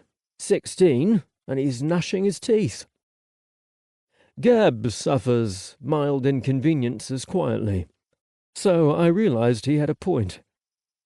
A part of me is only at peace when I'm out there in the jungle, with the graves of my ancestors. We belong out there, in the jungle trees with our cities. Any assignment that takes us to the ruins of our people is met with excitement and eagerness, especially the first time. I've been more than anyone else, and I still look forward to it. These expeditions are what brought me to believe Seal was right, so long ago, when he was teaching that we needed to reclaim our people from the labor camps. We needed to grow our numbers, take away the invaders' workforce, sabotage whatever their goal may be. Eventually, probably not in our lifetime, but with a generation soon to come, we would take back our cities as well. A hero's fantasy, his detractors said, and they weren't wrong. But when you're out there looking at the homes that once had omegas and children, when you stand at the base of one of the tall statues, or you find proof of the arts and luxury that were left behind, you realize the things you were taught in school were not pretty stories. They were real. And then you look around yourself and see what we have left. It hits you hard, how much we've lost. We don't belong in the mountains, huddled in our pathetic little wood structures. We don't belong in the muds, wearing these ridiculous, unwieldy shoes. We were great, once. I used to wish that I could take some politicians out to the ruins, omegas, some of them, and show them directly what we've lost. It would be dangerous, unheard of, never allowed, of course. But if I did, they would understand. Are those days of purpose past us? Seal is older. He won't be able to win the battles that inspired people back then, when Teal and Enel were just learning their letters.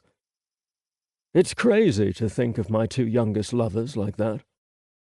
I was just a bit older than a young man myself, having received 2 commendations, and I was starting a new advanced apprenticeship for scout work. So many years have passed, but I don't feel any different now.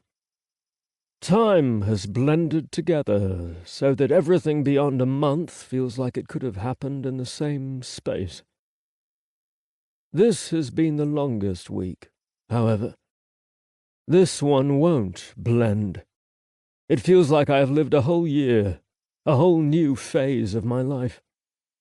I worry constantly about the Omega, and when I had my meeting with Eothuth this morning, it was short. Keep doing what you're doing. We haven't heard from anyone who matters yet. The wild man is a complication, but the Omega has been held under duress, and that would warrant shackles for every warrior here. The death penalty for the general. Why hasn't the council come to a decision?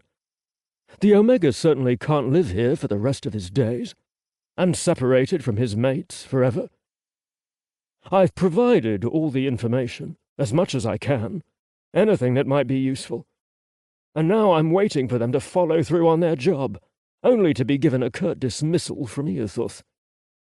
Another week of waiting for them. Hey! How's it going? I stop short on my path, bringing up my eyes and realizing that my young lover Teal is standing right before me. There's no hiding places nearby, no building close enough that he could have stepped out of. He chuckles. You got your head down again? I figured. Enel was wondering why you hadn't come by yet, and I reminded him that you had your meeting with the general today. Perhaps I'm also known for being irritable when I'm forced to show deference to my superior. There were many things to think over. He nods. What are we doing then? Can you tell me? I suppose I can.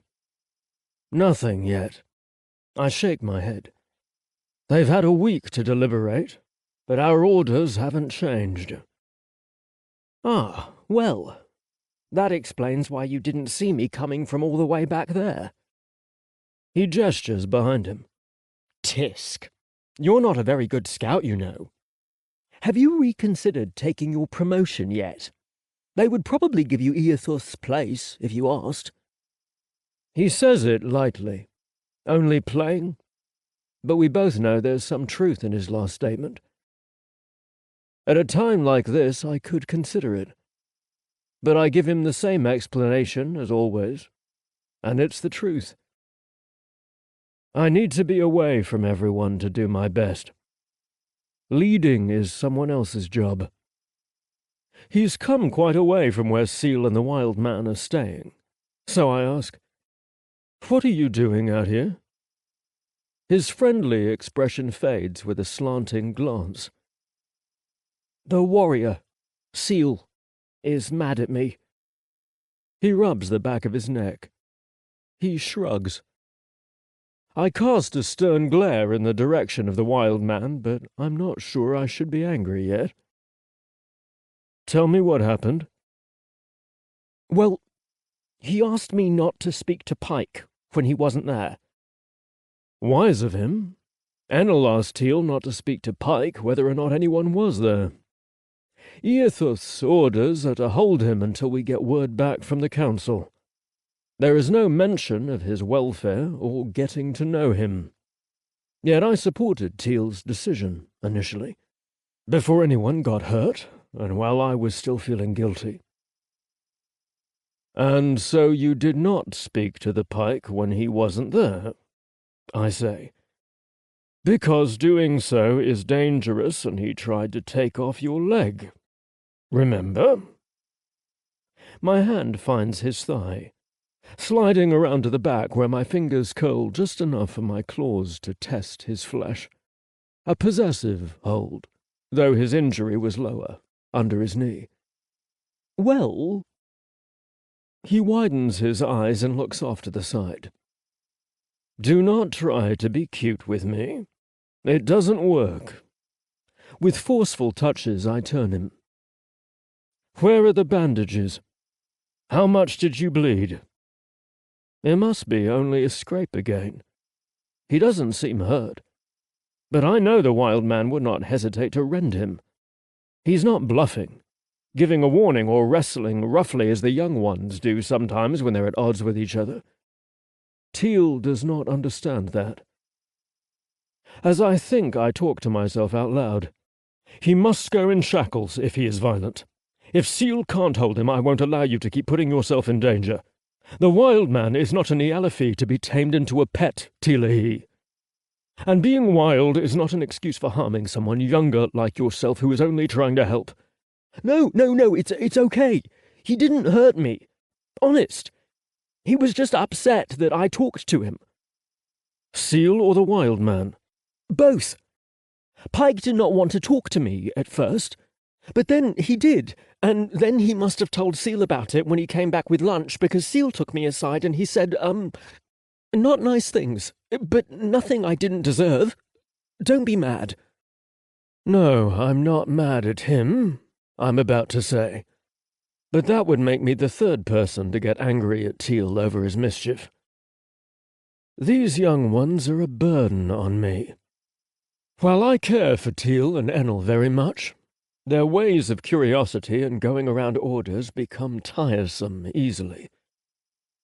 The wild man does not want to be your friend, Teal. He shutters his boyish expressions. I know that. There's nothing wrong with trying to be kind to someone. He thinks we're monsters. I remember taking my orders at face value when I was his age. Geb and I were exactly the same.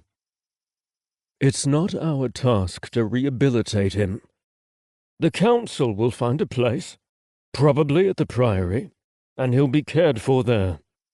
Our job— I take him by the shoulders because I can see he's about to interrupt me. Your job is just to contain him.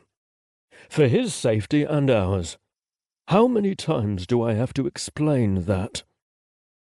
He meets my eyes with a frown and a long calculating stare. My claws dig a bit. It's so easy to forget how annoying Teal is. He has such a sweet, eager-to-please personality all the time, all cheerfulness and pleasantries and compromises. If you didn't know him, you'd say he was harmless. That sort of person who never grumbles too loudly, incapable of cruelty. You would be almost right. Until Teal perceives a wrongdoing he must fight against. And then you realize he is an unstoppable force of intelligence. He knocks my hands off his shoulders. From a boy to my elder, just like that. A shift in attitude. He is oddly protective of the wild man, and I think I know why. When he's left alone, the Pykh hangs his head slumped in the corner. He is also beautiful, which helps. We're all he has right now, Teal says. Then he steps past me. His direction is odd. Where are you going? To the Omega, my masterful scout. His tone is light and cheerful again. Afek is with him. I heard the Omega won't go home for the evening, so I'll see if I can help. Seal growls when he sees my face. Won't go home? Where is— The chagrin of self-awareness stops me. Masterful scout, indeed. I can't disparage Teal's generation while I'm unaware of what's happening with the Omega prisoner I care very much about. I'm too old and too high-ranking for any excuse. Hang on. I'm coming with you. Chapter 39. Auk. I grow suspicious as our path takes us nowhere near the General's home. Omega Avielk did not like to work around others, preferring complete silence, so his buildings are on the outer perimeter. He had simple tastes, and would not let us erect a proper home for him. Avielk lives almost entirely in his own mind, and didn't seem to notice the drawbacks of living in the muds, while we were constantly wringing our tails over the matter. The only thing he cared about was that the barn was built exactly to his specifications, and that he stayed as close to the barn as he could without forcing the population of warriors to gather densely around him out of worry. We would be forced to listen to his orders, of course, but nobody is going to let an Omega sleep so close to the monsters he ran experiments on. We would find ways while appearing to comply. We would beg. Avielk had very little patience for others, and would rather we all stayed quiet. So fortunately the house is a good distance from the barn and the place where the wild man is staying. The house is also just a supply shed, that we added a toilet to. Audiobook slept on the floor, which we tried to persuade him not to do. He became very protective of the space, and he left abruptly in a rage, commanded by Omega Ruhr, head of the council, because his research hadn't yielded results. He forgot to give us orders of what to do with all his collected invader things. He set up the communications box in the general's home.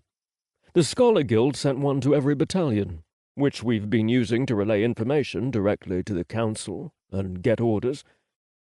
Nobody knows how to use the rest of the stuff, though, and we don't know if Audiobook is ever coming back for it.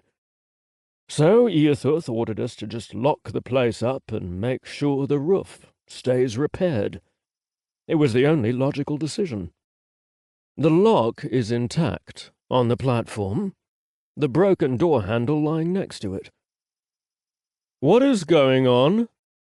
I called to a friend, seeing him nearby on one of the perches we occupied to stay close to Audiobook without annoying him.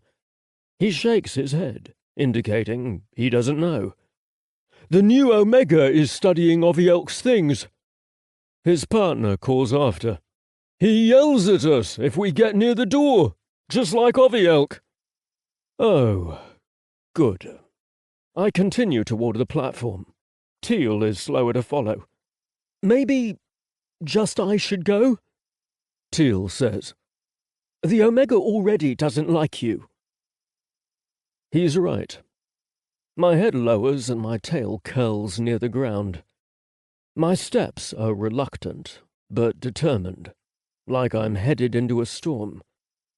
I found him. I was instrumental in rescuing him and bringing him here. I would never lay claim to an Omega, but everything that happens to him here is a result of information that I passed along.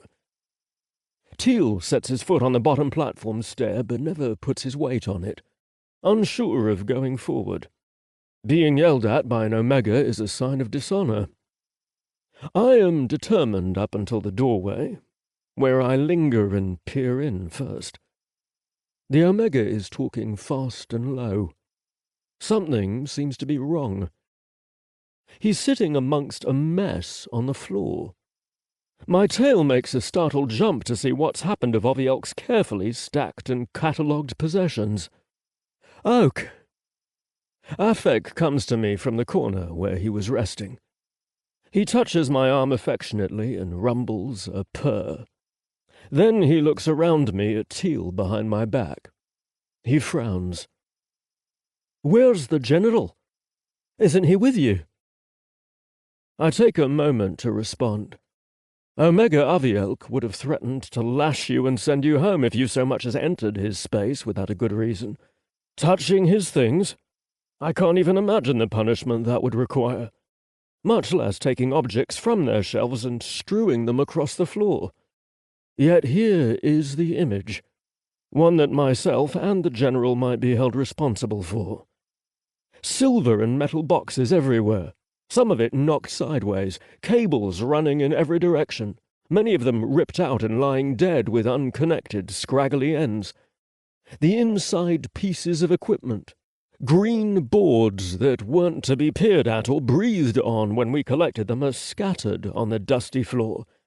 Omega Audiobook was very specific about the handling. He was the only one that understood anything about the invaders' technology. He was studying it while trying to find a way to communicate with them. The communication box wasn't his invention, but being from the Scholar Guild, he probably helped.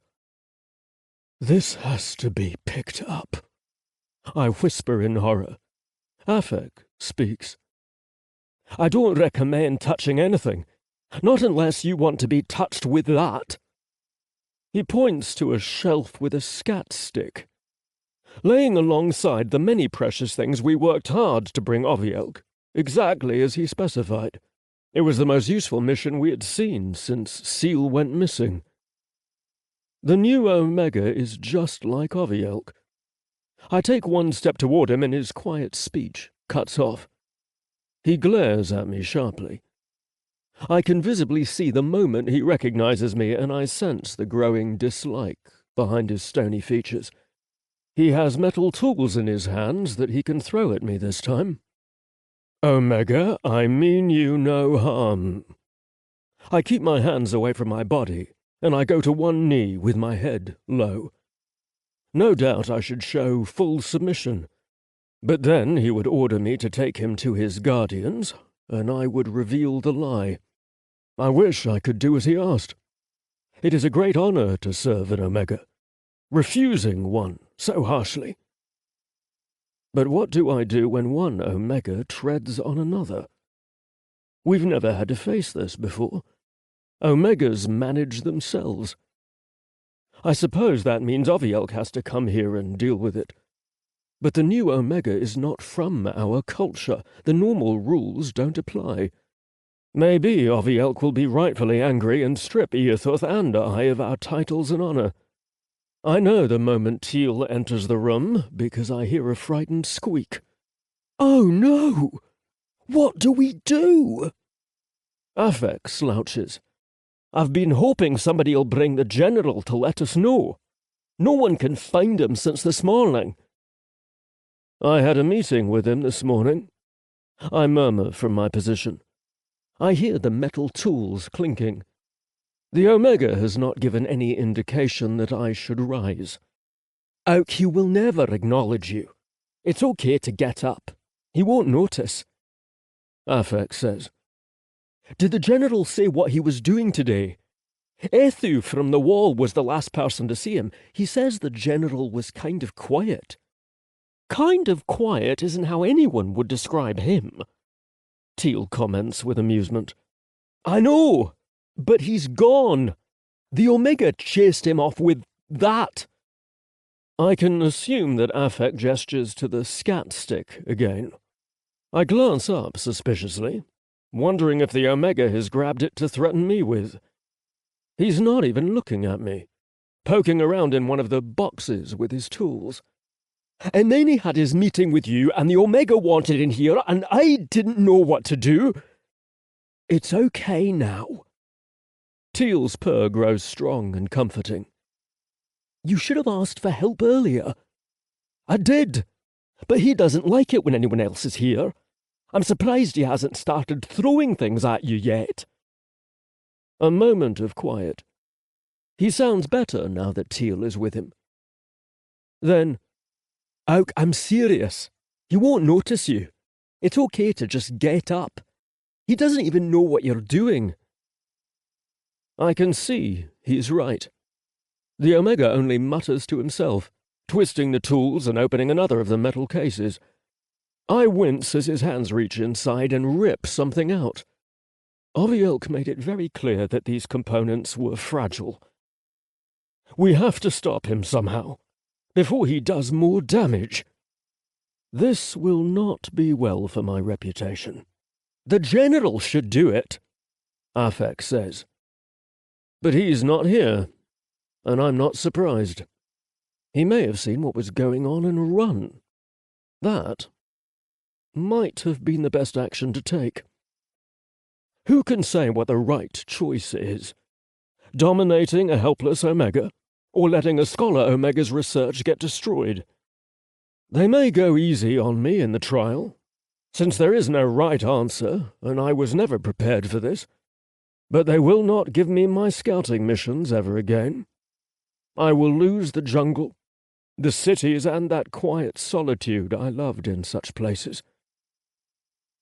You two need to go. There's no reason for you to be here. I will protect them from the consequences. No, Pykh, Pykh says. The general should make the decision. Teal chimes in. He's right. The general is not here, you said. And you are not the general. Pykh's tone is slight, but my crest rises. I look at him. He is not challenging me, but he does not lower his eyes. You want to go to the general, then? He's better than me. This is about more than the Omega, all of a sudden. Eothuth keeps Pykh close, and it's no secret why. I've been waiting for the day that Pykh will solemnly tell me he's moving on. He could ask to keep me as one of his lovers, but he won't. Or if he does, it will just be out of politeness to spare my feelings. I would never share a lover with Earthuth anyway. Earthuth is not a better man than me. Far from it. And he will be a worse lover. I can tell by how selfish and senseless he is in other things. But he is prettier, wealthier, and he has power, whether he should wield it or not. Pykh is from a wealthy family, a council member's grandson. Doubtless that is why Earthuth took to him. But he's also one of the most attractive young warriors here. If I am honest with myself, that might have a lot to do with why I hate to lose him to Earthuth.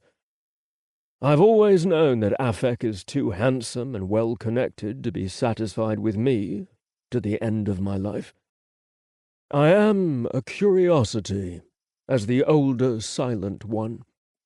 Someone with a long life is always fascinating to the younger ones. I know Teal and Enel flaunted their capturing of me, but I don't care to talk more than I have to. So I make a very boring mate. You know it's not about that. Pykh inherited a councilman's intuition. I'm not saying he knows better than you, or that you care less for the Omega than him. I'm only saying he should be here. This is his decision.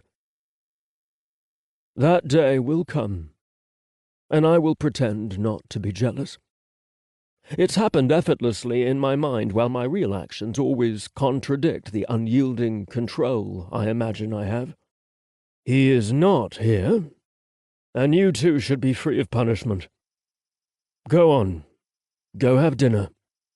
I don't think he's breaking the things. Look, let me show you. He unwinds himself from Teal and steps carefully around the mess. The Omega watches his movements warily, but it seems Pykh has earned his trust.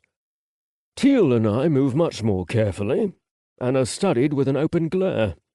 I'm sure the things the Omega says are not nice. See that? He made the picture turn on. Only Omega Ovielk knew how to do that. And that there did not light up before. Now it does. I've watched him connect these different flat pieces and chords. He's not just randomly toying with them, he makes things turn on. Ovielk should certainly come here. I don't think he would want you to interfere. I think he would want to watch. I don't know what any of this is. I can't say if the Omega's fixing it, breaking it, or what he hopes to accomplish with such things. But it is true that he's rather focused on his task, even to the point that he would rather work on it than punish me. And by his angry, low speech, he'd be happy to see me disappear. Auk? What do you think? Teal asks. Nothing yet. It's not my job to interpret the information I gather. I only collect it and pass it on. That has been difficult to explain to my mates, who give me far too much credit when something important happens. This time the conclusions to be drawn are vast, monumental, and I have the uneasy feeling that I will soon witness Omega Ovielk's reaction firsthand when he sees what's happened to his collection. You are right, Pykh. We should not interrupt him for now. The way he straightens up with the praise. It's odd yet comforting that my simple praise can still please him. The day, I fear, is a little ways off still. Have you eaten today? I ask him. The others brought me some things for lunch. The Omega ate too, while he was working. Go eat dinner then. Bring some back for us. Then you two can take the night off. I will stay with him. Pykh looks uncomfortable. What if he feels like I abandoned him? Earthuth says I am his guardian. He hasn't taken to any other. No downward glance or hesitant words for humbleness. Such a high, unthinkable honor, and yet Pykh claims it with calm confidence. A testament to his upbringing. He has more Omegas in his family than most. Take some time off. He won't notice, as you said, but if he does, I'll send someone for you right away. We both know he does not seem to hold the values that we do. What will you do while I'm away?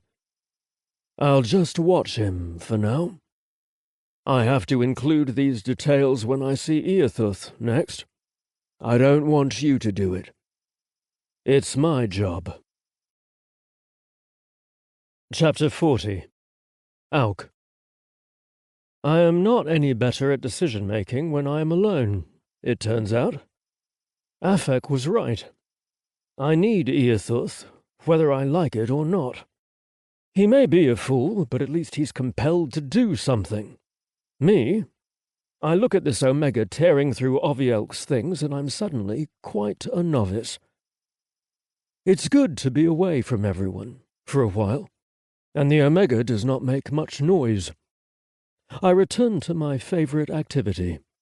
I sit and observe, cross-legged on the floor, my back against the door, which I closed. There are many close by, but they will keep away from this building, out of practice. A grumpy Omega in the shed is not an unusual thing. Meanwhile, I compose the report I will give. The Omega's problem-solving. He does not peer at anything closely, like I or any of the warriors would do. He knows exactly how things come apart. He takes elements out of certain objects and puts them in others. Pykh was right about him. He is not an unsupervised child, but a craftsman. Ovielk will not be mad. He will wish he was here.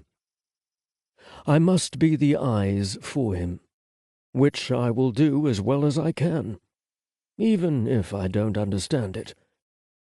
The Omega touches behind his ear several times as he works. Is he nervous? He also bites his left thumb a lot, especially while looking at a picture of the invaders' written language. He can understand words formed. That will make him invaluable to the Scholar Guild, the battalions, the council, and everyone. I shift how I sit and try to reach that unending calm. They will want to examine him. Will they put him in a cage, like I have done to the wild man? He is not cooperative with us. They will justify it easily. Was Teal right about everything, then? Are we being monsters? I try to focus on the mission I've given myself. I must observe and report. But often, the wrong decisions are made with the information I gather. If I had Eothuth's position, I would have more say in the actions taken. I would get the same orders, of course, but I would decide how they get carried out. I would have let Seal wake up with the Omega. He is an honorable warrior. He would have calmed him, and the Omega would have understood. But no. To become a general, I would have to give up so much. The entire beautiful world out there. Isn't it almost time to say goodbye, anyway? It's easy for my mind to wander, as what the Omega is doing is not that interesting. Right now, he's hunched over a small picture frame on the floor, propped against a gutted silver box. Cords come out the back to a mess he has beside him. Green boards lay out of their cases, a big box on its side with the panels taken off. A light blinking, as if the machine is silently calling for help. Its friends' guts and limbs are all over the place. Time passes. Dinner should be almost finished by now. The young ones will want to bring us a meal soon, and they will not forget. But Pykh will have less willpower around the energy of the others.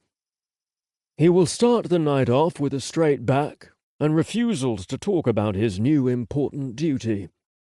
The others will leave him alone, for a time, but the conversation will always come back. As Afek becomes full and happy, laughing with the others, remembering that they are his friends, and he is not at home where social circles have to be carefully watched, he will start to slip in the little details. Despite his good upbringing and clear-focused mind, I would not choose him as the apprentice to replace me. I would choose Geb, if he wants it.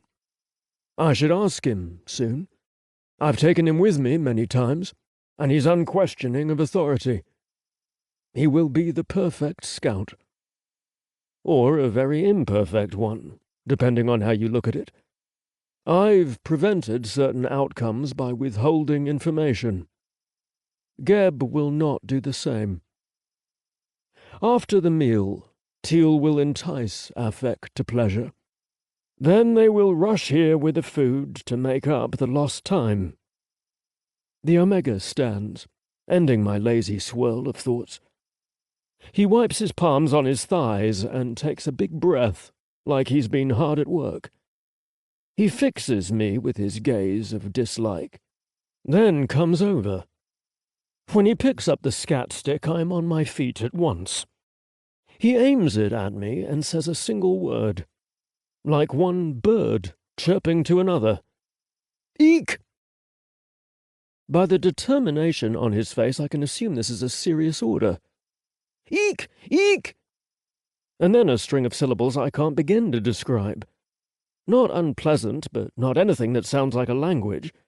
Perhaps like a nest of chulak, quarreling with each other. Every eek is accompanied with a jab of the scat stick, and I am acutely aware of the distance from the end to my chest. I will not leave the Omega unsupervised, but I will flee this room before I let that touch me. And that is Eothuth's scat stick, which bestows it with evil. It will be bad form for me to leave him. I will have to omit it from my report, or I will be forced to explain to the council how I was driven off. Omega, please. You are my master. Just explain what you want me to do. I will do it, I swear, as long as I am able. Please do not punish me. I cannot show submission because I cannot lower my eyes long enough. I will not be swatted with that thing. He looks behind himself, though there's nothing there. Just the little picture frame propped up on the floor, and it shows a sideways tube filling with blue color. I try to memorize the symbol inside the tube, but then it changes. From something like a curved tail to two tails entwined in the middle. Eek! Ken!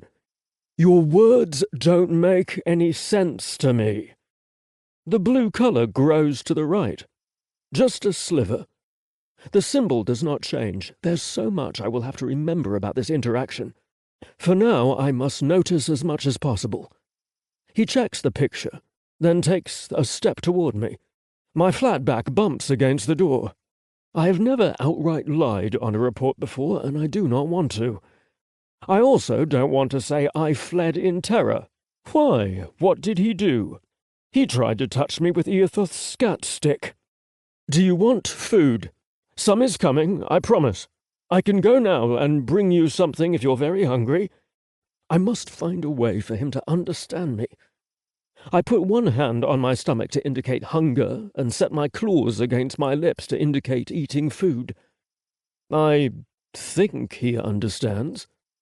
He shakes his head, and that seems to indicate a no. We have that in common. All right. Well, sleep. Do you want sleep? I touch the wall as if I'm grabbing a bed and lean my head towards it. He does nothing, but he watches with interest. Yes? Sleeping. Come, put on your shoes, and I will lead you there. I did not bring up the shoes to Afek because there was so much else to be upset about, but I did notice them, discarded on the floor for now. Afek may be in trouble for providing the Omega with mobility, but his family connections and Eothuth's personal feelings towards him will spare him from any real punishment. The Omega checks the picture. Now it looks like a perch, with the tail hanging down from it in a swoop. His posture sags a bit as he looks at me. Disappointment.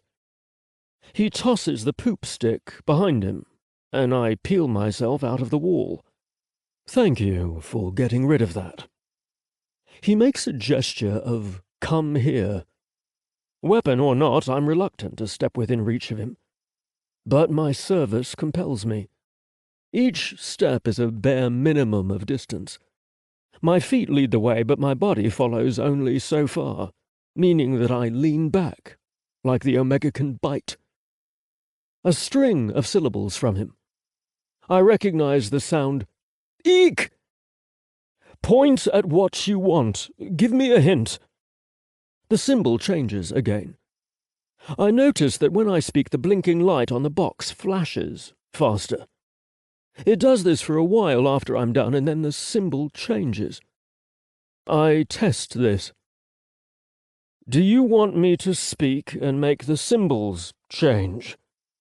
The flashing light performs its pattern, but the symbol does not change. What are the symbols? What do they do? The same pattern again. This time the symbol changes. It looks like a round little pup, with its tail following after. He nods and smiles. A forced smile, but a sign that I may have got it right. Very well, I will do this for you. But what significance does it have? Should I stop here and report what I've seen? Yes, of course. I don't know what he's doing with the symbols. I don't know if I should be helping him. But Eothuth has been strangely missing for a long time. The Council has been strangely indecisive. I'm not sure if anything we're doing with this Omega and his mates is the right thing. And my mates, besides Geb, indicate that it isn't. Teal is compassionate and wise. Despite his young age, I should trust his judgment more than any other. If I do this, it will almost be disobeying an order. I will be betraying my people, in a way. This is not how things are done. A scout or a warrior does not make his own decisions. The symbol changes. It is quite slow to do so. But I suppose you are an Omega? We haven't treated you like one, have we? Eothuth pretends not to understand you, but you know that isn't the case, don't you? You're angry with us because we don't obey. No sign of understanding. I can't expect one. He has his ear tilted toward me, though, as if he's listening to every syllable while watching the symbol change and the color fill in the tube. All right. You want to hear me speak. I understand your order, and I will obey. Chapter 41. Carter. The back of my brain buzzes like a moth. Yeah, I know moths don't buzz, but that's the best way to describe it. Fuzzy. Flitting. There's a humming I can't hear inside my skull. A soft, comfortable tickle, like a feather against the back of my hand, only inside my head. Literally inside. The sensations have been reported by millions of people, but science says we're not supposed to feel anything. They say I'm imagining the moment when the interpreter app has enough data to start wirelessly transmitting the language algorithm to the nano-computer in my spinal cord, right under the base of my head. This is partly why they say the sensation is imagined and physically impossible. We report feeling it in the wrong place, on the top of our head. But who's to say you don't stab a certain part of your nervous system and feel it somewhere else? The brain is a funny thing. And how did I get a language app working, you ask? Well, apparently somewhat primitive aliens that still crap in a hole and don't understand very basic, very simple sign language are also the kind of aliens who like to collect computer parts and various peripherals. Now, I'm sure they have a good reason for why all this stuff is here. I can also guess where they got it from. Maybe they're disassembling the stuff for building materials. Or jewelry, who knows? It's clear they have no idea what anything is. The leg from a ligament augment suit is stowed right next to an automatic soap dispenser. That I plan to crack open later sometime if they let me back in here. A neck massager is stowed right next to a beautiful laser gun. No, don't get excited like I did. Somebody cracked it open and the infinity power source blinked out like a beautiful escaping genie. Poof! They don't make laser guns as shitty as they made lightsabers back in the day. The power source probably went out while someone was prying at the seams on the handle. Little did they know the least interesting part of the gun was also the most sensitive. Nobody likes to share weapons. This thing does everything short of pricking your skin for a blood sample before it allows a person picking it up to do anything. But it felt good to hold it and aim. My little buddy started chatting nervously and quick when I did that. Don't worry, I didn't aim it at him. That'd be mean. It was kind of tempting, though. No, I set that down to start a more useful task. Stifling through piles of junk to Frankenstein revive a PC unit with an interpreter app. Most of the stuff can't help me. Fully functional cell phones and personal devices are locked behind fingerprint sensors, voice and face recognition. I'm an engineer, not a hacker, so they might as well be paperweights to me. Not gonna lie, though, I did gaze longingly at the panel for a media center. A little movie played in my mind where I found the gaming headset to go with it, and I was the coolest lost space marine in the universe, hanging out with the alien natives while I spent the rest of my days becoming a badass at virtual Pong and whatever else they had on there. Had to be games that'll play without authentication. I bet I would have freaked Buddy out with the HoloLens projected over my eyes and me jumping around the room doing strange movements. But real reality isn't as cool as that. By the way he kept wringing his hands and hanging back by the door, I could figure out that I'm not supposed to be in here and that the authorities might be on their way. I scrambled like a madman, putting together a PC unit that could run the language app from its simple command interface. Explaining the details might take all night, but basically there's only like 5 really good operating systems in the universe. They have a basic system loaded onto them, and then you can customize their functions with loads of shit. I found a box with what must be 10,000 hard drives. They're small little things, just a bit bigger than my thumbnail, and I could sink my arms up to my elbows in these chips. Eureka, right? Well, building a basic PC unit was the first challenge. Peripherals aren't universal like good operating systems. Races of the universe work together to make the most functional OSs. Peripherals are personal. I cobbled together a unit from a crappy little tablet screen, a keyboard that's not in my language, the motherboard from that media center. It hurt to kill it permanently forever. The basic awareness bulb from the soap dispenser, yes, the soap dispenser, the camera from the laser gun, and the mic absolutely had to be pried out of one of the cell phones. The last bit was the hardest piece. All this other stuff comes apart easily, but cell phones are built like vaults.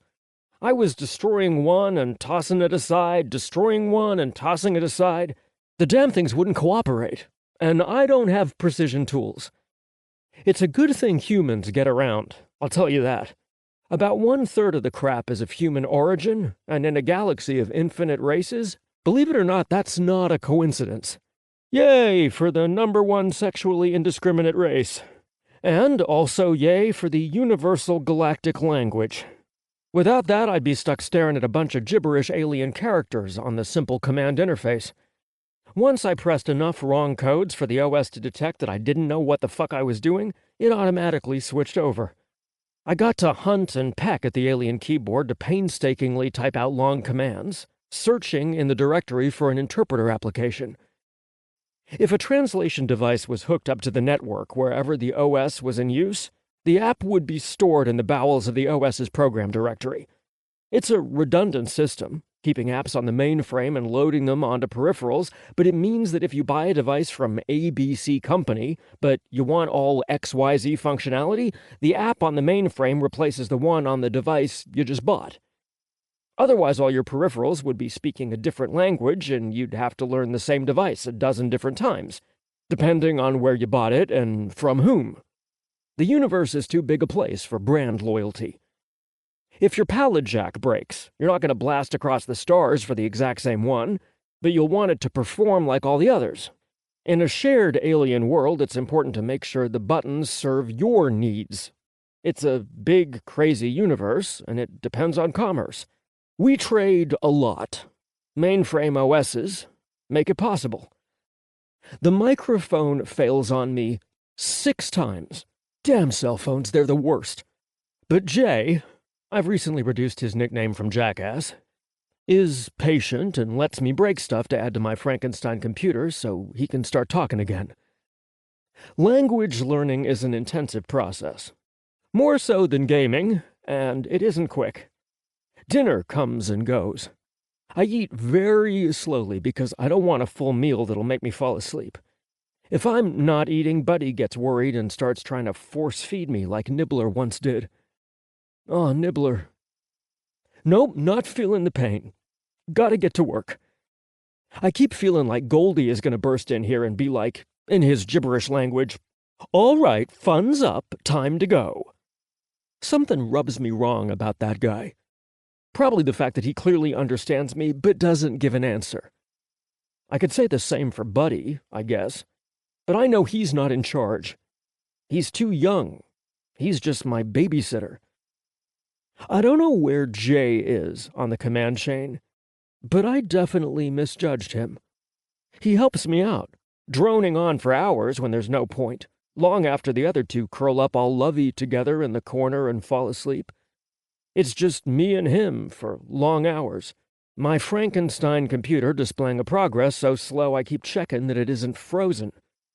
The progress bar has to fill up multiple times for every stage of a stage, and that's annoying. But if translation was easy, we'd have built the whole process into our heads. Creating a language algorithm requires more memory and processing power than most stuff. The motherboard is running hot, and I start fanning it so it doesn't shut off at 98%. My heart has been hammering this whole time. The first useful language transfer doesn't begin until overall completion of 70%, assuming I'm not imagining it. Speech from the guy starts slurring into the words. Then the time I pinned him with Silenins, I had finned the Pykh wide pinwheel quite deep, with a thin layer of ink on top. I piled a little grass on the night before, and stirred up the frozen grass, so it would appear to be strewn ground. If you were not paying attention, I pelted him with the nuts to get him to chase me, called him a skinny wet stick, which made him mad, and... I interrupt him. What happened to the 2 men I was with? Chapter 42. Carter. Props to this guy. Most of his reaction is in his tail, which fluffs up and twitches like a startled squirrel. His shoulders jump a little. Otherwise, his expression just looks suddenly awake and alert, his face calm. Most of his speech is just nonsense still. I thump the top of my head with my palm because the tickling is worse now. I imagine that the whole tentacle-looking computer in my nervous system is lit up and steaming energy to connections in certain places. A spindly wire web, processing, touching, glowing. I don't have the full language yet. Language is my word, as is most of the following sentence. I've only got a partial download right now. Simple words only, please. Please and thank you are high-priority words for any new algorithm. It'll get better soon. I guess I don't have the time references yet. How? He asks. Then he blinks several times, his mouth falling open as though making a startling realization. He moves out of his cross-legged position, and his quickness surprises me, making me back up a step. But he's only lowering himself to the floor, in the praying position. I'm sorry. I am Auk. Click, click. Sensation rather than sound. Imaginary, of course, but now I know that was a name. Name recognition is also high priority. It's followed by a bunch of gibberish. I'm sorry, I can't understand you. Give it time. Yes, I will give you anything to what you need. No, I mean... I press my lips together. I'm only going to make this worse. The computer is learning. I gesture behind me at the mess and tap my ear. Learning! Never mind. Listen, stand up. Crap. Even the simple words are getting messed up. We're still mostly on hand gestures right now. Up! Up! There we go. Up by itself works. Directions are good. He rises. My people. Badly. I'm sorry. I can't understand any of that. I smiled tiredly. It's nice to speak, though. Listen, my men, 2 guys, were with me. I take it slow, copying my well-memorized hand gestures with the words. Whatever gets garbled, he can pick up. One was hurt. Good, he understood that.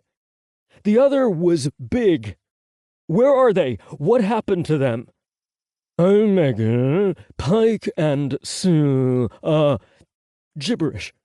But I know he said their names. Click, click, and the first one comes through while he's talking. Pykh is... Growl sounds among the next word. I should be able to mimic these by tomorrow. The brain bot, as it's called by Space Marines, will assist me with vocals and physical enunciation for a while. Then it'll ease back into maintenance mode, when I've practiced for many months and can manage things on my own. Natural language replacement doesn't happen much in the service, since we jump around quite a bit. In the Force, my permanent language would always be human. English, in my case. But I'll be living here for the rest of my life now. Pretty soon this language will be more relevant than my own, and with the bot's help to hook things up in the language centers of my brain, I'll be thinking in growl speech, too, after a few years. Can you say the other name again? Which one? Pykh. Seal? I recite their names in my head. Feels weird. They're Nibbler and Pitcher to me, and I'm about to find out what happened to them, but I guess I don't have words for it yet. Avriel? He also adds. Wait, is that 3 names? Well, Pykh may have a second name. Avriel. He prefers Pykh, though. Okay, I have no idea what he said, but it sounds like one of my guys is named Pykh and has a nickname. Which one is Pykh? Big or small? Big, Omega. That must be the word for me.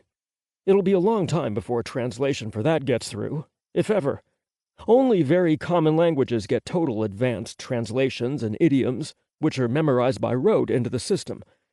Algorithms are only good for about 80% of the language. I'll be on my own for the rest of it. So Seal is the smaller one? He nods. Is he alive? I glare at the tablet screen behind me. Hurry up, you slow piece of crap. Is he... okay? Good? Yes, Omega. He is safe. Not... I do my best to mimic cutting myself in the side, approximately where his gash was. No, Omega. We... gibberish, but within there I catch the word safe again. And Pykh is safe? No answer at first. He doesn't break eye contact with me. Pykh is... Again, the word safe is in there somewhere. But by his tone and hesitation, I don't think he's affirming what I want to hear. Take me. We go. They are near here? Crap. Fortunately, though, he gets it. Yes. Come, Omega. I will show you. Chapter 43. Carter. Auk gets me a blanket from the corner where the other 2 are sleeping. I notice that he moves quietly, not waking them. But why? Coincidence? Are we not supposed to be doing this? I might be judging the situation wrongly, but it seemed to me that they understood what I was requesting the first time, before I found this tech shack, and their answer was no. I was not going to see them. I was not going to find out what happened. Now I can talk a little bit, and 10 minutes later we're going for a visit. Why? And why not wake the others to announce the amazing news that E.T. the human goldfish is now talking? Should I wake them? Buddy has been taking care of me. I feel like I can trust him the most. But I'm now thinking about how he ignored my communications as much as everybody else. I put a blanket around my shoulders, layering it up on my neck so that it won't touch the floor and get dirty when we go out into the mud. Did you hurt Seal? I move my hand back and forth on the lower abdomen to mimic his cut. No, that was not me. He says nothing else, so maybe he's caught on to this whole simple sentences thing. Or maybe he's withholding information. Did one of you do it? He shakes his head for no. Our species have a few gestures in common which will make things easier for me. It was not us. It was the invaders. It must be their word for the bugs. Okay, good. There's one mystery down. We step outside into the cold and I make slow progress down the dark steps of the porch, trying not to break my neck. I hate the shoes. Simple clothing items are in stage 1 of the language algorithm. Everyone does, he says, amused, and he offers his hand. It feels weird to take it, but I do, briefly. I don't think he's the bad guy I initially thought he was. Do not worry. The upload of stage 2 hits my brain and I snatch back his hand to steady myself. Omega. It is not far. And your mates are safe, sleeping. Well fed. You will see. Yeah? I'm about to ask, recovering from the brief state of vertigo. The brain bot is kicking in and doing its thing. So why haven't they come to see me? They could check on me or something, make sure I'm alive. There must be a good reason. I let go of him and we start walking, but I still don't ask the question. Even though it's the most important one practically burning inside my brain, and no, I'm not confusing that with the sensation of the brain bot. This is much worse. If they're safe and fed and they haven't come to check on me, the only logical explanation is that they didn't want to. The answer doesn't feel right because they took care of me so diligently. And hey, they sucked me off. I can't exactly misread that. Except maybe I could. They bowed to me the same way Auk did just now. I wouldn't be the first E.T. to be treated like a deity. Maybe they thought it was their duty or something. But I mean, they enjoyed it too. They always did. Nothing makes sense. But instead of asking questions and trying to figure out why, I just want to see them. Then I'll deal with whatever happens afterward. If they don't want to continue helping me and basically being entirely responsible for my survivability, well, I can understand that. It's gonna hurt, but I'll understand. And when I see them, I'll know. I'll get closure. The moon on this planet is huge. A nosy neighbor peering down from the sky. It's visible in the daylight, too. I never got to admire it when we were running around in the jungle because the canopy was so thick. Now I appreciate it for being my naturally formed universal flashlight. I can see the tread marks of past footsteps in the mud as we walk along. So they're just chillin' somewhere, huh? They don't give a shit about me. Okay, maybe it's time to just focus on my breathing and admire the moon as I keep my emotions in check. I don't have the right to be mad at them. It just seems... Here I go again. It just seems that it'd be different. That they'd be as worried about me as I am about them. 'Kay. Done with girlish insecurity and self-pity now. Time to go and face this breakup like a man. Oh, you actually don't return my feelings? That's cool. Because I never had any anyways. Then I'll spit off to the side and walk off like an action movie star strolling away from an explosion. I can do that. I can be cool, Carter. Of course, on the inside, I'll actually be curled up in a ball, shivering. It's happening already. I notice some moving figures in the rafters of the buildings we pass, inside that open space from the walls to the roof. This race doesn't care about outside temperatures, so it's fortunate for me that they have a liking for blankets. However, I'm probably misusing the term. The blankets here are thick, and Buddy sleeps on them, not under them. There's some distant speech I can't make out. A figure jumps down behind me and comes jogging up to us. I move faster to get behind Auk, my guide. Auk! Where are you taking the Omega? That is the wrong way. Geb, I thought she would be with Enel now, watching the wild. The others. Our newcomer, Geb, tilts his head. I was, but I heard what happened. They say the Omega can use the invaders things. Is that true? Auk seems to be thinking of his answer. Should I pitch in? And how much of Stage 2 can I trust right now? Stages 2 and 3 are where the most mistakes are made in translation. Stage 4 takes the longest. It'll be the last algorithm given if my meek little gaming hardware lasts that long. Usually, I have it in a couple hours. My best guess is that I'll get the adjustment in the morning, if nothing fails. Does that mean he's an invader's Omega? Geb asks. No. Don't be ridiculous. He looks nothing like them. Well, the Omegas could be different. We don't know. We don't understand. Geb, he was stolen from his own. He was enslaved. Well, the others told me to ask. A pause of unusual silence. Then, where are you taking him?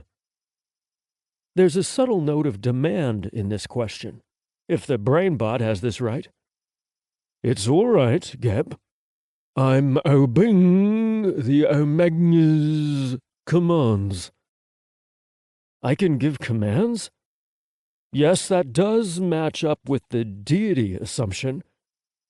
So then, maybe my guys thought the blowjobs were part of their duty to me.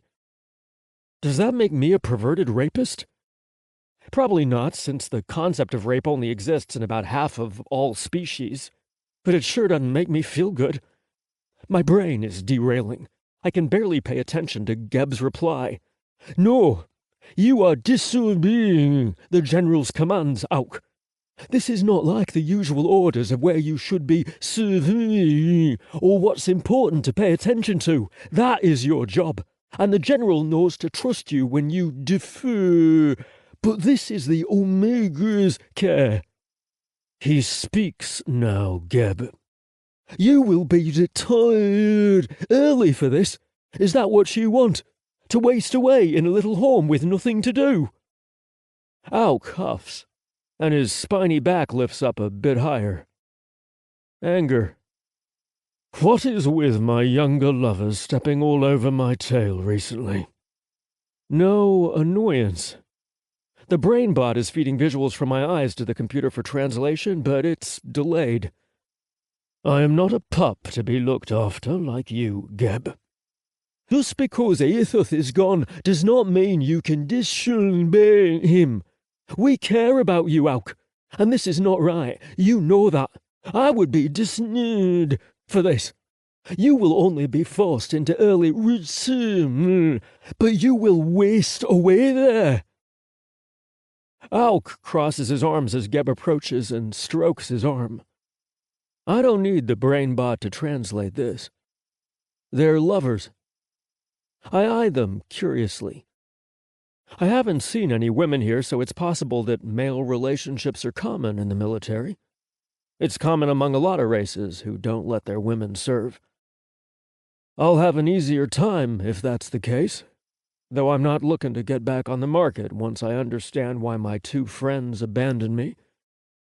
Auk and Geb do a lick-nose kiss. That gesture will be late bouncing from the brainbot to the PC unit and back to me, but I already know I'm not wrong about this. You did not listen to me. Auk tells him and purrs with the words. Comfort, that'll be. I'm way ahead of the brainbot on translating lovey gestures.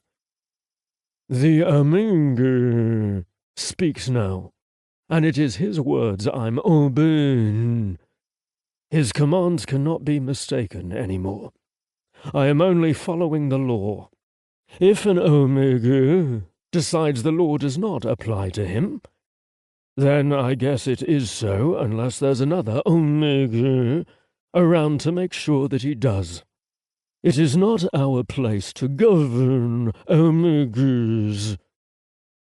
So there's other ETs like me. No, that would be too interesting. Though it's possible since the bugs have taken over here. But I shouldn't count on what I'm hearing during Stage 2 translation. I need to know what Omegas means. Right now, Auk addresses me. Tell him, Omega, repeat your commands. I'm sorry that our obedience has been reprehensible since you arrived.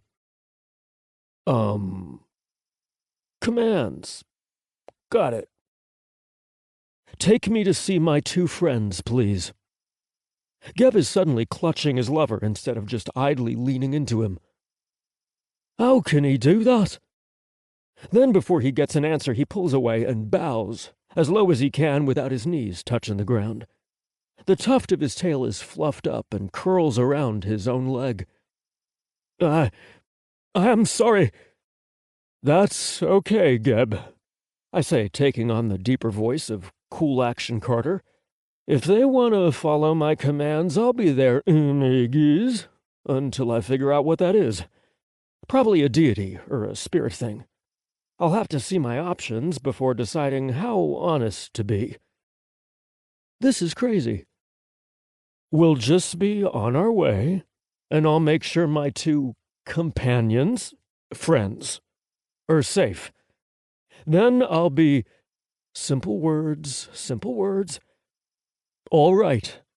I'll go back to my house and sleep. Auk is only listening to me, as he should. No affirmation or anything from Geb. His body language translation comes through. Scared, confused, uncertain.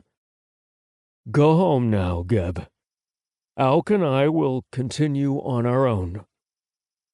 He lowers his head even further, and then turns and leaves.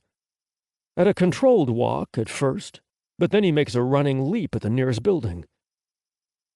Should I ask, does an Omegas ever not know it's an Omegas? Come this way. I'm sorry for the interruption, Auk says. I'll wait until I see them before I bring it up. Steps 2 through infinity are a mess of possibilities, but step 1 is just to find my family again. Just to know. Why haven't you come to see me? Do you have human concepts of love? You care about me like I care about you, right? Oh, sure, the brainbot gave me the words lover and mate, but that's because humans don't really have words for people they fuck but don't care about. Now there's friends with benefits, or side squeeze, or mistress if you want to go all the way back, but those are slang. The only reason the brainbots understand those concepts is because humans are prolific enough to have their language memorized by rote, no matter what galaxy we're in. Slang is not considered core language. Concubine is a pretty close word, I guess. But humans need more. I need more. We come to a house with lights attached to the roof's corners. Electric ones. I've seen both electric lighting and round oil lamps being used, meaning that this was a primitive race that's adapting to the tools left lying around by the bugs. The home I'm staying in is lit up the same way, as well as a few bigger buildings. Everything else in the vicinity is dark, and not just shadowy dark, but dead dark. Lifeless. No one followed us from the moment Geb found out I could speak. Oh, Meg. Alk turns because I've stopped walking. That's it, isn't it? They're in there. Yes. Your mates are inside. They are sleeping, but they will be happy to see you. Happy. It doesn't mean the same thing everywhere. In some cultures, happy is the emotion of besting your competition in a violent showdown. Okay, just give me a second. Let me, prepare for this. Oh, Meg. He says gently and purrs with it. Did they hurt you? Are you afraid? No, not at all. The opposite of that. Not that. I keep the blanket pulled tight around me. For the heck of it, I talk, not really expecting him to offer up a solution. But what if they're not how I imagine them, you know? What if they're bad people? I don't know, what if they're hillbillies or something? What if they're pirates? What if I have this image of them in my head as being friendly and nice, but they're actually jerks? What if... what if... What if they don't like me? That's what I really want to say. A non-verbal relationship is easy. It's a hell of a lot harder to get into a fight.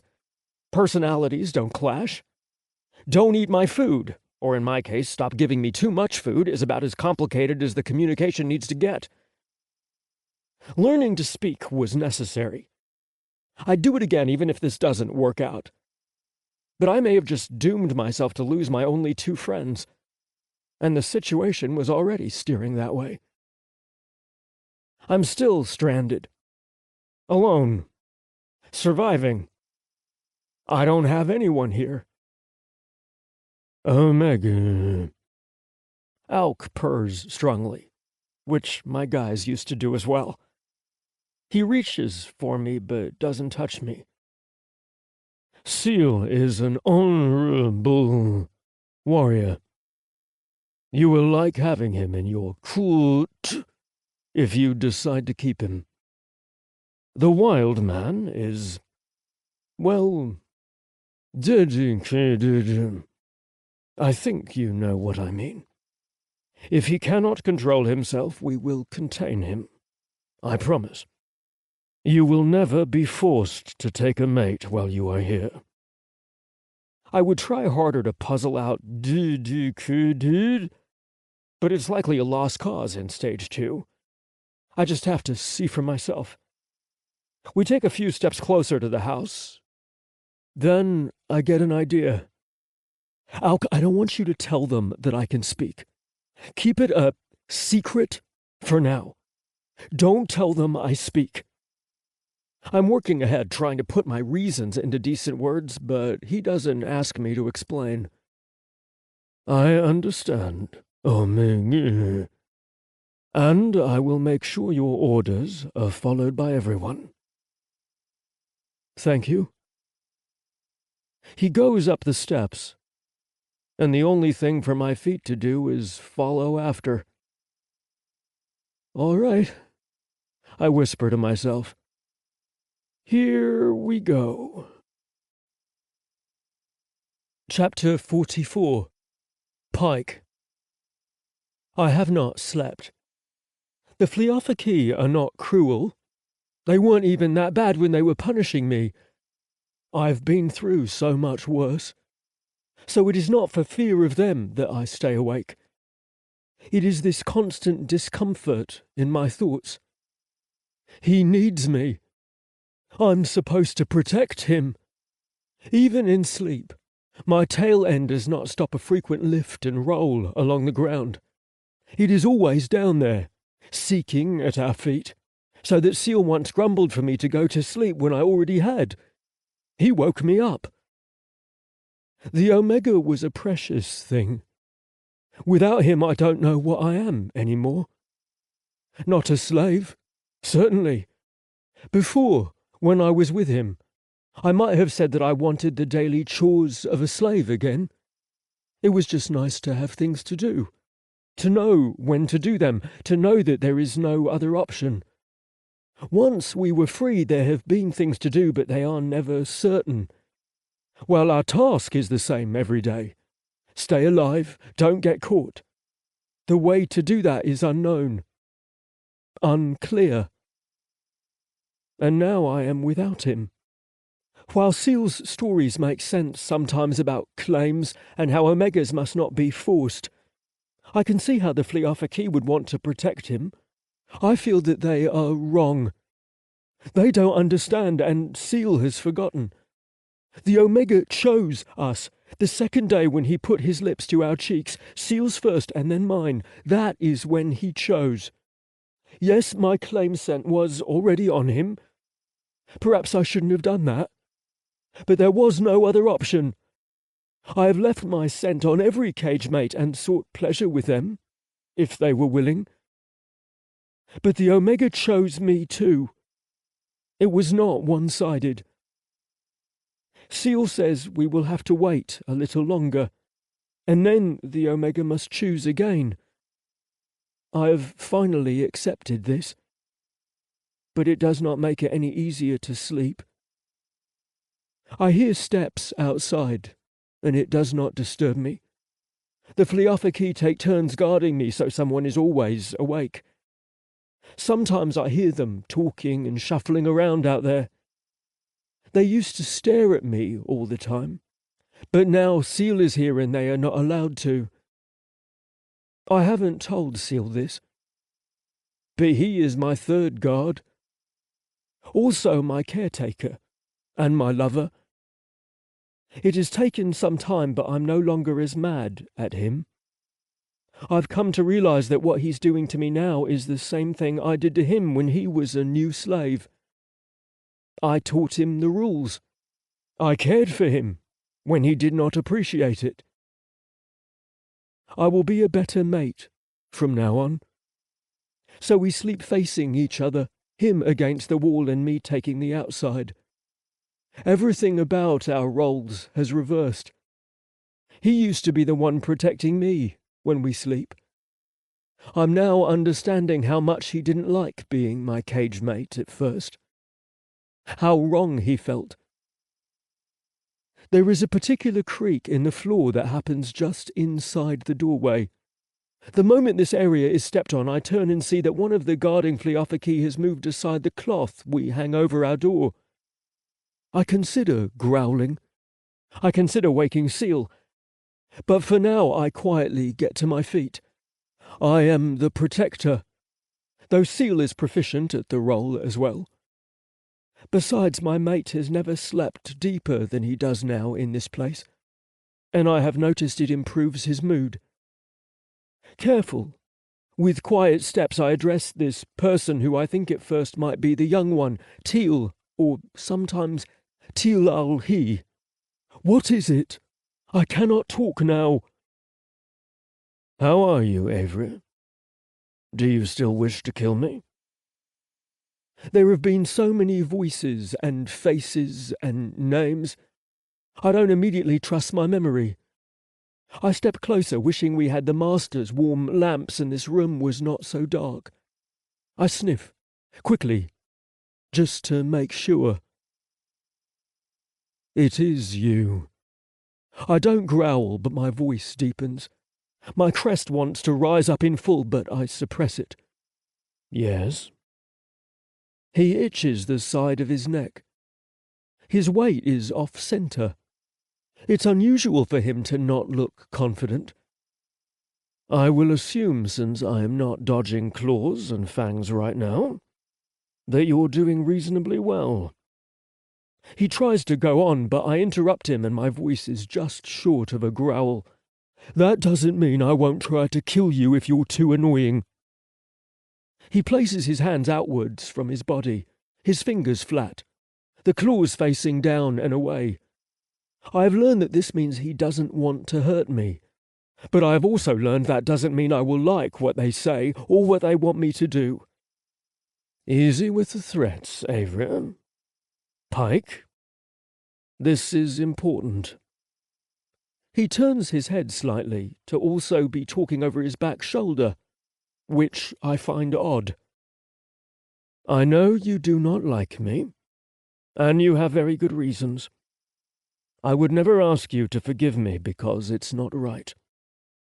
I also can't ask you to trust me, but I'm here as a friend." "That is confusing," I say, and it doesn't convince me in the slightest. "Pykh," he says, "I haven't handled your appearance well. My lovers have pointed it out. Even if you have acted badly and those times you hurt Teal and Enel, they are still on your side. They want to know you so they can help more of your kind. This convinces me to train my replacement. Many of them are older than I was when I started." "You've come very late at night to tell me this, and I don't completely understand what he said. I should wake Seal up." "It was supposed to be an apology when I started." His hands are back at his sides again, and his claws tap absent-mindedly on his thigh. I hear something behind him. A little cough. No, his tail thumping, maybe. Huh. I notice now how his stance is wider than it needs to be, how his elbows are turned out, making himself bigger. But his crest is lowered, mostly, so he's not making a threat. He says, "You did hurt Teal when you didn't need to. He's scared for you the most, you know. He's young and curious, and he didn't mean you any harm." I would have killed him on that day if I'd got a better hold of him. Wisely, I do not say that, and I think this conversation is a distraction for something behind him. "Why have you come, Pykh?" "To say I'm sorry. Within reason, I suppose. I will not tell you your behavior was acceptable." "You punished me with the rod and collared my hands to the wall. I say this mildly because it does not matter. But that is not why you're here.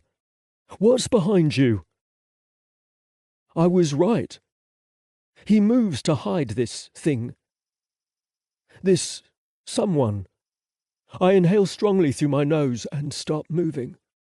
From this angle, the Pykh does not entirely block the moving air from the door, though his scent is most of the smell. There's something else. I feel all anger disappear from me and my heart moves faster inside my chest. "You must be called Pykh. That is very important. I will collar you again if I have to. And I am not a general, so Eothus could come back and try to impose his rules. He pauses for a long moment. Is that him?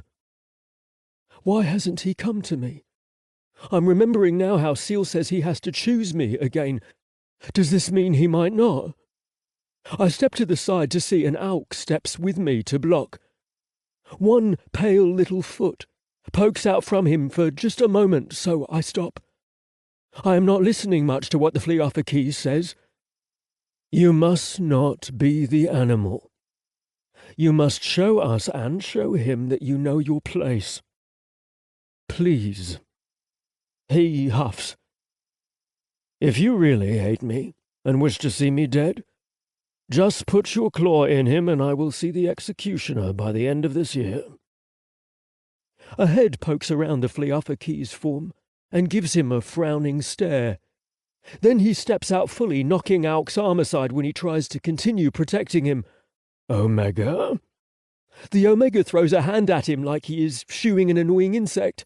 Because he does not have a tail, he comes straight to me. No hesitation or fear like they taught me to believe he has. He smiles, and I grow weak the closer he gets, on my knees the moment he reaches for me. I would swoop him up in my arms and give him many kisses, but there is Seal's training and the warning from the stranger. I lower my head, as Seal taught me to do. I keep my crest down and my hands on the floor. I try to go further, but the Omega stands too close to me. He takes my face in his hands and kisses me with his nose. Everything up to this was so fast, him approaching with long steps, touching my cheek with firm, commanding fingers. And now this kiss is so gentle and soft, almost like my first kiss with Seal when I wasn't sure what I was doing. He is the one who taught me to kiss this way. My purr rumbles out nearly as loud as a growl. My tail reaches for him, wanting to wrap possessively around his leg, but for now the end trails down his sides and stops at his ankle. I am carefully aware not to bring back bad memories for him with the tickling sensation. His lips move, but he doesn't say anything. Only a breath, and maybe a sound. The Fliothoki reminds me that he is there with us. That is good, Pykh. The Omega throws his hand twice toward the door, sweeping it back in the Fliothoki's direction. Without another word, he turns and leaves.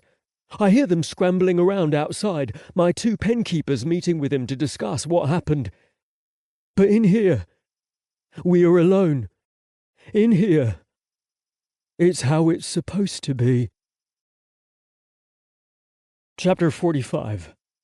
Carter. Hey, you're doing okay, huh? My hands run up and down his arms, across his shoulders. You don't have any marks on you? I was worried sick. I couldn't tell if these guys were my friends or enemies. I didn't know if you were here somewhere or if you left me with them and went on your own way. Why did you stay out here instead of coming to see me? It sounded a bit like you didn't have a choice. I didn't have a choice at first, you know? That's what I say inside my head, anyway, while my lips are still and my voice is silent. Not useful, I know. I'm gonna speak to him eventually, so I'm gonna find out whether he likes me or not. Whether I like him. He's gonna go from being this big, tough alien pet of mine to possibly my friend. Or someone who used to be. My heart beats down in my stomach somewhere, but that's not why I stay quiet for now. I've basically got two trains of thought barreling down the same track at each other, and I'm waiting to see which one wins out. On the one hand, I'm not running a long con here. It'd be crazy trying to spend the rest of my life as a mute, and that's not why I fought so hard to find him. Whatever happens will happen, and I can't wait too long to open my mouth or my quiet game will be perceived as lying. On the other hand, I'm just so grateful to be with him again. For everything to be fine. I lean against him, burying my nose in his neck, and twine our fingers together. His tail wraps around my ankle. His purr feels so nice. And this smell. Oh, the smell, like good leather, kind of. I can't quite describe it, but it hits my brain and turns all the alarm bells off. My heartbeat goes back to where it should be. The pressure in my head eases up like I found relief from a headache I didn't know I had. Isn't it okay to just have everything be okay? For once? For a little bit?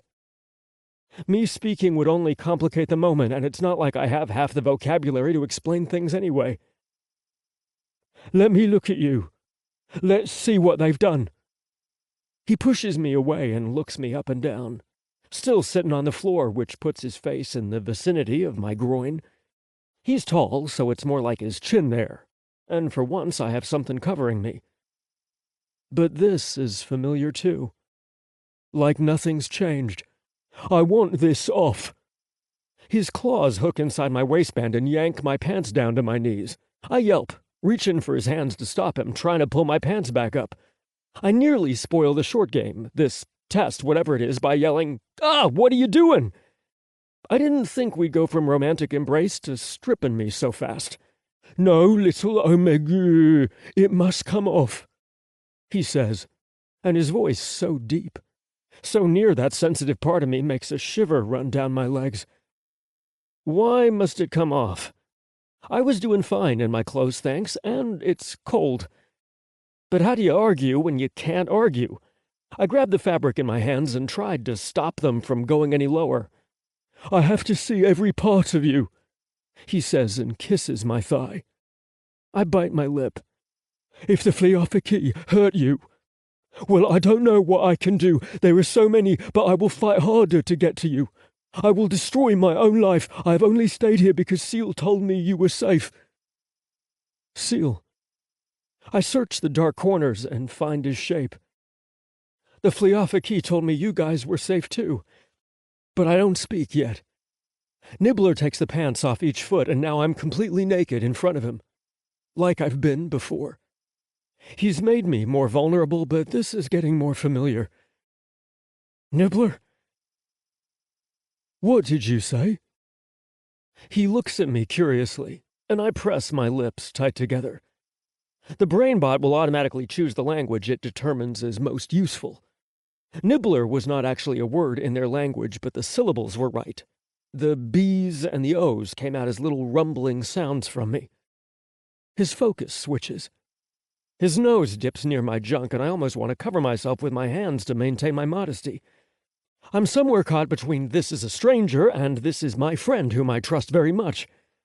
I train my hands to stay at my sides, leaving myself open, and he does not do more than sniff briefly. I do not smell them on you. He drags his nose down my thigh, then the other one too. Good. He sounds a bit harsh about that. I have goosebumps all over from the cold and ticklish shivers both. Now the other side. He grabs my hips and turns me quickly. I get the same treatment, his nose going up and down each side. My muscles clench as he gets close to, that area, where my thighs meet my butt and everything is extremely ticklish. I look back there and he's smelling my crack, too. My eyes widen. What the hell is wrong with you? Yeah, now might not be the best time to say anything either, but what is he smelling for? If they touched you, I might still decide to kill them. He sits back at last, looking down and away. Seal says I'm not supposed to be possessive. I've told him I'm not, but I'm lying. I feel that you are mine. You are my cage mate, my unmeasure. What will I do when they take you away from me again? I cannot be good like they say. His words echo inside my head. Take me away from him? So they purposefully separated us? I frown. I imagine my basic training officer yelling, Carter, you shithead! Quit waiting to get your dick sucked and find out what's happening here. Okay, here we go. I swish my tongue around in my mouth and swallow the extra spit. This is almost like that first time I had to speak up alone in basic training, and I knew there was just no right answer to how many push-ups should your squad do today, cadet?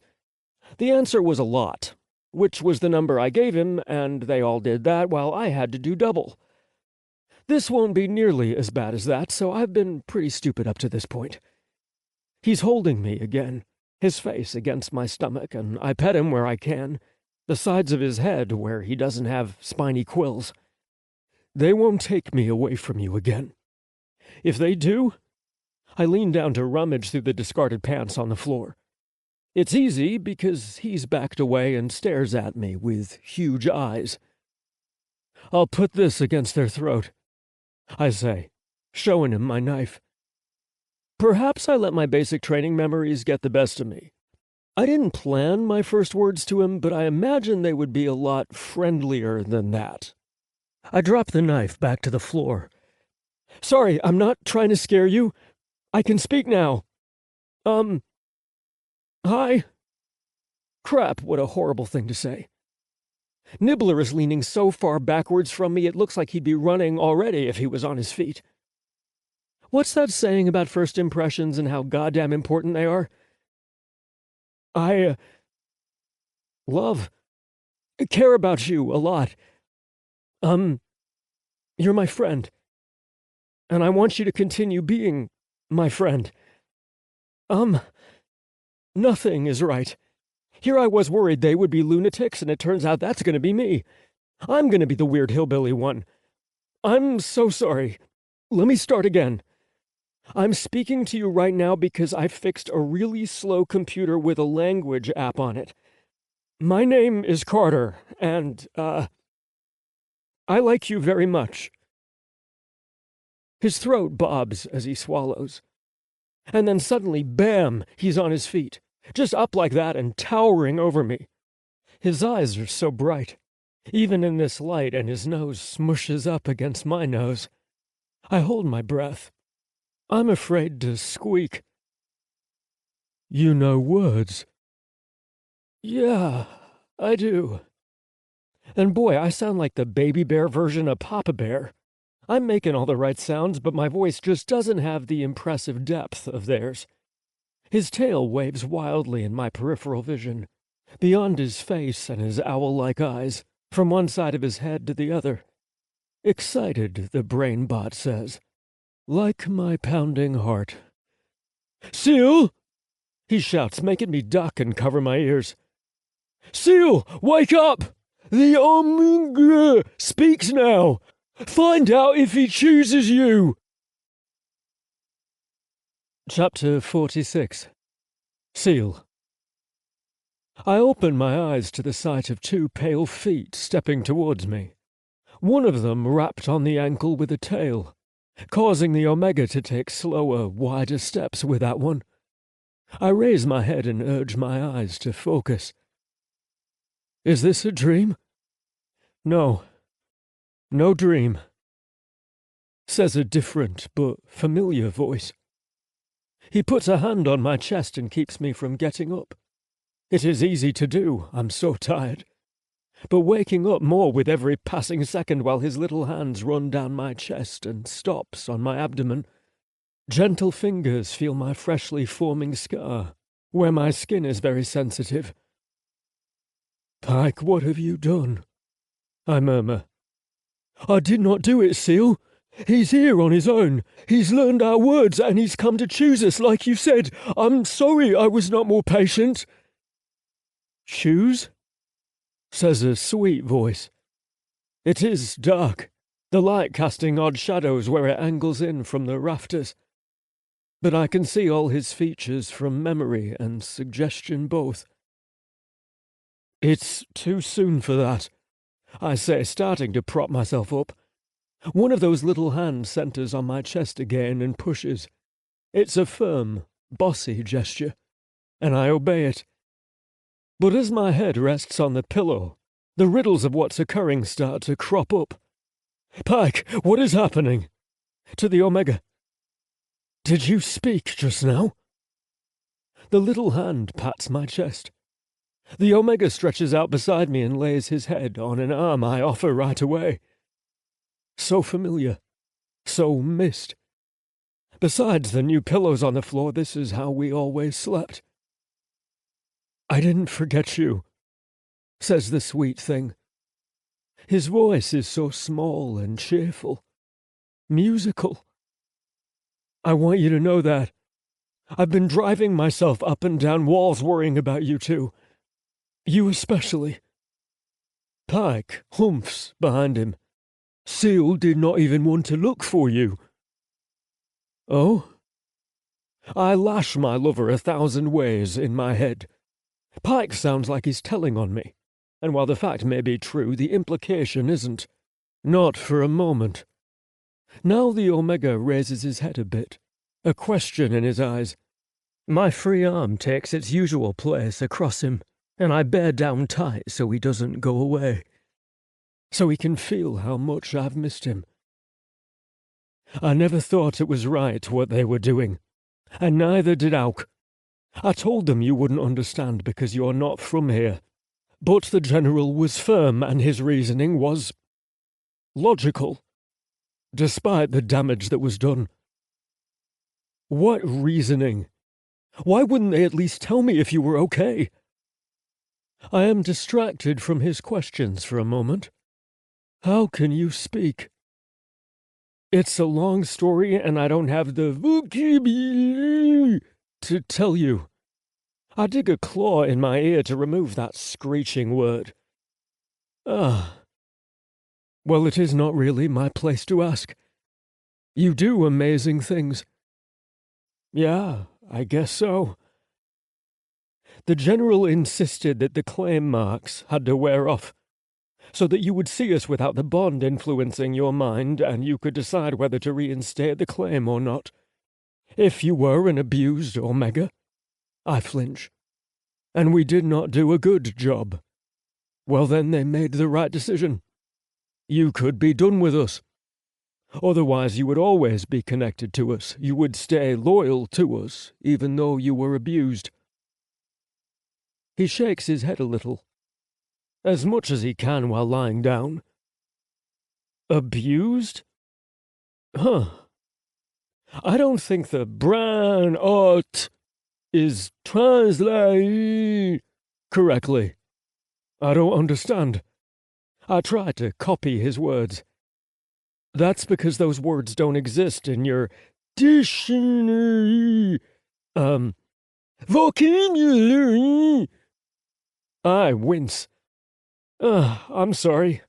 It'll be like this for a couple more days. I'll get better at speaking over time. Ah, I see. Well, the separation was to protect you. That's what I was saying. Pyke's tail seems to have found what it's been searching for in his sleep for so long, and it's not letting go. My own twines around his as well, so that his ankle is now twice as thick. We do not squeeze tightly, though, so there is no discomfort. Pykh rubs his chin on the Omega's head as he lays down. My fingers curl. He does not have permission to do that. What's the matter? Omega, you will never be able to choose Pykh and I freely if you allow us to claim you again. What is claim? If he doesn't know that word, then this will be difficult. It is when our scent marks you. What Pykh is doing now. Oh, pheromones! I get it. His eyes roll up as if he's trying to see the top of his own head. He picks at his hair and he brings his fingers near his nose. Is it that smell? Kind of like a new and cinnamon sticks? Maybe a bit of Pykh. I don't understand any of those words. I am good at learning words. Pykh rumbles, nosing his ear. The tufted end of his tail is wagging like a little boy's. He's so happy. And I am too, but I'm trying to hide it. The Omega should not be so concerned about either of us. We have a chance to help him understand that he might not want the claim that was forced on him. I should not even wrap my tail on his ankle, but I can't help myself. Another part of me just wants to roll on top of him and pin him underneath for the rest of the night. That part is distant, locked away as it deserves. It's okay, the Omega says while I picture it, losing myself for a moment. Pheromones are actually pretty common communication. We humans just can't smell for shit. I don't mind if you mark me. It's way better than my natural smell anyway. I don't know how you guys put up with it. We love how you smell. I say at the same time that Pykh rumbles and buries his nose in the Omega's hair. Well, other humans don't. It's a human thing. We don't like the smell of each other. He chuckles, so he must be joking. Or perhaps other Omegas where he is from are jealous of each other's smell. Holding him like this has been a test of my self-control. I must ask, Omega, may I mark you then? He nods, but I go on. He doesn't seem to understand exactly what marking is. Or maybe he does and I just don't know the word pheromones. Regardless, he deserves an oath. I try to remember some of what my brother's oath was when he was accepted into a court. He spent weeks fervently reciting it. I spent those weeks pretending as if he didn't exist. Funny how this will be an even greater honor than that, if our Omega accepts. Omega, let me cherish you and keep you safe. I pledge my wealth to you. It is not much, but I will give you a house and as many comforts as I can afford. I will give all of it to you, including myself. I pledge my life to you, my home and body, if you will accept me. Think. What my brother said was long, legal. He swore a separate oath to the court as he came in as their brother. I will honor your tribe, and I have no prior disgrace. Whoa, whoa, he says. You guys are so romantic. I only understood half of that. Just so you know, I'm not a god or spirit or whatever else. I'm not whatever you think I am, this Omega thing. He frowns. It sucks, because I want you guys to like me. We have a close, friendship, don't you think? But I'm just like you. He shakes his head. I'm not anything else. I understand. I say, you have lost everything, and have no emblem, no tribe, no wealth. Do not worry, Omega. I touch his hair, cradle his head. That is why I offer myself to you. Let me continue serving you, and whatever I have is yours. You can start over. We can be together? Is that what you're saying? I don't want to be misinterpreting it. Yes, that's what I'm saying. It is good you are not a spirit, Pykh says. His words are puzzling, and I'm not just talking about the sounds I don't understand. I feel like he's speaking our language to the best of his ability, but he has different meanings for things. He said this was normal and might clear up in a few days, so I don't ask more questions. Besides, why would I interrupt as the Omega is saying? I want that. The three of us. I do too. Pykh repeats me. My Omega smiles, taking Pyke's hand, and mine joins them. If he had a tail, that would entwine with ours also. Just to be clear, what is this? Like a merge? We do not know that word, I say. But the word mate for you, that is like a permanent arrangement, right? Sometimes. Well, his eyes glance down, and his lips press together briefly. I want it permanent. Is that okay? Yes, Omega. My words rumble with my purr. That is what we want. That is what the claim means. He meets my eyes. Then I want that. Chapter 47. Carter. I know. I should be tired. Falling asleep. Hell, I've earned it. My brain was running on all cylinders, taking apart that tech crap and putting it all together, stripping wires and reattaching things to make the ports match up. What a pain in the ass. And then the fact that I had to guess my way through a ton of simple interface commands, type in whatever made sense to me, like boot language app, only to have the OS throw a big fat error in my face. It wanted the directory exactly because its indexing was all fucked up. Which it reminded me of plenty of times, indexing error interrupting me on the screen.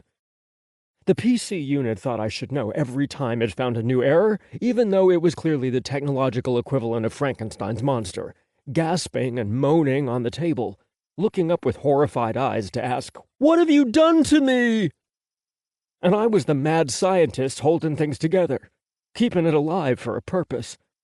I thought for sure Goldie would burst in and stop me, so I rushed like hell, cramming things together, fighting the OS, the hardware, and the passing time all at once. Now look at us. Just this morning I was wondering if I'd ever see you guys again. I say, And what a marvel it is to speak my thoughts out loud and have somebody hear them. I'll have to train myself out of the bad habit of muttering whatever stupid comment comes to mind. "We will never let you go again," Nibbler says, and I'm just now realizing I'm not 100% sure on their names. We rush through that part. Hey, I twist my neck to face him. My name is Carter, by the way. That's what I was trying to tell you when, you know. His eyes widen a bit. "Carter," he says in his rich voice. My cock twitches. "You have the prettiest name. It is like purring." Well, I guess. Kinda in your language it is. He licks my nose. This isn't helping me with my falling asleep agenda. I finally made it. I'm here. I'm safe. I need the rest, and they probably do too, right? "What's your name?" I ask the big guy. "Pykh."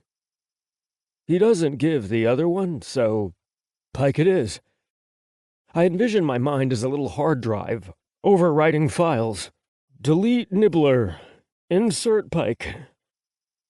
I was calling you Nibbler, I tell him. Because you bit my hand that first night, remember? When I was sleeping between you? "Oh, yes. I did not mean to frighten you. I was trying to help the hurt on your hand." He cuddles close to me, and I can feel that massive cock of his right against my ass, nestled in the wedged space there. I squirm into him. I could be wrong, but I think he's starting to grow a bit. "And you?" I ask, turning back to Seal. He confirms it, but his name is a lot longer than I remember. "Seal, Dreuth Clay." Is it all right if I call you Seal?" "Yes, Omega. That is my name." "Okay. And I'm Carter. I don't know what Omegas means, so just call me by my name." "Omega is what you are," Pykh says in my ear. I like how I can just tell he's smiling. The entire ordeal since I got sick is starting to fade away to a bad memory, but I won't be letting these two out of my sight for a while. So Omegas is like E.T.? Extraterrestrial, someone who's not from here. "No," Seal says. Does he wonder if I notice the forward movement of his hips, trying to get a better fit against me? The word for that is invid, but it means the one to enslaved us. We wouldn't call you that. Omega is what you are, like Pykh said. One who makes puffs. Huh, that word's not coming through for me. But it hardly matters. I lift my leg over his hip to get him right up against me, where I want pressure and his heat. Their cocks are so hot, big and baby pink, surrounded in a fuzzy suede sheath that's rolling back for me with the extension of his true length. Poops! Nobody cares anymore. I buck my hips and open my mouth to take his. Tongue kissing is a human thing, but I've taught them to do it well. Pykh mouths my shoulder, being patient while Seal and I squirm together. Seal groans. I keep my eyes focused on him, never letting them drift shut. Pulling back from that kiss, I place my hand on his neck where his collar used to be. God, Pykh feels good behind me, too, grabbing my body to make sure my ass stays tight against him. I have a thought. Romantic words, I think, but being a space marine, it's sometimes hard to tell. We put on so much bravado for each other, vulnerable feelings are trained out of us. Usually I wouldn't share this thought. But I've been kept silent so long, and they're not some weird asshole strangers. They're the exact same people I've spent all this time with. The men I trust with my life. I want to tell them everything I'm feeling and completely abandon the decades of social conditioning put upon me. I was so terrified for both of you, I say. I didn't know if you were still hurt and all cut up out there in the jungle. I thought maybe the bugs got you guys and I was carried away because I'm the ET, the invader, or the Omegas, or whatever. I don't know how much of this is coming through because of the brain bot. Ugh! I go on anyway, for my own benefit more than theirs. I've been holding a lot in. I thought you guys might have just left me, you know? Dropped me off with someone and moved on. I was hurt by that. They both stopped moving. I'm sorry we made you feel like that. Seal says, They should not have. Pykh rumbles in a very quiet growl, like he's trying to suppress it. His purr is still coming through strong. Pykh, Seal admonishes, but there's not a lot of strength to it. He starts getting up slightly, pushing up on his elbow, and I worry that I might have said the wrong thing as he's suddenly sitting over me, looking down on me. It is my fault, Omega. I could have persuaded them to let us come if I tried hard enough. I should have spoken to the general directly. But Pykh needed me, and I fell into my old ways with this place. It is no excuse. You should punish me. I chuckle for a brief second, but he's not joking. His eyes are solemn, and he's sitting over me in such a way that we're not touching anymore, except where our legs meet. Frowning, I get up to his level and slip fingers around his neck before he can move away. This has to be done carefully because he has prickly spines growing back there. They're ragged, too, meant to hook into flesh when something's impaled there. I've seen Pykh tear bugs off of him, and it isn't pretty. When the bodies peel off his back, they have many jagged holes, twice as large as the spines that struck through them. I shake that memory off. It comes to me at the strangest times. My fingers will be fine as long as they stay at the base where the rigid texture doesn't grow in yet. And I have to slide my fingers to extract them carefully. A regular motion like I'm combing through hair would leave my digits bloody. You didn't want to leave me, right? You wanted to come get me? Yes, Omega. Yes. Well, next time you listen to that feeling. The first word is quiet, but then my ghost drill sergeant takes control of my vocal cords and shouts the rest. Not as loud as a real drill sergeant would. I'm not a psycho, but enough to make him flinch at the unexpected change in tone. I shouldn't have to build a fucking computer out of old dumpster parts to find out whether you're alive. You owe me that as a courtesy for saving your ass from slavery in the first place. And as my mate. My voice goes back to normal. Well, that's just rude. I am sorry. Poor guy. He sounds torn, but it's just a taste of what I've been going through. You guys are my family now. If you want to be. My voice goes back to being very gentle. I don't have anybody. I'm not even in the right star sector, much less the right galaxy. Nobody is looking for me. They all think I'm dead. So when you two go missing and don't even look for me, yeah, that hurts. 'Cause I fought like hell to get to you. I fought, Pykh says, looking anxious. His tail is unraveled and it's doing a low, wavy thing the brainbot interprets as upset. I tried to get to you, but they collared me again. I couldn't break free. You weren't collared when I showed up, I could say, but I sense I've tortured them enough. They look miserable. Whatever their reasons, it's not like I was collared. I was just fine, taking long naps and moping about. They must know that. I touch the pale spot where Pyke's collar used to be. I took it off with a magnetic stone doll I haven't seen since I got here. I kiss Seal first. He's the most upset. I moan into it because my body is still lit up alive despite my brain being exhausted. His lips are dryish, but soft. Textured, but not chapped. He has a roughness to him. And his breath tastes like nothing but warm. No scent or taste lingering.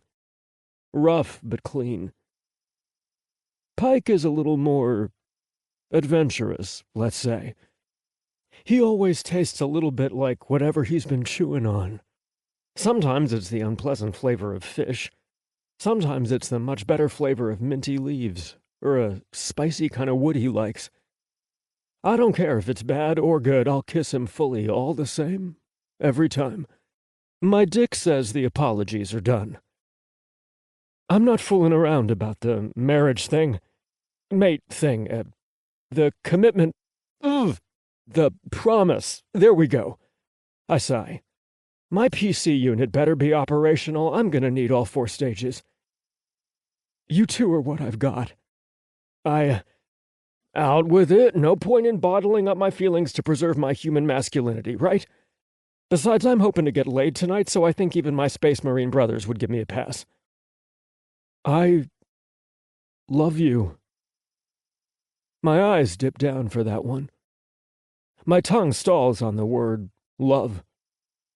We don't even say that inside my family, but I'd like it to be different with them. A family where I don't hide. We love you too. They say it in near unison and they don't trip. Like they've already talked about it before. Maybe they've told me a few times and I just didn't understand. Good. So no more leaving me in strange houses with people I don't know and not telling me where you're at. I'm sort of mimicking my father for a joke, but it's a joke only I get. Seal still looks sad. I bite my pinky and pretend to think. Now, about your punishment. He's frowning deeply, but he meets my eyes. He looks almost eager for it, like he can't wait for the forgiveness that follows after. I move my thumb to stroke the smooth side of his neck.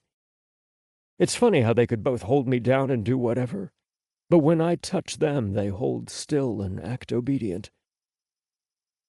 We'll find our ways. It'll be weird for a while, like we've been tossed inside the cage again and we have to figure out to work with each other. With words this time. I want to, well, I suppose rim job isn't in the vocabulary yet, but hey, vocabulary just showed up. That's cool. I want tongues. Remember the first night out of the cage? When we ran into the jungle and made camp by that tree? Yeah, I want that. Pyke's tail perks up into a question mark. Happy. Curious. My punishment? Seal asks, confused. I slip my hand out of the spines and grab his chin. Your punishment is you have to make up for it. By making me feel good.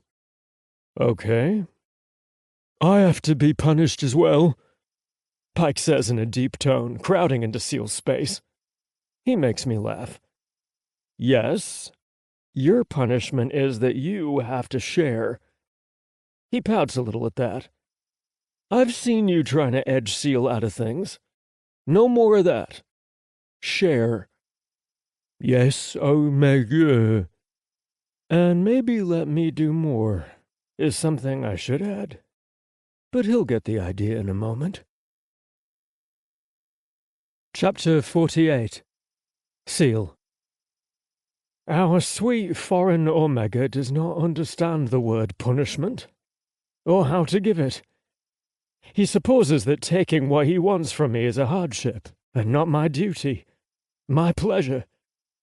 He turns to put his rump facing me, and my hands can't help themselves. They feel up the lower curve where his flesh rounds out, plump and ready to part for me when he presents. I make flirting touches, ready to stop if he fixes me with a glare. Omegas are very particular of who touches them, and where, and that is not any different between our species. You, lay down on your back, he tells Pykh. I want to try something different with you. Pykh shoots me a questioning gaze, but he also bends to the Omega's will, as he should. I shall have to be enforcer until he's learned the manners necessary. Following an Omega's orders will be not necessarily harder, but precise, now that he can speak. An Omega's demands are not always easy to comply with. Some of them are willfully difficult, though not cruel like the slavers we used to follow. Pykh and I won't have that problem. If there was a ranking system for Omegas, we would have the best one. How laughable when you consider where I was many weeks ago. But it is true. We are the luckiest men. The Omega crawls over Pykh, moving away from my hands. In mere moments gripping Pike's cock and making his tail lash where it twines with mine on the floor. He looks back at me. It is an impatient, almost petulant frown. Only a few seconds have passed, but I have neglected my duty. Generous and sweet, yes. Patient, no. He and Pykh are alike. Well, I could sink low and crawl to him. Proper behavior for a guardian mate. I try something a tad more familiar. We are family, he said. The preferred mates can be domineering, within reason. That doesn't mean I don't take hold of his rump with a touch so gentle my claws couldn't pierce the surface of still water. His tongue gives Pyke's tip a swabbing lick. My lover breathes in great gasps and whines, likely for the tight circle the Omega's thumb and index finger make. This catches right on his rim, the Omega pulling his cock to his lips as though for a delicate taste. I have felt this. It is torture to let him play and not take more. More is what I'll be having. My offence was greater than Pike's, but I'll be having my reward for my punishment. Dessert with dessert instead of skipping a meal. An Omega of our kind would have sentenced me to watch and not participate. I can never let him know that. It will be my new evil deed, but worth it.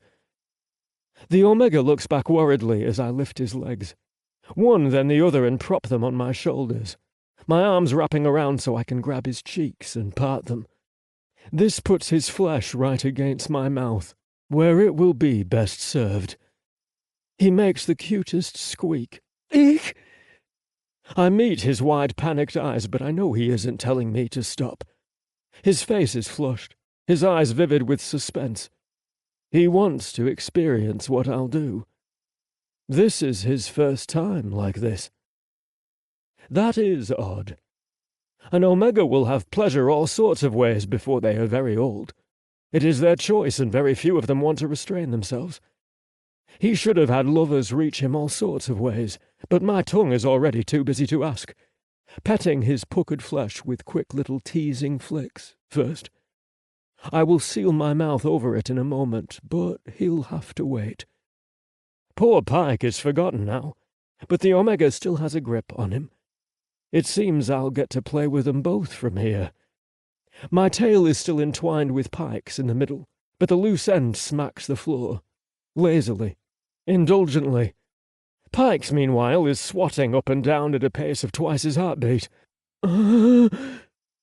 He's shy. This little sound comes from his lips that have been pressed together and rolled inward. I can only see the side of his face, as he's looking off with eyes drifting shut. His hole tightens and opens. Tightens and opens. That is how I know he wants me. This is my punishment, not his. So I bury my mouth beneath his cheeks and plunge my way in. I have a long tongue with a wide base. I make sure the tip ties and curls on itself, petting him on the inside. Oh, that is... He pants heavily. Oh! I must be careful when I smile wide, but at the same time this allows me to do new tricks. The flat side of my pointed teeth on his soft flesh caress him as my mouth slightly opens wider and closed, like I'm sucking in but without the pressure yet, is a trick the young ones don't seem to think of themselves. We older warriors pass it down as often as we can. Ah! Oof! His little hole spasms wildly. If he had a tail, I know the base would be lifted straight up and the end swatting me good. Pyke's poor neglected state has his tail making feeble attempts at swats, but I hold him down. The power play between us is delightful, and there are times I like being taken more than doing the taking, but today I have won, irrevocably. "Do a good job," my Omega says in a sudden bossy tone, and my gloating thoughts are punctured. From the start that was my intent. This is not enough. I stop focusing on Pykh and shut my eyes to dedicate myself to my task. Simultaneously I plunge my tongue deep, squirming in circles to open him wide while caressing the outer flesh as well. I cram inside with my tongue purposefully rolled up so it will brush over his sensitive areas as it goes in. I retreat, to dab and poke and flick. Meanwhile I hear muted slurping. If there is a way to delicately lick and suck a cock, our Omega has perfected it, and it's an exercise of will and patience to let him perform his technique. My first time with Pykh was not that cute. I was depressed, frustrated, and oddly yearning for my annoying yet impressive companion. His mouth was wide and eager, almost drooling on the side. I let him have it. All of it, and I was not patient enough to let him use any technique. When I was done, I sat off to the side, and Pykh efficiently took care of himself. I've had to make it up to him many times, even apologizing. He has never understood why I thought it was wrong. You saved me, and him, but especially me. I don't know if I was strong enough to make it with just him. Not for so long. I was dying every day in that place. Thank you for coming to me.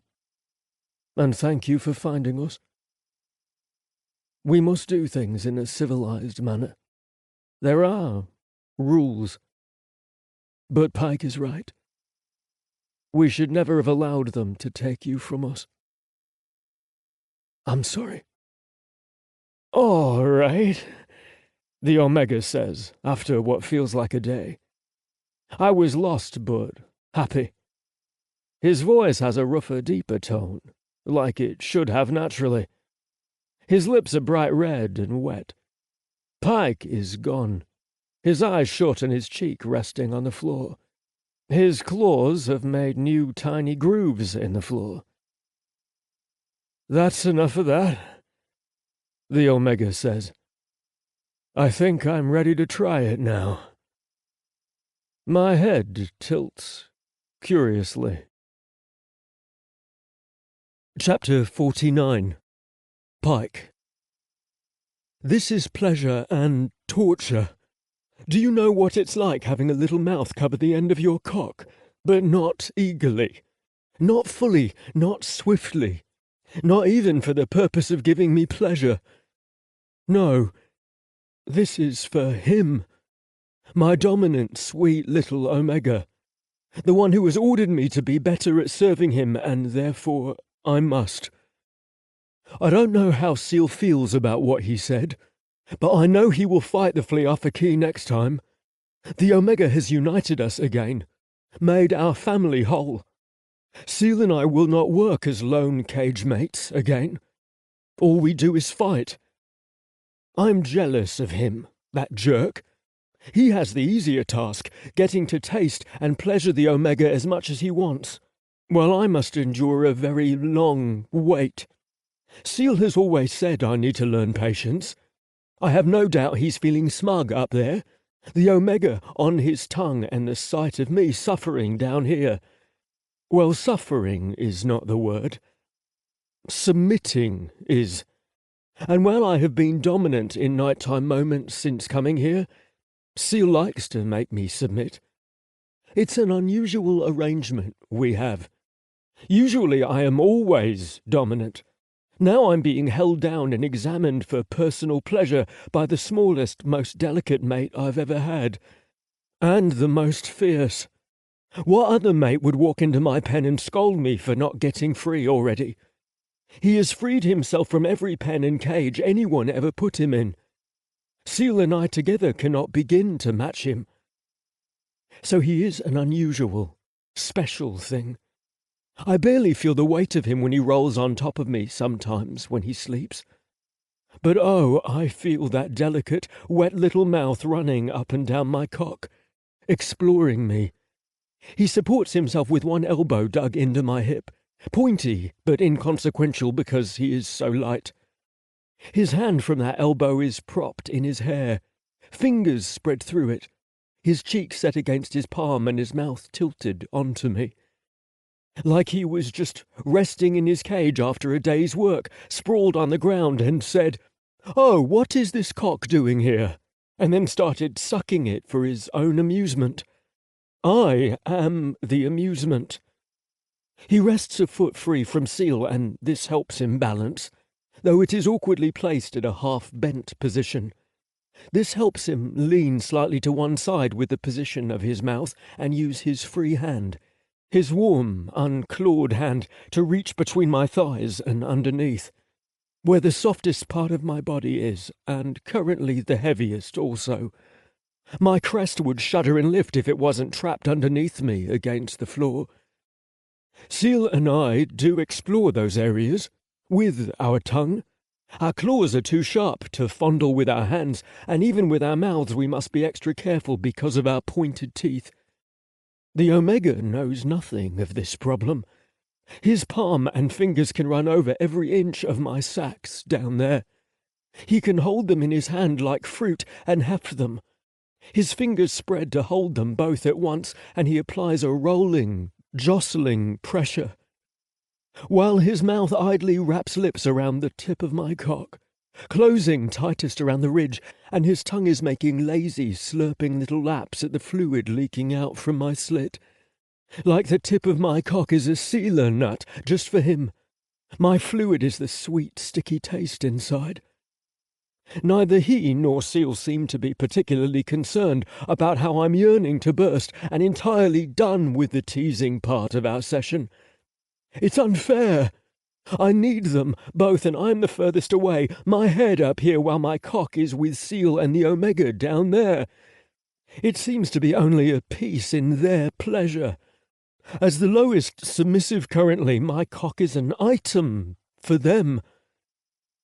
All right, that's enough. I think I'm ready to try it now, the Omega says, and I wonder what's next. I have the feeling it will be the end of the night when I finally release my pleasure. Why do I have to be the one the Omega tames first? I have the feeling it is precisely because I am dominant over Seal. I am the biggest. He cannot let me get away with not protecting us better. So now I will be made low and last. It is fitting.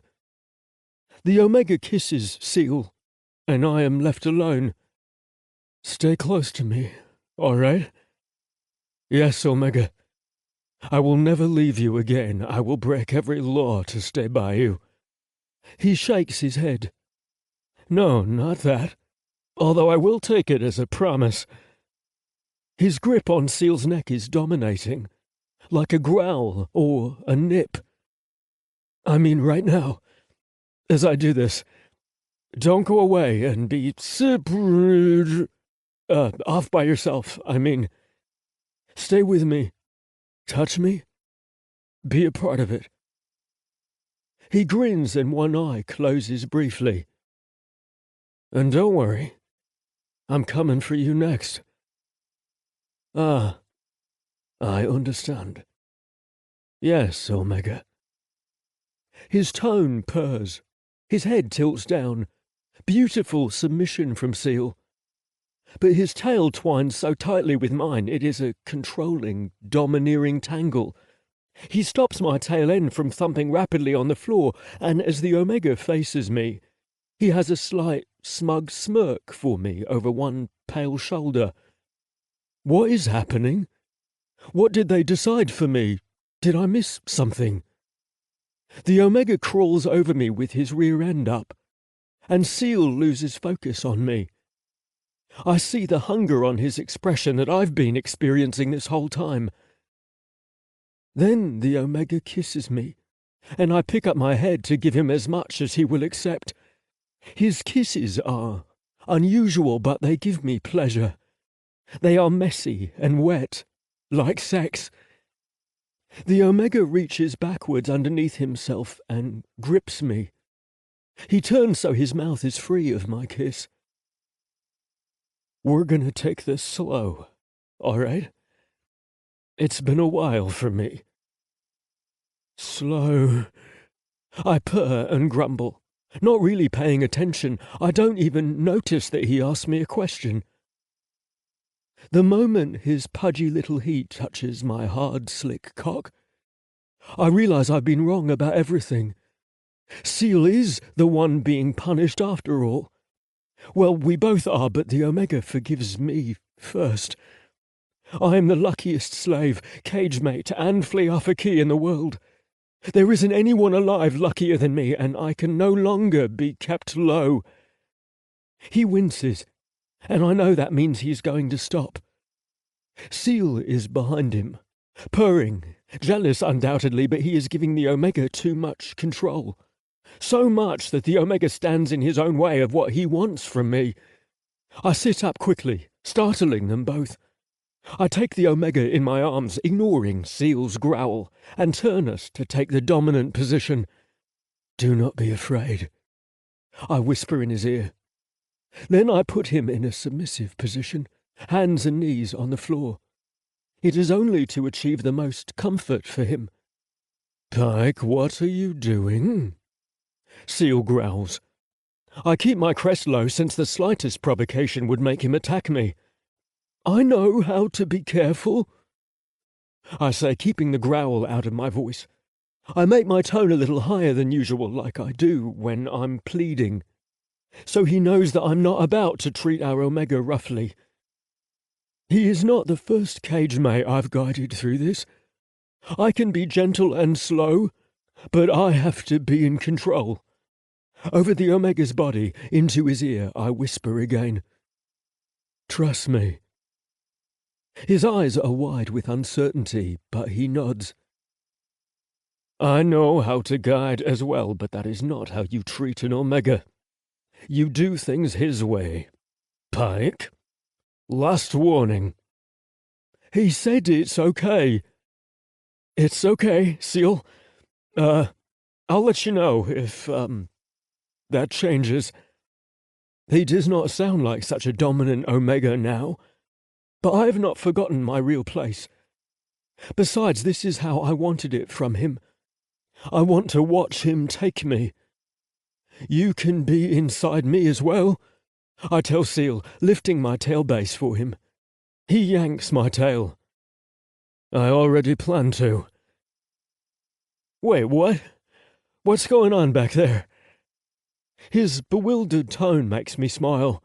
I cannot keep myself away from him, so I set my cock against his hole and rub it back and forth, while Seal is already pulling me apart to take his turn inside me. Don't worry, love. Seal and I have had third cage mates before. He will not waste himself for you inside of me. You will get both of us. Chapter 50. Carter. Right, because that's what I was worried about. Seal blowing his load early.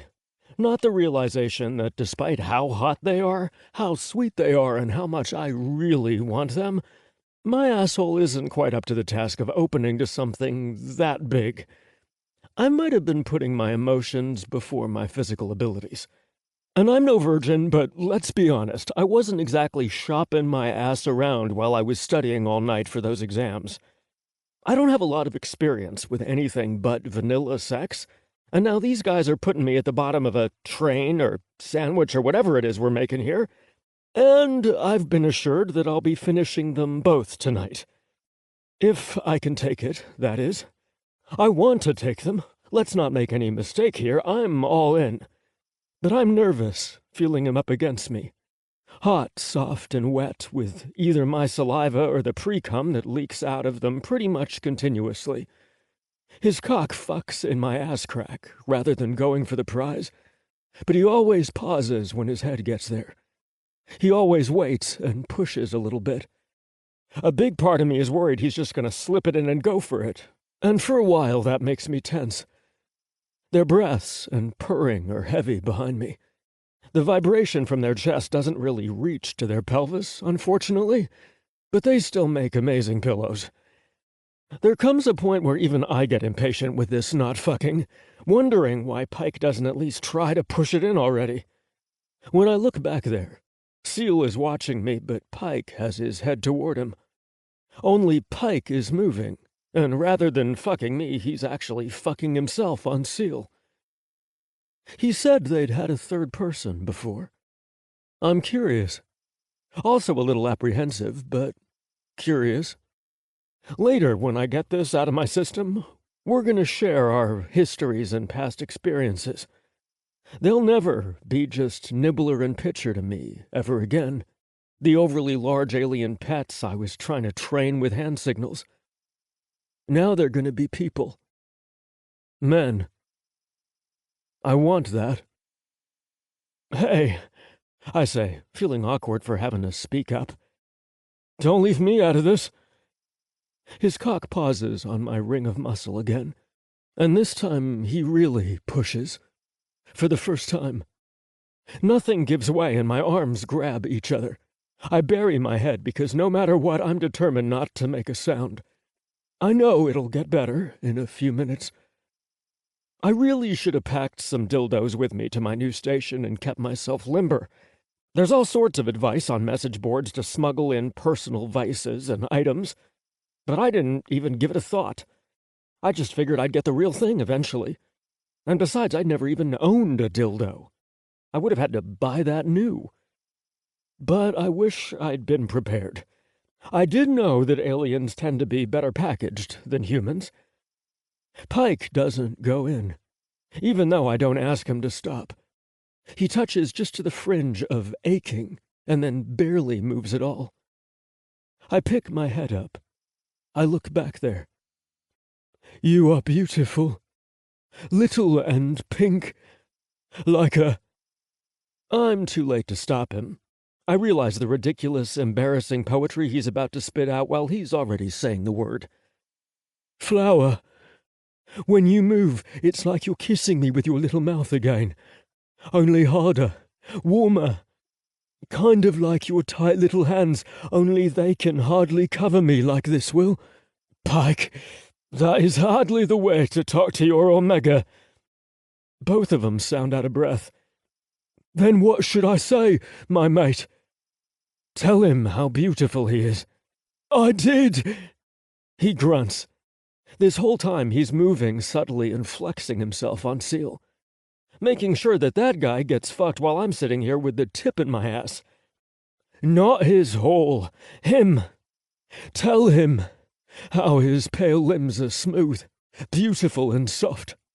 Tell him that touching him is like running your fingers over the finest fabric.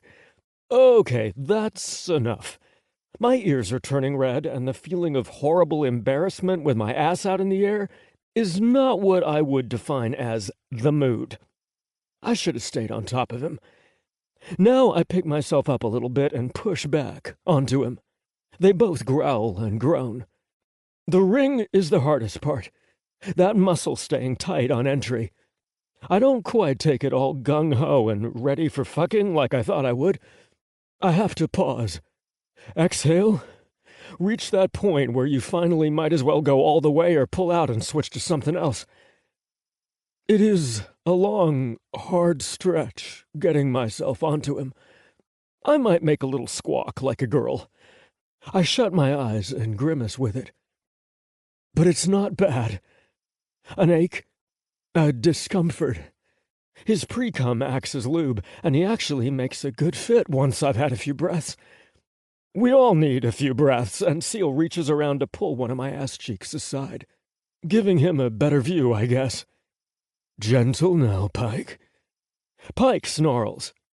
But the brain bot or the endorphins in my head make it the good kind of snarl. The hungry kind. This is a lot better than poetry, I pant out. Ugh, move! He barely moves at all, but it's enough. I put my head down and let my focus be just to relax for him. I get into the rhythm of tightening myself for him with his slow pace. In?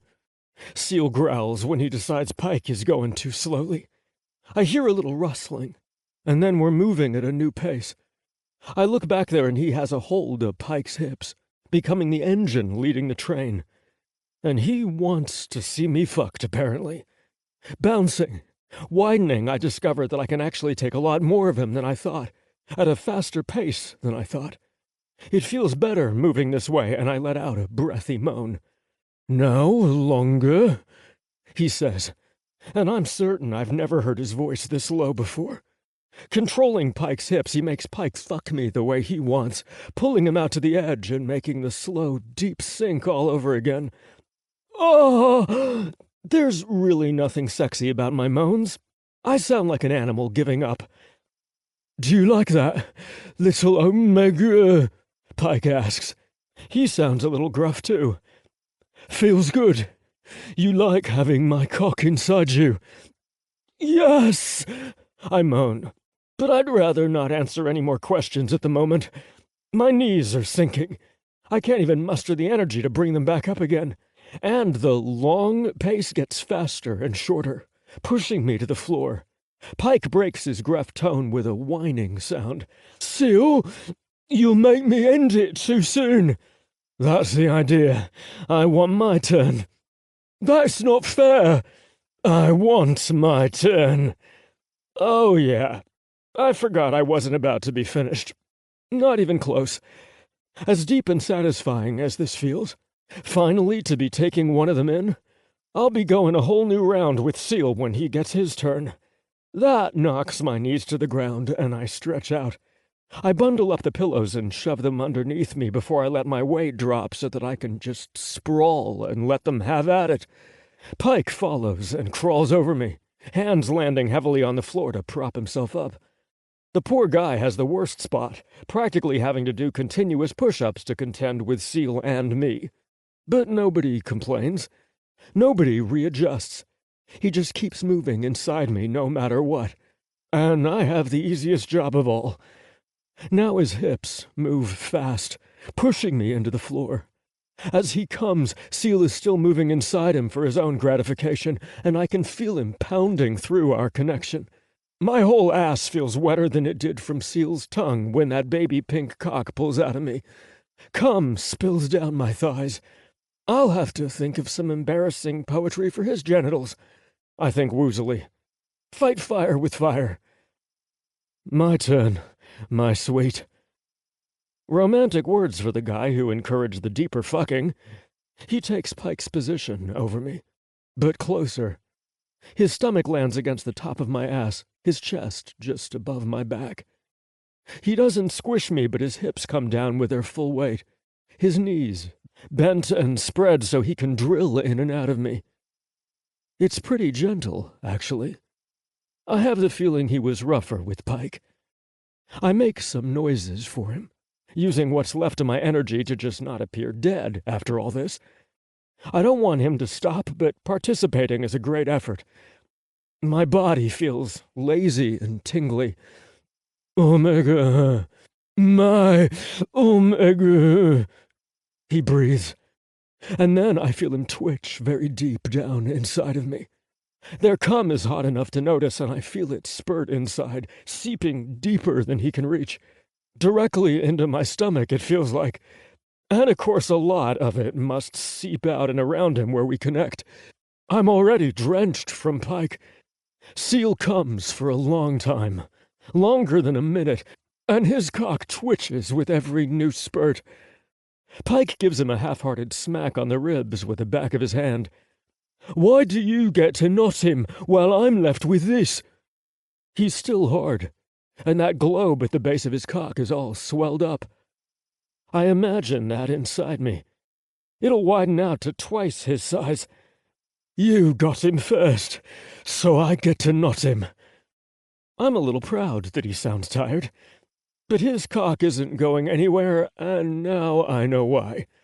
I kind of hoped we would work up to the knotting bit later, seeing as how my ass is like the size of an acorn. I've seen them fuck each other and pull out before knotting, so I bite my lip, wondering if I should ask for him to go. But hell, he's earned it, and so have I. I'm a grown man, and a space marine. This would be a really bad time for my brain to start feeding me lines from my favorite basic training officer. "You don't quit until I say you're done, cadet. Now keep huffing. Keep pushing." Oh, it's too late. I close my eyes. "Next time, I will knot him," Pykh says. "If he wants you to. Only then." "Yes!" I groan from the floor. Chapter 51. Pykh. I lick the taste of my lover's cock from my lips and curl next to him, over him. We've messed up the clothes called blankets that we sleep on, thick woven threads that are far more comfortable and warm than the floor. But I don't mind that half my body must rest on the wooden ground. It's what I'm used to. And besides, the upper half of my body is protecting something precious, something soft and cuddly. And now I'm a part of him. He's my cage mate, to the fullest, a lover as well as a companion. I admit I pretend to be uncomfortable so I can maneuver in an odd way, circling and bringing my nose near his rump, so I can sniff.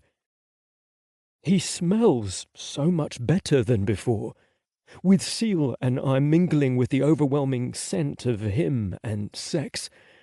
It's so strong it fills the air all around us, and I hope, we'll lay in it every night as we fall asleep. My nose gets a little too close to his rump, and my mate gives me a curious look. I grin and flick my tongue in there, which makes him squirm away. "Pykh," he whines in a cute way. "We're done now, aren't we? You're insatiable." I have no idea what insatiable means, so I guess I will have to start learning his words as well. The prospect of yet more words does not seem like a terrible chore anymore. It will help me grow closer to him, like words did for me and Seal. He is beautiful, especially with the mixed scent of our fluids coming from his intimate area. I rumble a purr and growl that says I am not done. I would happily stay up all night and mate him again, and again and again. I don't know that I would ever stop.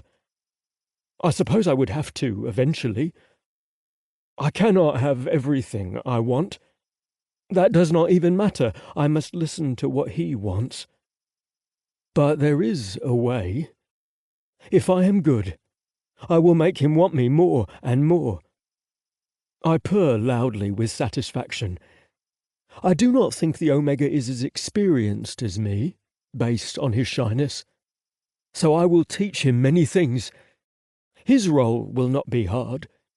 He merely has to stay limp and pliant and take the positions I say. My purr grows deeper.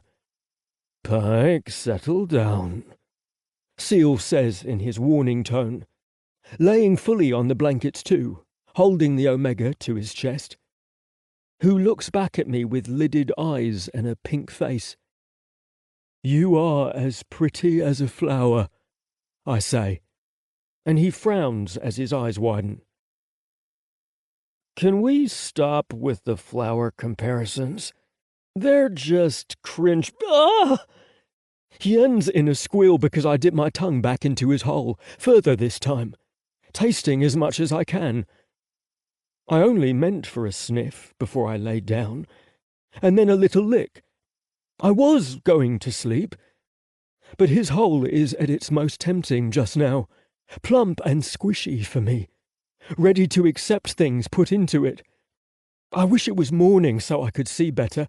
I bet it's flushed as pink as his face, which I can smell myself there too, on his lips.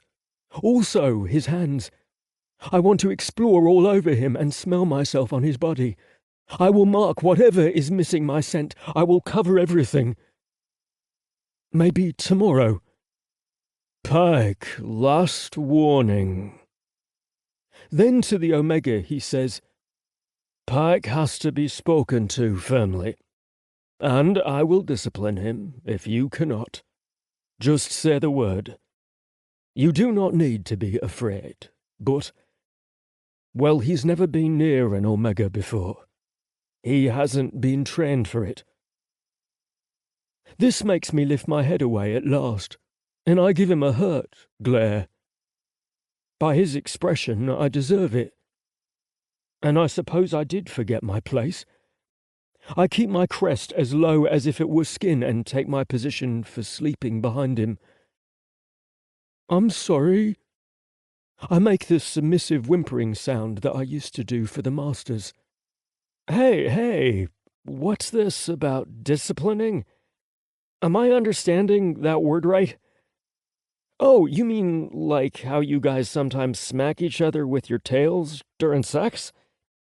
Yeah, I can't do that. I can. Seal offers. Sure, I guess.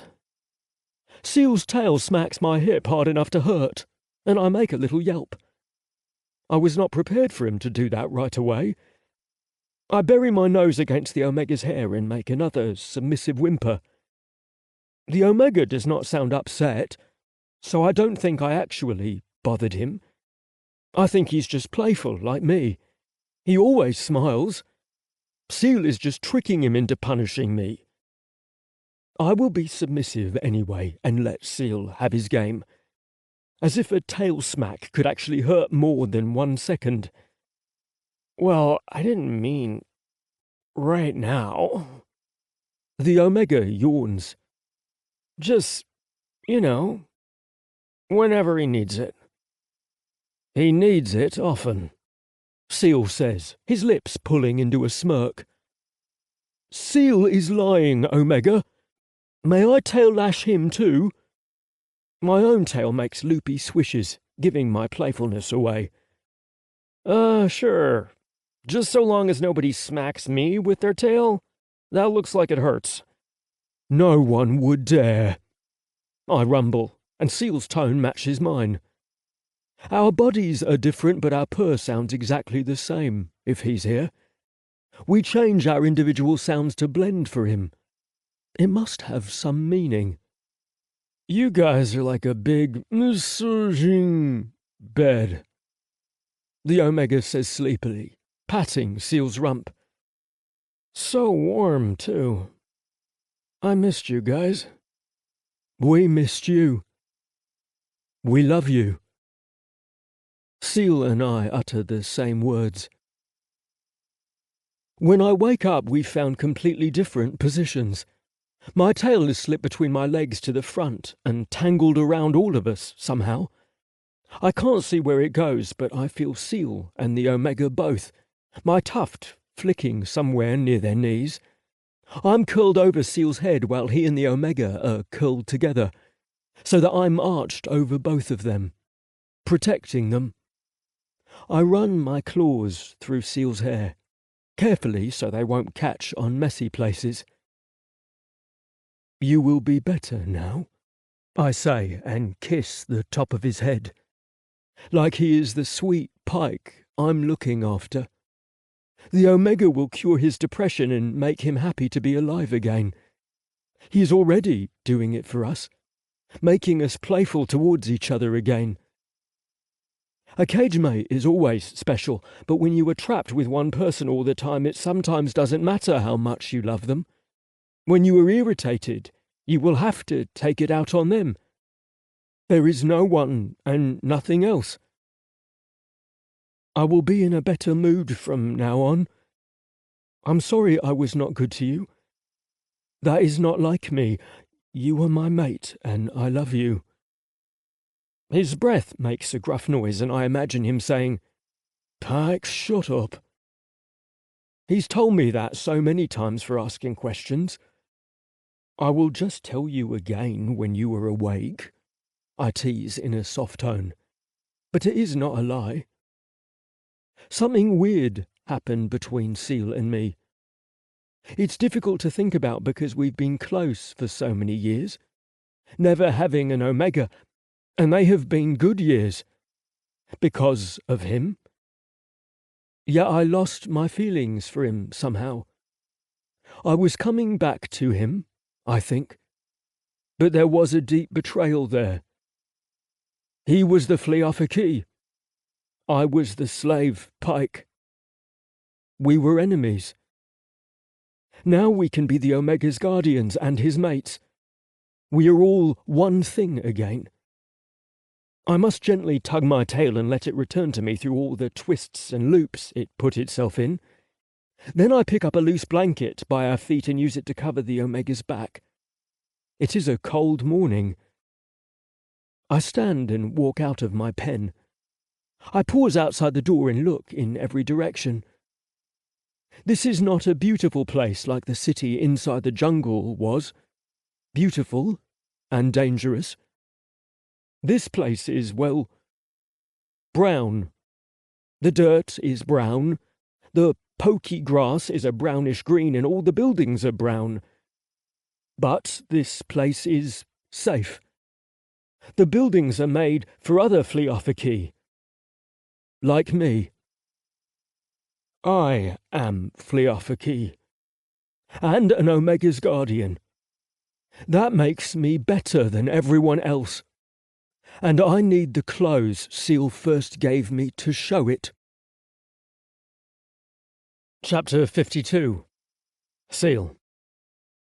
I wake up and my bed smells amazing. The best it ever has, as a matter of fact. Like both of my lovers at once.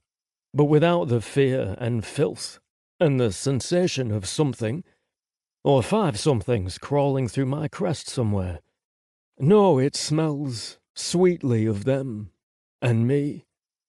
Our personal sense and the smell of our activities both, saturated in these lovely clean blankets. I gather them up under my nose and inhale a long, satisfying sniff, my tail making a lazy wag before I've even opened my eyes. It's all going to be all right now. I haven't had that thought in years. Oh, years and years. Is it really all over? Did I really win? Vaguely I hear happy, soft noises, but I ignore them for now as I contemplate an amazing thought. My life. From the ordinary, scruffy, lazy little boy to a dedicated warrior, a war hero, and then to a slave, defeated, hopeless, but finding some peace with a handsome lover, and then to be rescued by a strange and delicate Omega from another world, and then to make it back. Is this really my life? I must be the most amazing man among our people, and yet I feel like I had very little to do with anything that's happened to me. The only reason I started talking about freeing the slaves and pushing back the invaders was because of my sweet lover, who was captured alive in front of me. For a while we were each other's first and only. Twix lovers. I've never told Pykh about him, and even now I wonder if I'm ever going to. As Pykh says, "You did not exist to me until you were in my cage." A slave has no past and no future. But it'll be different now. I'm going to show Pykh my past, and teach him a whole different version of time, where we exist past a day, with choices. And speaking of, I hear a disappointed little growl, and him saying, "I got it wrong again." That's okay. Even I had to have someone help me for many years. We'll just keep helping you every day, okay?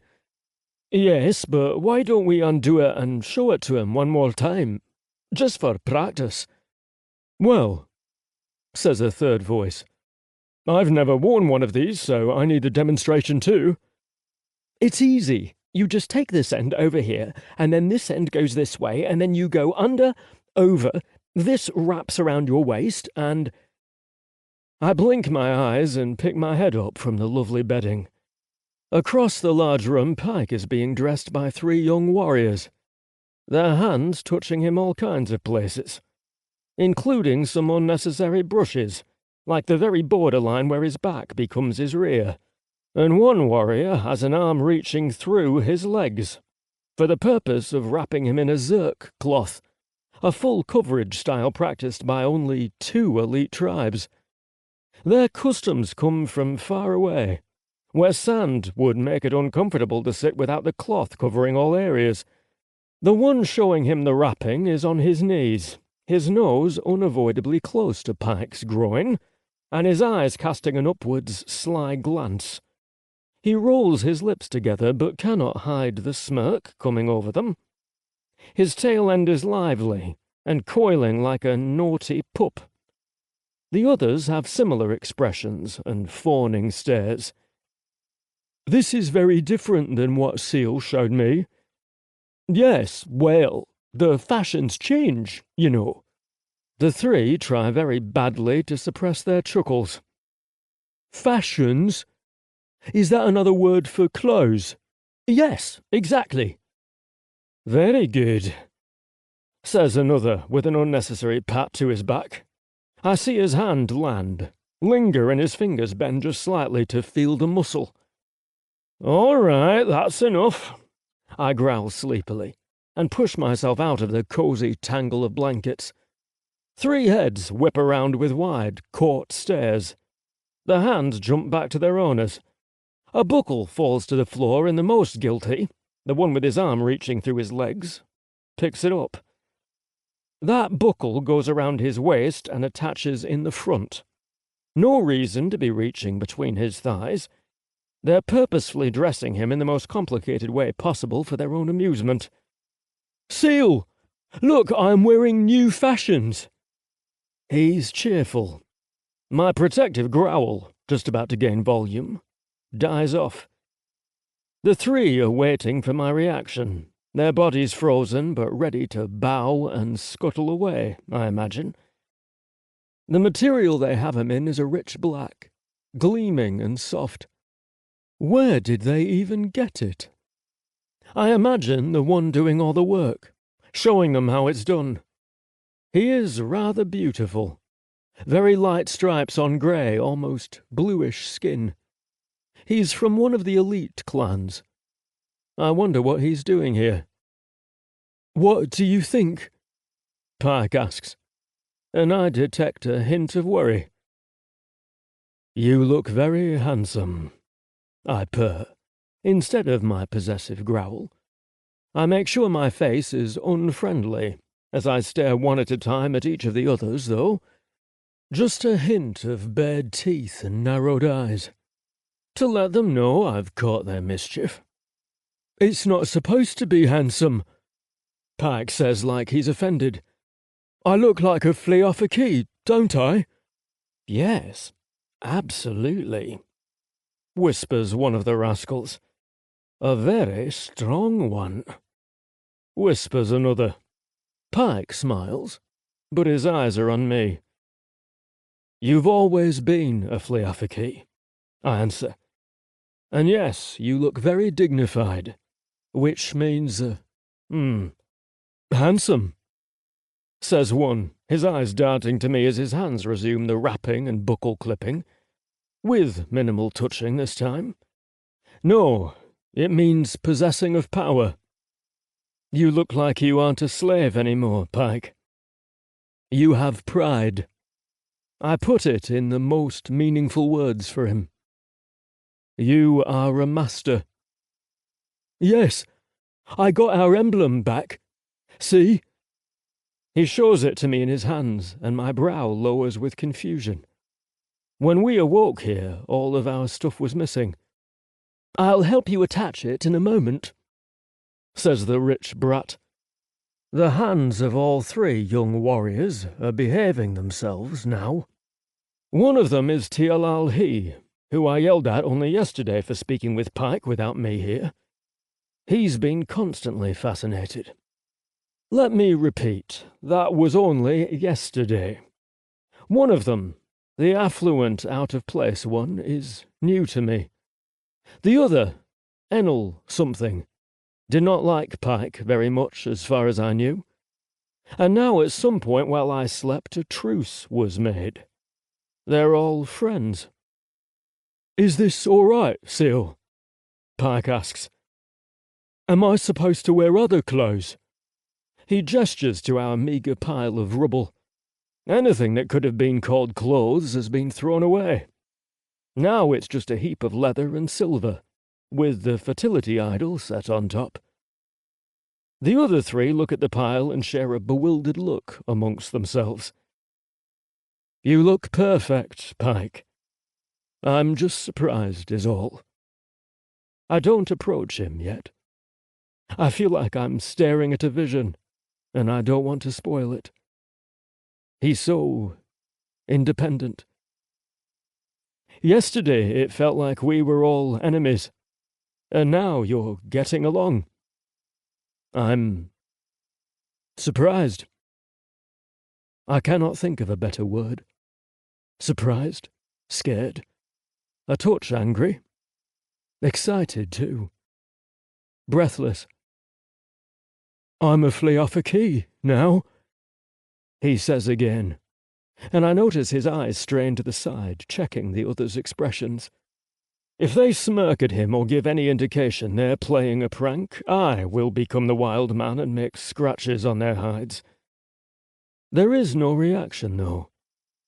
The rich one carefully winds the soft cloth through Pyke's thighs and checks to see if I'm watching him, which I am, intensely. His hands stay in the vicinity of Pyke's knees this time, keeping a proper distance to avoid any accidental grazing touches. I suppose their little bit of mischief doesn't cause any harm, but I'll be lecturing Pykh on the appropriateness of strangers soon. I can't have him thinking it's all right to touch others' legs and chests the way he's been handled today. The sipping sound behind me makes me look down. In our bed nest, the Omega is sitting up with a blanket around his shoulders and covering his lap. Someone brought us breakfast on 2 portable tables, which lift the food a short ways off the ground and make it easier to grab while we sit cross-legged at the meal. He gives me a shy smile as I sit down.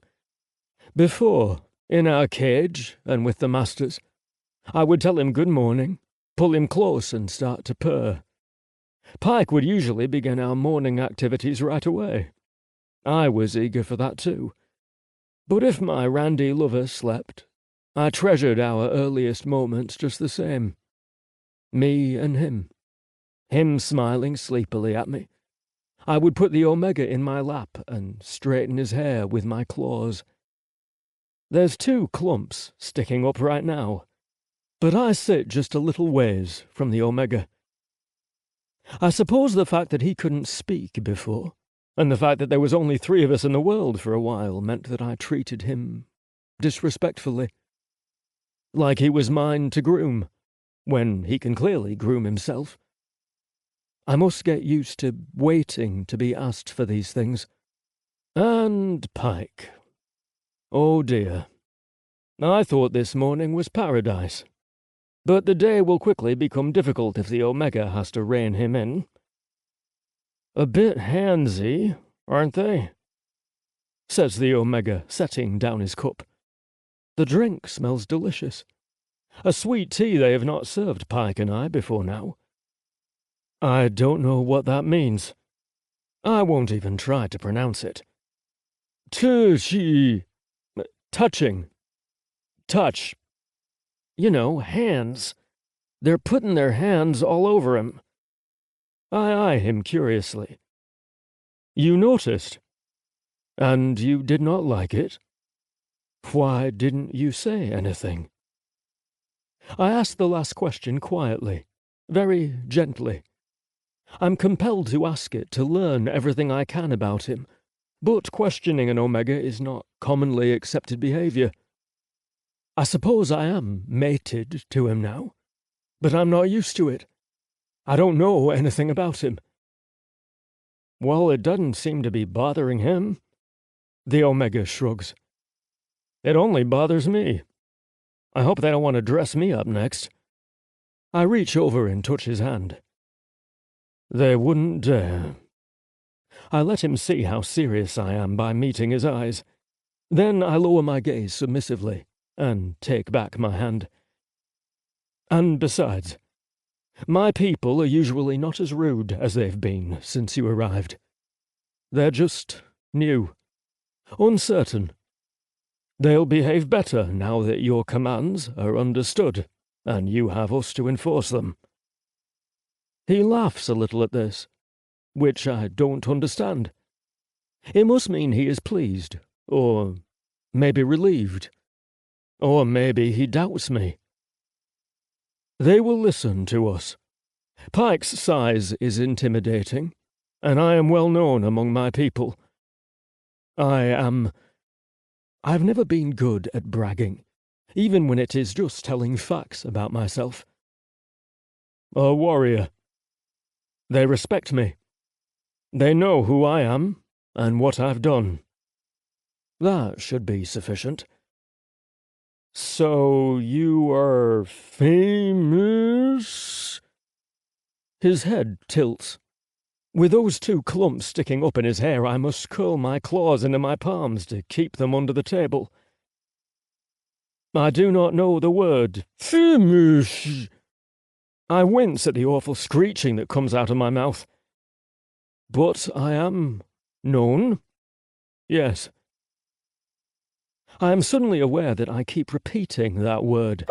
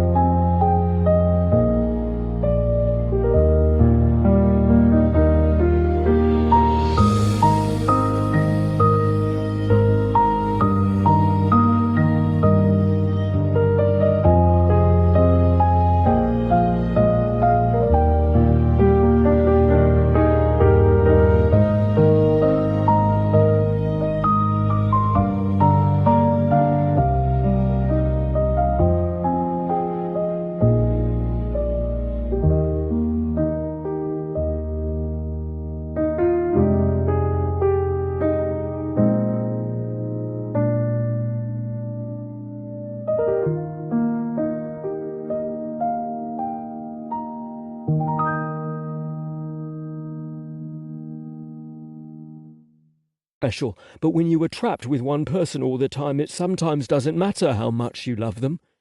When you are irritated, you will have to take it out on them. There is no one and nothing else. I will be in a better mood from now on. I'm sorry I was not good to you. That is not like me. You are my mate, and I love you." His breath makes a gruff noise, and I imagine him saying, "Pykh, shut up." He's told me that so many times for asking questions. "I will just tell you again when you are awake," I tease in a soft tone. But it is not a lie. Something weird happened between Seal and me. It's difficult to think about because we've been close for so many years, never having an Omega, and they have been good years. Because of him. Yet I lost my feelings for him somehow. I was coming back to him, I think, but there was a deep betrayal there. He was the Fleophaki. I was the slave, Pykh.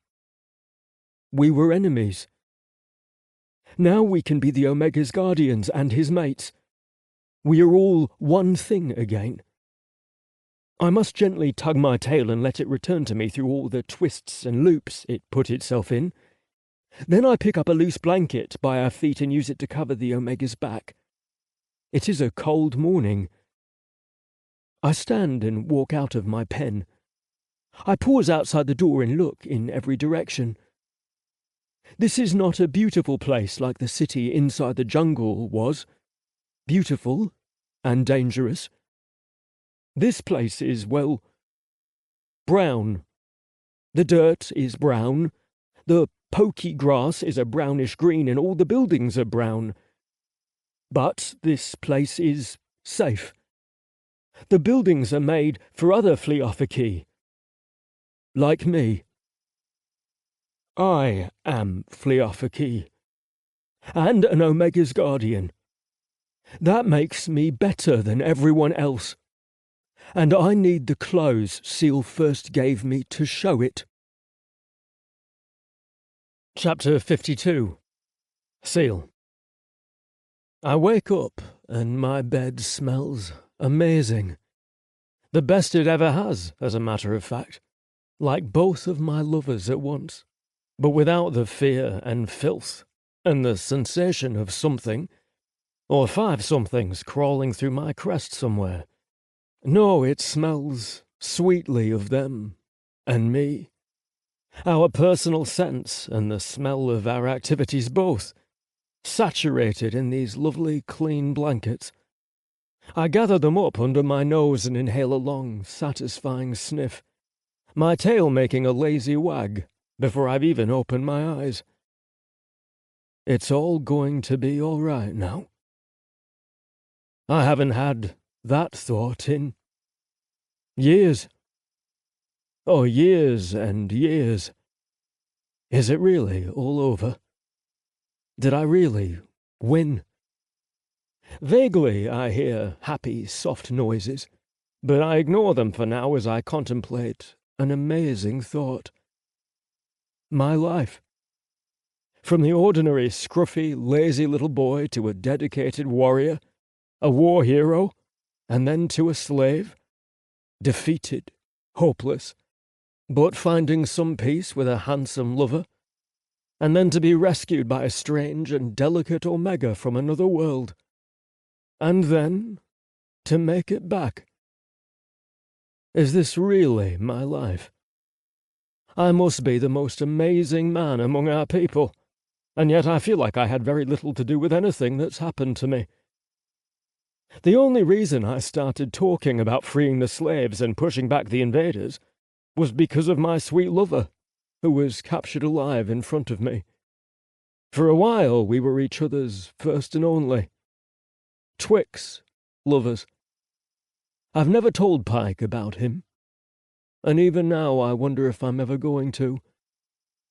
As Pykh says, "You did not exist to me until you were in my cage."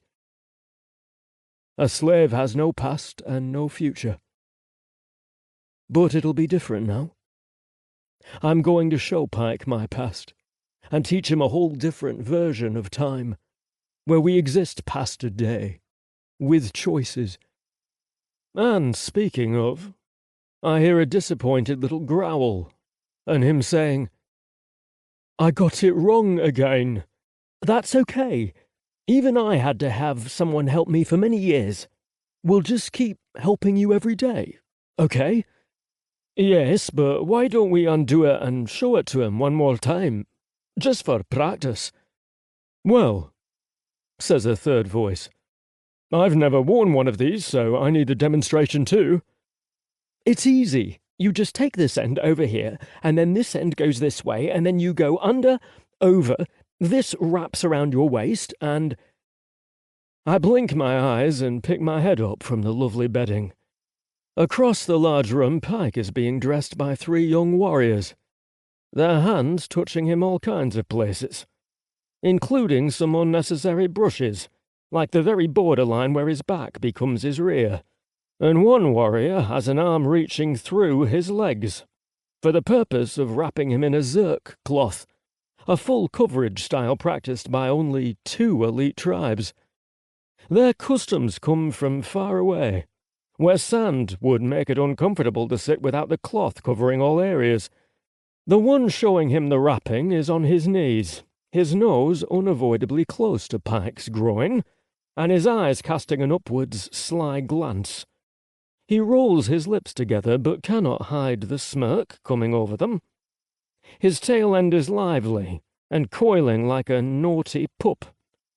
The others have similar expressions and fawning stares. This is very different than what Seal showed me. Yes, well, the fashions change, you know. The 3 try very badly to suppress their chuckles. Fashions? Is that another word for clothes? Yes, exactly. Very good, says another with an unnecessary pat to his back.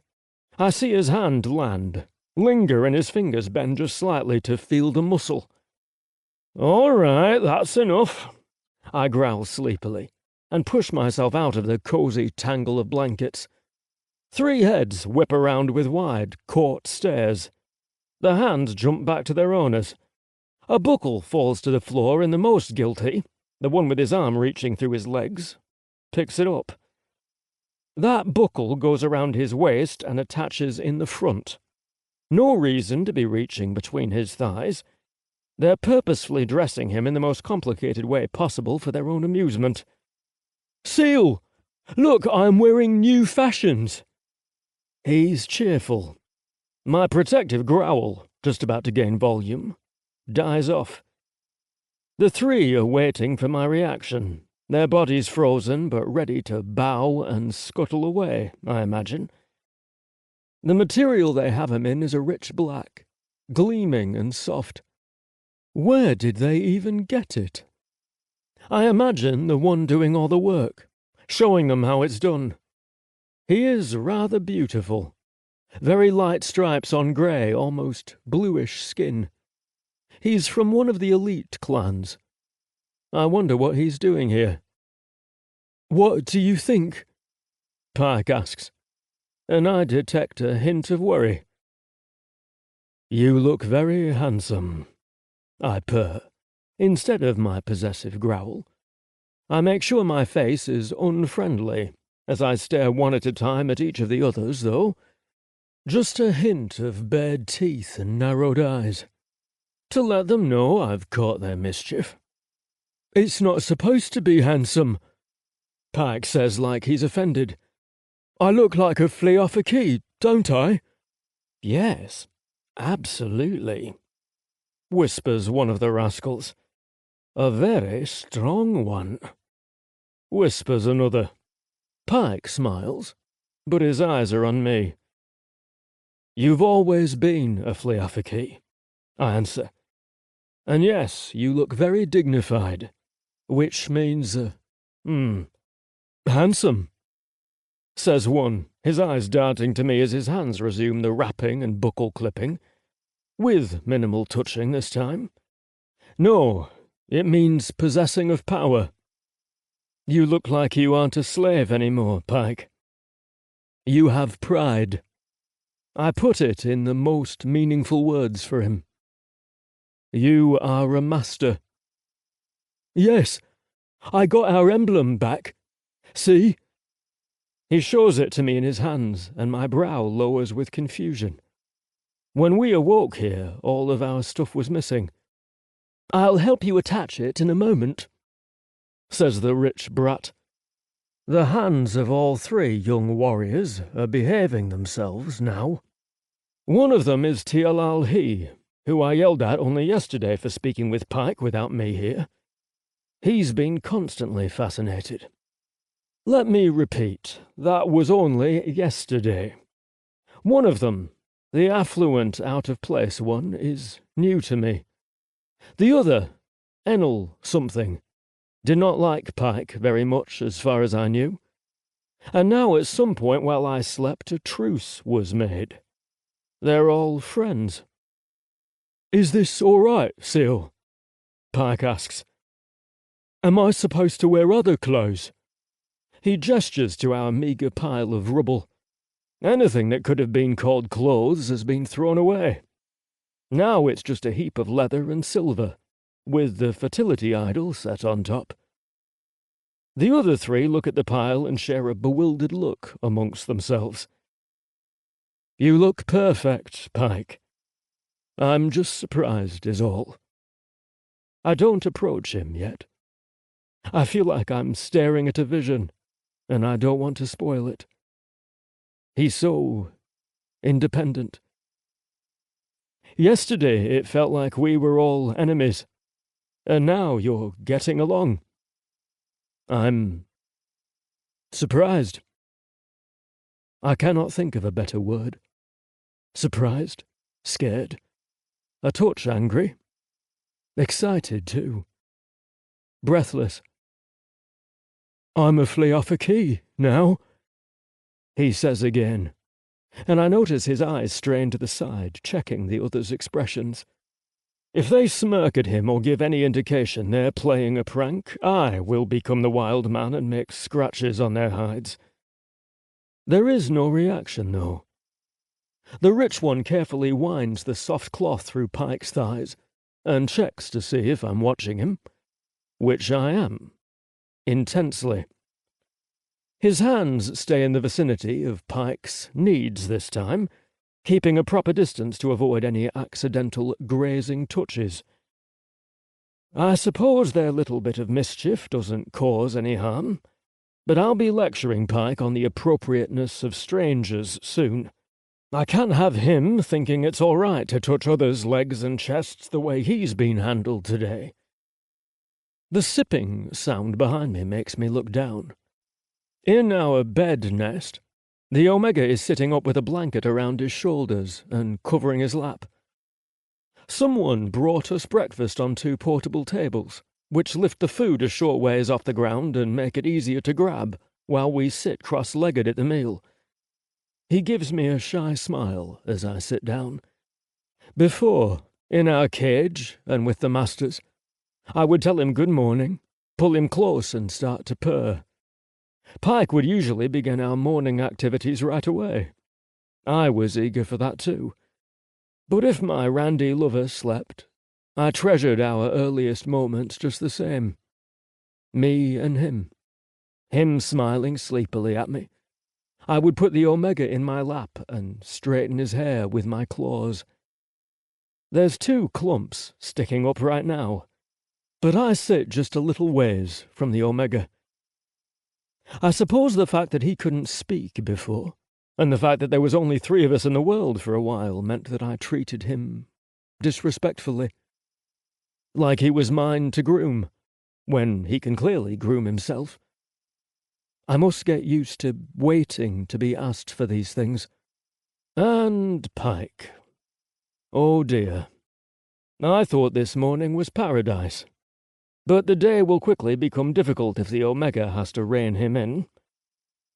A bit handsy, aren't they? Says the Omega, setting down his cup. The drink smells delicious. A sweet tea they have not served Pykh and I before now. I don't know what that means. I won't even try to pronounce it. Touchy. Touching. Touch. You know, hands. They're putting their hands all over him. I eye him curiously. You noticed? And you did not like it? Why didn't you say anything?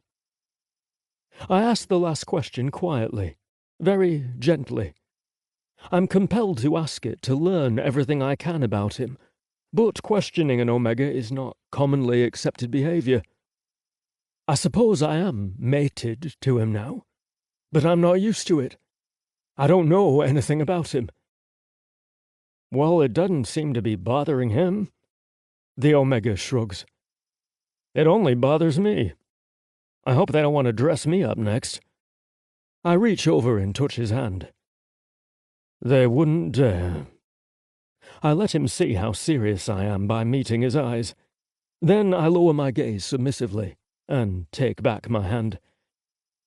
And besides, my people are usually not as rude as they've been since you arrived.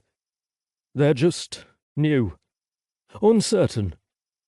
They'll behave better now that your commands are understood and you have us to enforce them.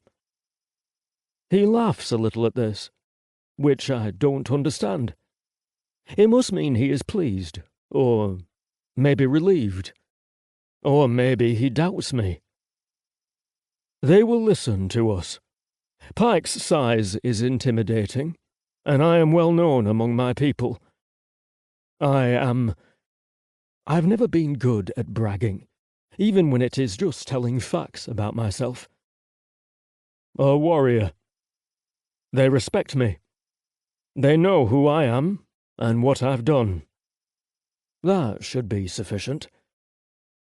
So you are famous? His head tilts. With those two clumps sticking up in his hair, I must curl my claws into my palms to keep them under the table. I do not know the word famous. I wince at the awful screeching that comes out of my mouth. But I am known. Yes. I am suddenly aware that I keep repeating that word,